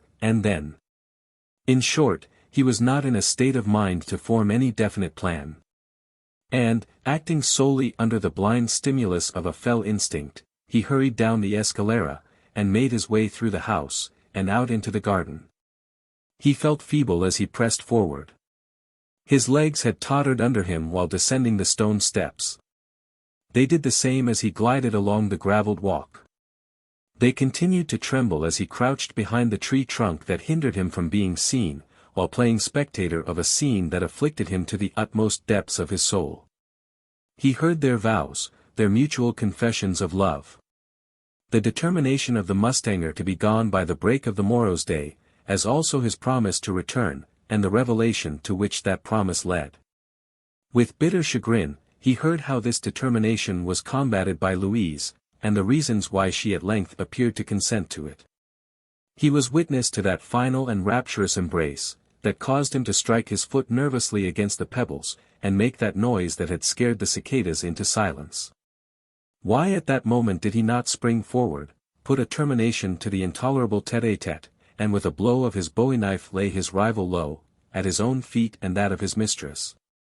Why had he not done this at the beginning, for to him there needed no further evidence, than the interview itself, to prove that his cousin had been dishonored? There was a time when he would not have been so patient. What, then, was the punctilio that restrained him? Was it the presence of that piece of perfect mechanism, that, with a sheen of steel, glistened upon the person of his rival, and which under the bright moonbeams, could be distinguished as a Colt 6-shooter? Perhaps it may have been. At all events, despite the terrible temptation to which his soul was submitted, something not only hindered him from taking an immediate vengeance, but in the mid-moments of that maddening spectacle, the final embrace, prompted him to turn away from the spot, and with an earnestness, even keener than he had yet exhibited, hurry back in the direction of the house, leaving the lovers, still unconscious of having been observed, to bring their sweet interview to an ending, sure to be procrastinated. Chapter 34. A chivalrous dictation. Where went Cassius Calhoun? Certainly not to his own sleeping room. There was no sleep for a spirit suffering like his. He went not there, but to the chamber of his cousin. Not hers, now untenanted, with its couch unoccupied, its coverlet undisturbed, but to that of her brother, young Henry Poindexter. He went direct as crooked corridors would permit him, in haste, without waiting to avail himself of the assistance of a candle. It was not needed. The moonbeams penetrating through the open bars of the Regia, filled the chamber with light, sufficient for his purpose. They disclosed the outlines of the apartment, with its simple furniture, a washstand, a dressing table, a couple of chairs, and a bed with mosquito curtains. Under those last was the youth reclining. In that sweet silent slumber experienced only by the innocent. His finely formed head rested calmly upon the pillow, over which lay scattered a profusion of shining curls. As Calhoun lifted the muslin bar, the moonbeams fell upon his face, displaying its outlines of the manliest aristocratic type. What a contrast between those two sets of features, brought into such close proximity. Both physically handsome, but morally, as Hyperion to the satyr. "Awake, Harry! Awake!" was the abrupt salutation extended to the sleeper, accompanied by a violent shaking of his shoulder. "Oh! Ah! You, Cousin Cash! What is it? Not the Indiana, I hope. Worse than that, worse. Worse. Quick! Rouse yourself, and see. Quick, or it will be too late. Quick, and be the witness of your own disgrace, the dishonor of your house. Quick, or the name of Poindexter will be the laughingstock of Texas." After such summons there could be no inclination for sleep, at least on the part of a Poindexter. And at a single bound, the youngest representative of the family cleared the mosquito curtains, and stood upon his feet in the middle of the floor, in an attitude of speechless astonishment. "Don't wait to dress," cried his excited counselor, "stay, you may put on your pants. Damn the clothes! There's no time for standing upon trifles. Quick! Quick!" The simple costume the young planter was accustomed to wear, consisting of trousers and Creole blouse of Attakapas cottonade, were adjusted to his person in less than 20 seconds of time. And in 20 more, obedient to the command of his cousin, without understanding why he had been so unceremoniously summoned forth, he was hurrying along the gravelled walks of the garden. "What is it, Cash?" he inquired, as soon as the latter showed signs of coming to a stop. "What does it all mean? See for yourself. Stand close to me. Look through yonder opening in the trees that leads down to the place where your skiff is kept. Do you see anything there? Something white. It looks like a woman's dress. It is that. It's a woman. It is a woman. Who do you suppose she is? I can't tell. Who do you say she is? There's another figure, a dark one, by her side. It appears to be a man. It is a man. And who do you suppose he is? How should I know, Cousin Cash? Do you? I do. That man is Maurice the Mustanger. And the woman? Is Louise, your sister, in his arms. As if a shot had struck him through the heart, the brother bounded upward, and then onward, along the path. "Stay," said Calhoun, catching hold of, and restraining him. "You forget that you are unarmed. The fellow, I know, has weapons upon him. Take this, and this," continued he, passing his own knife and pistol into the hands of his cousin. "I should have used them myself, long ere this, but I thought it better that you, her brother, should be the avenger of your sister's wrongs. On, my boy!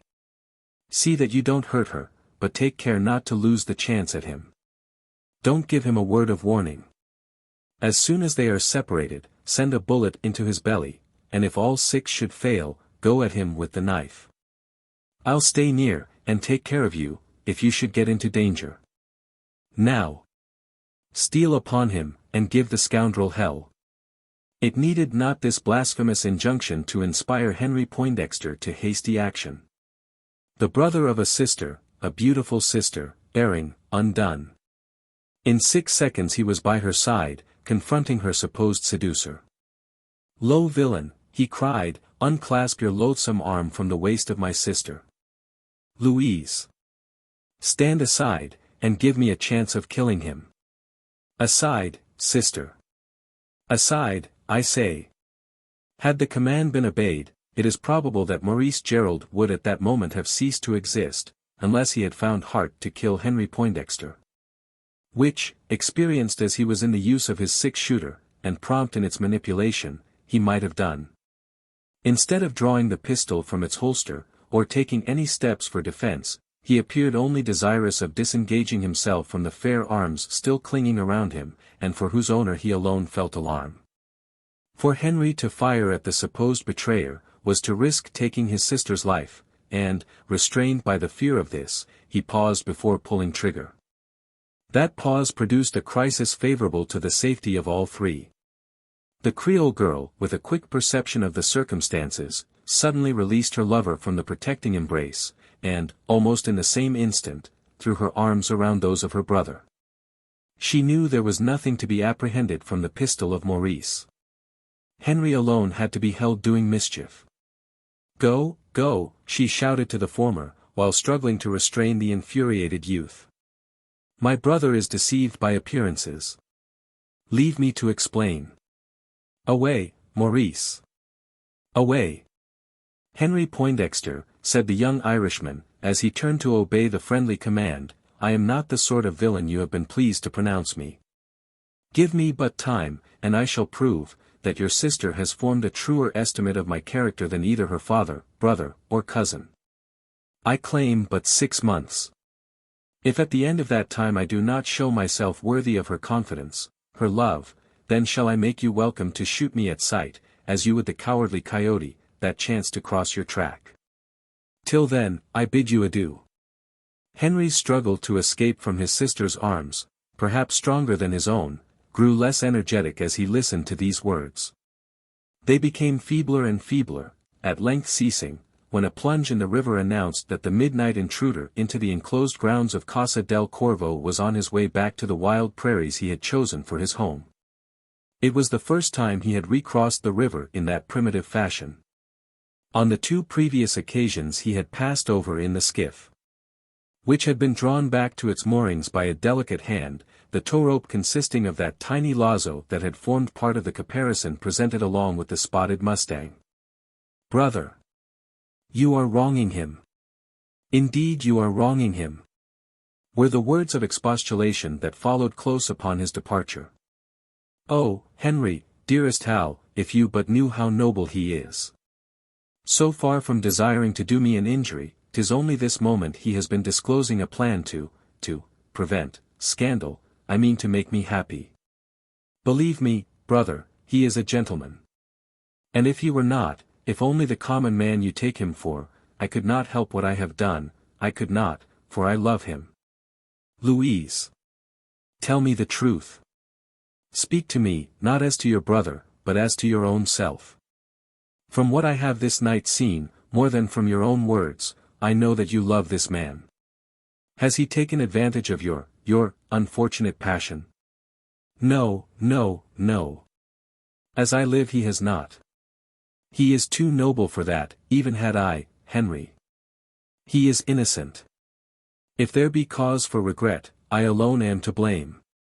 Why, oh, brother! Why did you insult him? Have I done so? You have, Henry, rudely, grossly. I shall go after, and apologize. If you speak truly, sister, I owe him that much. I shall go this instant. I liked him from the first, you know I did. I could not believe him capable of a cowardly act. I can't now. Sister. Come back into the house with me. And now, dearest Lou. You had better go to bed. As for me, I shall be off instanter to the hotel, where I may still hope to overtake him. I cannot rest till I have made reparation for my rudeness. So spoke the forgiving brother. And gently leading his sister by the hand, with thoughts of compassion, but not the slightest trace of anger, he hastily returned to the hacienda, intending to go after the young Irishman, and apologize for the use of words that, under the circumstances, might have been deemed excusable. As the two disappeared within the doorway, a third figure, hitherto crouching among the shrubbery, was seen to rise erect, and follow them up the stone steps. This last was their cousin, Cassius Calhoun. He, too, had thoughts of going after the mustanger. Chapter 35. An uncourteous host.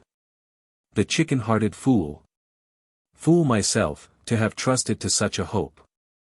I might have known she'd cajole the young calf, and let the scoundrel escape. I could have shot him from behind the tree, dead as a drowned rat.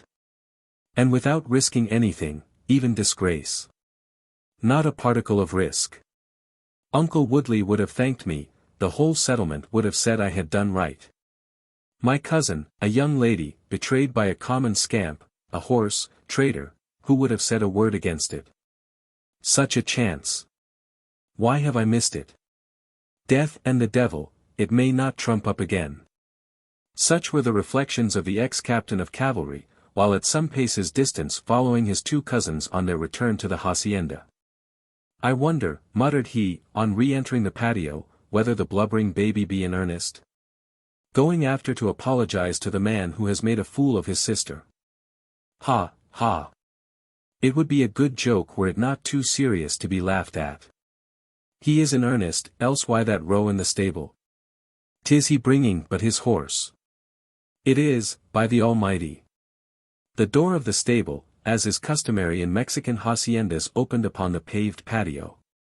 It was standing ajar, but just as Calhoun turned his eye upon it, a man coming from the inside pushed it wide open. And then stepped over the threshold, with a saddled horse following close after him. The man had a Panama hat upon his head, and a cloak thrown loosely around his shoulders. This did not hinder Calhoun from recognizing his cousin Henry, as also the dark brown horse that belonged to him. Fool! So, you've let him off, spitefully muttered the ex-captain, as the other came within whispering distance. Give me back my bowie and pistol. They're not toys suited to such delicate fingers as yours. Bah! Why did you not use them as I told you?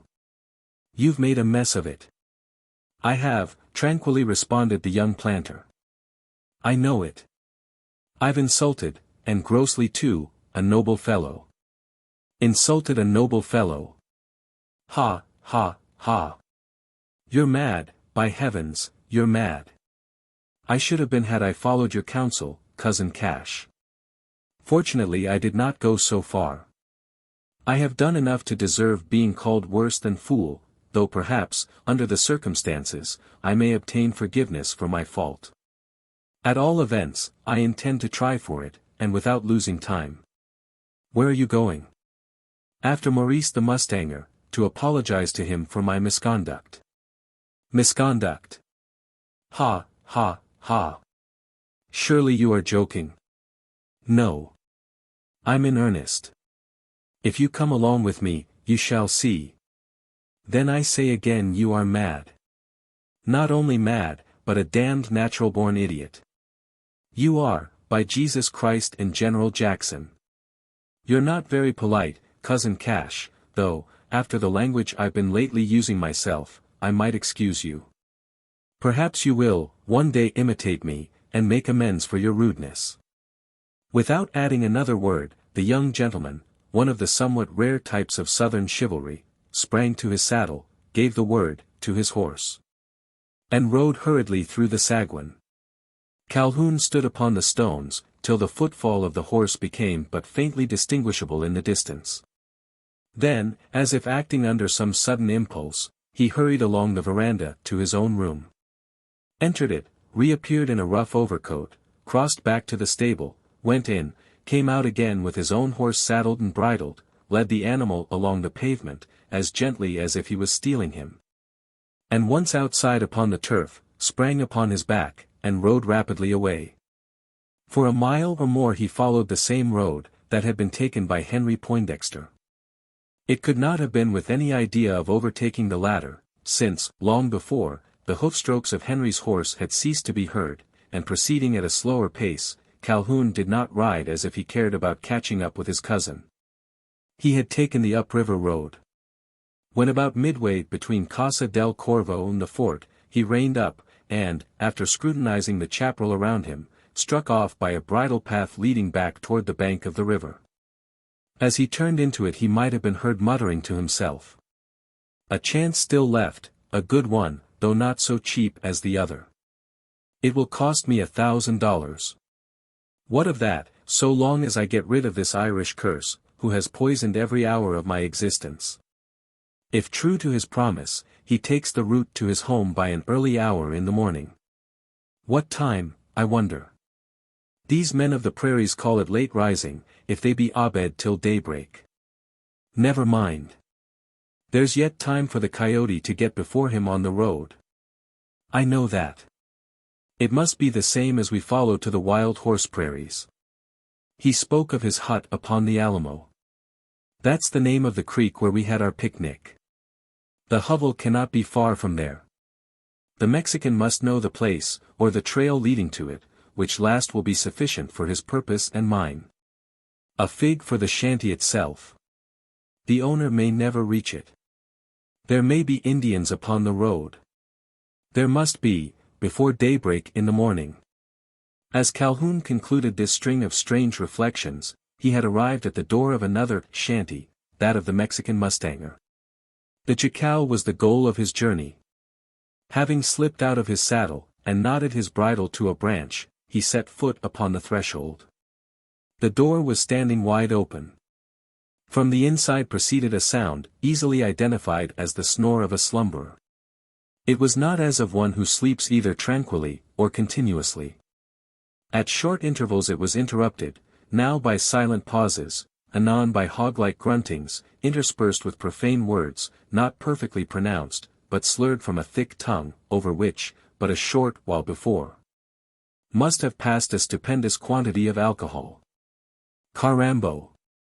Caray. Carajo, chingera. Mil diablos, mingled with more, perhaps less, reverential exclamations of Sangre de Cristo. Jesus. Santissima Virgin. Santa Maria. Dios. Madre de Dios. And the like, were uttered inside the jacal, as if the speaker was engaged in an apostrophic conversation with all the principal characters of the popish pantheon. Calhoun paused upon the threshold, and listened. Mal, dit, oh. Muttered the sleeper, concluding the exclamation with a hiccup. Bune, buenas novedades. Good news, por sangre Christ, oh. Si snor American, cano. Nove, dad, es esperbos. Los indios manchas on the war trail, el rastro de guerra. God bless the manchas. The brute's drunk, said his visitor, mechanically speaking aloud. Hla snore, exclaimed the owner of the jacal, aroused to a state of semi-consciousness by the sound of a human voice. Quien llama? Who has the honor, that is, have I the happiness, I, Miguel Diaz, el coyote, as the leperos call me. Ha, ha. Coyot. Bah. What's in a name? Yours, snore. Mil demonios. Who are you?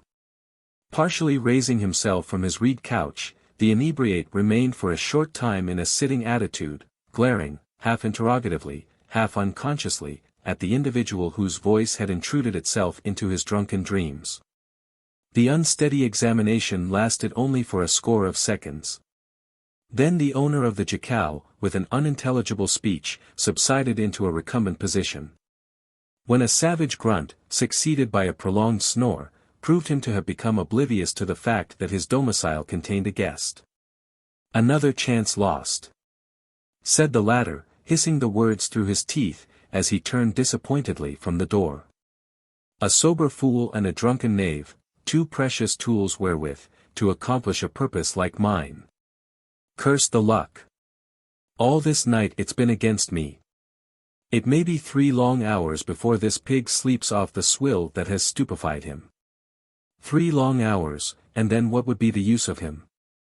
'Twould be too late, too late.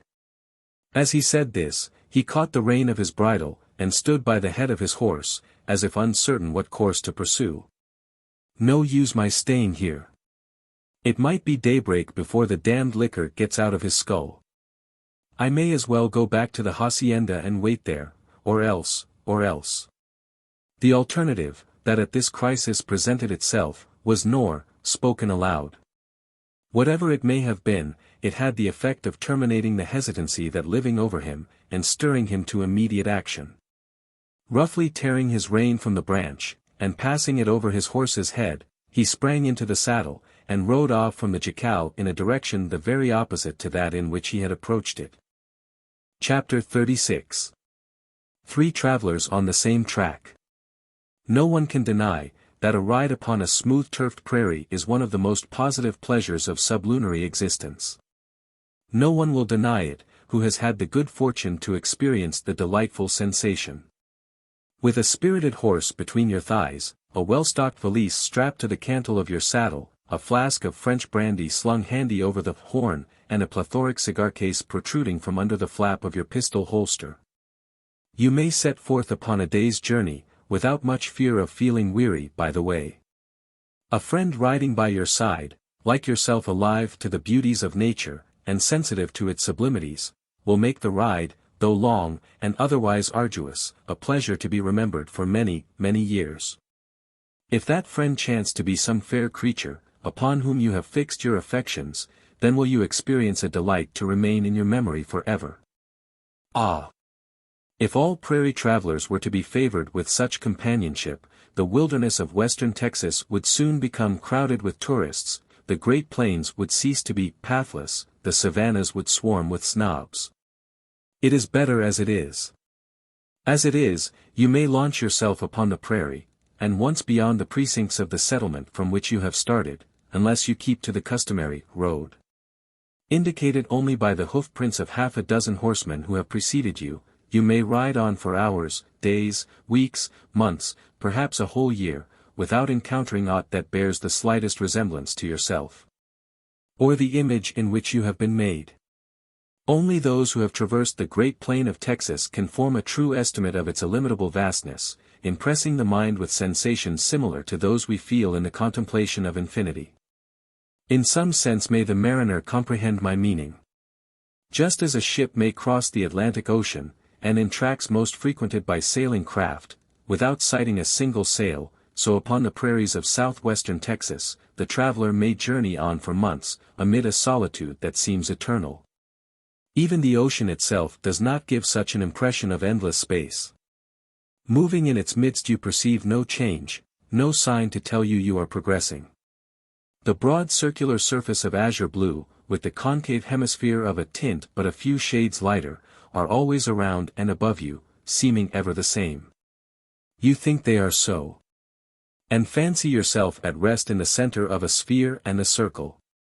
You are thus to some extent hindered from having a clear conception of magnificent distances. On the prairie it is different. The landmarks, there are such, in the shape of mottes, mounds, trees, ridges, and rocks, constantly changing before your view, admonish you that you are passing through space, and this very knowledge imbues you with the idea of vastness. It is rare for the prairie traveler to contemplate such scenes alone, rarer still upon the plains of southwestern Texas. In twos at least, but oftener in companies of 10 or a score, go they, whose need it is to tempt the perils of that wilderness claimed by the Comanches as ancestral soil. For all this, a solitary traveler may at times be encountered, for on the same night that witnessed the tender and stormy scenes in the garden of Casa del Corvo, no less than 3 such made the crossing of the plain that stretches southwestward from the banks of the Leona River. Just at the time that Calhoun was making his discontented departure from the jacal of the Mexican mustanger, the foremost of these nocturnal travelers was clearing the outskirts of the village, going in a direction which, if followed far enough, would conduct him to the Nueces River, or one of its tributary streams. It is scarcely necessary to say, that he was on horseback. In Texas there are no pedestrians, beyond the precincts of the town or plantation. The traveler in question best rode a strong steed, whose tread, at once vigorous and elastic, proclaimed it capable of carrying its rider through a long journey, without danger of breaking down. Whether such a journey was intended, could not have been told by the bearing of the traveler himself. He was equipped, as any Texan cavalier might have been, for a 10-mile ride, perhaps to his own house. The lateness of the hour forbade the supposition, that he could be going from it. The serape on his shoulders, somewhat carelessly hanging, might have been only put on to protect them against the dews of the night. But as there was no dew on that particular night, nor any outlying settlement in the direction he was heading to, the horseman was more like to have been a real traveler, en route for some distant point upon the prairies. For all this he did not appear to be in haste, or uneasy as to the hour at which he might reach his destination.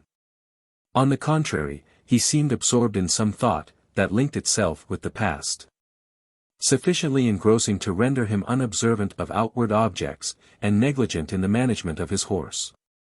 The latter, with the rein lying loosely upon his neck, was left to take his own way.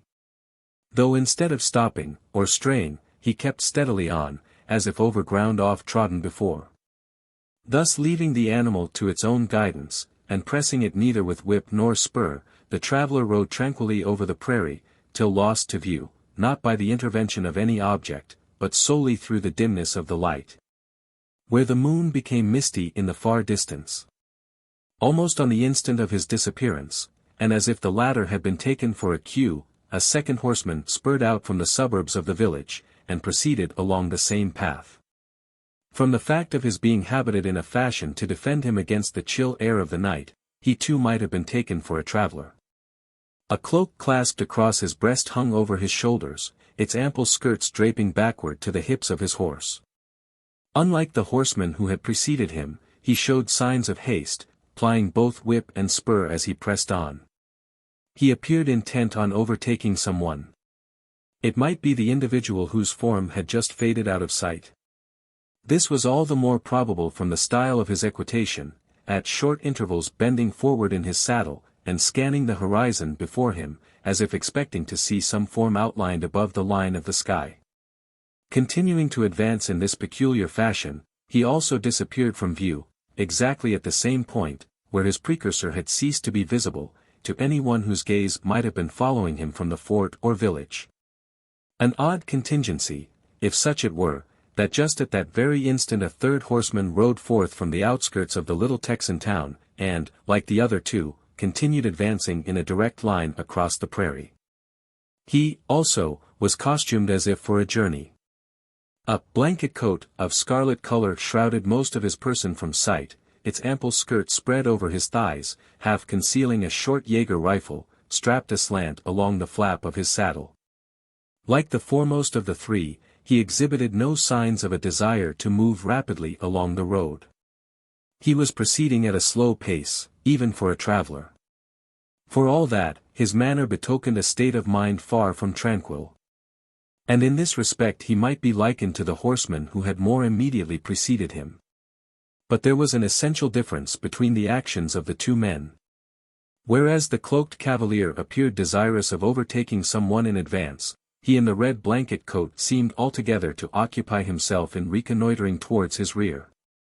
At intervals he would slew himself round in the stirrups, sometimes half turn his horse, and scan the track over which he had passed, all the while listening, as though he expected to hear someone who should be coming after him. Still keeping up this singular surveillance, he likewise in due time reached the point of disappearance, without having overtaken any one, or been himself overtaken. Though at nearly equal distances apart while making the passage of the prairie, not one of the three horsemen was within sight of either of the others. The second, halfway between the other two, was beyond reach of the vision of either, as they were beyond his. At the same glance no eye could have taken in all three, or any two of them. Unless it had been that of the great Texan owl perched upon the summit of some high eminence, or the whippoorwill soaring still higher in pursuit of the moon-loving moth. An hour later, and at a point of the prairie 10 miles farther from Fort Inga, the relative positions of the three travelers had undergone a considerable change. The foremost was just entering into a sort of alley or gap in the chaparral forest, which here extended right and left across the plain, far as the eye could trace it. The alley might have been likened to a strait in the sea, its smooth turfed surface contrasting with the darker foliage of the bordering thickets, as water with dry land. It was illumined throughout a part of its length, a half-mile or so, the moon showing at its opposite extremity. Beyond this the dark tree line closed it in, where it angled round into somber shadow. Before entering the alley the foremost of the trio of travelers, and for the first time, exhibited signs of hesitation. He reined up, and for a second or two sat in his saddle regarding the ground before him. His attention was altogether directed to the opening through the trees in his front. He made no attempt at reconnoitering his rear. His scrutiny, from whatever cause, was of short continuance. Seemingly satisfied, he muttered an injunction to his horse, and rode onward into the gap. Though he saw not him, he was seen by the cavalier in the cloak, following upon the same track, and now scarce half a mile behind.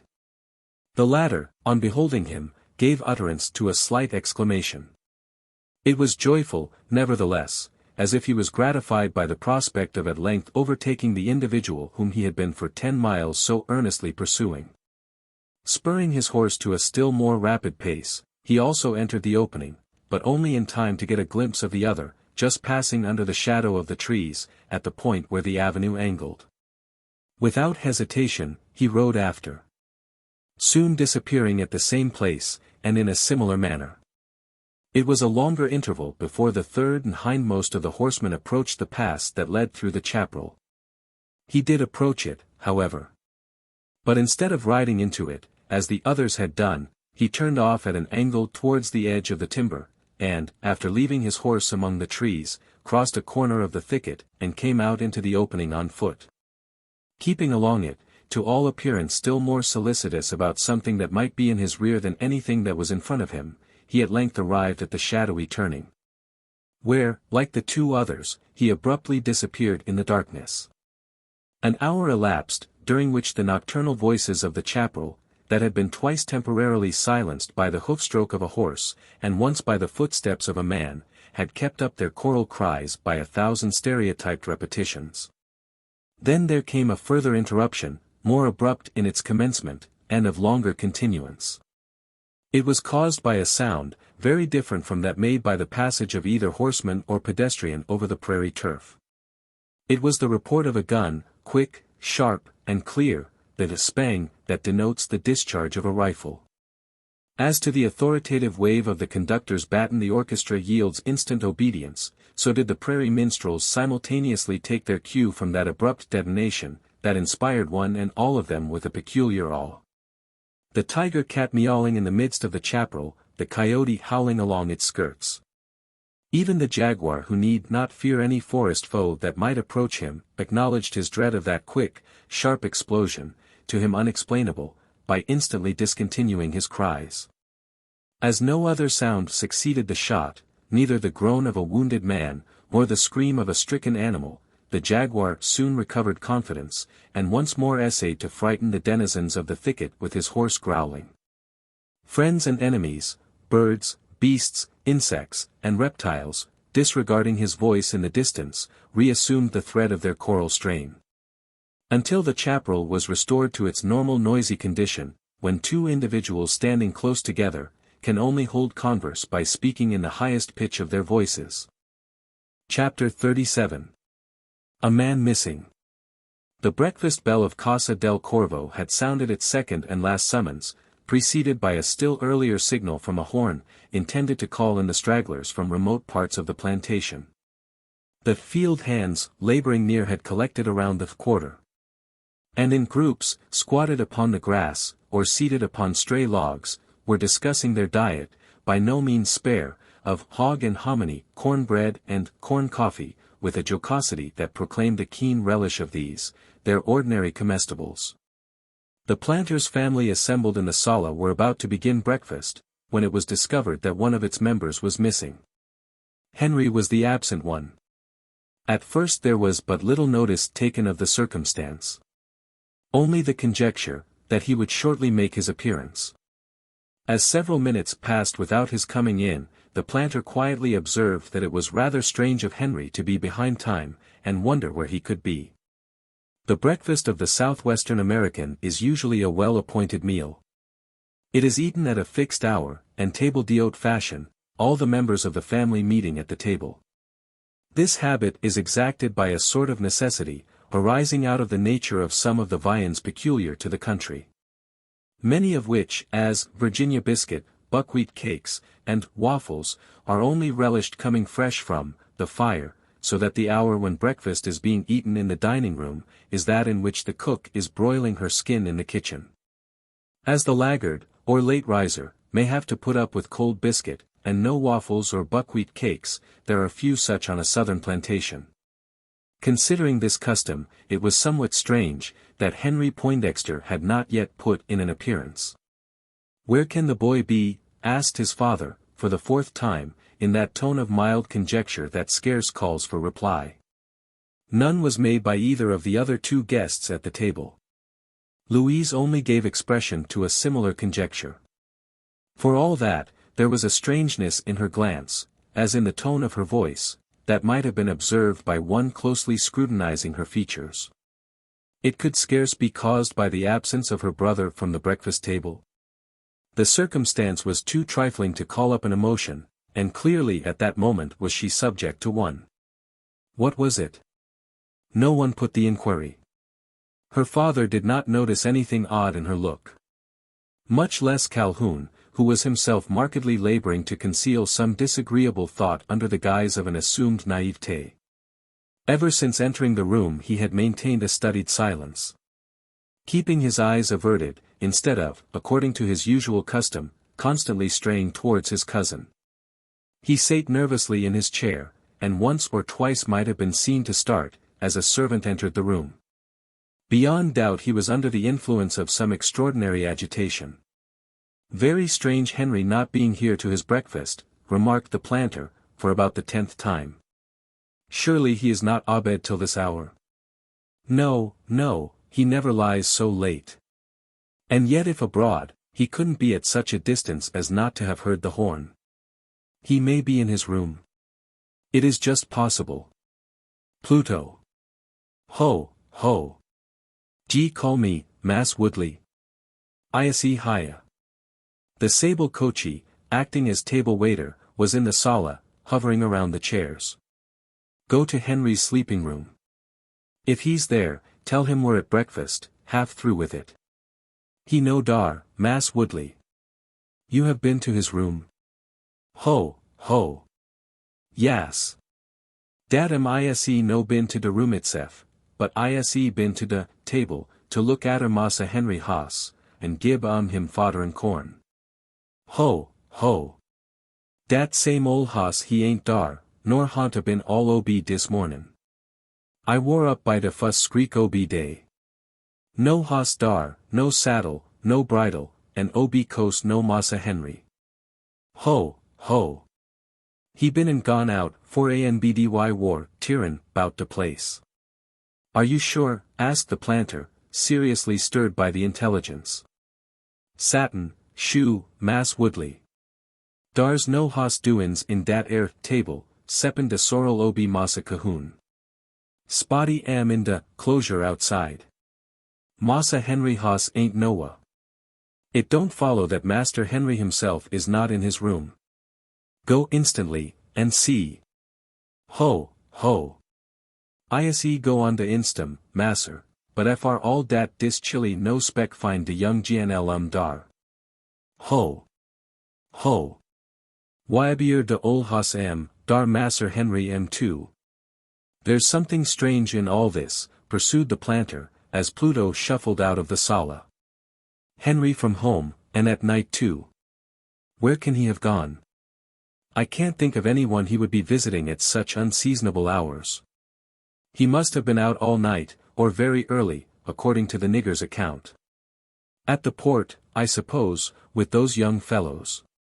Not at the tavern, I hope." Oh, no.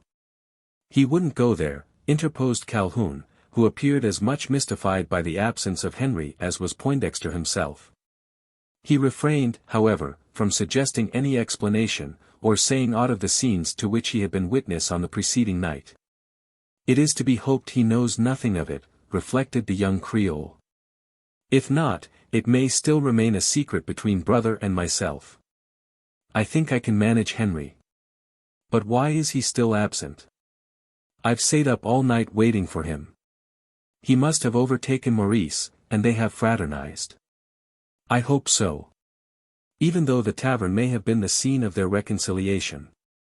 Henry is not much given to dissipation, but after such a burst of passion, followed by his sudden repentance, he may have strayed from his usual habits.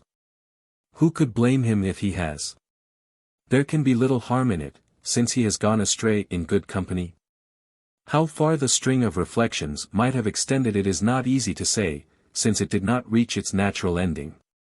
It was interrupted by the reappearance of Pluto, whose important air, as he re-entered the room, proclaimed him the bearer of eventful tidings. "Well," cried his master, without waiting for him to speak, "is he there?" "No, Mass Woodley," replied the black, in a voice that betrayed a large measure of emotion, "he are not dar, Massa Henry am not. But, he hesitatingly continued, dis chilly grieved to say dat, him hoss am dar. His horse there. Not in his sleeping room, I suppose. No, massa, nor in the table neither, but out by the big gate. His horse at the gate. And why, pray, do you grieve about that? Icause, Mass Woodley, icause de hoss, dat am Massa Henry hoss, icause de animal. Speak out, you stammering nigger. What because? I suppose the horse has his head upon him. Or is it his tail that is missing? Ah, Mass Woodley, dis nigga fear dat am missin' was dan either him head or him tail.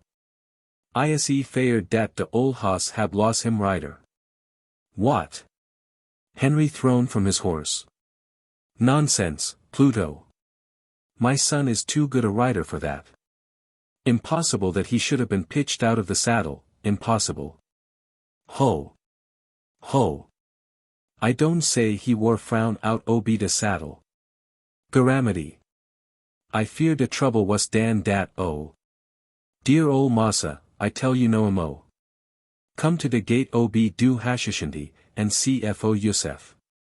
By this time the impression conveyed by Pluto's speech, much more by his manner, notwithstanding its ambiguity, had become sufficiently alarming. And not only the planter himself, but his daughter and nephew, hastily forsaking their seats, and preceded by the sable coachman, made their way to the outside gate of the hacienda.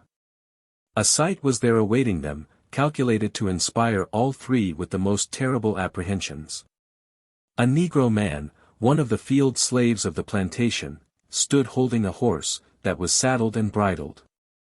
The animal wet with the dews of the night, and having been evidently uncared for in any stable, was snorting and stamping the ground, as if but lately escaped from some scene of excitement, in which he had been compelled to take part.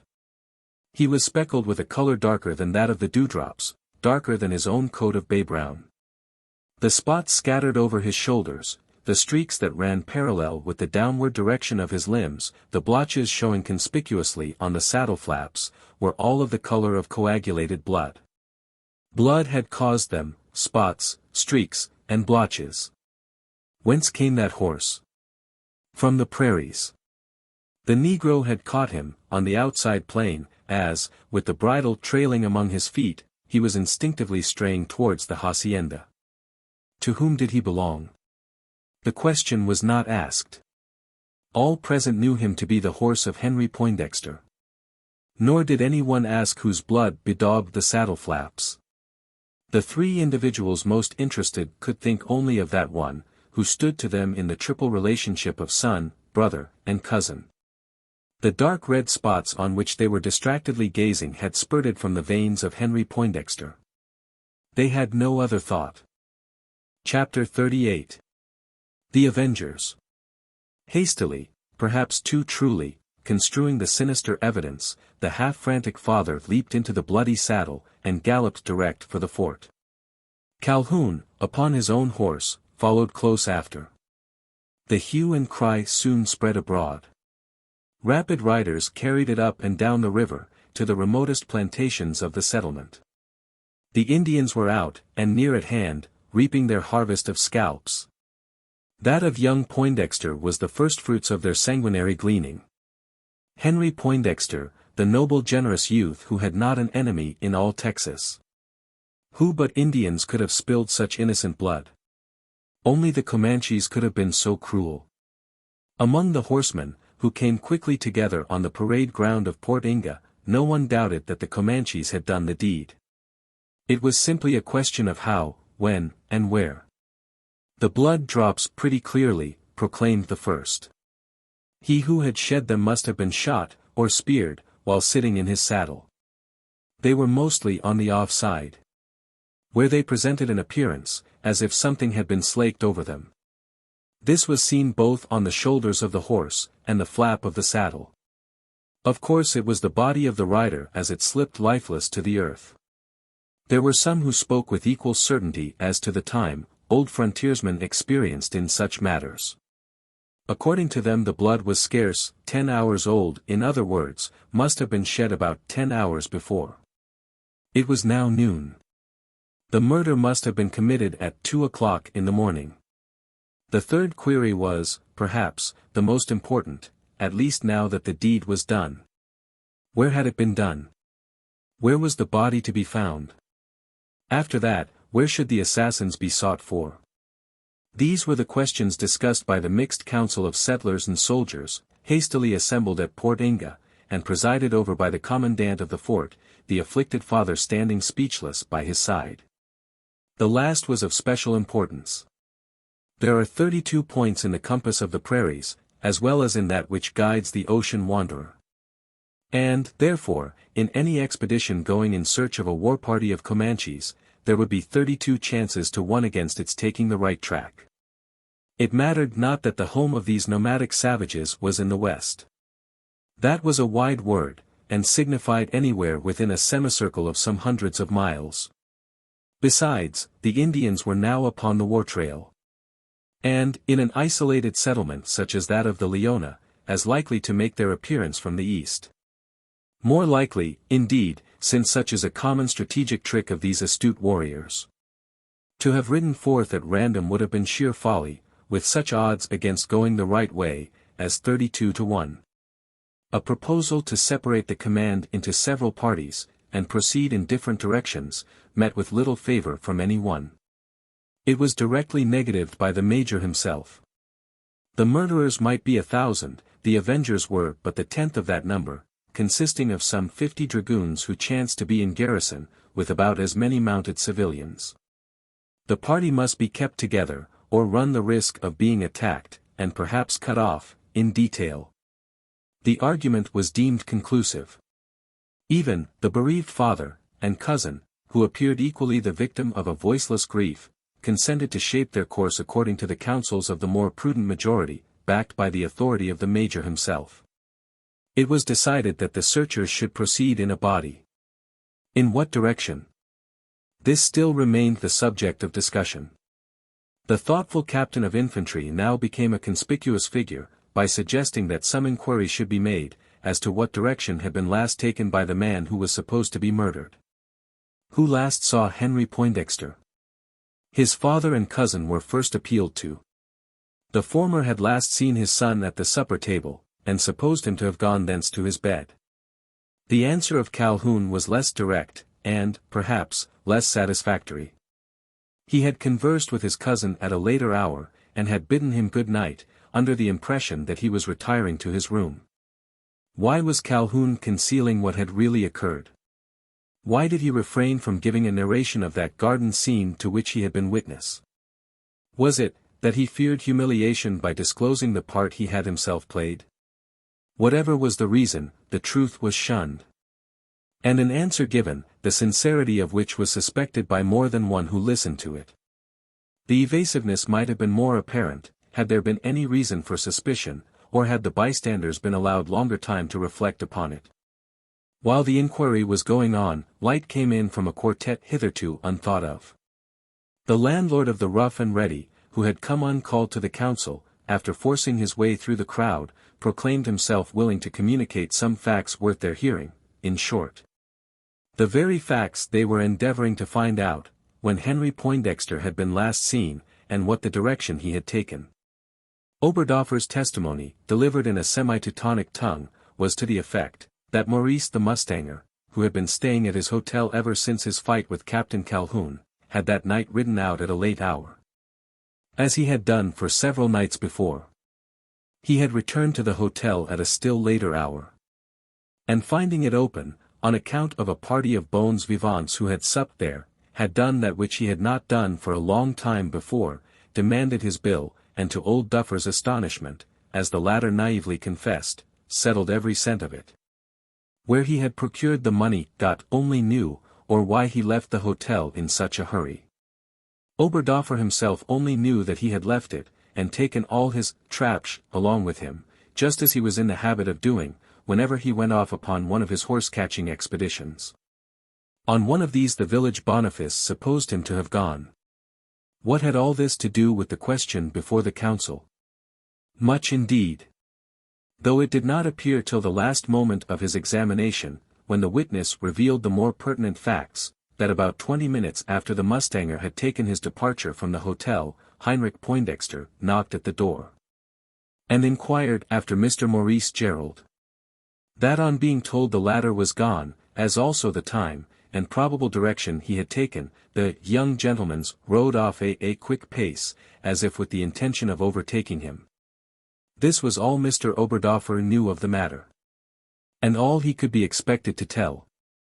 The intelligence, though containing several points but ill understood, was nevertheless a guide to the expeditionary party. It furnished a sort of clue to the direction they ought to take. If the missing man had gone off with Maurice the mustanger, or after him, he should be looked for on the road the latter himself would be likely to have taken. Did any one know where the horse hunter had his home? No one could state the exact locality, though there were several who believed it was somewhere among the headwaters of the Nueces, on a creek called the Alamo. To the Alamo, then, did they determine upon proceeding in quest of the missing man, or his dead body, perhaps, also, to find that of Maurice the mustanger, and, at the same time, avenge upon the savage assassins 2 murders instead of 1. Chapter 39. The Pool of Blood. Notwithstanding its number, larger than usual for a party of borderers merely in search of a strayed neighbor, the expedition pursued its way with considerable caution. There was reason. The Indians were upon the war trail. Scouts were sent out in advance, and professed trackers employed to pick up and interpret that sign. On the prairie, extending nearly 10 miles to the westward of the Leona, no trail was discovered. The turf, hard and dry, only showed the tracks of a horse when going in a gallop. None such were seen along the route. At 10 miles distance from the fort the plain is traversed by a tract of chaparral, running northwest and southeast. It is a true Texan jungle, laced by lianas, and almost impenetrable for man and horse. Through this jungle, directly opposite the fort, there is an opening, through which passes a path, the shortest that leads to the head waters of the Nueces. It is a sort of natural avenue among the trees that stand closely crowded on each side, but refrain from meeting. It may be artificial, some old war trail of the Comanches, first trodden by their expeditionary parties on the maraud to Tamaulipas, Coahuila, or New Leon. The trackers knew that it conducted to the Alamo, and, therefore, guided the expedition into it. Shortly after entering among the trees, one of the latter, who had gone afoot in the advance, was seen standing by the edge of the thicket, as if waiting to announce some recently discovered fact. "What is it?" demanded the major, spurring ahead of the others, and riding up to the tracker. "Sign." "Aye, that there is, Major, and plenty of it. Look there. In that bit of soddish ground you see. The tracks of a horse." "Of 2 horses, Major," said the man, correcting the officer with an air of deference. "True. There are 2. Farther on they become 4, though they're all made by the same two horses. They have gone up this opening a bit, and come back again. Well, Spangler, my good fellow, what do you make of it? Not much, replied Spangler, who was one of the paid scouts of the cantonment, not much of that. I haven't been far enough up the opening to make out what it means, only far enough to know that a man has been murdered. What proof have you of what you say? Is there a dead body? No. Not as much as the little finger.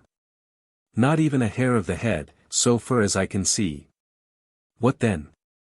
Blood, a regular pool of it, enough to have cleared out the carcass of a whole buffalo. Come and see for yourself. But, continued the scout in a muttered undertone, if you wish me to follow up the sign as it ought to be done, you'll order the others to stay back, specially them as are now nearest you. This observation appeared to be more particularly pointed at the planter and his nephew, as the tracker, on making it, glanced furtively towards both. By all means, replied the major. Yes, Spangler, you shall have every facility for your work. Gentlemen, may I request you to remain where you are for a few minutes? My tracker, here, has to go through a performance that requires him to have the ground to himself. He can only take me along with him. Of course the major's request was a command, courteously conveyed, to men who were not exactly his subordinates. It was obeyed, however, just as if they had been. And one and all kept their places, while the officer, following his scout, rode away from the ground. About 50 yards further on, Spangler came to a stand. You see that, Major, said he, pointing to the ground. I should be blind if I didn't, replied the officer. A pool of blood, as you say, big enough to have emptied the veins of a buffalo. If it has come from those of a man, I should say that whoever shed it is no longer in the land of the living. Dead, pronounced the tracker. Dead before that blood had turned purple, as it is now. Whose do you think it is, Spangler? That of the man we're in search of, the son of the old gentleman down there. That's why I didn't wish him to come forward. He may as well know the worst. He must find it out in time. True what you say, Major, but we had better first find out how the young fellow has come to be thrown in his tracks. That's what is puzzling me. How? By the Indians, of course. The Comanches have done it. Not a bit of it, rejoined the scout, with an air of confidence. Who? Why do you say that, Spangler? Because, you see, if the Indians had been here, there would be 40 horse tracks instead of 4, and them made by only 2 horses. There's truth in that. It isn't likely a single Comanche would have had the daring, even to assassinate. No Comanche, Major, no Indian of any kind committed this murder. There are 2 horse tracks along the opening. As you see, both are shod. And they're the same that have come back again. Comanches don't ride shod horses, except when they've stolen them.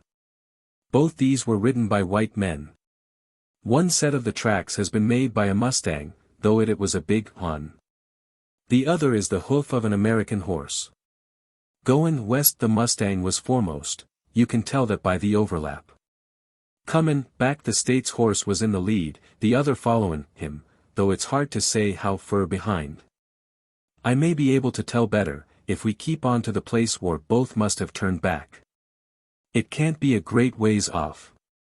Let us proceed thither, then, said the major. I shall command the people to stay where they are.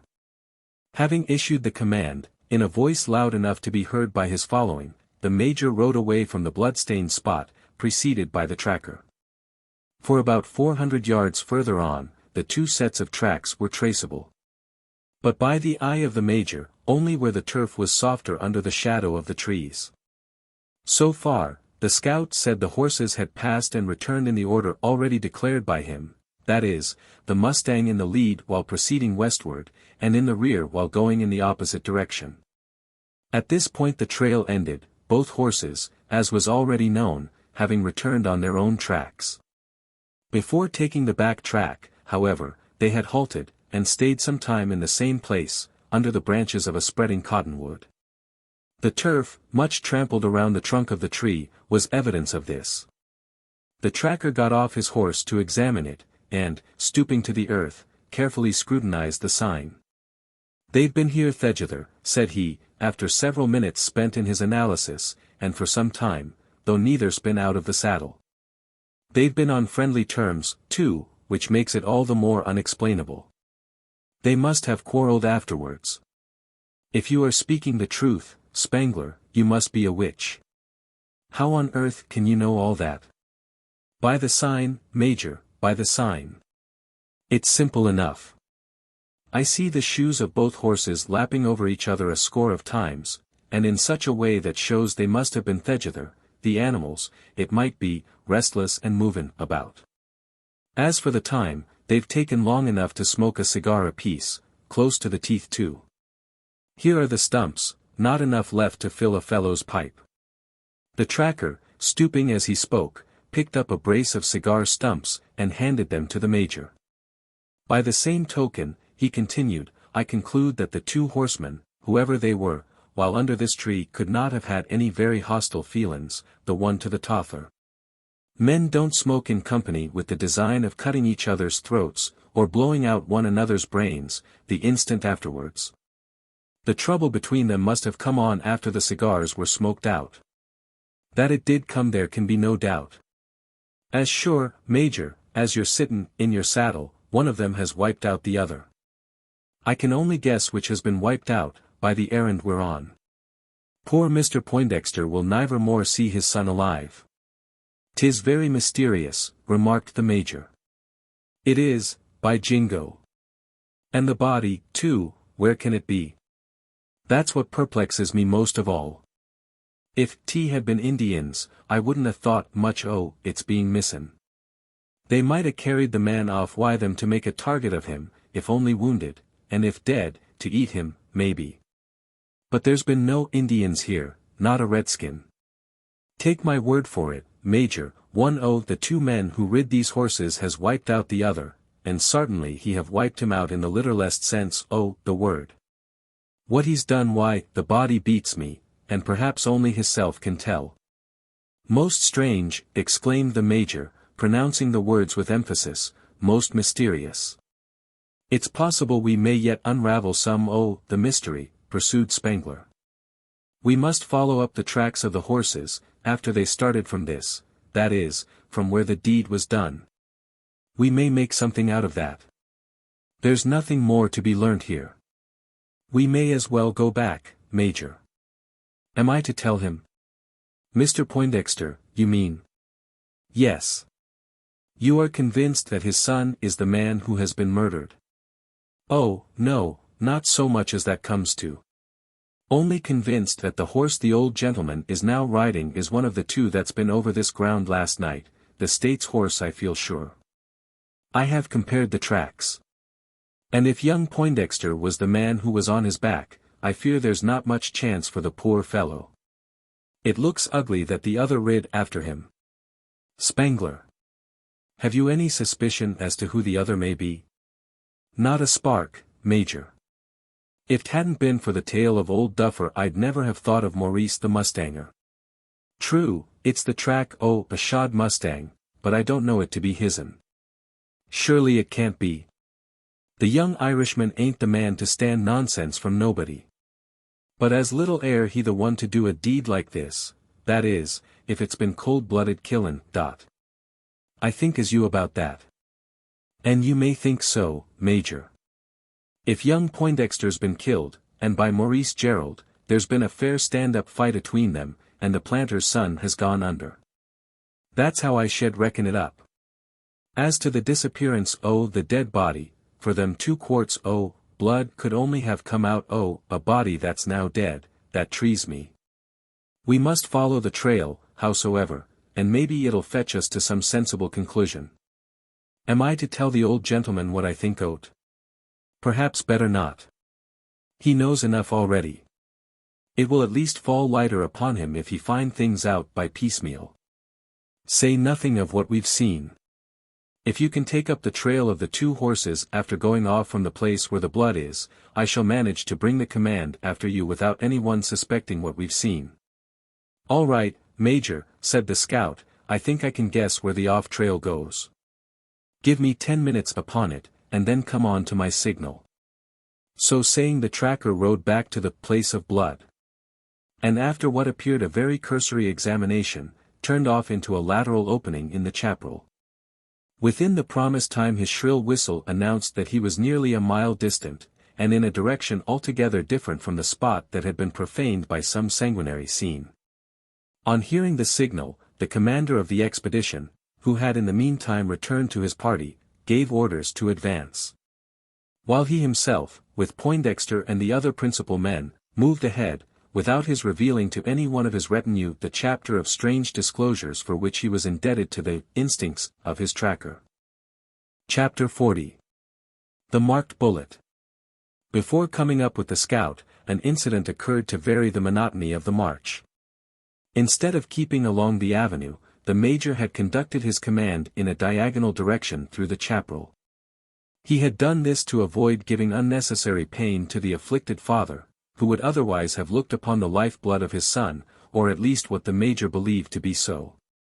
The gory spot was shunned, and as the discovery was not yet known to any other save the major himself, and the tracker who had made it, the party moved on in ignorance of the existence of such a dread sign. The path they were now pursuing was a mere cattle track, scarce broad enough for two to ride abreast. Here and there were glades where it widened out for a few yards, again running into the thorny chaparral. On entering one of these glades, an animal sprang out of the bushes, and bounded off over the sward. A beautiful creature it was, with its fulvous coat ocellated with rows of shining rosettes. Its strong lithe limbs supporting a smooth cylindrical body, continued into a long tapering tail, the very type of agility, a creature rare even in these remote solitudes, the jaguar.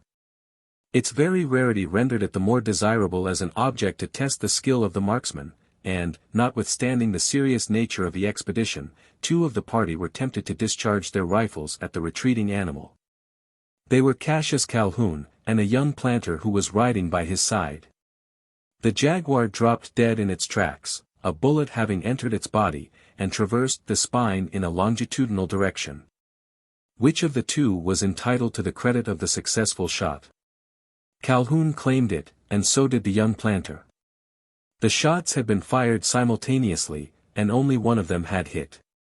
"I shall show you," confidently asserted the ex-officer, dismounting beside the dead jaguar, and unsheathing his knife. "You see, gentlemen, the ball is still in the animal's body. If it's mine, you'll find my initials on it, CC, with a crescent. I mold my bullets so that I can always tell when I've killed my game." The swaggering air with which he held up the leaden missile after extracting it told that he had spoken the truth. A few of the more curious drew near and examined the bullet. Sure enough, it was molded as Calhoun had declared, and the dispute ended in the discomfiture of the young planter. The party soon after came up with the tracker, waiting to conduct them along a fresh trail. It was no longer a track made by two horses, with shod hooves. The turf showed only the hoof marks of one, and so indistinctly, that at times they were undiscernible to all eyes save those of the tracker himself. The trace carried them through the thicket, from glade to glade, after a circuitous march, bringing them back into the lane-like opening, at a point still further to the west. Spangler, though far from being the most accomplished of his calling, took it, up as fast as the people could ride after him. In his own mind he had determined the character of the animal whose footmarks he was following. He knew it to be a mustang, the same that had stood under the cottonwood whilst its rider was smoking a cigar, the same whose hoof-mark he had seen deeply indented in a sod saturated with human blood. The track of the state's horse he had also followed for a short distance, in the interval, when he was left alone. He saw that it would conduct him back to the prairie through which they had passed. And thence, in all likelihood, to the settlements on the Leona. He had forsaken it to trace the footsteps of the shod mustang, more likely to lead him to an explanation of that red mystery of murder, perhaps to the den of the assassin. Hitherto perplexed by the hoof-prints of two horses alternately overlapping each other, he was not less puzzled now, while scrutinizing the tracks of but one. They went not direct, as those of an animal urged onwards upon a journey, but here and there zigzagging, occasionally turning upon themselves in short curves, then forward for a stretch, and then circling again, as if the mustang was either not mounted, or its rider was asleep in the saddle. Could these be the hoof-prints of a horse with a man upon his back, an assassin skulking away from the scene of assassination, his conscience freshly excited by the crime? Spengler did not think so. He knew not what to think. He was mystified more than ever. So confessed he to the Major, when being questioned as to the character of the trail. A spectacle that soon afterwards came under his eyes, simultaneously seen by every individual of the party, so far from solving the mystery, had the effect of rendering it yet more inexplicable. More than this. What had hitherto been but an ambiguous affair, a subject for guess and speculation, was suddenly transformed into a horror, of that intense kind that can only spring from thoughts of the supernatural. No one could say that this feeling of horror had arisen without reason. When a man is seen mounted on a horse's back, seated firmly in the saddle, with limbs astride in the stirrups, body erect, and hand holding the rein, in short, everything in air and attitude required of a rider. When, on closer scrutiny, it is observed, that there is something wanting to complete the idea of a perfect equestrian. And, on still closer scrutiny, that this something is the head, it would be strange if the spectacle did not startle the beholder, terrifying him to the very core of his heart. And this very sight came before their eyes, causing them simultaneously to rein up, and with as much suddenness, as if each had rashly ridden within less than his horse's length of the brink of an abyss. The sun was low down, almost on a level with the sward. Facing westward, his disk was directly before them. His rays, glaring redly in their eyes, hindered them from having a very accurate view, towards the quarter of the west. Still could they see that strange shape above described, a horseman without a head. Had only one of the party declared himself to have seen it, he would have been laughed at by his companions as a lunatic.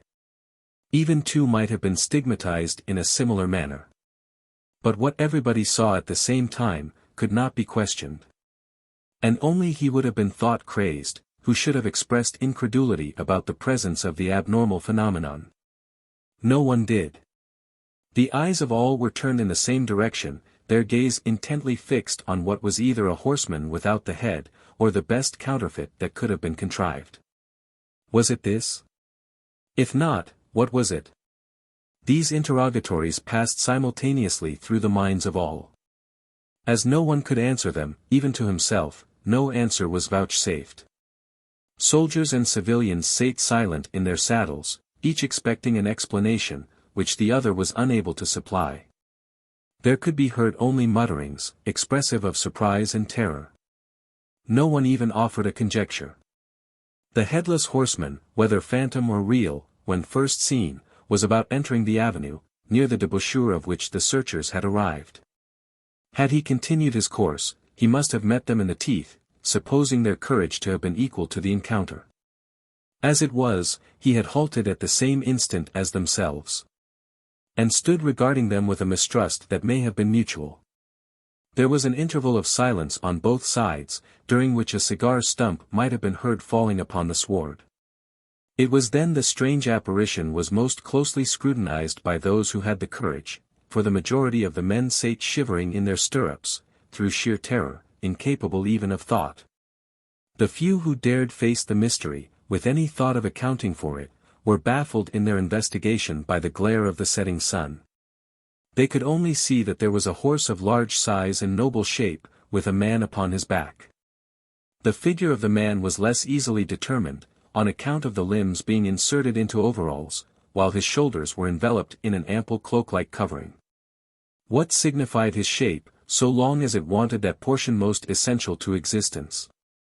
A man without a head, on horseback, sitting erect in the saddle, in an attitude of ease and grace, with spurs sparkling upon his heels, the bridle rein held in one hand, the other where it should be, resting lightly upon his thigh. Great God! What could it mean? Was it a phantom? Surely it could not be human. They who viewed it were not the men to have faith either in phantoms or phantasmagoria. Many of them had met nature in her remotest solitudes, and wrestled with her in her roughest moods. They were not given to a belief in ghosts. But the confidence of the most incredulous was shaken by a sight so strange, so absolutely unnatural, and to such an extent, that the stoutest-hearted of the party was forced mentally to repeat the words. Is it a phantom? Surely it cannot be human. Its size favored the idea of the supernatural. It appeared double that of an ordinary man upon an ordinary horse. It was more like a giant on a gigantic steed. Though this might have been owing to the illusory light under which it was seen, the refraction of the sun's rays passing horizontally through the tremulous atmosphere of the parched plain. There was but little time to philosophize, not enough to complete a careful scrutiny of the unearthly apparition, which every one present, with hands spread over his eyes to shade them from the dazzling glare, was endeavoring to make. Nothing of color could be noted, neither the garments of the man, nor the hairy coat of the horse. Only the shape could be traced, outlined in sable silhouette against the golden background of the sky. And this in every change of attitude, whether fronting the spectators, or turned stern towards them, was still the same, still that inexplicable phenomenon, a horseman without a head. Was it a phantom? Surely it could not be human. "'Tis old Nick upon horseback," cried a fearless frontiersman, who would scarce have quailed to encounter his satanic majesty even in that guise. "By the Tarnal Almighty, it's the devil himself." The boisterous laugh which succeeded the profane utterance of the reckless speaker, while it only added to the awe of his less courageous comrades, appeared to produce an effect on the Headless Horseman. Wheeling suddenly round, his horse at the same time sending forth a scream that caused either the earth or the atmosphere to tremble, he commenced galloping away. He went direct towards the sun.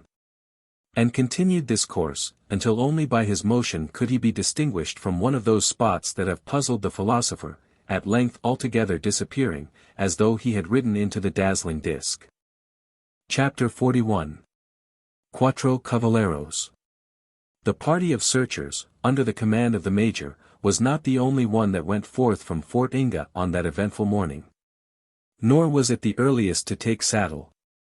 Long before, in fact close following the dawn of day, a much smaller party, consisting of only 4 horsemen, was seen setting out from the suburbs of the village, and heading their horses in the direction of the Nueces. These could not be going in search of the dead body of Henry Poindexter. At that hour no one suspected that the young man was dead, or even that he was missing. The riderless horse had not yet come in to tell the tale of woe. The settlement was still slumbering, unconscious that innocent blood had been spilt. Though setting out from nearly the same point, and proceeding in a like direction, there was not the slightest similarity between the two parties of mounted men. Those earliest start were all of pure Iberian blood, or this commingled with Aztecan. In other words, they were Mexicans. It required neither skill nor close scrutiny to discover this. A glance at themselves and their horses, their style of equitation, the slight muscular development of their thighs and hips, more strikingly observable in their deep tree saddles, the gaily colored serapes shrouding their shoulders, the wide velveteen calzoneros on their legs, the big spurs on their boots, and broad-brimmed sombreros on their heads, declared them either Mexicans, or men who had adopted the Mexican costume. That they were the former there was not a question. The sallow hue, the pointed Van Dyke beard, covering the chin, sparsely, though not from any thinning by the shears, the black, close-cropped chevelure, the regular facial outline, were all indisputable characteristics of the Hispano-Moro-Aztecan race, who now occupy the ancient territory of the Moctezumas. One of the 4 was a man of larger frame than any of his companions. He rode a better horse, was more richly apparelled, carried upon his person arms and equipments of a superior finish, and was otherwise distinguished, so as to leave no doubt about his being the leader of the cuartilla. He was a man of between 30 and 40 years of age, nearer to the latter than the former, though a smooth, rounded cheek, furnished with a short and carefully trimmed whisker, gave him the appearance of being younger than he was. But for a cold animal eye, and a heaviness of feature that betrayed a tendency to behave with brutality, if not with positive cruelty, the individual in question might have been described as handsome. A well-formed mouth, with twin rows of white teeth between the lips, even when these were exhibited in a smile, did not remove this unpleasant impression.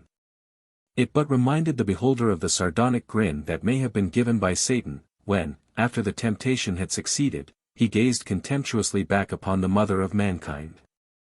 It was not his looks that had led to his having become known among his comrades by a peculiar nickname, that of an animal well known upon the plains of Texas. His deeds and disposition had earned for him the unenviable sobriquet, El Coyote. How came he to be crossing the prairie at this early hour of the morning, apparently sober, and acting as the leader of others, when on the same morning, but a few hours before, he was seen drunk in his jacal, so drunk as to be unconscious of having a visitor, or, at all events, incapable of giving that visitor a civil reception? The change of situation, though sudden, and to some extent strange, is not so difficult of explanation. It will be understood after an account has been given of his movements, from the time of Calhoun's leaving him, till the moment of meeting him in the saddle, in company with his 3 conpaisanos. On riding away from his hut, Calhoun had left the door, as he had found it, ajar, and in this way did it remain until the morning, El Coyote all the time continuing his sonorous slumber. At daybreak he was aroused by the raw air that came drifting over him in the shape of a chilly fog. This to some extent sobered him. And, springing up from his skin-covered truck, he commenced staggering over the floor, all the while uttering anathemas against the cold, and the door for letting it in. It might be expected that he would have shut to the latter on the instant. But he did not. It was the only aperture, excepting some holes arising from dilapidation, by which light was admitted into the interior of the jacal, and light he wanted, to enable him to carry out the design that had summoned him to his feet. The grey dawn, just commencing to creep in through the open doorway, scarce sufficed for his purpose. And it was only after a good while spent in groping about, interspersed with a series of stumblings, and accompanied by a string of profane exclamations, that he succeeded in finding that he was searching for a large 2-headed gourd, with a strap around its middle, used as a canteen for carrying water, or more frequently mezcal. The odor escaping from its uncorked end told that it had recently contained this potent spirit, but that it was now empty, was announced by another profane ejaculation that came from the lips of its owner, as he made the discovery. Sangre de Cristo, he cried, in an accent of angry disappointment, giving the gourd a shake to assure himself of its emptiness. Not a drop, not enough to drown a chiga. And my tongue sticking to my teeth. My throat feels as if I had bolted a brasero of red-hot charcoal. Por Dios. I can't stand it. What's to be done? Daylight? It is. I must up to the Pueblita. It's possible that Senor Doffer may have his trap open by this time to catch the early birds.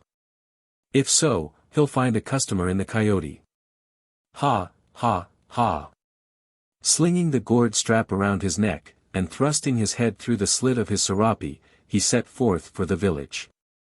The tavern was but a few hundred yards from his hut, on the same side of the river, and approachable by a path, that he could have traveled with his eyes under Topojos. In 20 minutes after, he was staggering past the signpost of the Rough and Ready. He chanced to be in luck. Oberdoffer was in his barroom, serving some early customers, a party of soldiers who had stolen out of quarters to swallow their morning dram. Mein Gott, Mr. Dees, said the landlord, saluting the newly arrived guest, and without ceremony forsaking 6 credit customers, for one that he knew to be cash. Mein Gott. Is it you I sees so early ashtir? I know schvat you vant. You vant your pig coord fill mitze Mexican spirits, AG, that you call it? A guardiant. You've guessed it, Cavallero. That's just what I want. A taller, von taller-ish the price. Carambo. I've paid it often enough to know that. Here's the coin, and there's the canteen. Fill, and be quick about it. Ha. You ish in a hurry, mein her. Fell, I vaunt keeps you waitin', I suppose you ish off for the wild horse prairish. If there's anything good among the droves, I'm afert that the Irishmans will pick it up before you. He went off last night. He left my house at a late hour, after midnight at Wash, a very late hour, to go a Shorney. But he's a queer customer is that mushtanger, Mr. Morris Sherrilt. Nobody knows his ways. I shouldn't say anything's against him. He hash been a good customer to me. He has paid his bill like a rich man, and he hash plenty beside. Main got. His pockets wash cram mit dollars. On hearing that the Irishman had gone off to the horse prairish, as Oberdoffer termed them, the Mexican by his demeanor betrayed more than an ordinary interest in the announcement.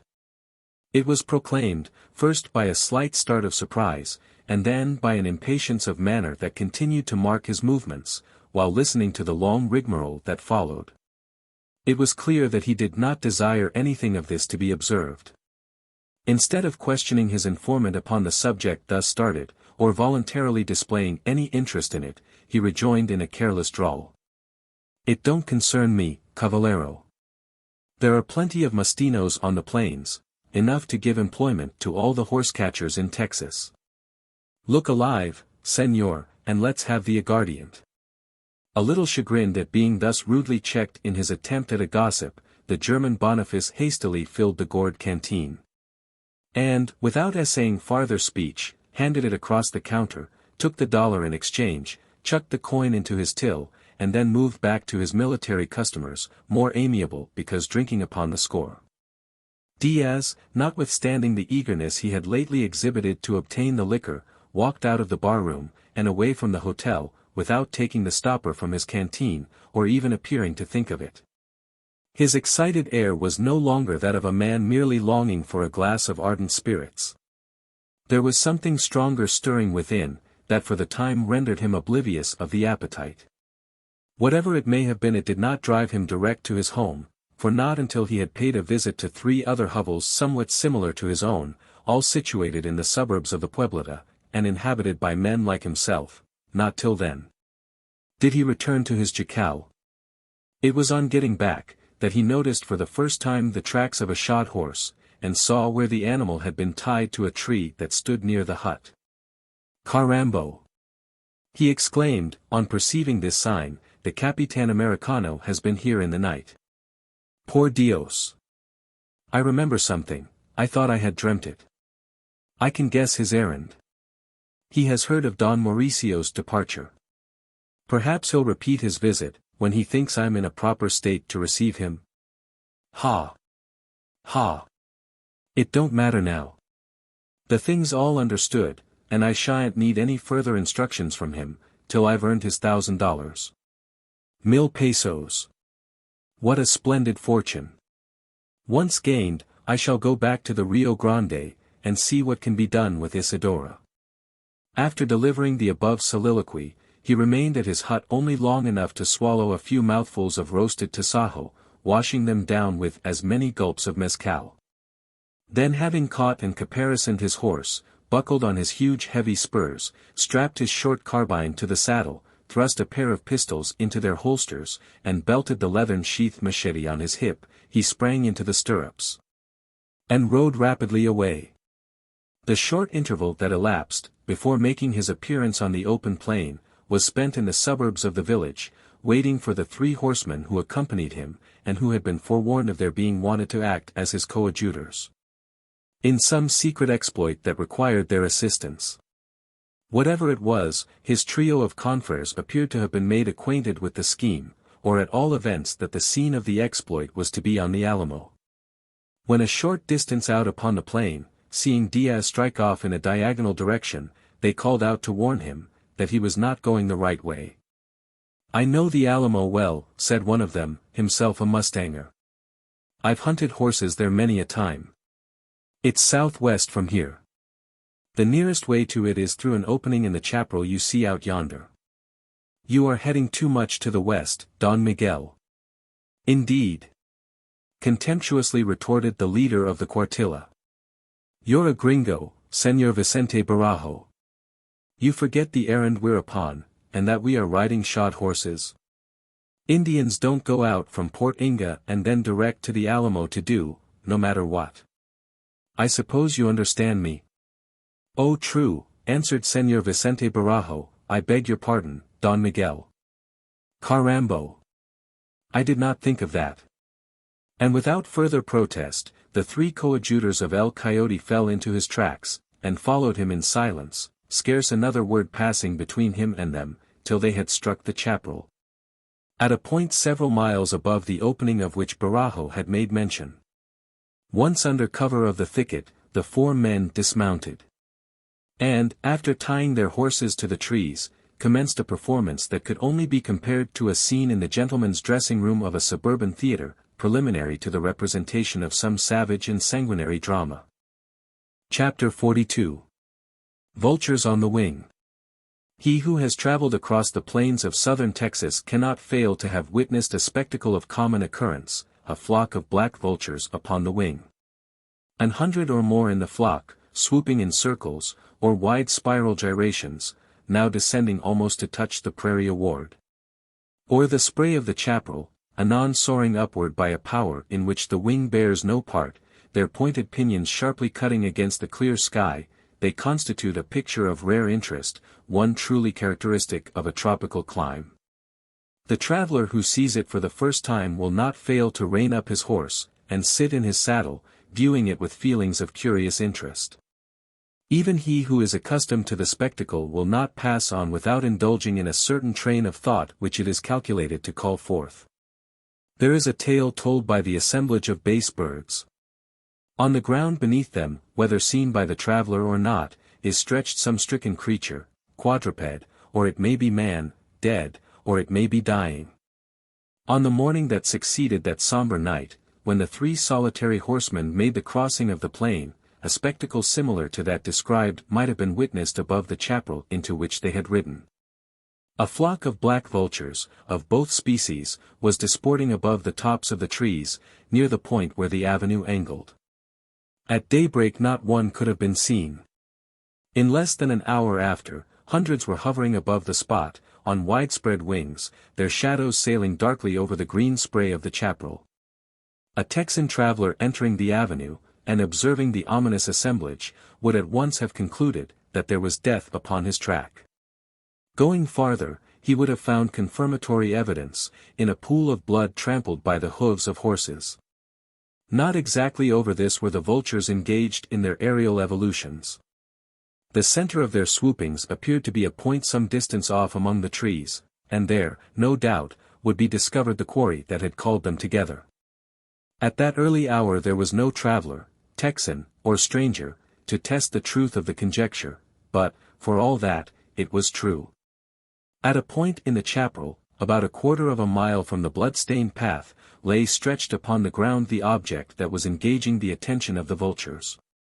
It was not carrion, nor yet a quadruped, but a human being, a man. A young man, too, of noble lineaments and graceful shape, so far as could be seen under the cloak that shrouded his recumbent form, with a face fair to look upon, even in death. Was he dead? At first sight anyone would have said so, and the black birds believed it. His attitude and countenance seemed to proclaim it beyond question. He was lying upon his back, with face upturned to the sky, no care being taken to shelter it from the sun. His limbs, too, were not in a natural posture, but extended stiffly along the stony surface, as if he had lost the power to control them. A colossal tree was near, a live oak, but it did not shadow him. He was outside the canopy of its frondage. And the sun's beams, just beginning to penetrate the chaparral, were slanting down upon his pale face, paler by reflection from a white Panama hat that but partially shaded it. His features did not seem set in death, and as little was it like sleep. It had more the look of death than sleep. The eyes were but half closed, and the pupils could be seen glancing through the lashes, glassy and dilated. Was the man dead? Beyond doubt, the blackbirds believed that he was. But the blackbirds were judging only by appearances. Their wish was parent to the thought. They were mistaken. Whether it was the glint of the sun striking into his half-screened orbs, or nature becoming restored after a period of repose, the eyes of the prostrate man were seen to open to their full extent, while a movement was perceptible throughout his whole frame. Soon after he raised himself a little, and, resting upon his elbow, stared confusedly around him. The vultures soared upward into the air, and for the time maintained a higher flight. "Am I dead, or living?" muttered he to himself. "Dreaming, or awake? Which is it? Where am I?" The sunlight was blinding him. He could see nothing, till he had shaded his eyes with his hand, then only indistinctly. Trees above, around me. Stones underneath. That I can tell by the aching of my bones. A chaparral forest. How came I into it? Now I have it, continued he, after a short spell of reflection. My head was dashed against a tree.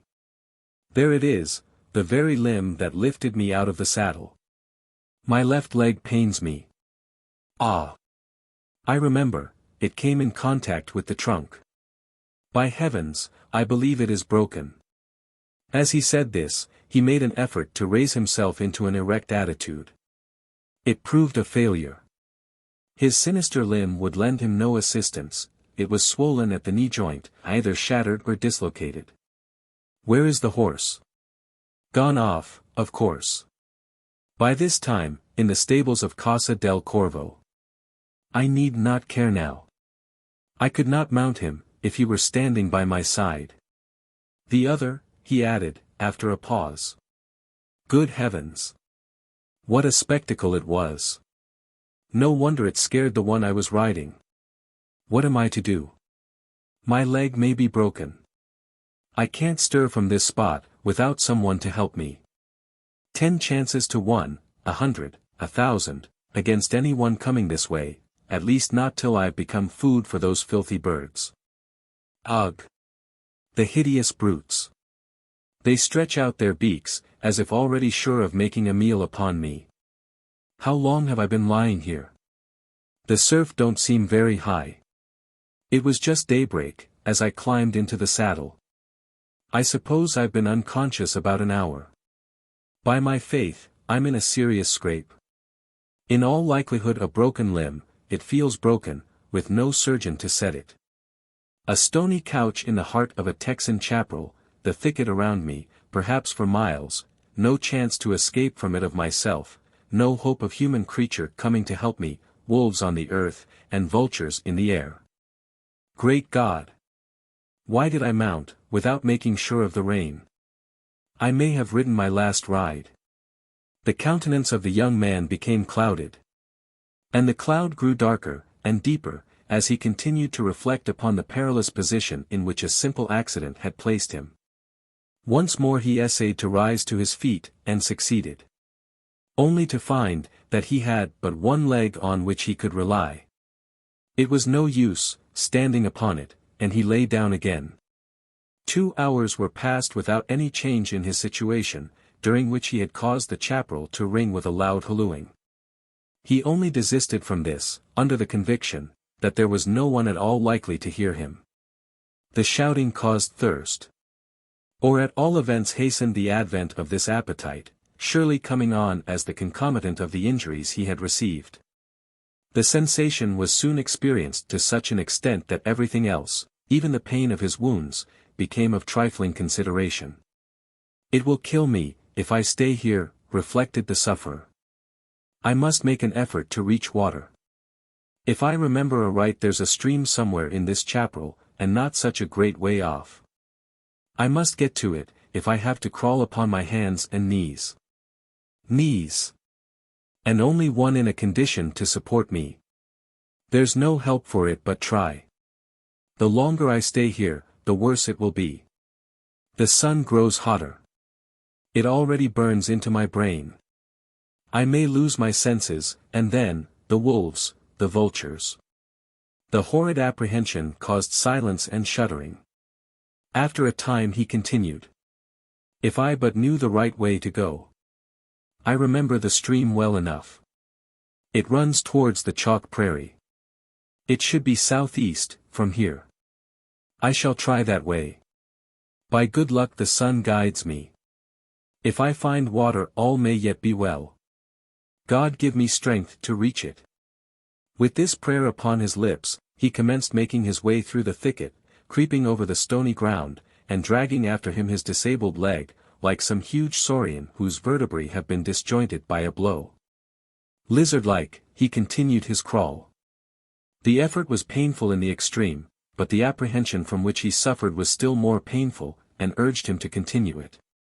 He well knew there was a chance of his falling a victim to thirst, almost a certainty, if he did not succeed in finding water. Stimulated by this knowledge he crept on. At short intervals he was compelled to pause, and recruit his strength by a little rest. A man does not travel far, on his hands and knees, without feeling fatigued. Much more, when one of the four members cannot be employed in the effort. His progress was slow and irksome. Besides, it was being made under the most discouraging circumstances. He might not be going in the right direction. Nothing but the dread of death could have induced him to keep on. He had made about a quarter of a mile from the point of starting, when it occurred to him that a better plan of locomotion might be adopted, one that would, at all events, vary the monotony of his march. Perhaps, said he, I might manage to hobble a bit, if I only had a crutch. Ho! My knife is still here. Thank fortune for that. And there's a sapling of the right size, a bit of blackjack. It will do. Drawing the knife, a bowie, from his belt, he cut down the dwarf oak, and soon reduced it to a rude kind of crutch, a fork in the tree serving for the head. Then rising erect, and fitting the fork into his armpit, he proceeded with his exploration. He knew the necessity of keeping to one course, and, as he had chosen the southeast, he continued in this direction. It was not so easy. The sun was his only compass, but this had now reached the meridian, and, in the latitude of southern Texas, at that season of the year, the midday sun is almost in the zenith. Moreover, he had the chaparral to contend with, requiring constant detours to take advantage of its openings. He had a sort of guide in the sloping of the ground, for he knew that downward he was more likely to find the stream. After proceeding about a mile, not in one continued march, but by short stages, with intervals of rest between, he came upon a track made by the wild animals that frequent the chaparral. It was slight, but running in a direct line, a proof that it led to some point of peculiar consideration, in all likelihood a watering place, stream, pond, or spring. Any of these three would serve his purpose. And, without longer looking to the sun, or the slope of the ground, he advanced along the trail, now hobbling upon his crutch, and at times, when tired of this mode, dropping down upon his hands and crawling as before. The cheerful anticipations he had indulged in, on discovering the trail, soon, came to a termination. It became blind. In other words, it ran out, ending in a glade surrounded by impervious masses of underwood. He saw, to his dismay, that it led from the glade, instead of towards it. He had been following it the wrong way. Unpleasant as was the alternative, there was no other than to return upon his track. To stay in the glade would have been to die there. He retraced the trodden path, going on beyond the point where he had first struck it. Nothing but the torture of thirst could have endowed him with strength or spirit to proceed. And this was every moment becoming more unendurable. The trees through which he was making way were mostly acacias, interspersed with cactus and wild agave. They afforded scarce any shelter from the sun, that now in mid-heaven glared down through their gossamer foliage with the fervor of fire itself. The perspiration, oozing through every pore of his skin, increased the tendency to thirst, until the appetite became an agony. Within reach of his hand were the glutinous legumes of the mesquites, filled with mellifluous moisture. The agaves and cactus plants, if tapped, would have exuded an abundance of juice. The former was too sweet, the latter too acrid to tempt him. He was acquainted with the character of both. He knew that, instead of allaying his thirst, they would only have added to its intensity. He passed the depending pods, without plucking them. He passed the succulent stalks, without tapping thorn. To augment his anguish, he now discovered that the wounded limb was, every moment, becoming more unmanageable. It had swollen to enormous dimensions. Every step caused him a spasm of pain. Even if going in the direction of the doubtful streamlet, he might never succeed in reaching it. If not, there was no hope for him. He could but lie down in the thicket and die. Death would not be immediate. Although suffering acute pain in his head, neither the shock it had received, nor the damage done to his knee, were like to prove speedily fatal. He might dread a more painful way of dying than from wounds. Thirst would be his destroyer, of all shapes of death perhaps the most agonizing. The thought stimulated him to renewed efforts, and despite the slow progress he was able to make, despite the pain experienced in making it, he toiled on. The black birds hovering above, kept pace with his halting step and laborious crawl.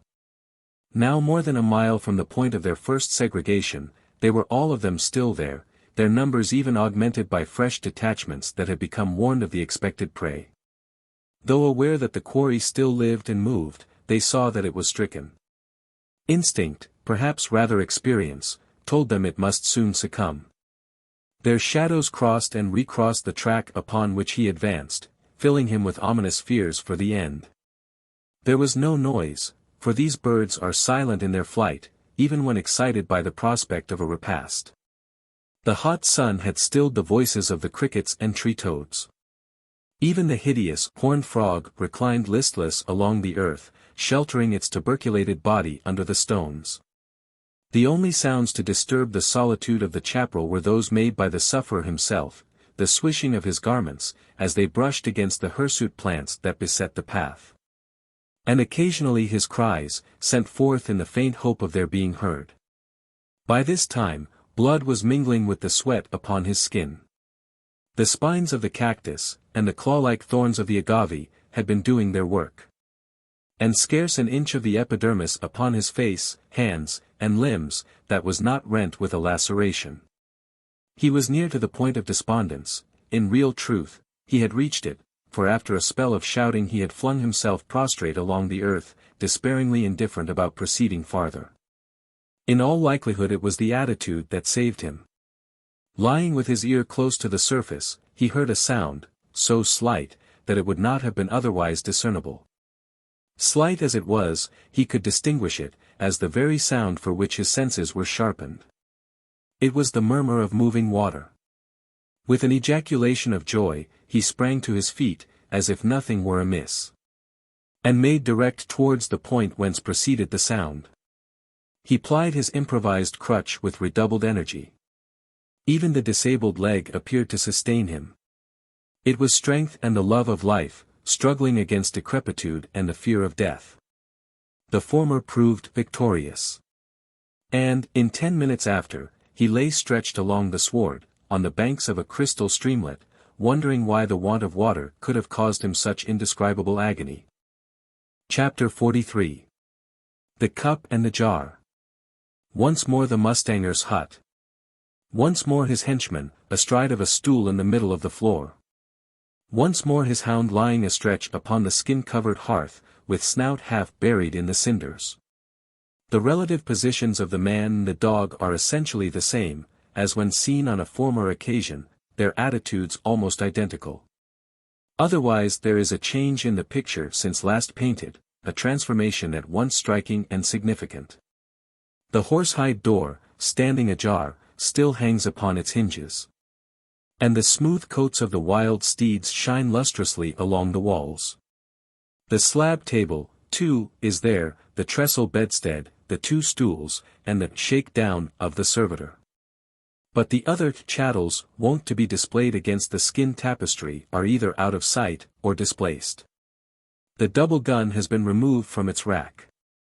The silver cup, hunting horn, and dog call, are no longer suspended from their respective pegs, the saddle, bridles, ropes, and serapes are unslung, and the books, ink, pens, and papeterie have entirely disappeared. At first sight it might be supposed that Indians have paid a visit to the jacal, and pillaged it of its penates. But no. Had this been the case, Philemon would not be sitting so unconcernedly on the stool, with his carroty scalp still upon his head. Though the walls are stripped, nothing has been carried away. The articles are still there, only with a change of place. And the presence of several corded packages, lying irregularly over the floor, among which is the leathern portmanteau, proclaims the purpose of the transposition. Though a clearing out has not been made, it is evident that one is intended. In the midst of the general displacement, one piece of plenishing was still seen in its accustomed corner, the demijohn. It was seen by Philine, oftener than any other article in the room, for no matter in what direction he might turn his eyes, they were sure to come round again to that wicker-covered vessel that stood so temptingly in the angle. "Ach. Me jewel, it's there yes are," said he, apostrophizing the demijohn for about the 20th time, "with more than 2 quarts av the crather inside your beautiful belly, and not doin' ye a bit av good, nather. If the 10th part av it was inside av me, it would be a moighty benefit to me intestines. Trath would it that same.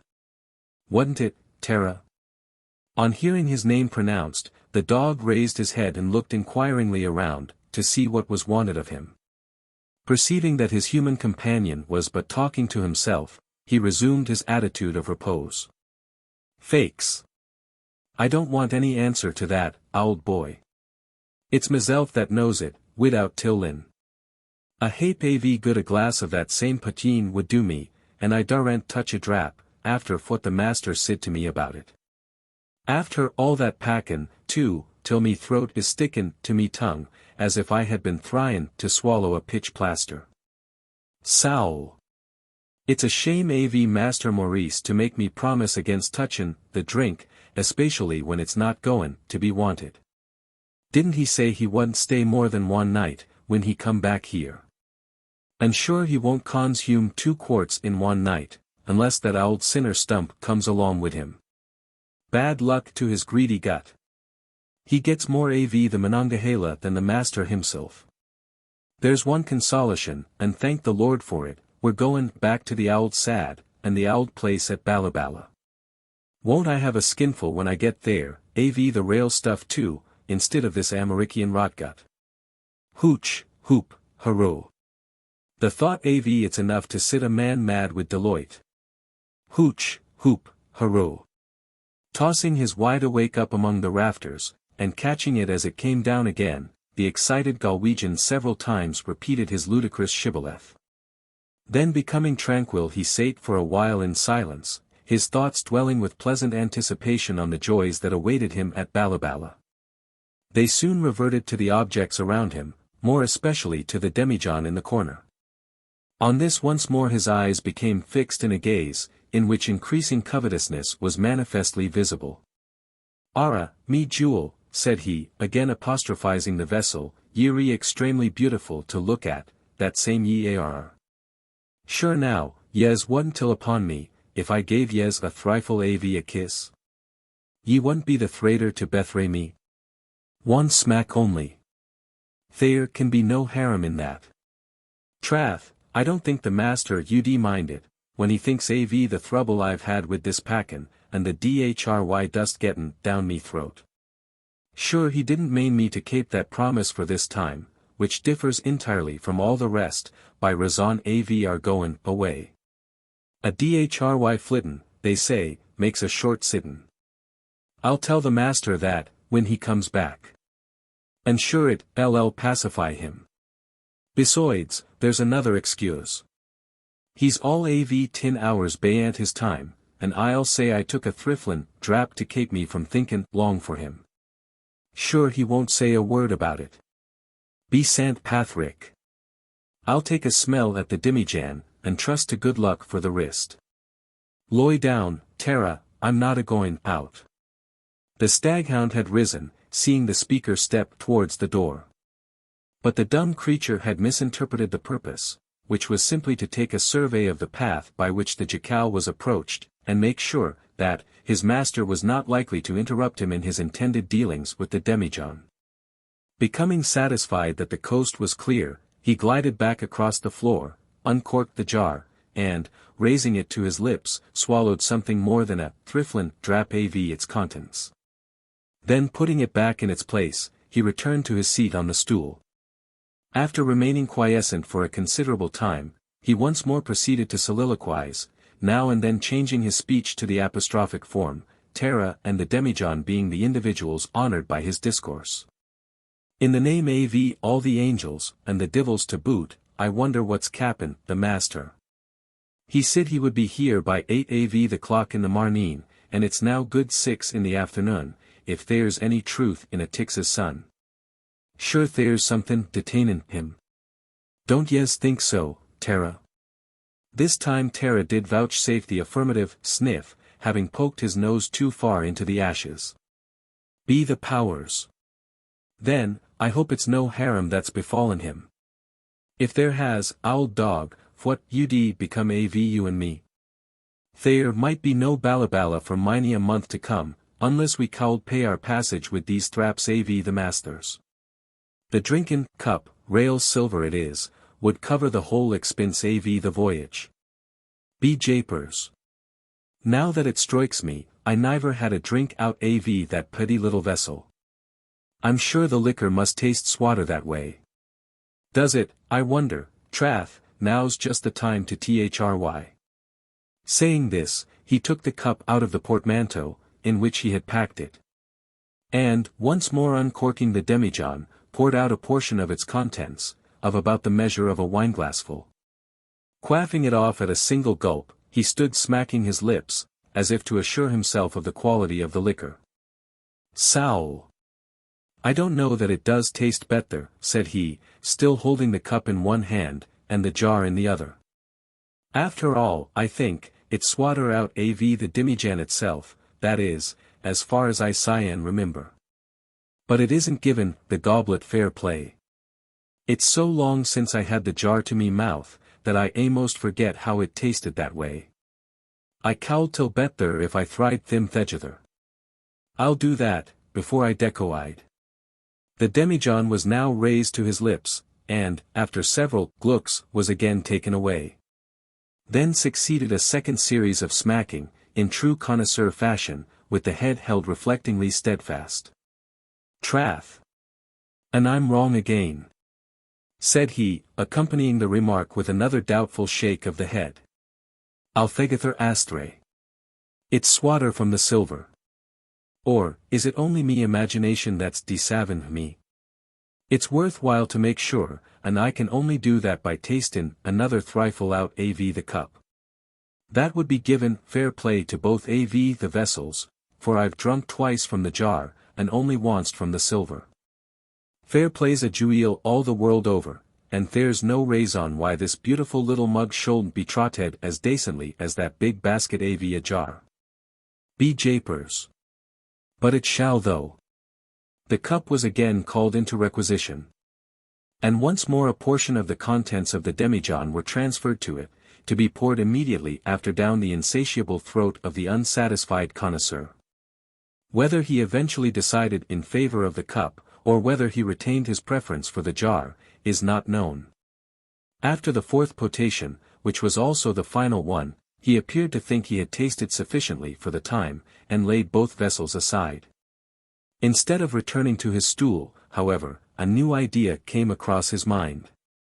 Which was to go forth from the hut, and see whether there was any sign to indicate the advent of his master. Come, Terra, cried he, striding towards the door. Let us step up to the bluff bayant, and take a look over the big plain. If master's comin' at all, he should be in sight by this. Come along, ye ould dog. Master Maurice LL think all the better av us, for bein' a little uneasy about his gettin' back. Taking the path through the wooded bottom, with the staghound close at his heels, the Galwegian ascended the bluff, by one of its sloping ravines, and stood upon the edge of the upper plateau. From this point he commanded a view of a somewhat sterile plain, that stretched away eastward, more than a mile, from the spot where he was standing. The sun was on his back, low down on the horizon, but shining from a cloudless sky. There was nothing to interrupt his view. Here and there, a stray cactus plant, or a solitary stem of the arborescent yucca, raised its hirsute form above the level of the plain. Otherwise the surface was smooth. And a coyote could not have crossed it without being seen. Beyond, in the far distance, could be traced the darker outline of trees, where a tract of chaparral, or the wooded selvage of a stream stretched transversely across the Llano. The Galwegian bent his gaze over the ground, in the direction in which he expected his master should appear, and stood silently watching for him. Ere long his vigil was rewarded. A horseman was seen coming out from among the trees upon the other side, and heading towards the Alamo. He was still more than a mile distant, but, even at that distance, the faithful servant could identify his master. The striped serape of brilliant hues, a true Navajo blanket, which Maurice was accustomed to take with him when traveling, was not to be mistaken. It gleamed gaudily under the glare of the setting sun, its bands of red, white, and blue, contrasting with the somber tints of the sterile plain. Philem only wondered, that his master should have it spread over his shoulders on such a sultry evening instead of folded up, and strapped to the cantle of his saddle. Trath, Tara. It looks queer, doesn't it? It's hot enough to roast a steak upon these stones, and yet the master don't seem to think so. I hope he hasn't caught a cold from stayin' in that close crib at Old Duffer's tavern. It wasn't fit for a pig to dwell in. Our own shanty's a splendid parlor to it. The speaker was for a time silent, watching the movements of the approaching horseman, by this time about half a mile distant, and still drawing nearer. When his voice was put forth again it was in a tone altogether changed. It was still that of surprise, with an approach towards merriment. But it was mirth that doubted of the ludicrous, and seemed to struggle under restraint. "Mother A.V. Moses!" cried he. "What can the master mane? Not content with havin' the blanket upon his shoulders, be japers, he's got it over his head. He's playin' us a thrick, Tara. He wants to give you and me a surprise. He wants to have a joke against us. Sowl! But it's queer anyhow. It looks as if he had no head. In fakes does it? ACH. What cyan it mane? Be the Howly Virgin. It's enough to frighten one, AV they didn't know it was the master. Is it the master? Be the powers, it's too short for him. The head? Saint Patrick preserve us, where is it? It scient be smothered up in the blanket. There's no shape there. Be Jesus, there's something wrong. What does it mane, Tara? The tone of the speaker had again undergone a change. It was now close bordering upon terror, as was also the expression of his countenance. The look and attitude of the staghound were not very different. He stood a little in advance, half cowering, half inclined to spring forward, with eyes glaring wildly, while fixed upon the approaching horseman, now scarce 200 yards from the spot. As Philem put the question that terminated his last soliloquy, the hound gave out a lugubrious howl, that seemed intended for an answer. Then, as if urged by some canine instinct, he bounded off towards the strange object, which puzzled his human companion, and was equally puzzling him. Rushing straight on, he gave utterance to a series of shrill yelps. Far different from the soft sonorous baying, with which he was accustomed to welcome the coming home of the mustanger. If Philem was surprised at what he had already seen, he was still further astonished by what now appeared to him. As the dog drew near, still yelping as he ran, the blood bay, which the ex-groom had long before identified as his master's horse, turned sharply round, and commenced galloping back across the plain. While performing the wheel, Philem saw, or fancied he saw, that, which not only astounded him, but caused the blood to run chill through his veins, and his frame to tremble to the very tips of his toes. It was a head, that of the man on horseback. But, instead of being in its proper place, upon his shoulders, it was held in the rider's hand, just behind the pommel of the saddle. As the horse turned side towards him, Philem saw, or fancied he saw, the face, ghastly and covered with gore, half hidden behind the shaggy hair of the holster. He saw no more. In another instant his back was turned towards the plain. And, in another, he was rushing down the ravine, as fast as his enfeebled limbs would carry him. Chapter 44. A Quartet of Comanches.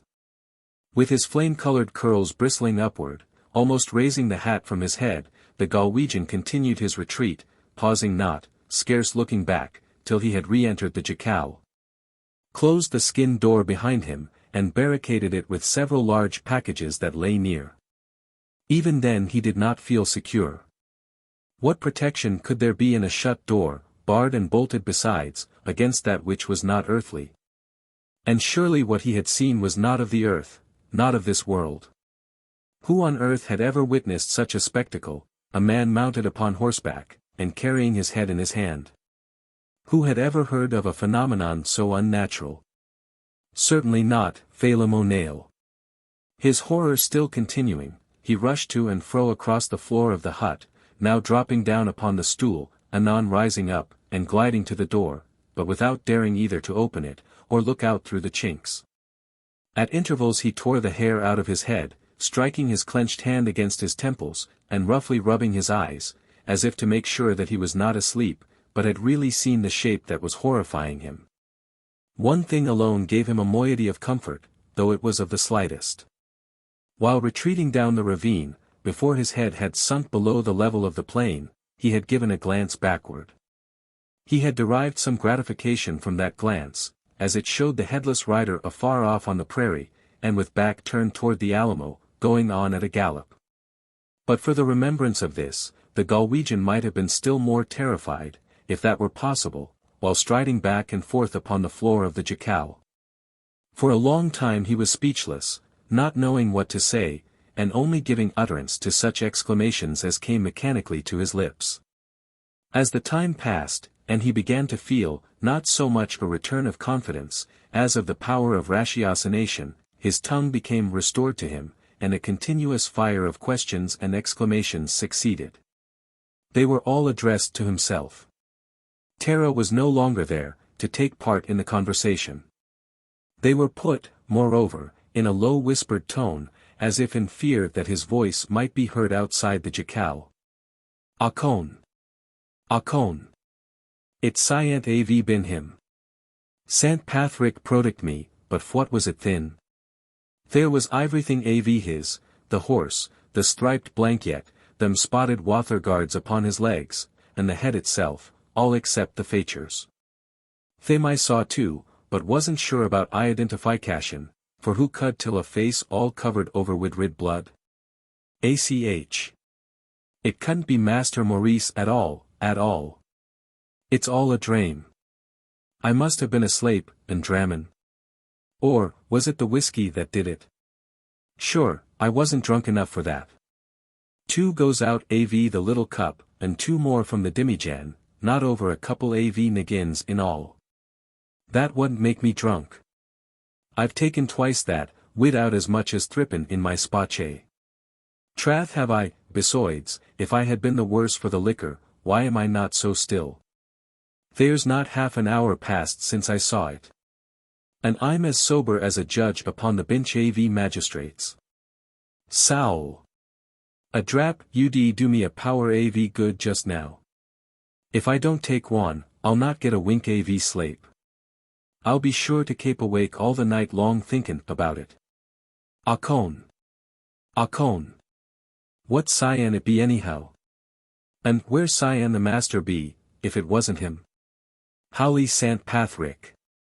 Look down and watch over a miserable sinner, that's lived all alone be himself, with nothin' but ghosts and goblins around him. After this appeal to the Catholic saint, the Connemara man addressed himself with still more zealous devotion to the worship of a very different divinity, known among the ancients as Bacchus. His suit in this quarter proved perfectly successful. For in less than an hour after he had entered upon his genuflections at the shrine of the pagan god, represented by the demijohn of Monongahela whiskey, he was shrived of all his sufferings, if not of his sins, and lay stretched along the floor of the jacal. Not only oblivious of the spectacle that had so late terrified him to the very center of his soul, but utterly unconscious of his soul's existence. There is no sound within the hut of Maurice the mustanger, not even a clock, to tell, by its continuous ticking, that the hours are passing into eternity, and that another midnight is mantling over the earth. There are sounds outside. But only as usual. The rippling of the stream close by, the whispering of the leaves stirred by the night wind, the chirp of cicadas, the occasional cry of some wild creature, are but the natural voices of the nocturnal forest. Midnight has arrived, with a moon that assimilates it to morning. Her light illumines the earth, here and there penetrating through the shadowy trees, and flinging broad silvery lists between them. Passing through these alternations of light and shadow, apparently avoiding the former, as much as possible, goes a group of mounted men. Though few in number, as there are only 4 of them, they are formidable to look upon.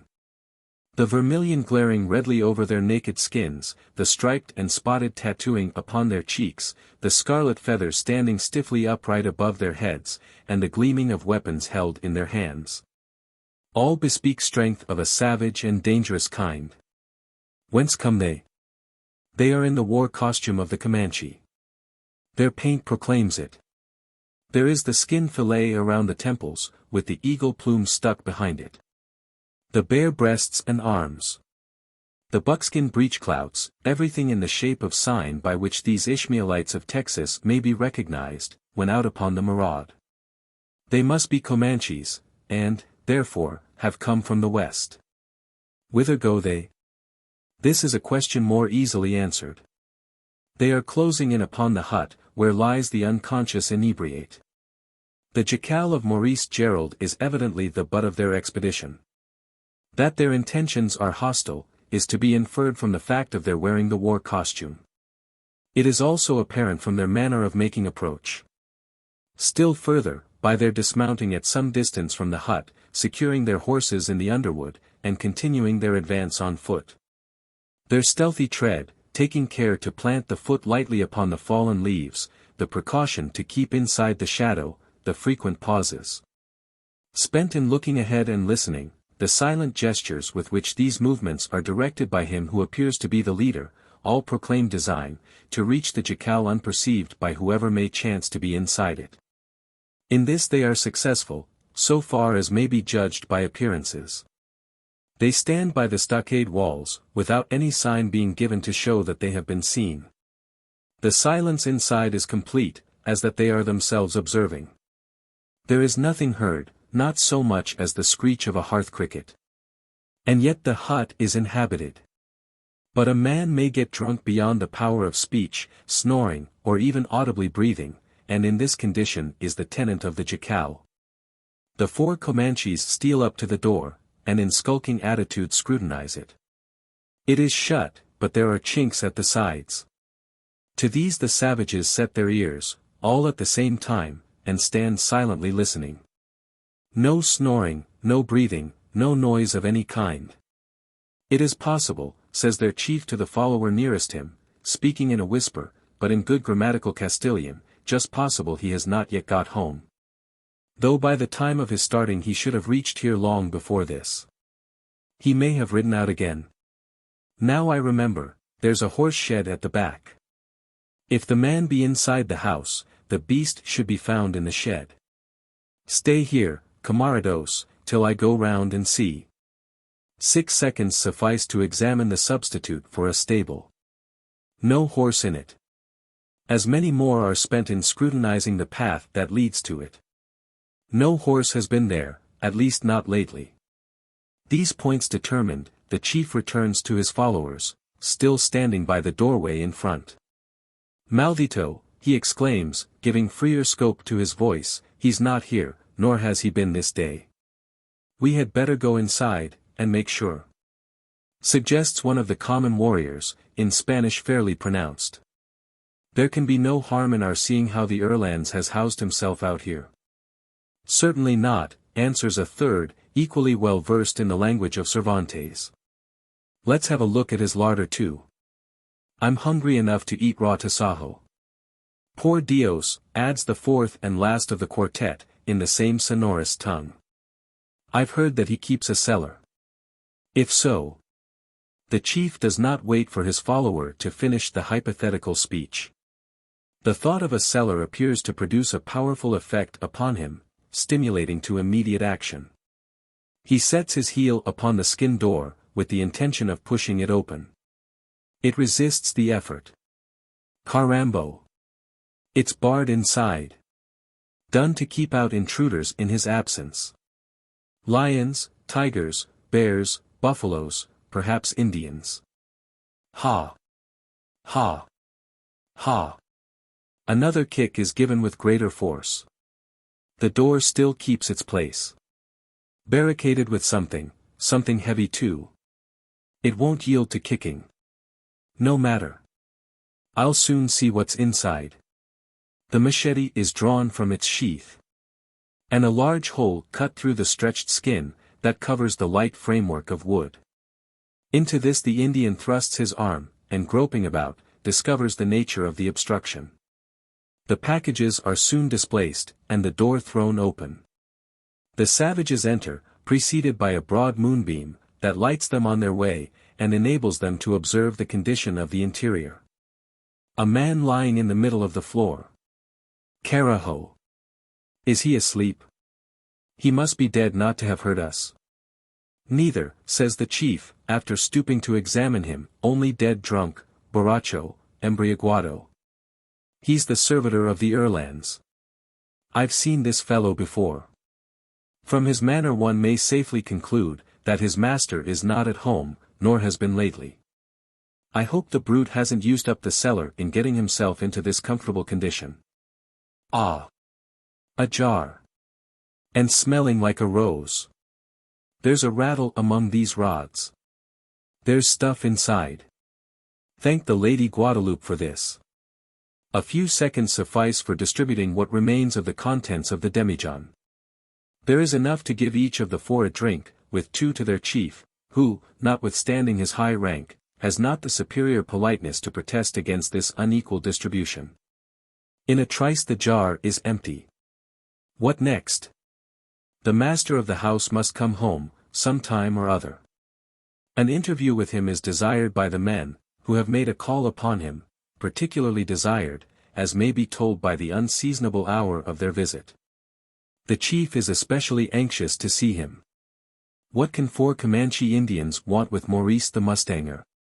Their talk discloses their intentions, for among themselves they make no secret of their object in being there. They have come to murder him. Their chief is the instigator, the others are only his instruments and assistants.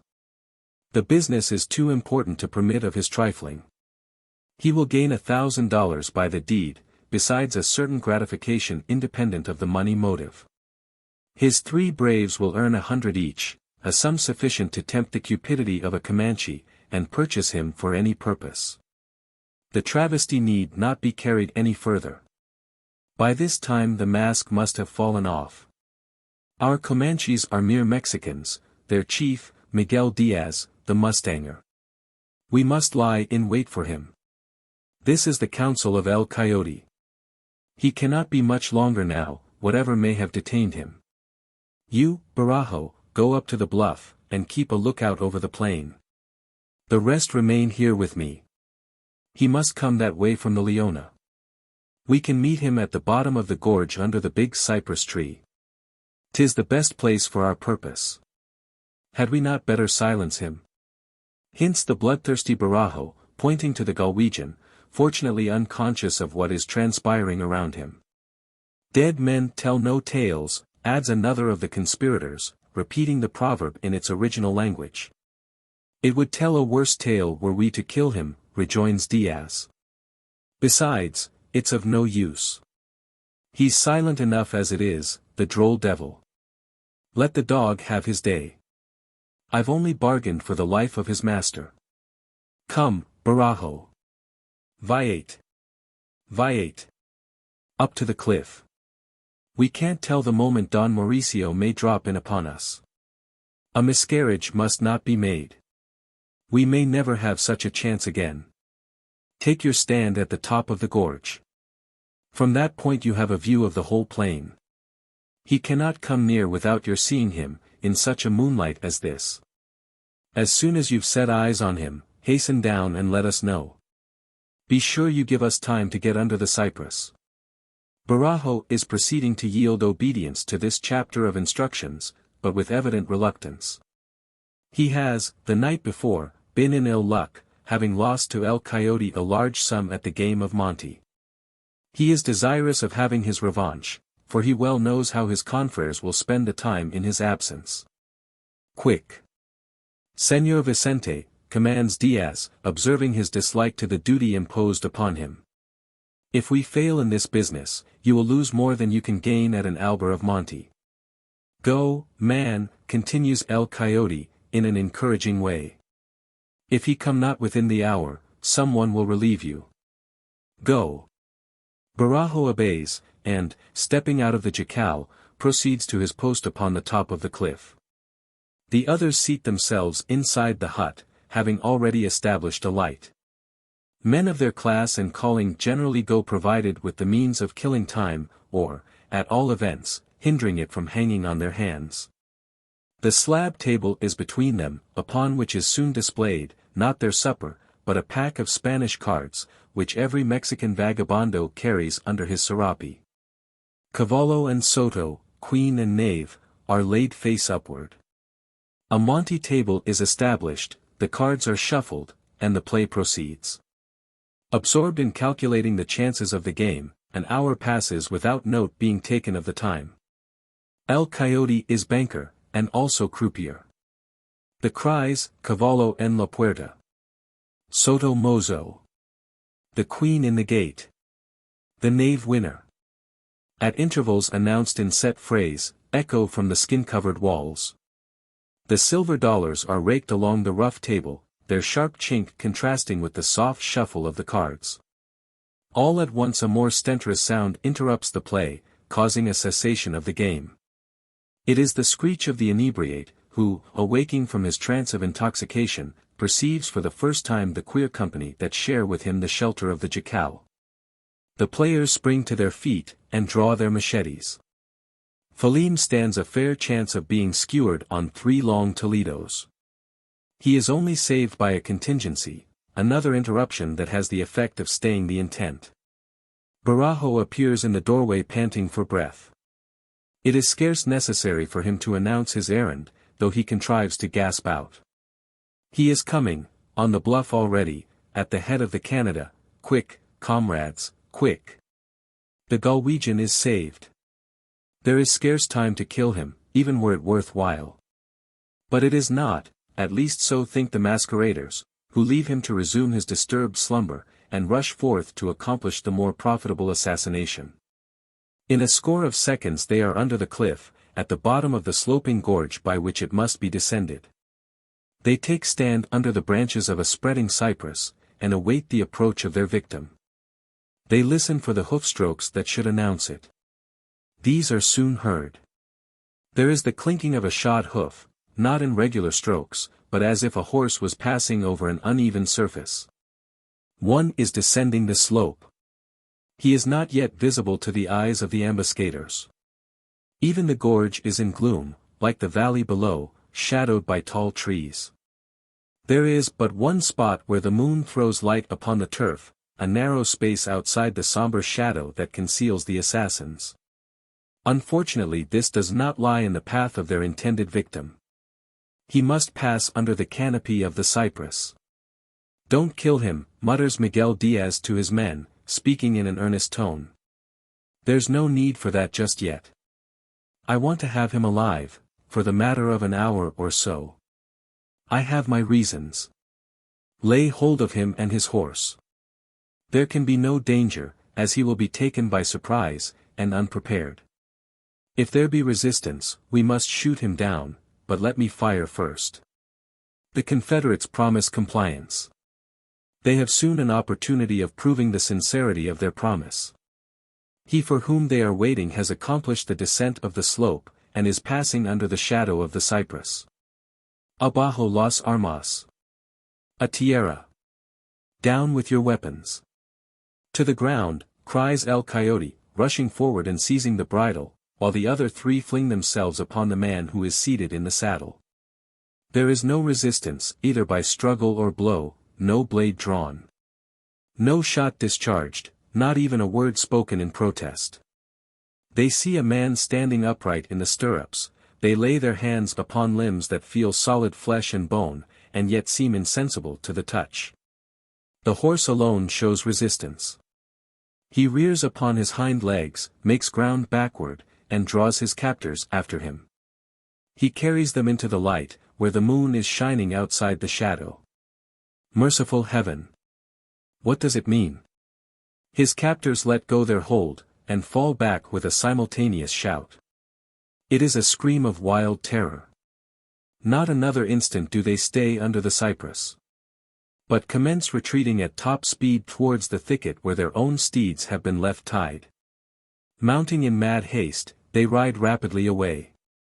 They have seen that which has already stricken terror into hearts more courageous than theirs, a horseman without a head. Chapter 45. A trail gone blind. Was it a phantom? Surely it could not be human. So questioned El Coyote and his terrified companions. So, too, had the scared Galwegian interrogated himself, until his mind, clouded by repeated appeals to the demijohn, became temporarily relieved of the terror. In a similar strain had run the thoughts of more than 100 others, to whom the Headless Horseman had shown himself, the party of searchers who accompanied the Major. It was at an earlier hour, and a point in the prairie 5 miles farther east, that to these the weird figure had made itself manifest. Looking westward, with the sun glare in their eyes, they had seen only its shape, and nothing more, at least nothing to connect it with Maurice the mustanger. Viewing it from the west, with the sun at his back, the Galwegian had seen enough to make out a resemblance to his master, if not an absolute identification.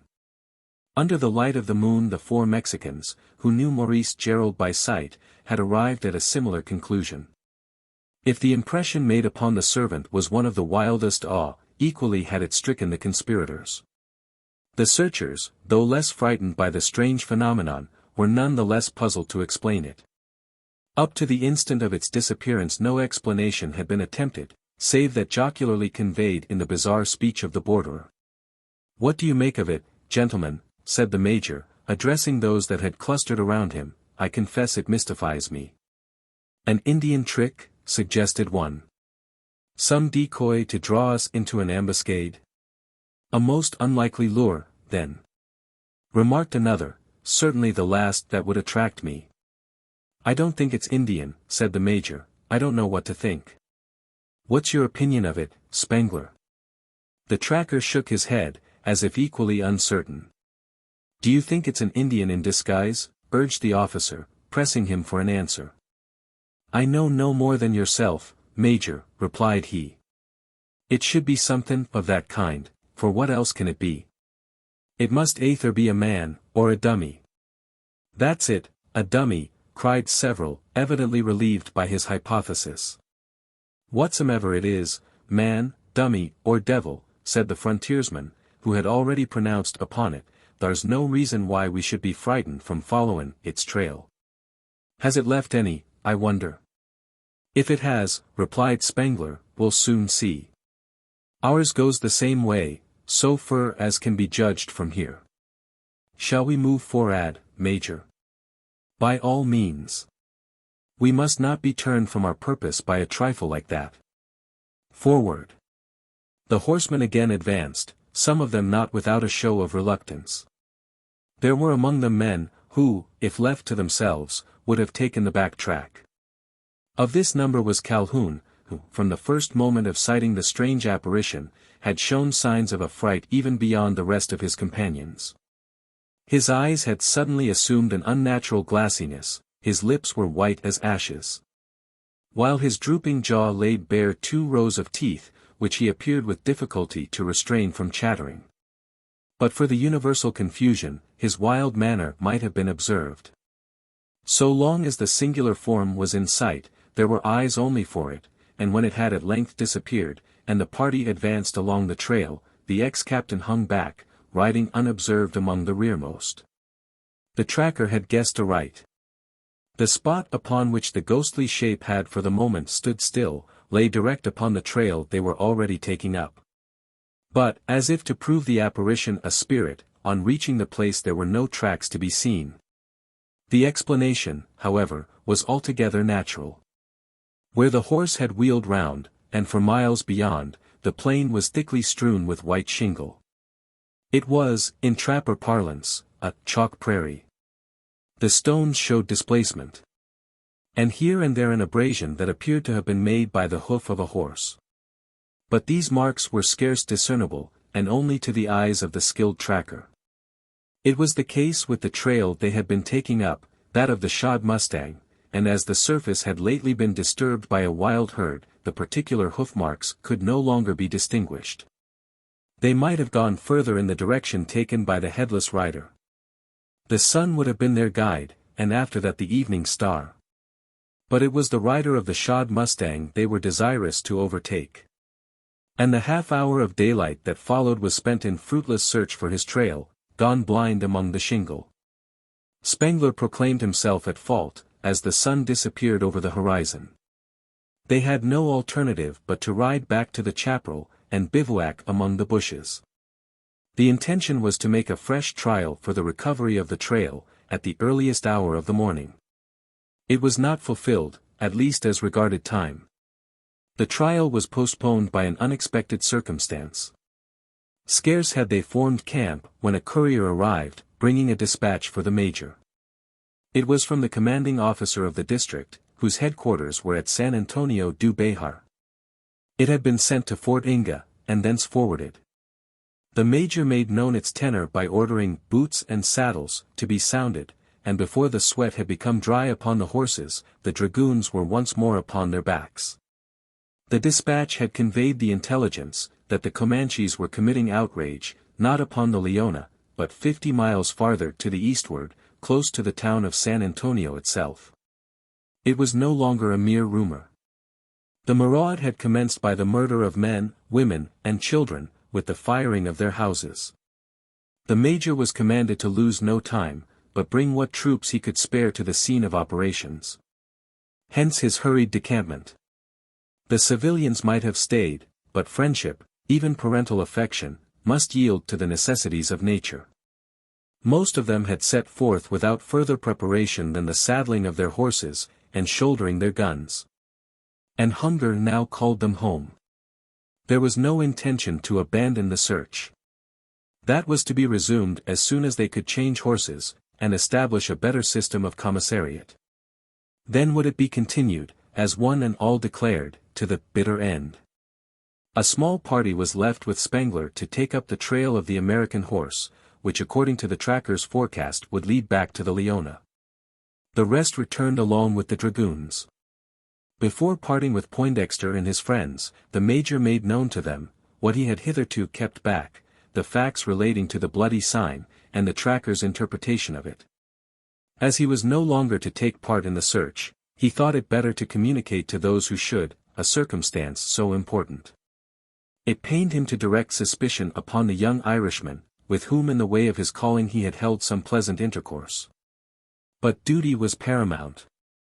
And, notwithstanding his disbelief in the mustanger's guilt, or rather his belief in its improbability, he could not help acknowledging that appearances were against him. With the planter and his party it was no longer a suspicion. Now that the question of Indians was disposed of, men boldly proclaimed Maurice Gerald a murderer. That the deed had been done no one thought of doubting. Oberdoffer's story had furnished the first chapter of the evidence. Henry's horse returning with the blood-stained saddle the last. The intermediate links were readily supplied, partly by the interpretations of the tracker, and partly by conjecture. No one paused to investigate the motive, at least with any degree of closeness.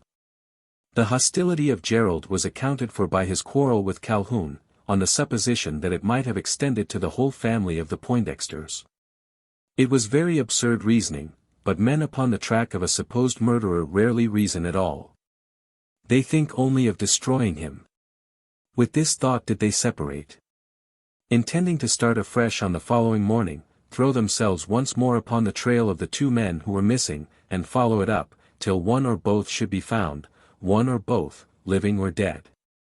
The party left with Spangler remained upon the spot which the major had chosen as a camping ground. They were in all less than a dozen. A larger number was deemed unnecessary. Comanches, in that quarter, were no longer to be looked for. Nor was there any other danger that called for a strength of men. 2 or 3 would have been sufficient for the duty required of them. 9 or 10 stayed, some out of curiosity, others for the sake of companionship. They were chiefly young men, sons of planters and the like. Calhoun was among them, the acknowledged chief of the party, though Spengler, acting as guide, was tacitly understood to be the man to whom obedience should be given. Instead of going to sleep, after the others had ridden away, they gathered around a roaring fire, already kindled within the thicket glade. Among them was no stint for supper, either of eatables or drinkables. The many who had gone back, knowing they would not need them, had surrendered their haversacks, and the heel taps of their canteens, to the few who remained. There was liquor enough to last through the night, even if spent in continuous carousing. Despite their knowledge of this, despite the cheerful crackling of the logs, as they took their seats around the fire, they were not in high spirits. One and all appeared to be under some influence, that, like a spell, prevented them from enjoying a pleasure perhaps not surpassed upon earth. You may talk of the tranquil joys of the domestic hearth. At times, upon the prairie, I have myself thought of, and longed to return to them. But now, looking back upon both, and calmly comparing them, one with the other, I cannot help exclaiming.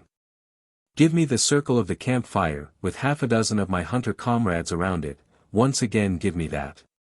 And be welcome to the wealth I have accumulated, and the trivial honors I have gained, thrice welcome to the care and the toil that must still be exerted in retaining them. The somber abstraction of their spirits was easily explained. The weird shape was fresh in their thoughts. They were yet under the influence of an indefinable awe.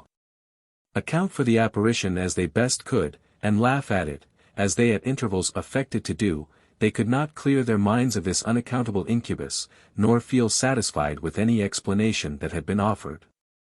The guide Spengler partook of the general sentiment, as did their leader Calhoun. The latter appeared more affected by it than any of the party. Seated, with moody brow, under the shadow of the trees, at some distance from the fire, he had not spoken a word since the departure of the dragoons. Nor did he seem disposed to join the circle of those who were basking in the blaze.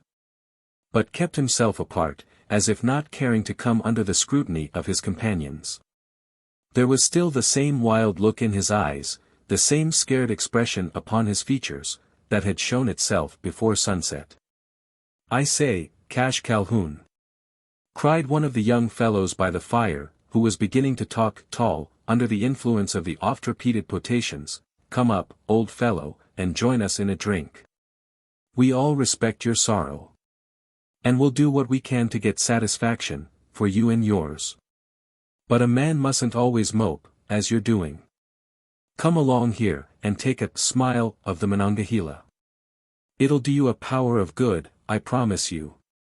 Whether it was that he was pleased at the interpretation put upon his silent attitude, which the speech told him had been observed, or whether he had become suddenly inclined towards a feeling of good fellowship, Calhoun accepted the invitation. And stepping up to the fire, fell into line with the rest of the roisterers. Before seating himself, he took a pull at the proffered flask. From that moment his air changed, as if by enchantment. Instead of showing somber, he became eminently hilarious, so much so as to cause surprise to more than one of the party. The behavior seemed odd for a man, whose cousin was supposed to have been murdered that very morning. Though commencing in the character of an invited guest, he soon exhibited himself as the host of the occasion. After the others had emptied their respective flasks, he proved himself possessed of a supply that seemed inexhaustible. Canteen after canteen came forth, from his capacious saddlebags, the legacy left by many departed friends, who had gone back with the major. Partaking of these at the invitation of their leader, encouraged by his example, the young planter, Bloods, who encircled the camp fire, talked, sang, danced, roared, and even rolled around it, until the alcohol could no longer keep them awake.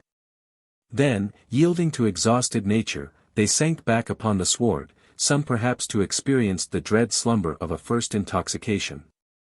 The ex-officer of volunteers was the last of the number who laid himself along the grass. If the last to lie down, he was the first to get up. Scarce had the carousal ceased, Scarce had the sonorous breathing of his companions proclaimed them asleep, when he rose into an erect attitude, and with cautious steps stole out from among them. With like stealthy tread he kept on to the confines of the camp, to the spot where his horse stood hitched to a tree. Releasing the rein from its knot, and throwing it over the neck of the animal, he clambered into the saddle, and rode noiselessly away. In all these actions there was no evidence that he was intoxicated. On the contrary, they proclaimed a clear brain, bent upon some purpose previously determined. What could it be? Urged by affection, was he going forth to trace the mystery of the murder, by finding the body of the murdered man? Did he wish to show his zeal by going alone? Some such design might have been interpreted from a series of speeches that fell carelessly from his lips, as he rode through the chaparral. Thank God, there's a clear moon, and 6 good hours before those youngsters will think of getting to their feet. I'll have time to search every corner of the thicket, for a couple of miles around the place. And if the body be there I cannot fail to find it. But what could that thing have meant? If I'd been the only one to see it, I might have believed myself mad. But they all saw it, every one of them. Almighty heavens! What could it have been? The closing speech ended in an exclamation of terrified surprise, elicited by a spectacle that at the moment presented itself to the eyes of the ex-officer, causing him to rein up his horse, as if some dread danger was before him. Coming in by a side path, he had arrived on the edge of the opening already described. He was just turning into it, when he saw that he was not the only horseman, who at that late hour was traversing the chaparral. Another, to all appearance as well mounted as himself, was approaching along the avenue, not slowly as he, but in a quick trot.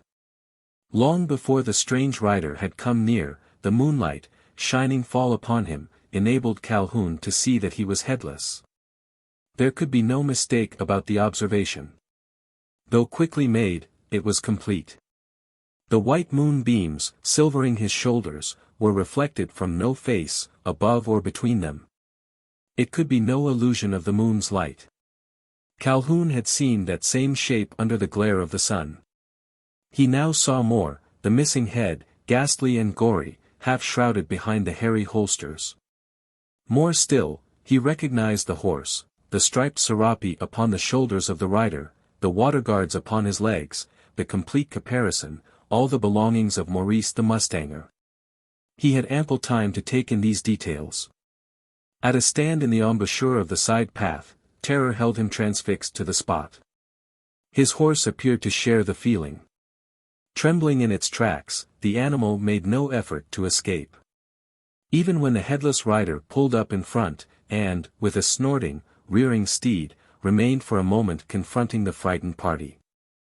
It was only after the blood bay had given utterance to a wild whire, responded to by the howl of a hound close following at his heels, and turned into the avenue to continue his interrupted trot, only then that Calhoun became sufficiently released from the spell of horror to find speech.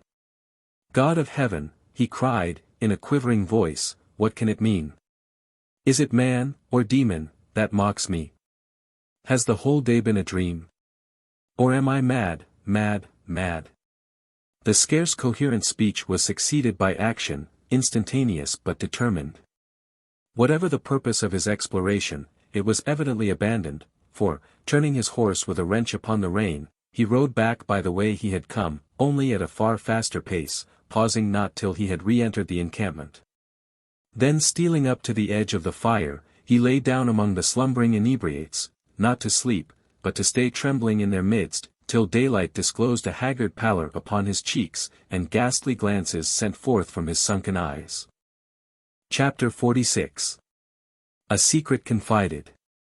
The first dawn of day witnessed an unusual stir in and around the hacienda of Casa del Corvo. The courtyard was crowded with men, armed, though not in the regular fashion.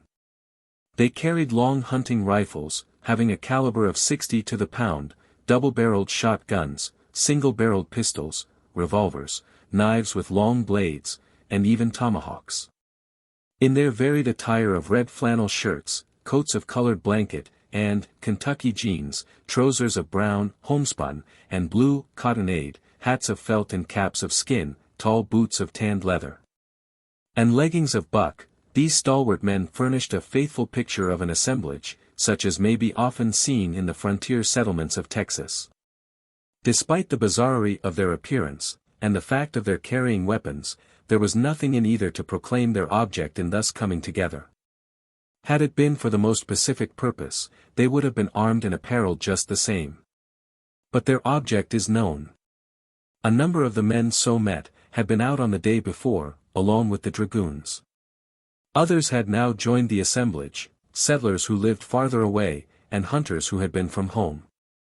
The muster on this morning was greater than on the preceding day, even exceeding the strength of the searching party when supplemented by the soldiers. Though all were civilians, there was one portion of the assembled crowd that could boast of an organization. Irregular it may be deemed, notwithstanding the name by which its members were distinguished. These were the regulators. There was nothing distinctive about them, either in their dress, arms, or equipments. A stranger would not have known a regulator from any other individual. They knew one another. Their talk was of murder, of the murder of Henry Poindexter, coupled with the name of Maurice the Mustanger. Another subject was discussed of a somewhat cognate character. Those who had seen it, were telling those who had not, of the strange spectacle that had appeared to them the evening before on the prairie. Some were at first incredulous, and treated the thing as a joke. But the wholesale testimony, and the serious manner in which it was given, could not long be resisted, and the existence of the Headless Horseman became a universal belief. Of course there was an attempt to account for the odd phenomenon, and many forms of explanation were suggested. The only one, that seemed to give even the semblance of satisfaction, was that already set forward by the frontiersman, that the horse was real enough, but the rider was a counterfeit. For what purpose such a trick should be contrived, or who should be its contriver, no one pretended to explain. For the business that had brought them thither, there was but little time wasted in preparation. All were prepared already. Their horses were outside, some of them held in hand by the servants of the establishment, but most, hitched to whatever would hold them. They had come warned of their work, and only waited for Woodley Poindexter, on this occasion their chief, to give the signal for setting forth. He only waited in the hope of procuring a guide. One who could conduct them to the Alamo, who could take them to the domicile of Maurice the Mustanger. There was no such person present. Planters, merchants, shopkeepers, lawyers, hunters, horse and slave dealers, were all alike ignorant of the Alamo. There was but one man belonging to the settlement supposed to be capable of performing the required service, old Zeb Stump. But Zeb could not be found. He was absent on one of his stalking expeditions, and the messengers sent to summon him were returning, one after another, to announce a bootless errand. There was a woman, in the hacienda itself, who could have guided the searchers upon their track, to the very hearthstone of the supposed assassin. Woodley Poindexter knew it not, and perhaps well for him it was so. Had the proud planter suspected that in the person of his own child, there was a guide who could have conducted Kim to the lone hut on the Alamo, his sorrow for a lost son would have been stifled by anguish for an erring daughter. The last messenger sent in search of Stump came back to the hacienda without him. The thirst for vengeance could be no longer stayed, and the avengers went forth. They were scarce out of sight of Casa del Corvo, when the two individuals, who could have done them such signal service, became engaged in conversation within the walls of the hacienda itself. There was nothing clandestine in the meeting, nothing designed. It was a simple contingency, Zeb Stump having just come in from his stalking excursion, bringing to the hacienda a portion of the plunder, as he was wont to term it, procured by his unerring rifle. Of course to Zeb Stump, Louise Poindexter was at home. She was even eager for the interview, so eager, as to have kept almost a continual watch along the river road, all the day before, from the rising to the setting of the sun. Her vigil, resumed on the departure of the noisy crowd, was soon after rewarded by the sight of the hunter, mounted on his old mare, the latter laden with the spoils of the chase, slowly moving along the road on the opposite side of the river, and manifestly making for the hacienda. A glad sight to her, that rude, but grand shape of colossal manhood. She recognized in it the form of a true friend, to whose keeping she could safely entrust her most secret confidence. And she had now such a secret to confide to him. That for a night and a day had been painfully pent up within her bosom. Long before Zeb had set foot upon the flagged pavement of the patio, she had gone out into the veranda to receive him. The air of smiling nonchalance with which he approached, proclaimed him still ignorant of the event which had cast its melancholy shadow over the house. There was just perceptible the slightest expression of surprise, at finding the outer gate shut, chained, and barred. It had not been the custom of the hacienda, at least during its present proprietary.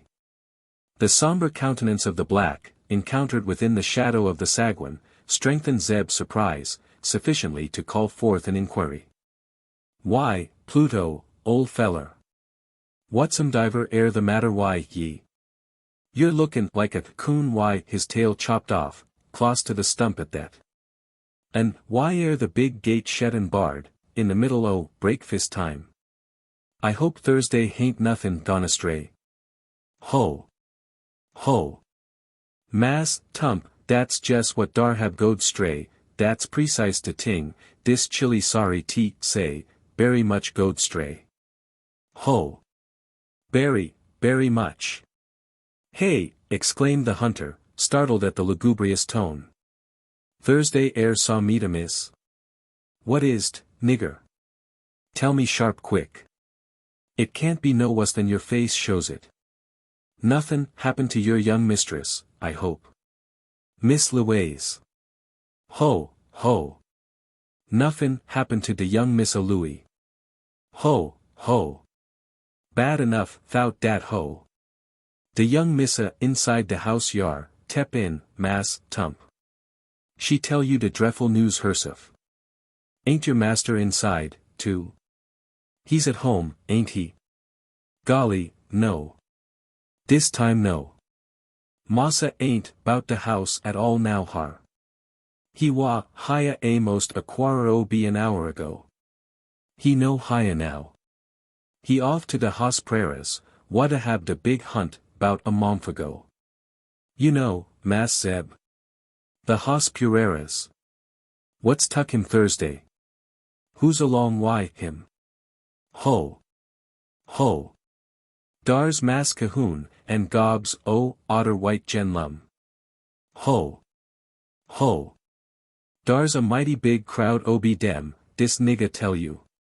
And your young Master Henry, air he gone too? Oh Mass Tump. Dat's what am be trouble. Dat's de whole ob it. Mass Hen he gone too. He neber mo come back. De hoss he been brought home all kibbered over with blood. Ho! Ho! De folks say Massa Henry he gone dead. Dead? You're jokin'. Air ye in earnest, nigger? Oh! I is, Mass Tump. Sorry dis chilly am to hab say dat am too true. Dey all gone to sarch atter de body. Higher. Take these things to the kitchen. Thursday's a gobbler, and some purera chickens. Where can I find Miss Louise? Here, Mr. Stump. Come this way. Replied a sweet voice well known to him, but now speaking in accents so sad he would scarce have recognized it. Alas! It is too true what Pluto has been telling you. My brother is missing. He has not been seen since the night before last. His horse came home, with spots of blood upon the saddle. Oh Zeb! It's fearful to think of it. Sure enough that air ugly news. He rud out somewhere, and the hoss kim back ithout him. I don't wish to gie ye unnecessary pain, Miss Louise. But, as they air still sarch in, I mout be some help at that air business, and maybe ye won't mind tellin' me the particulars. These were imparted, as far as known to her. The guard scene and its antecedents were alone kept back. Oberdoffer was given as authority for the belief, that Henry had gone off after the mustanger. The narrative was interrupted by bursts of grief, changing to indignation, when she came to tell Zeb of the suspicion entertained by the people, that Maurice was the murderer. It air a lie, cried the hunter, partaking of the same sentiment, a false, parjured lie. And he air a stinkin' skunk that invented it. The thing's impossible. The Mustanger ain't the man to a dud sec a deed as that. And why should he have done it? If Thursday had been an ill feelin' between them. But Thursday wa'n't. I kin answer for the Mustanger, for more'n oncest I've hearn him talk o' your brother in the tallest kind o' tarms.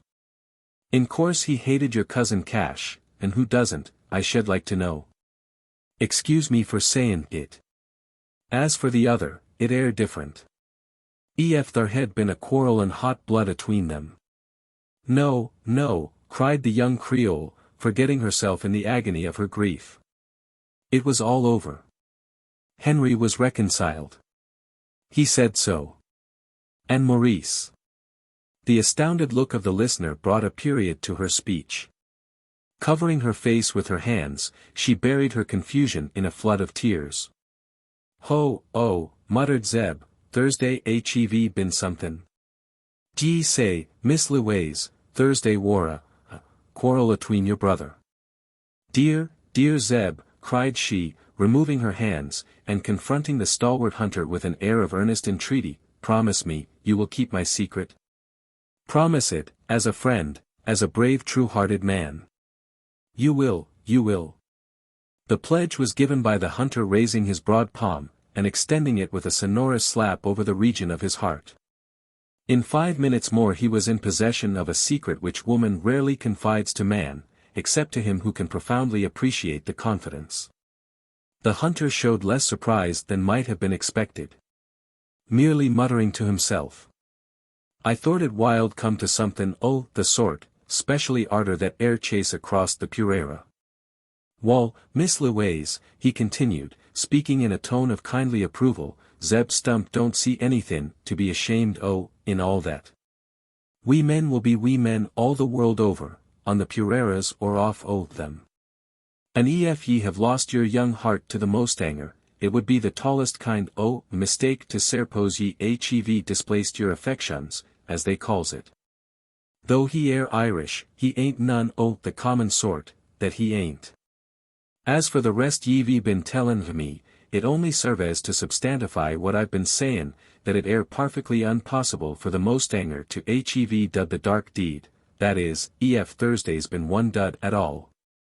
Let's hope Thursday's nothin' o' the kind. What proof hez been found? Only the hoss comin' home some rid spots on the settle. Alas! There is more. The people were all out yesterday. They followed a trail, and saw something, they would not tell me what. Father did not appear as if he wished me to know what they had seen, and I feared, for reasons, to ask the others. They've gone off again, only a short while, just as you came in sight on the other side. But the Mustanger? What do it say for hisself? Oh, I thought you knew. He has not been found either. Mon Dieu. Mon Dieu. He, too, may have fallen by the same hand that has struck down my brother. Ye say they wore on a trail. His en I suppose. If he be livin', he oughter be found at his shanty on the crick. Why didn't they go thar? Ah! Now I think o't, Thursdays nobody knows the adzack sitivation o' that air domicile, septin myself I reckon, and if it wore that greenhorn spangler as wore Guy din o' them he'd never be able to lift a trail across the chalk Purera. Hev they gone that way again? They have. I heard some of them say so. Wall, if they're gone in sarch o' the Mustanger I reckon I mout as well go too. I'll gie tall odds I find him afore they do. It is for that I've been so anxious to see you. There am many rough men along with Papa. As they went away I heard them use wild words.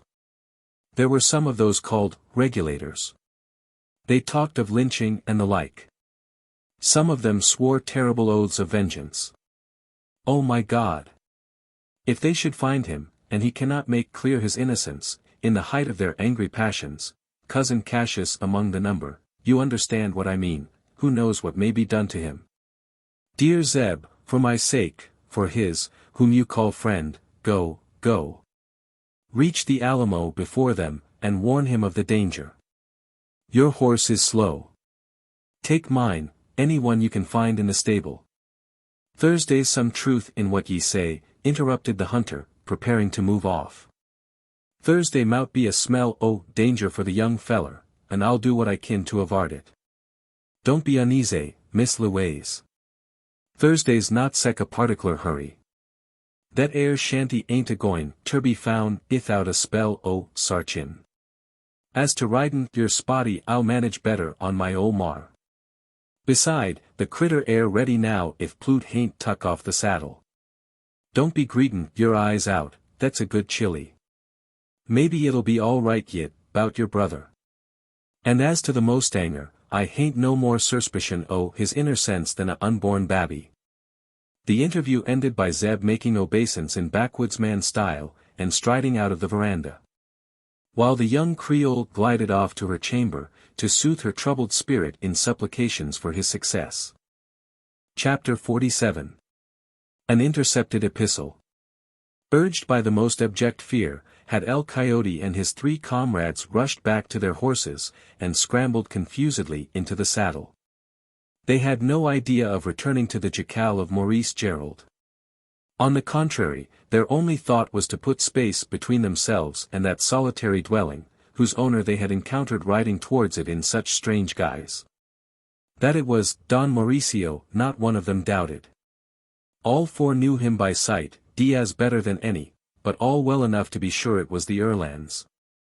There was his horse, known to them, his armas de agua of jaguar skin, his Navajo blanket, in shape differing from the ordinary serape of Saltillo. And his head.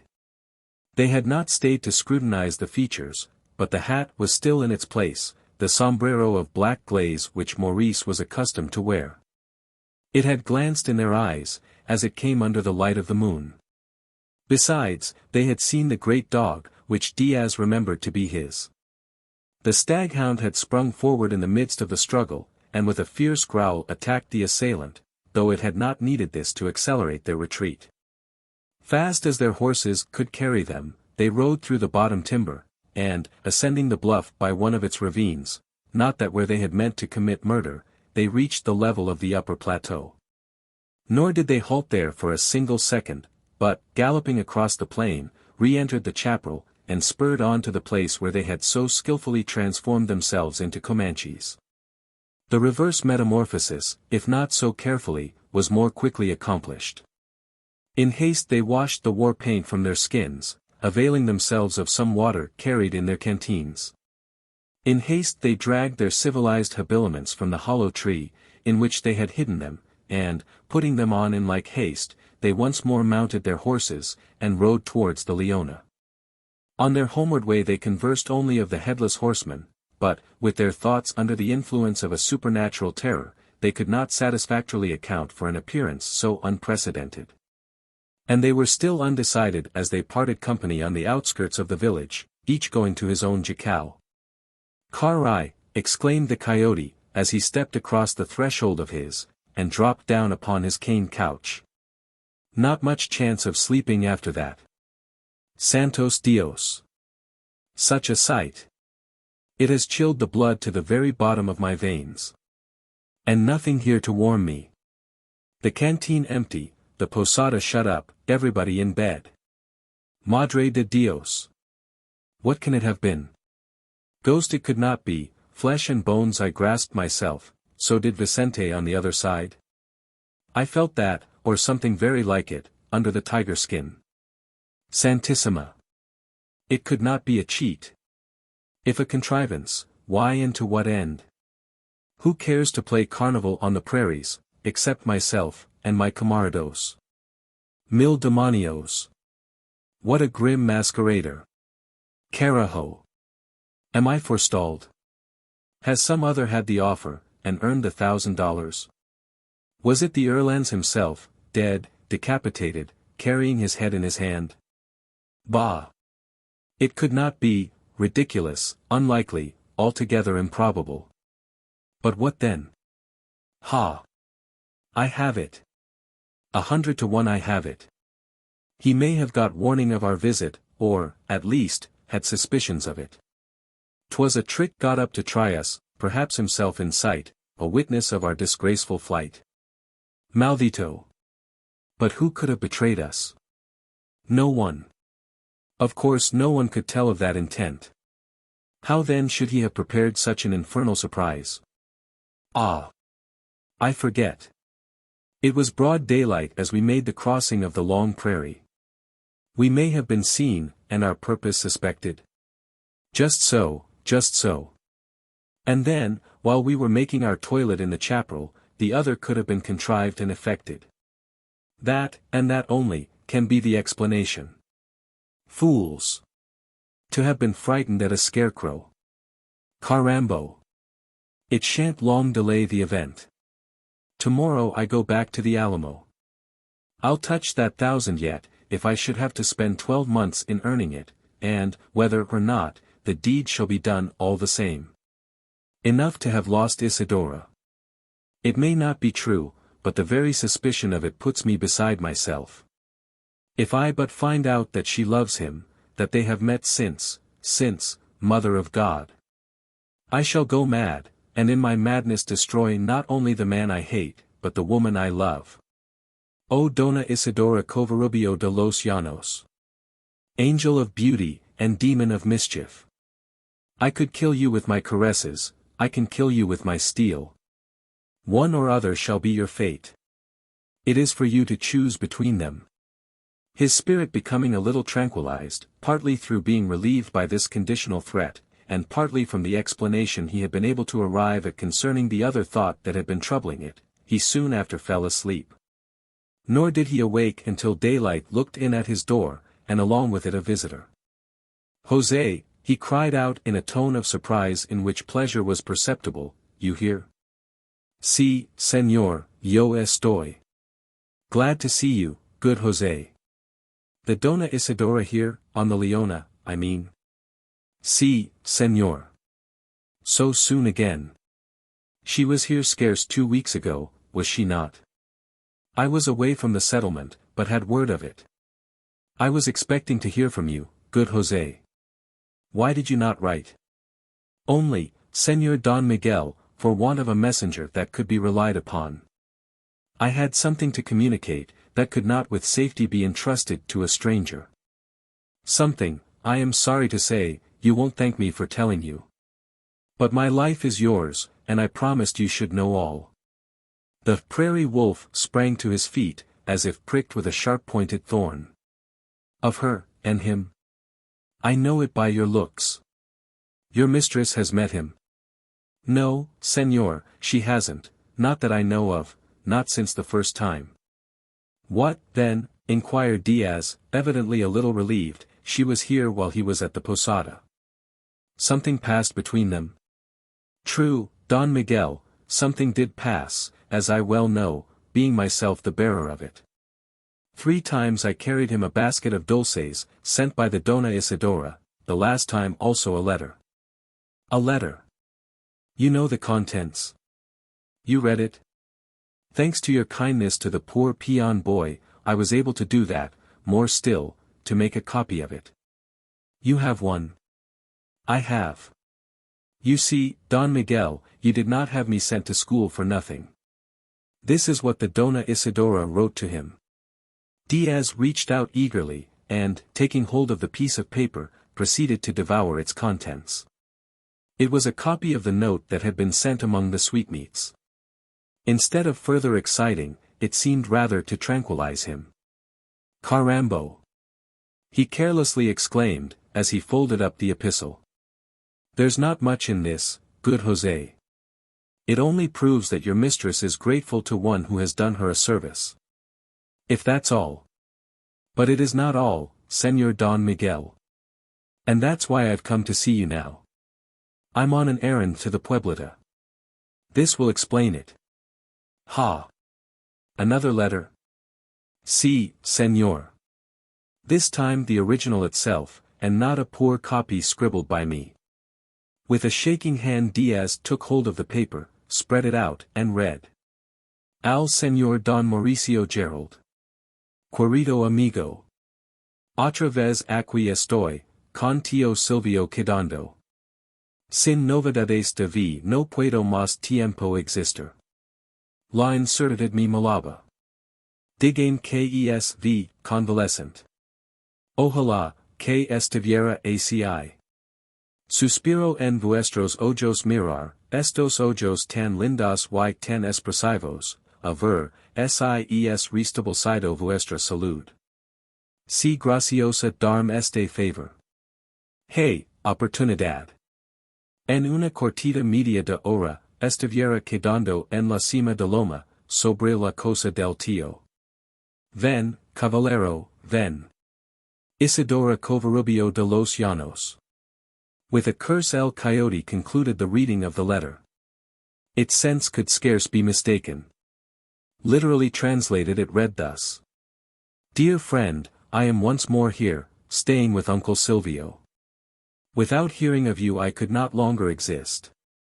The uncertainty was killing me. Tell me if you are convalescent. Oh. That it may be so. I long to look into your eyes, those eyes so beautiful, so expressive, to make sure that your health is perfectly restored. Be good enough to grant me this favor. There is an opportunity. In a short half hour from this time, I shall be on the top of the hill, above my uncle's house. Come, sir, come. Isidora Covarubio de los Llanos. Carajo. An assignation, half-shrieked the indignant Diaz. That and nothing else. She, too, the proposer. Ha! Her invitation shall be answered, though not by him for whom it is so cunningly intended. Kept to the hour, to the very minute, and by the divinity of vengeance. Here, Jose. This note's of no use. The man to whom it is addressed isn't any longer in the Pueblita, nor anywhere about here. God knows where he is. There's some mystery about it. No matter. You go on to the posada, and make your inquiries all the same. You must do that to fulfill your errand. Never mind the papelcito, leave it with me.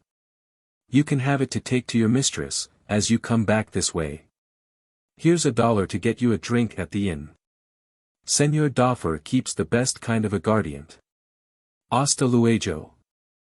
Without staying to question the motive for these directions given to him, Jose, after accepting the dosur, yielded tacit obedience to them, and took his departure from the jacal. He was scarce out of sight before Diaz also stepped over its threshold. Hastily setting the saddle upon his horse, he sprang into it, and rode off in the opposite direction. Chapter 48. Isidora. The sun has just risen clear above the prairie horizon, his round disk still resting upon the sward, like a buckler of burnished gold. His rays are struggling into the chaparral, that here and there diversifies the savanna. The dew beads yet cling upon the acacias, weighting their feathery fronds, and causing them to droop earthward, as if grieving at the departure of the night. Whose cool breeze and moist atmosphere are more congenial to them than the fiery sirocco of day. Though the birds are stirring, for what bird could sleep under the shine of such glorious sunrise, it is almost too early to expect human being abroad, elsewhere than upon the prairies of Texas. There, however, the hour of the sun's rising is the most enjoyable of the day, and few there are who spend it upon the unconscious couch, or in the solitude of the chamber. By the banks of the Leona, some 3 miles below Fort Inga, there is one who has forsaken both, to stray through the chaparral. This early wanderer is not afoot, but astride a strong, spirited horse, that seems impatient at being checked in his paces. By this description, you may suppose the rider to be a man. But, remembering that the scene is in southern Texas still sparsely inhabited by a Spano-Mexican population, you are equally at liberty to conjecture that the equestrian is a woman. And this, too, despite the round hat upon the head, despite the serape upon the shoulders, worn as a protection against the chill morning air, despite the style of equitation, so outre to European ideas, since the days of La Duchesse de Berry. And still further, despite the crayon-like coloring on the upper lip, displayed in the shape of a pair of silken mustaches. More especially may this last mislead. And you may fancy yourself looking upon some Spanish youth, whose dark but delicate features bespeak the Hijo de Algo, with a descent traceable to the times of the Cid. If acquainted with the character of the Spano-Mexican physiognomy, this last sign of virility does not decide you as to the sex. It may be that the rider in the Texan chaparral, so distinguished, is, after all, a woman. On closer scrutiny, this proves to be the case. It is proved by the small hand clasping the bridle rein, by the little foot, whose tiny toes just touch the estribo, looking less in contrast with the huge wooden block that serves as a stirrup. By a certain softness of shape, and pleasing rotundity of outline, perceptible even through the thick serape of Saltillo. And lastly, by the grand luxuriance of hair coiled up at the back of the head, and standing out in shining clump beyond the rim of the sombrero. After noting these points, you become convinced that you are looking upon a woman, though it may be one distinguished by certain idiosyncrasies. You are looking upon the Dona Isidora Covarubio de los Llanos. You are struck by the strangeness of her costume, still more by the way she sits her horse.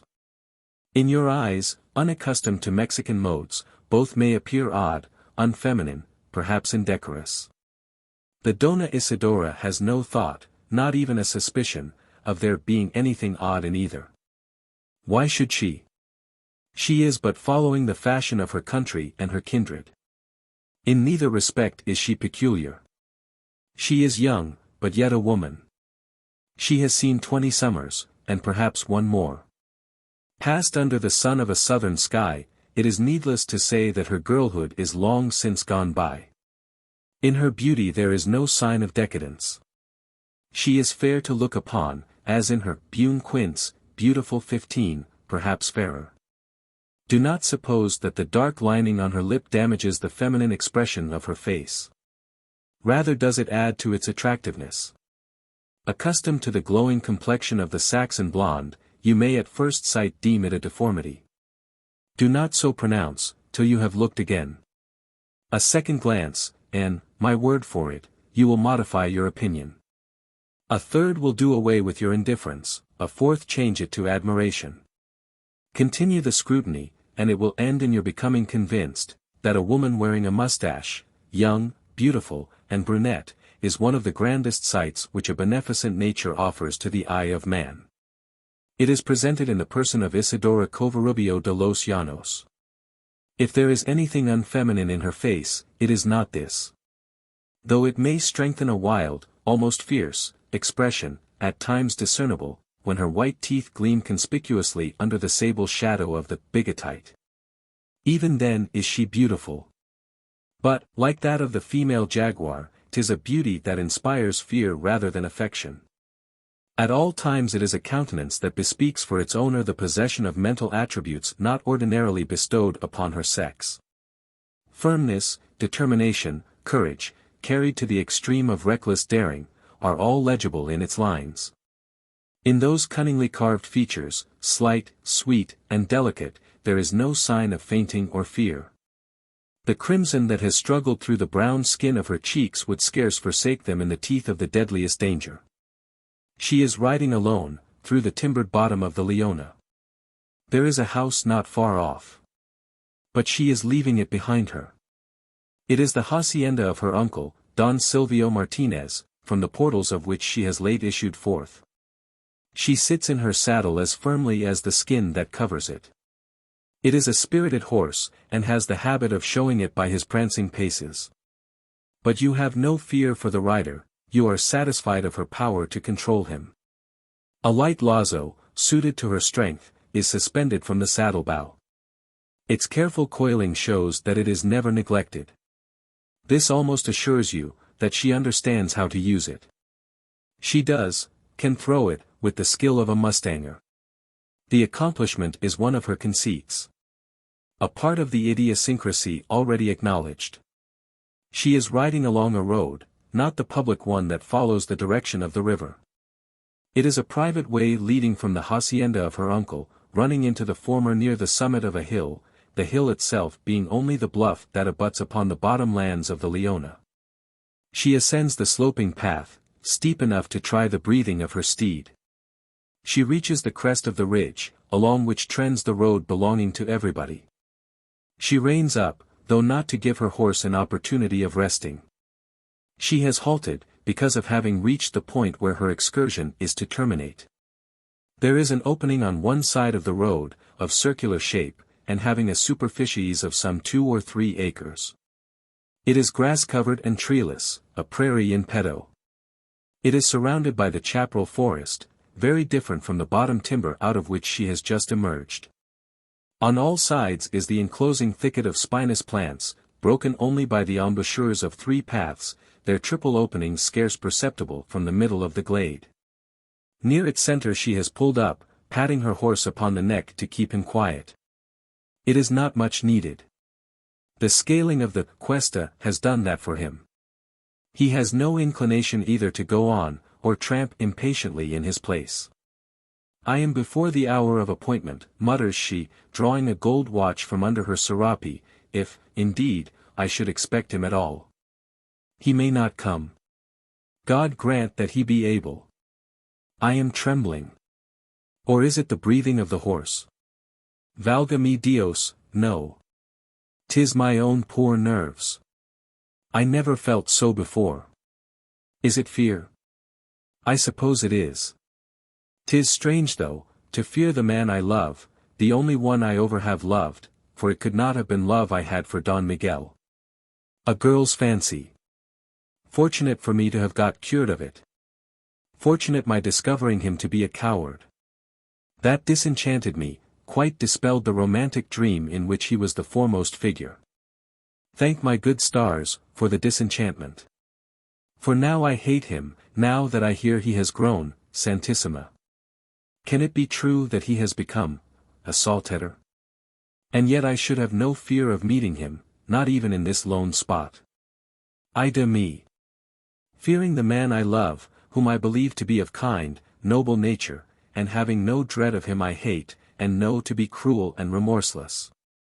'Tis strange, incomprehensible. No, there is nothing strange in it. I tremble not from any thought of danger, only the danger of not being beloved. That is why I now shiver in my saddle, why I have not had one night of tranquil sleep since my deliverance from those drunken savages. I have never told him of this. Nor do I know how he may receive the confession. It must, and shall be made. I can endure the uncertainty no longer. In preference I choose despair, death, if my hopes deceive me. Ha! There is a hoof stroke. A horse comes down the road. It is his? Yes. I see glancing through the trees the bright hues of our national costume. He delights to wear it. No wonder, it so becomes him. Santa Virgin! I'm under a serape, with a sombrero on my head. He'll mistake me for a man. Off, ye ugly disguises, and let me seem what I am, a woman. Scarce quicker could be the transformation in a pantomime. The casting off the serape reveals a form that Hebe might have envied. The removal of the hat, a head that would have inspired the chisel of Canova. A splendid picture is exhibited in that solitary glade, worthy of being framed, by its bordering of spinous trees, whose hirsute arms seem stretched out to protect it. A horse of symmetrical shape, half backed upon his haunches, with nostrils spread to the sky, and tail sweeping the ground. On his back one whose aspect and attitude suggest a commingling of grand, though somewhat incongruous ideas, uniting to form a picture, statuesque as beautiful. The pose of the rider is perfect. Half sitting in the saddle, half standing upon the stirrup, every undulation of her form is displayed, the limbs just enough relaxed to show that she is a woman. Notwithstanding what she has said, on her face there is no fear, at least no sign to betray it. There is no quivering lip, no blanching of the cheeks. The expression is altogether different. It is a look of love, couched under a proud confidence, such as that with which the she-eagle awaits the wooing of her mate. You may deem the picture overdrawn, perhaps pronounce it unfeminine. And yet it is a copy from real life, true as I can remember it, and more than once had I the opportunity to fix it in my memory. The attitude is altered, and with the suddenness of a coup d'éclair. The change being caused by recognition of the horseman who comes galloping into the glade. The shine of the gold-laced vestments had misled her. They are worn not by Maurice Gerald, but by Miguel Diaz. Bright looks become black. From her firm seat in the saddle she subsides into an attitude of listlessness, despairing rather than indifferent. And the sound that escapes her lips, as for an instant they part over her pearl-like teeth, is less a sigh than an exclamation of chagrin. There is no sign of fear in the altered attitude, only disappointment, dashed with defiance. El Coyote speaks first. HLA. Snorita, who'd have expected to find your ladyship in this lonely place, wasting your sweetness on the thorny chaparral? In what way can it concern you, Don Miguel Diaz? Absurd question, Snorita. You know it can, and does, and the reason why. You well know how madly I love you. Fool was I to confess it, and acknowledge myself your slave. 'Twas that cooled you so quickly. You are mistaken, senor. I never told you I loved you. If I did admire your feats of horsemanship, and said so, you had no right to construe it as you've done. I meant no more than that I admired them, not you. 'Tis 3 years ago. I was a girl then, of an age when such things have a fascination for our sex, when we are foolish enough to be caught by personal accomplishments rather than moral attributes. I am now a woman. All that is changed, as it ought to be. Caray. Why did you fill me with false hopes? On the day of the Heredero, when I conquered the fiercest bull and tamed the wildest horse in your father's herds, a horse not one of his vaqueros dared so much as lay hands upon, on that day you smiled, looked love upon me. You need not deny it, Dona Isidora. I had experience, and could read the expression, could tell your thoughts, as they were then. They are changed, and why? Because I was conquered by your charms, or rather because I was the silly fool to acknowledge it, and you, like all women, once you had won and knew it, no longer cared for your conquest. It is true, Snorita, it is true. It is not, Don Miguel Diaz. I never gave you word or sign to say that I loved, or thought of you otherwise than as an accomplished cavalier. You appeared so then, perhaps were so. What are you now? You know what's said of you, both here and on the Rio Grande. I scorn to reply to calumny, whether it proceeds from false friends or lying enemies. I have come here to seek explanations, not to give them. Prom whom? Prom your sweet self, Dona Isidora. You are presumptive, Don Miguel Diaz. Think, senor, to whom you are addressing yourself. Remember, I am the daughter of one of the proudest haciendados in Tamaulipas, and niece to one of the proudest in Texas. I have thought of all that, and thought too that I was once a haciendado myself and am now only a hunter of horses. Carambo! What of that? You're not the woman to despise a man for the inferiority of his rank. A poor mustanger stands as good a chance in your eyes as the owner of 100 herds. In that respect, I have proof of your generous spirit. What proof? Asked she, in a quick, entreating tone, and for the first time showing signs of uneasiness. What evidence of the generosity you are so good as to ascribe to me? This pretty epistle I hold in my hand, indited by the Dona Isidora Covarubio de los Llanos, to one who, like myself, is but a dealer in horseflesh. I need not submit it to very close inspection. No doubt you can identify it at some distance. She could, and did, as was evinced by her starting in the saddle, by her look of angry surprise directed upon Diaz. Senor! How came you in possession of this? She asked, without any attempt to disguise her indignation. It matters not. I am in possession of it, and of what for many a day I have been seeking, a proof, not that you had ceased to care for me, for this I had good reason to know, but that you had begun to care for him. This tells that you love him, words could not speak plainer. You long to look into his beautiful eyes. Mil demonios! You shall never see them again.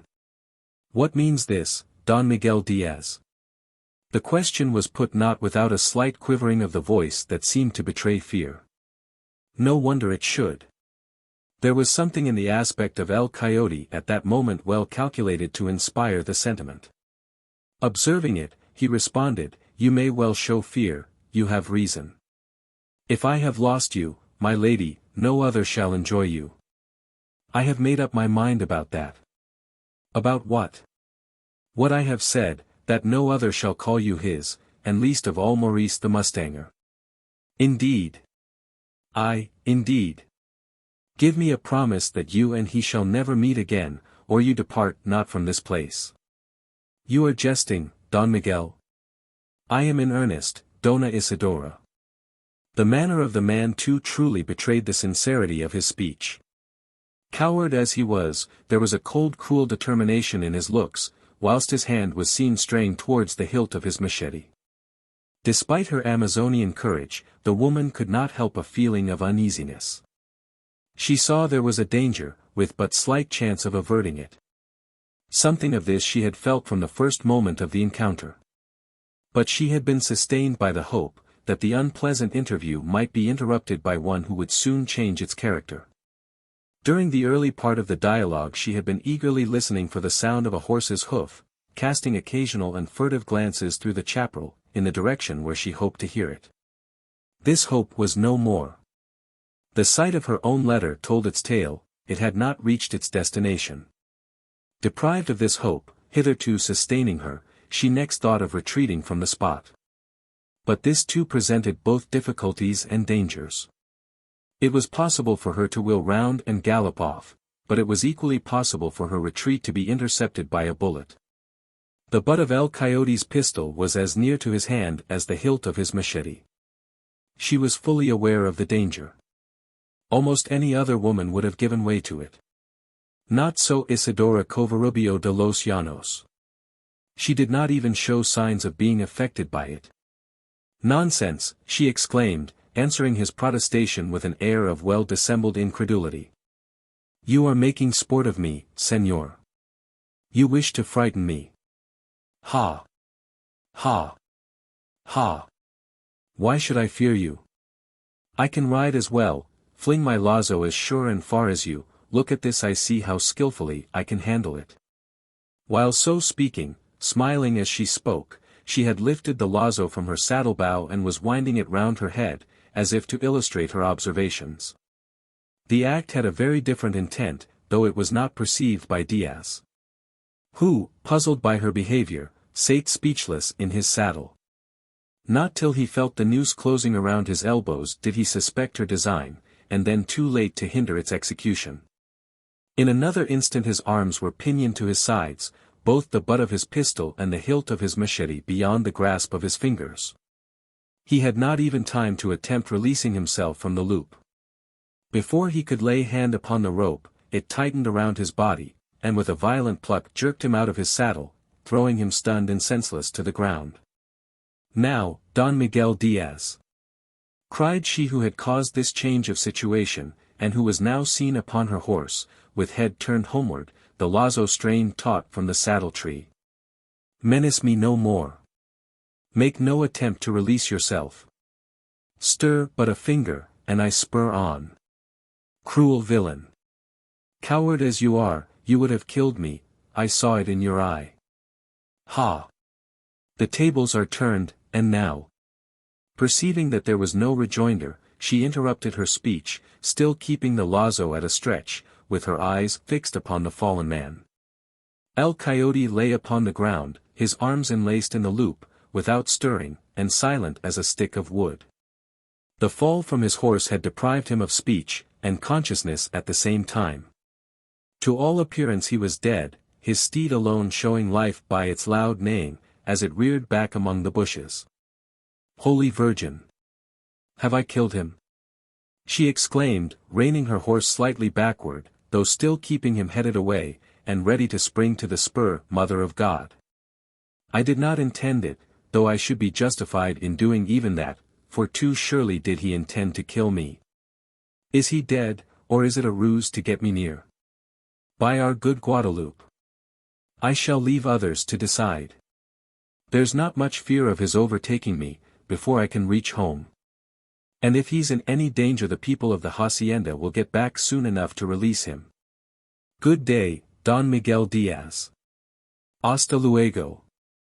With these words upon her lips, the levity of which proclaimed her conscience clear of having committed a crime, she drew a small sharp-bladed knife from beneath the bodice of her dress, severed the rope short off from her saddle-bow, and, driving the spur deep into the flanks of her horse, galloped off out of the glade, leaving Diaz upon the ground, still encircled by the loop of the lazo. Chapter 49. The lazo unloosed. An eagle, scared from its perch on a scathed cottonwood, with a scream, soars upward into the air. Startled by the outbreak of angry passions, it has risen to reconnoiter. A single sweep of its majestic wing brings it above the glade. There, poised on tremulous pinions, with eye turned to earth, it scans both the open space and the chaparral that surrounds it. In the former it beholds that which may, perhaps, be gratifying to its glance, a man thrown from his horse, that runs neighing around him, prostrate, apparently dead. In the latter two singular equestrians, one a woman, with bare head and chevelure spread to the breeze, astride a strong steed, going away from the glade in quick earnest gallop. The other, also a woman, mounted on a spotted horse, in more feminine fashion, riding towards it, attired in hat and habit, advancing at a slower pace, but with equal earnestness in her looks. Such is the coup d'oeil presented to the eye of the eagle. Of these fair equestrians both are already known. She galloping away is Isidora Covarubio de los Llanos, she who approaches, Louise Poindexter. It is known why the first has gone out of the glade. It remains to be told for what purpose the second is coming into it. After her interview with Zeb Stump, the young Creole re-entered her chamber, and kneeling before an image of the Madonna, surrendered her spirit to prayer. It is needless to say that, as a Creole, she was a Catholic, and therefore a firm believer in the efficacy of saintly intercession. Strange and sad was the theme of her supplication, the man who had been marked as the murderer of her brother. She had not the slightest idea that he was guilty of the horrid crime. It could not be. The very suspicion of it would have lacerated her heart. Her prayer was not for pardon, but protection. She supplicated the Virgin to save him from his enemies, her own friends. Tears and choking sobs were mingled with her words, low murmured in the ear of heaven. She had loved her brother with the fondest sisterly affection. She sorrowed sorely. But her sorrow could not stifle that other affection, stronger than the ties of blood. While mourning her brother's loss she prayed for her lover's safety. As she rose from her knees, her eye fell upon the bow, that implement so cunningly employed to dispatch sweet messages to the man she loved. Oh! That I could send one of its arrows to warn him of his danger. I may never use it again. The reflection was followed by a thought of cognate character. Might there not remain some trace of that clandestine correspondence in the place where it had been carried on? She remembered that Maurice swam the stream, instead of recrossing in the skiff, to be drawn back again by her own lazo. He must have been left in the boat. On the day before, in the confusion of her grief, she had not thought of this. It might become evidence of their midnight meeting, of which, as she supposed, no tongue but theirs, and that forever silent, could tell the tale. The sun was now fairly up, and gleaming garishly through the glass. She threw open the casement and stepped out, with the design of proceeding towards the skiff. In the balcone her steps were arrested, on hearing voices above. Two persons were conversing. They were her maid Florinde, and the sable groom, who, in the absence of his master, was taking the air of the Azadi. Their words could be heard below, though their young mistress did not intentionally listen to them. It was only on their pronouncing a name, that she permitted their patois to make an impression upon her ear. Day calls de young fella Jared. More's Jared de name. Dey do say he Irish, but if folks peek de truth, he ain't bit like dem Irish dat works on de Libby at New Orleans. Ho, ho. He more like boss Genlum planter. Dat's what he like. You don't tink, Pluto, he been gone kill Massa Henry? I don't tink nuffin o be de kind. Ho, ho. He kill Massa Henry. No more dan dis chili hab done dat same. Garamity, garamity. Peak o be de deb bill and he dar, de berry individable we talkin' bout. Ho, ho. Look Florend, look yonner. War. Dar, out dar, on totter side o be de river. You see man on horseback. Dat's Moore's Jared, de berry man we meet on de brack prairie. De same dat gub miss a lud, potted hoss, de same Davy all gone to search for. Ho, ho. Dey gone dey wrong way. Dey no find him out on dem prairies dis day. Oh, Pluto. Ain't you glad? I'm sure he innocent, dat brave buffo young Gen Lum. He nebba could been de man. The listener below stayed to hear no more. Gliding back into her chamber she made her way towards the Azadi. The beating of her heart was almost as loud as the fall of her footsteps while ascending the escalera. It was with difficulty she could conceal her emotion from the two individuals whose conversation had caused it. What have you seen, that you talk so loudly, said she, trying to hide her agitation under a pretended air of severity. Ho, ho. Missa Louis, look ober dar. De young fella. What young fellow? Him as dey be gone sarch for, him dat. I see no one.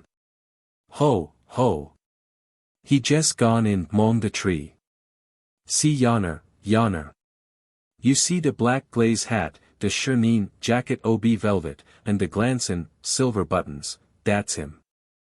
I sartin sure dat's de same young fella. You may be mistaken for all that, Master Pluto. There are many here who dress in that fashion. The distance is too great for you to distinguish, and now that he's almost out of sight, never mind, Florend. Hasten below, get out my hat and habit. I'm going out for a ride. You, Pluto. Have the saddle on Luna in the shortest time. I must not let the sun get too high. Haste. Haste. As the servants disappeared down the stairway, she turned once more towards the parapet, her bosom heaving under the revulsion of thoughts. Unobserved she could now freely scan the prairie and chaparral. She was too late. The horseman had ridden entirely out of sight. It was very like him, and yet it was not. It can scarce be possible. If it be he, why should he be going that way? A new pang passed through her bosom. She remembered once before having asked herself the same question. She no longer stayed upon the Azadi to watch the road. In 10 minutes' time she was across the river, entering the chaparral where the horseman had disappeared. She rode rapidly on, scanning the causeway far in the advance. Suddenly she reined up, on nearing the crest of the hill that overlooked the Leona. The act was consequent on the hearing of voices. She listened. Though still distant, and but faintly heard, the voices could be distinguished as those of a man and woman. What man? What woman? Another pang passed through her heart at these put questions. She rode nearer, again halted, again listened. The conversation was carried on in Spanish. There was no relief to her in this. Maurice Gerald would have talked in that tongue to Isidora Covarubio de los Llanos. The Creole was acquainted with it sufficiently to have understood what was said, had she been near enough to distinguish the words. The tone was animated on both sides, as if both speakers were in a passion. The listener was scarce displeased at this. She rode nearer, once more pulled up, and once more sate listening. The man's voice was heard no longer. The woman sounded dear and firm, as if in menace. There was an interval of silence, succeeded by a quick trampling of horses, another pause, another speech on the part of the woman, at first loud like a threat, and then subdued as in a soliloquy, then another interval of silence. Again broken by the sound of hoofs, as if a single horse was galloping away from the ground. Only this, and the scream of an eagle, that, startled by the angry tones, had swooped aloft, and was now soaring above the glade. The listener knew of the opening, to her a hallowed spot. The voices had come out of it. She had made her last halt a little way from its edge. She had been restrained from advancing by a fear, the fear of finding out a bitter truth. Her indecision ending, she spurred on into the glade. A horse saddled and bridled rushing to and fro, a man prostrate upon the ground, with a lazo looped around his arms, to all appearance dead, a sombrero and serape lying near, evidently not the man's. What could be the interpretation of such a tableau? The man was dressed in the rich costume of the Mexican ranchero, the horse also caparisoned in this elaborate and costly fashion. At sight of both, the heart of the Louisianian leaped with joy. Whether dead or living, the man was the same she had seen from the Azadi, and he was not Maurice Gerald. She had doubted before, had hoped that it was not he, and her hopes were now sweetly confirmed. She drew near and examined the prostrate form. She scanned the face, which was turned up, the man lying upon his back. She fancied she had seen it before, but was not certain. It was plain that he was a Mexican. Not only his dress but his countenance, every line of it betrayed the Spanish-American physiognomy. He was far from being ill-featured. On the contrary, he might have been pronounced handsome. It was not this that induced Louise Poindexter to leap down from her saddle, and stoop over him with a kind pitying look. The joy caused by his presence, by the discovery that he was not somebody else, found gratification in performing an act of humanity. He does not seem dead. Surely he is breathing. The cord appeared to hinder his respiration. It was loosened on the instant, the noose giving way to a woman's strength. Now, he can breathe more freely. Pardieu! What can have caused it? Lazoed in his saddle and dragged to the earth? That is most probable. But who could have done it? It was a woman's voice. Surely it was. I could not be mistaken about that. And yet there is a man's hat and a serape, not this man's. Was there another, who has gone away with the woman? Only one horse went off. Ah! He is coming to himself. Thank heaven for that. He will be able to explain all. You are recovering, sir. Snorita. Who are you? Asked Don Miguel Diaz, raising his head, and looking apprehensively around. Where is she? He continued. Of whom do you speak? I have seen no one but yourself. Carambo. That's queer. Haven't you met a woman astride a grey horse? I heard a woman's voice, as I rode up. Say rather a she-devil's voice, for that, sure, is Isidora Covarubio de los Llanos. Was it she who has done this? Maldito, yes. Where is she now? Tell me that, Esnorita. I cannot. By the sound of the hoofs I fancy she has gone down the hill. She must have done so, as I came the other way myself. Ah, gone down the hill, home, then, too. You've been very kind, Esnorita, in loosening this lazo, as I make no doubt you've done. Perhaps you will still further assist me by helping me into the saddle. Once in it, I think I can stay there. At all events, I must not stay here. I have enemies, not far off. Come, Carlito, he cried to his horse, at the same time summoning the animal by a peculiar whistle. Come near. Don't be frightened at the presence of this fair lady. She's not the same that parted you and me so rudely, en verdad, almost forever. Come on, cavallo. Come on. The horse, on hearing the whistle, came trotting up, and permitted his master, now upon his feet, to lay hold of the bridle rein. A little help from you, kind Esnorita, and I think I can climb into my saddle. Once there, I shall be safe from their pursuit. You expect to be pursued? Quien sail. I have enemies, as I told you. Never mind that.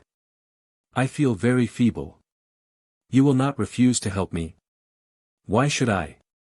You are welcome, sir, to any assistance I can give you. Mil gracias, Esnorita. Mil gracias. The Creole, exerting all her strength, succeeded in helping the disabled horseman into his saddle. where, after some balancing, he appeared to obtain a tolerably firm seat. Gathering up his reins, he prepared to depart. "Adios, señorita," said he, "I know not who you are. I see you are not one of our people. Americano, I take it. Never mind that. You are good as you are fair, and if ever it should chance to be in his power, Miguel Diaz will not be unmindful of the service you have this day done him."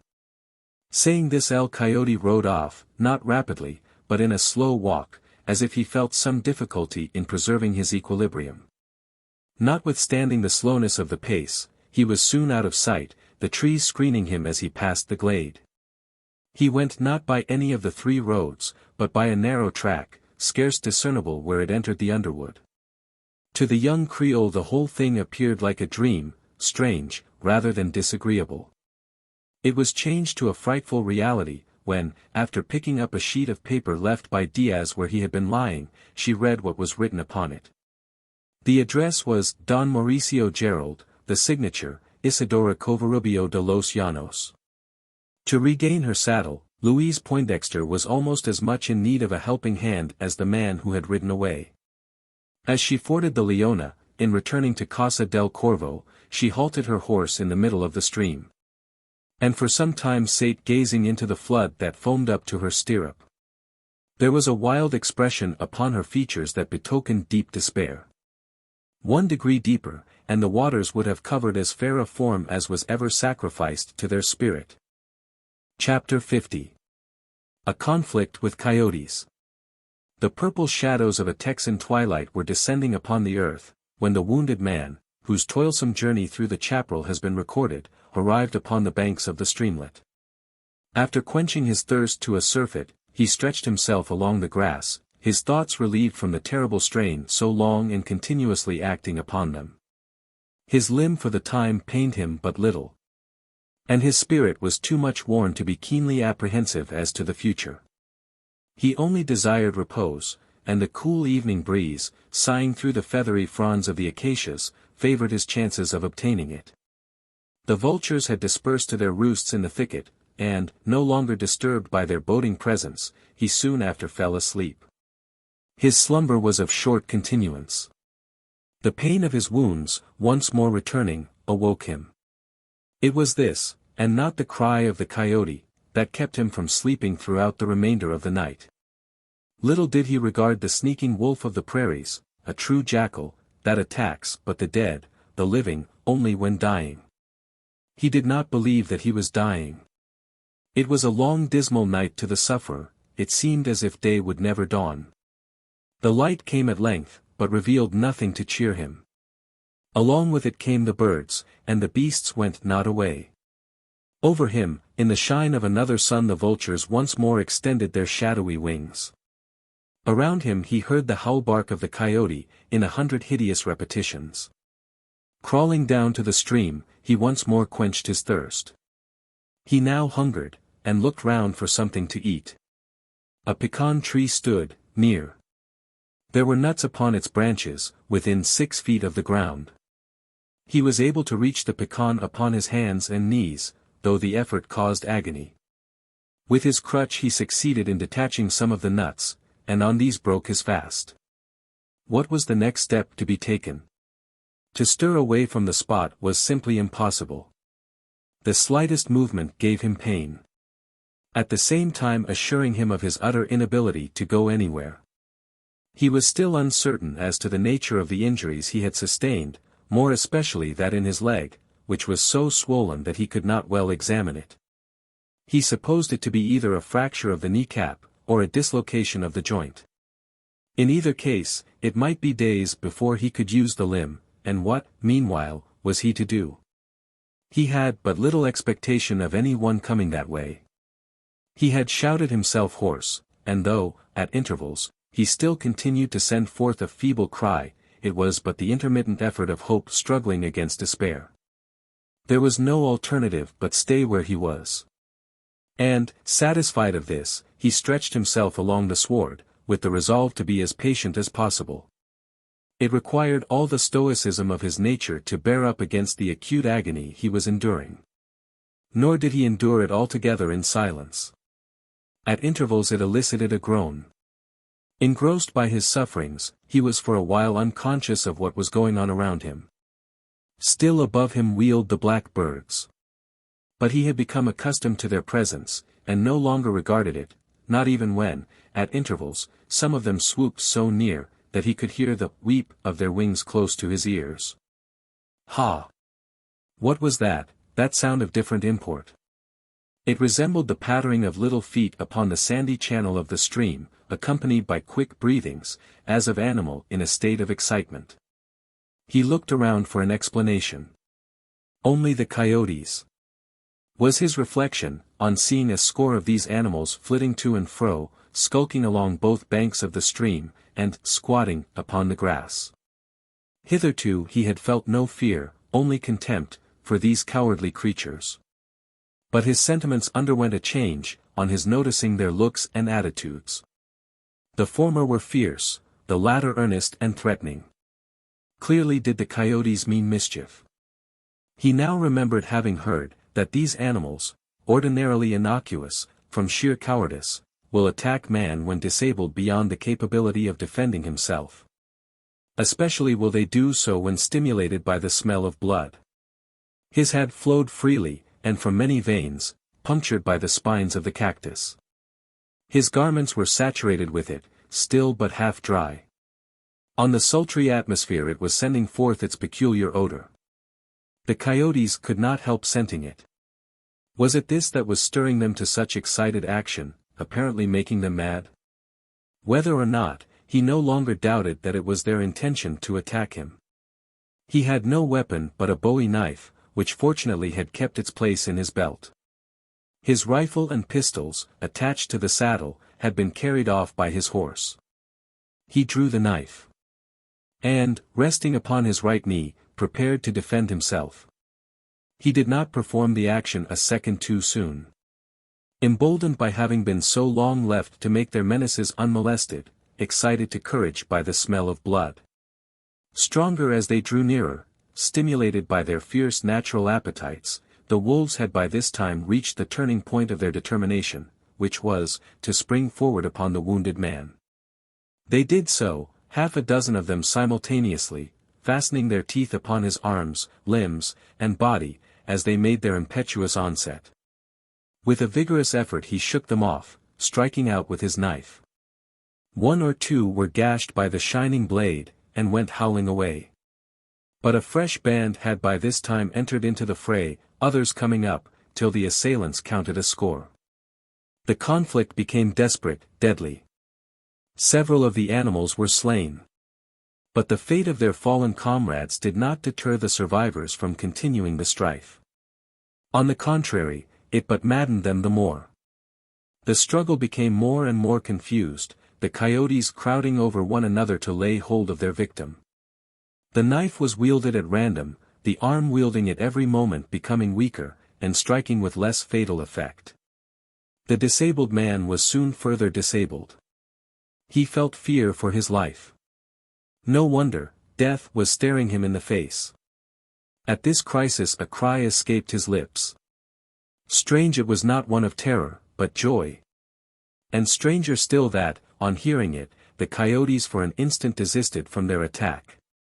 There was a suspension of the strife, a short interval of silence. It was not the cry of their victim that had caused it, but that which had elicited the exclamation. There was the sound of a horse's hoofs going at a gallop, followed by the loud baying of a hound. The wounded man continued to exclaim, in shouts calling for help. The horse appeared to be close by. A man upon his back could not fail to hear them. But there was no response. The horse, or horseman, had passed on. The hoofstrokes became less distinct. Despair once more returned to the antagonist of the coyotes. At the same time his skulking assailants felt a renewal of their courage, and hastened to renew the conflict. Once more it commenced, and was soon raging fiercely as before, the wretched man believing himself doomed, and only continuing the strife through sheer desperation. Once more was it interrupted, this time by an intruder whose presence inspired him with fresh courage and hope. If the horseman had proved indifferent to his calls for help, not so the hound. A grand creature of the staghound species, of its rarest and finest breed, was seen approaching the spot, uttering a deep sonorous bay, as with impetuous bound it broke through the bushes. A friend! Thank heaven, a friend! The baying ceased, as the hound cleared the selvage of the chaparral, and rushed open-mouthed among the cowed coyotes, already retreating at his approach. One was instantly seized between the huge jaws, jerked upward from the earth. Shaken as if it had been only a rat, and let go again, to writhe over the ground with a shattered spine. Another was served in a similar manner. But ere a third could be attacked, the terrified survivors dropped their tails to the sward, and went yelping away, one and all retreating whence they had come, into the silent solitudes of the chaparral. The rescued man saw no more. His strength was completely spent. He had just enough left to stretch forth his arms, and with a smile close them around the neck of his deliverer. Then, murmuring some soft words, he fainted gradually away. His syncope was soon over, and consciousness once more assumed away. Supporting himself on his elbow, he looked inquiringly around. It was a strange, sanguinary spectacle that met his eyes. But for his swoon, he would have seen a still stranger one. During its continuance a horseman had ridden into the glade, and gone out again. He was the same whose hoofstroke had been heard, and who had lent a deaf ear to the cries for help. He had arrived too late, and then without any idea of offering assistance. His design appeared to be the watering of his horse. The animal plunged straight into the streamlet, drank to its satisfaction, climbed out on the opposite bank, trotted across the open ground, and disappeared in the thicket beyond. The rider had taken no notice of the prostrate form. The horse only by snorting, as he saw it, and springing from side to side, as he trod amidst the carcasses of the coyotes. The horse was a magnificent animal, not large, but perfect in all his parts. The man was the very reverse, having no head. There was a head, but not in its proper place. It rested against the holster, seemingly held in the rider's hand. A fearful apparition. The dog barked, as it passed through the glade, and followed it to the edge of the underwood. He had been with it for a long time, straying where it strayed, and going where it went. He now desisted from this fruitless fellowship, and, returning to the sleeper, lay down by his side. It was then that the latter was restored to consciousness, and remembered what had made him for the moment oblivious. After caressing the dog he again sank into a prostrate position. And, drawing the skirt of the cloak over his face to shade it from the glare of the sun, he fell asleep. The staghound lay down at his feet, and also slumbered, but only in short spells. At intervals it raised its head, and uttered an angry growl, as the wings of the vultures came switching too close to its ears. The young man muttered in his sleep. They were wild words that came from his unconscious lips, and betokened a strange commingling of thoughts, now passionate appeals of love, now disjointed speeches, that pointed to the committal of murder.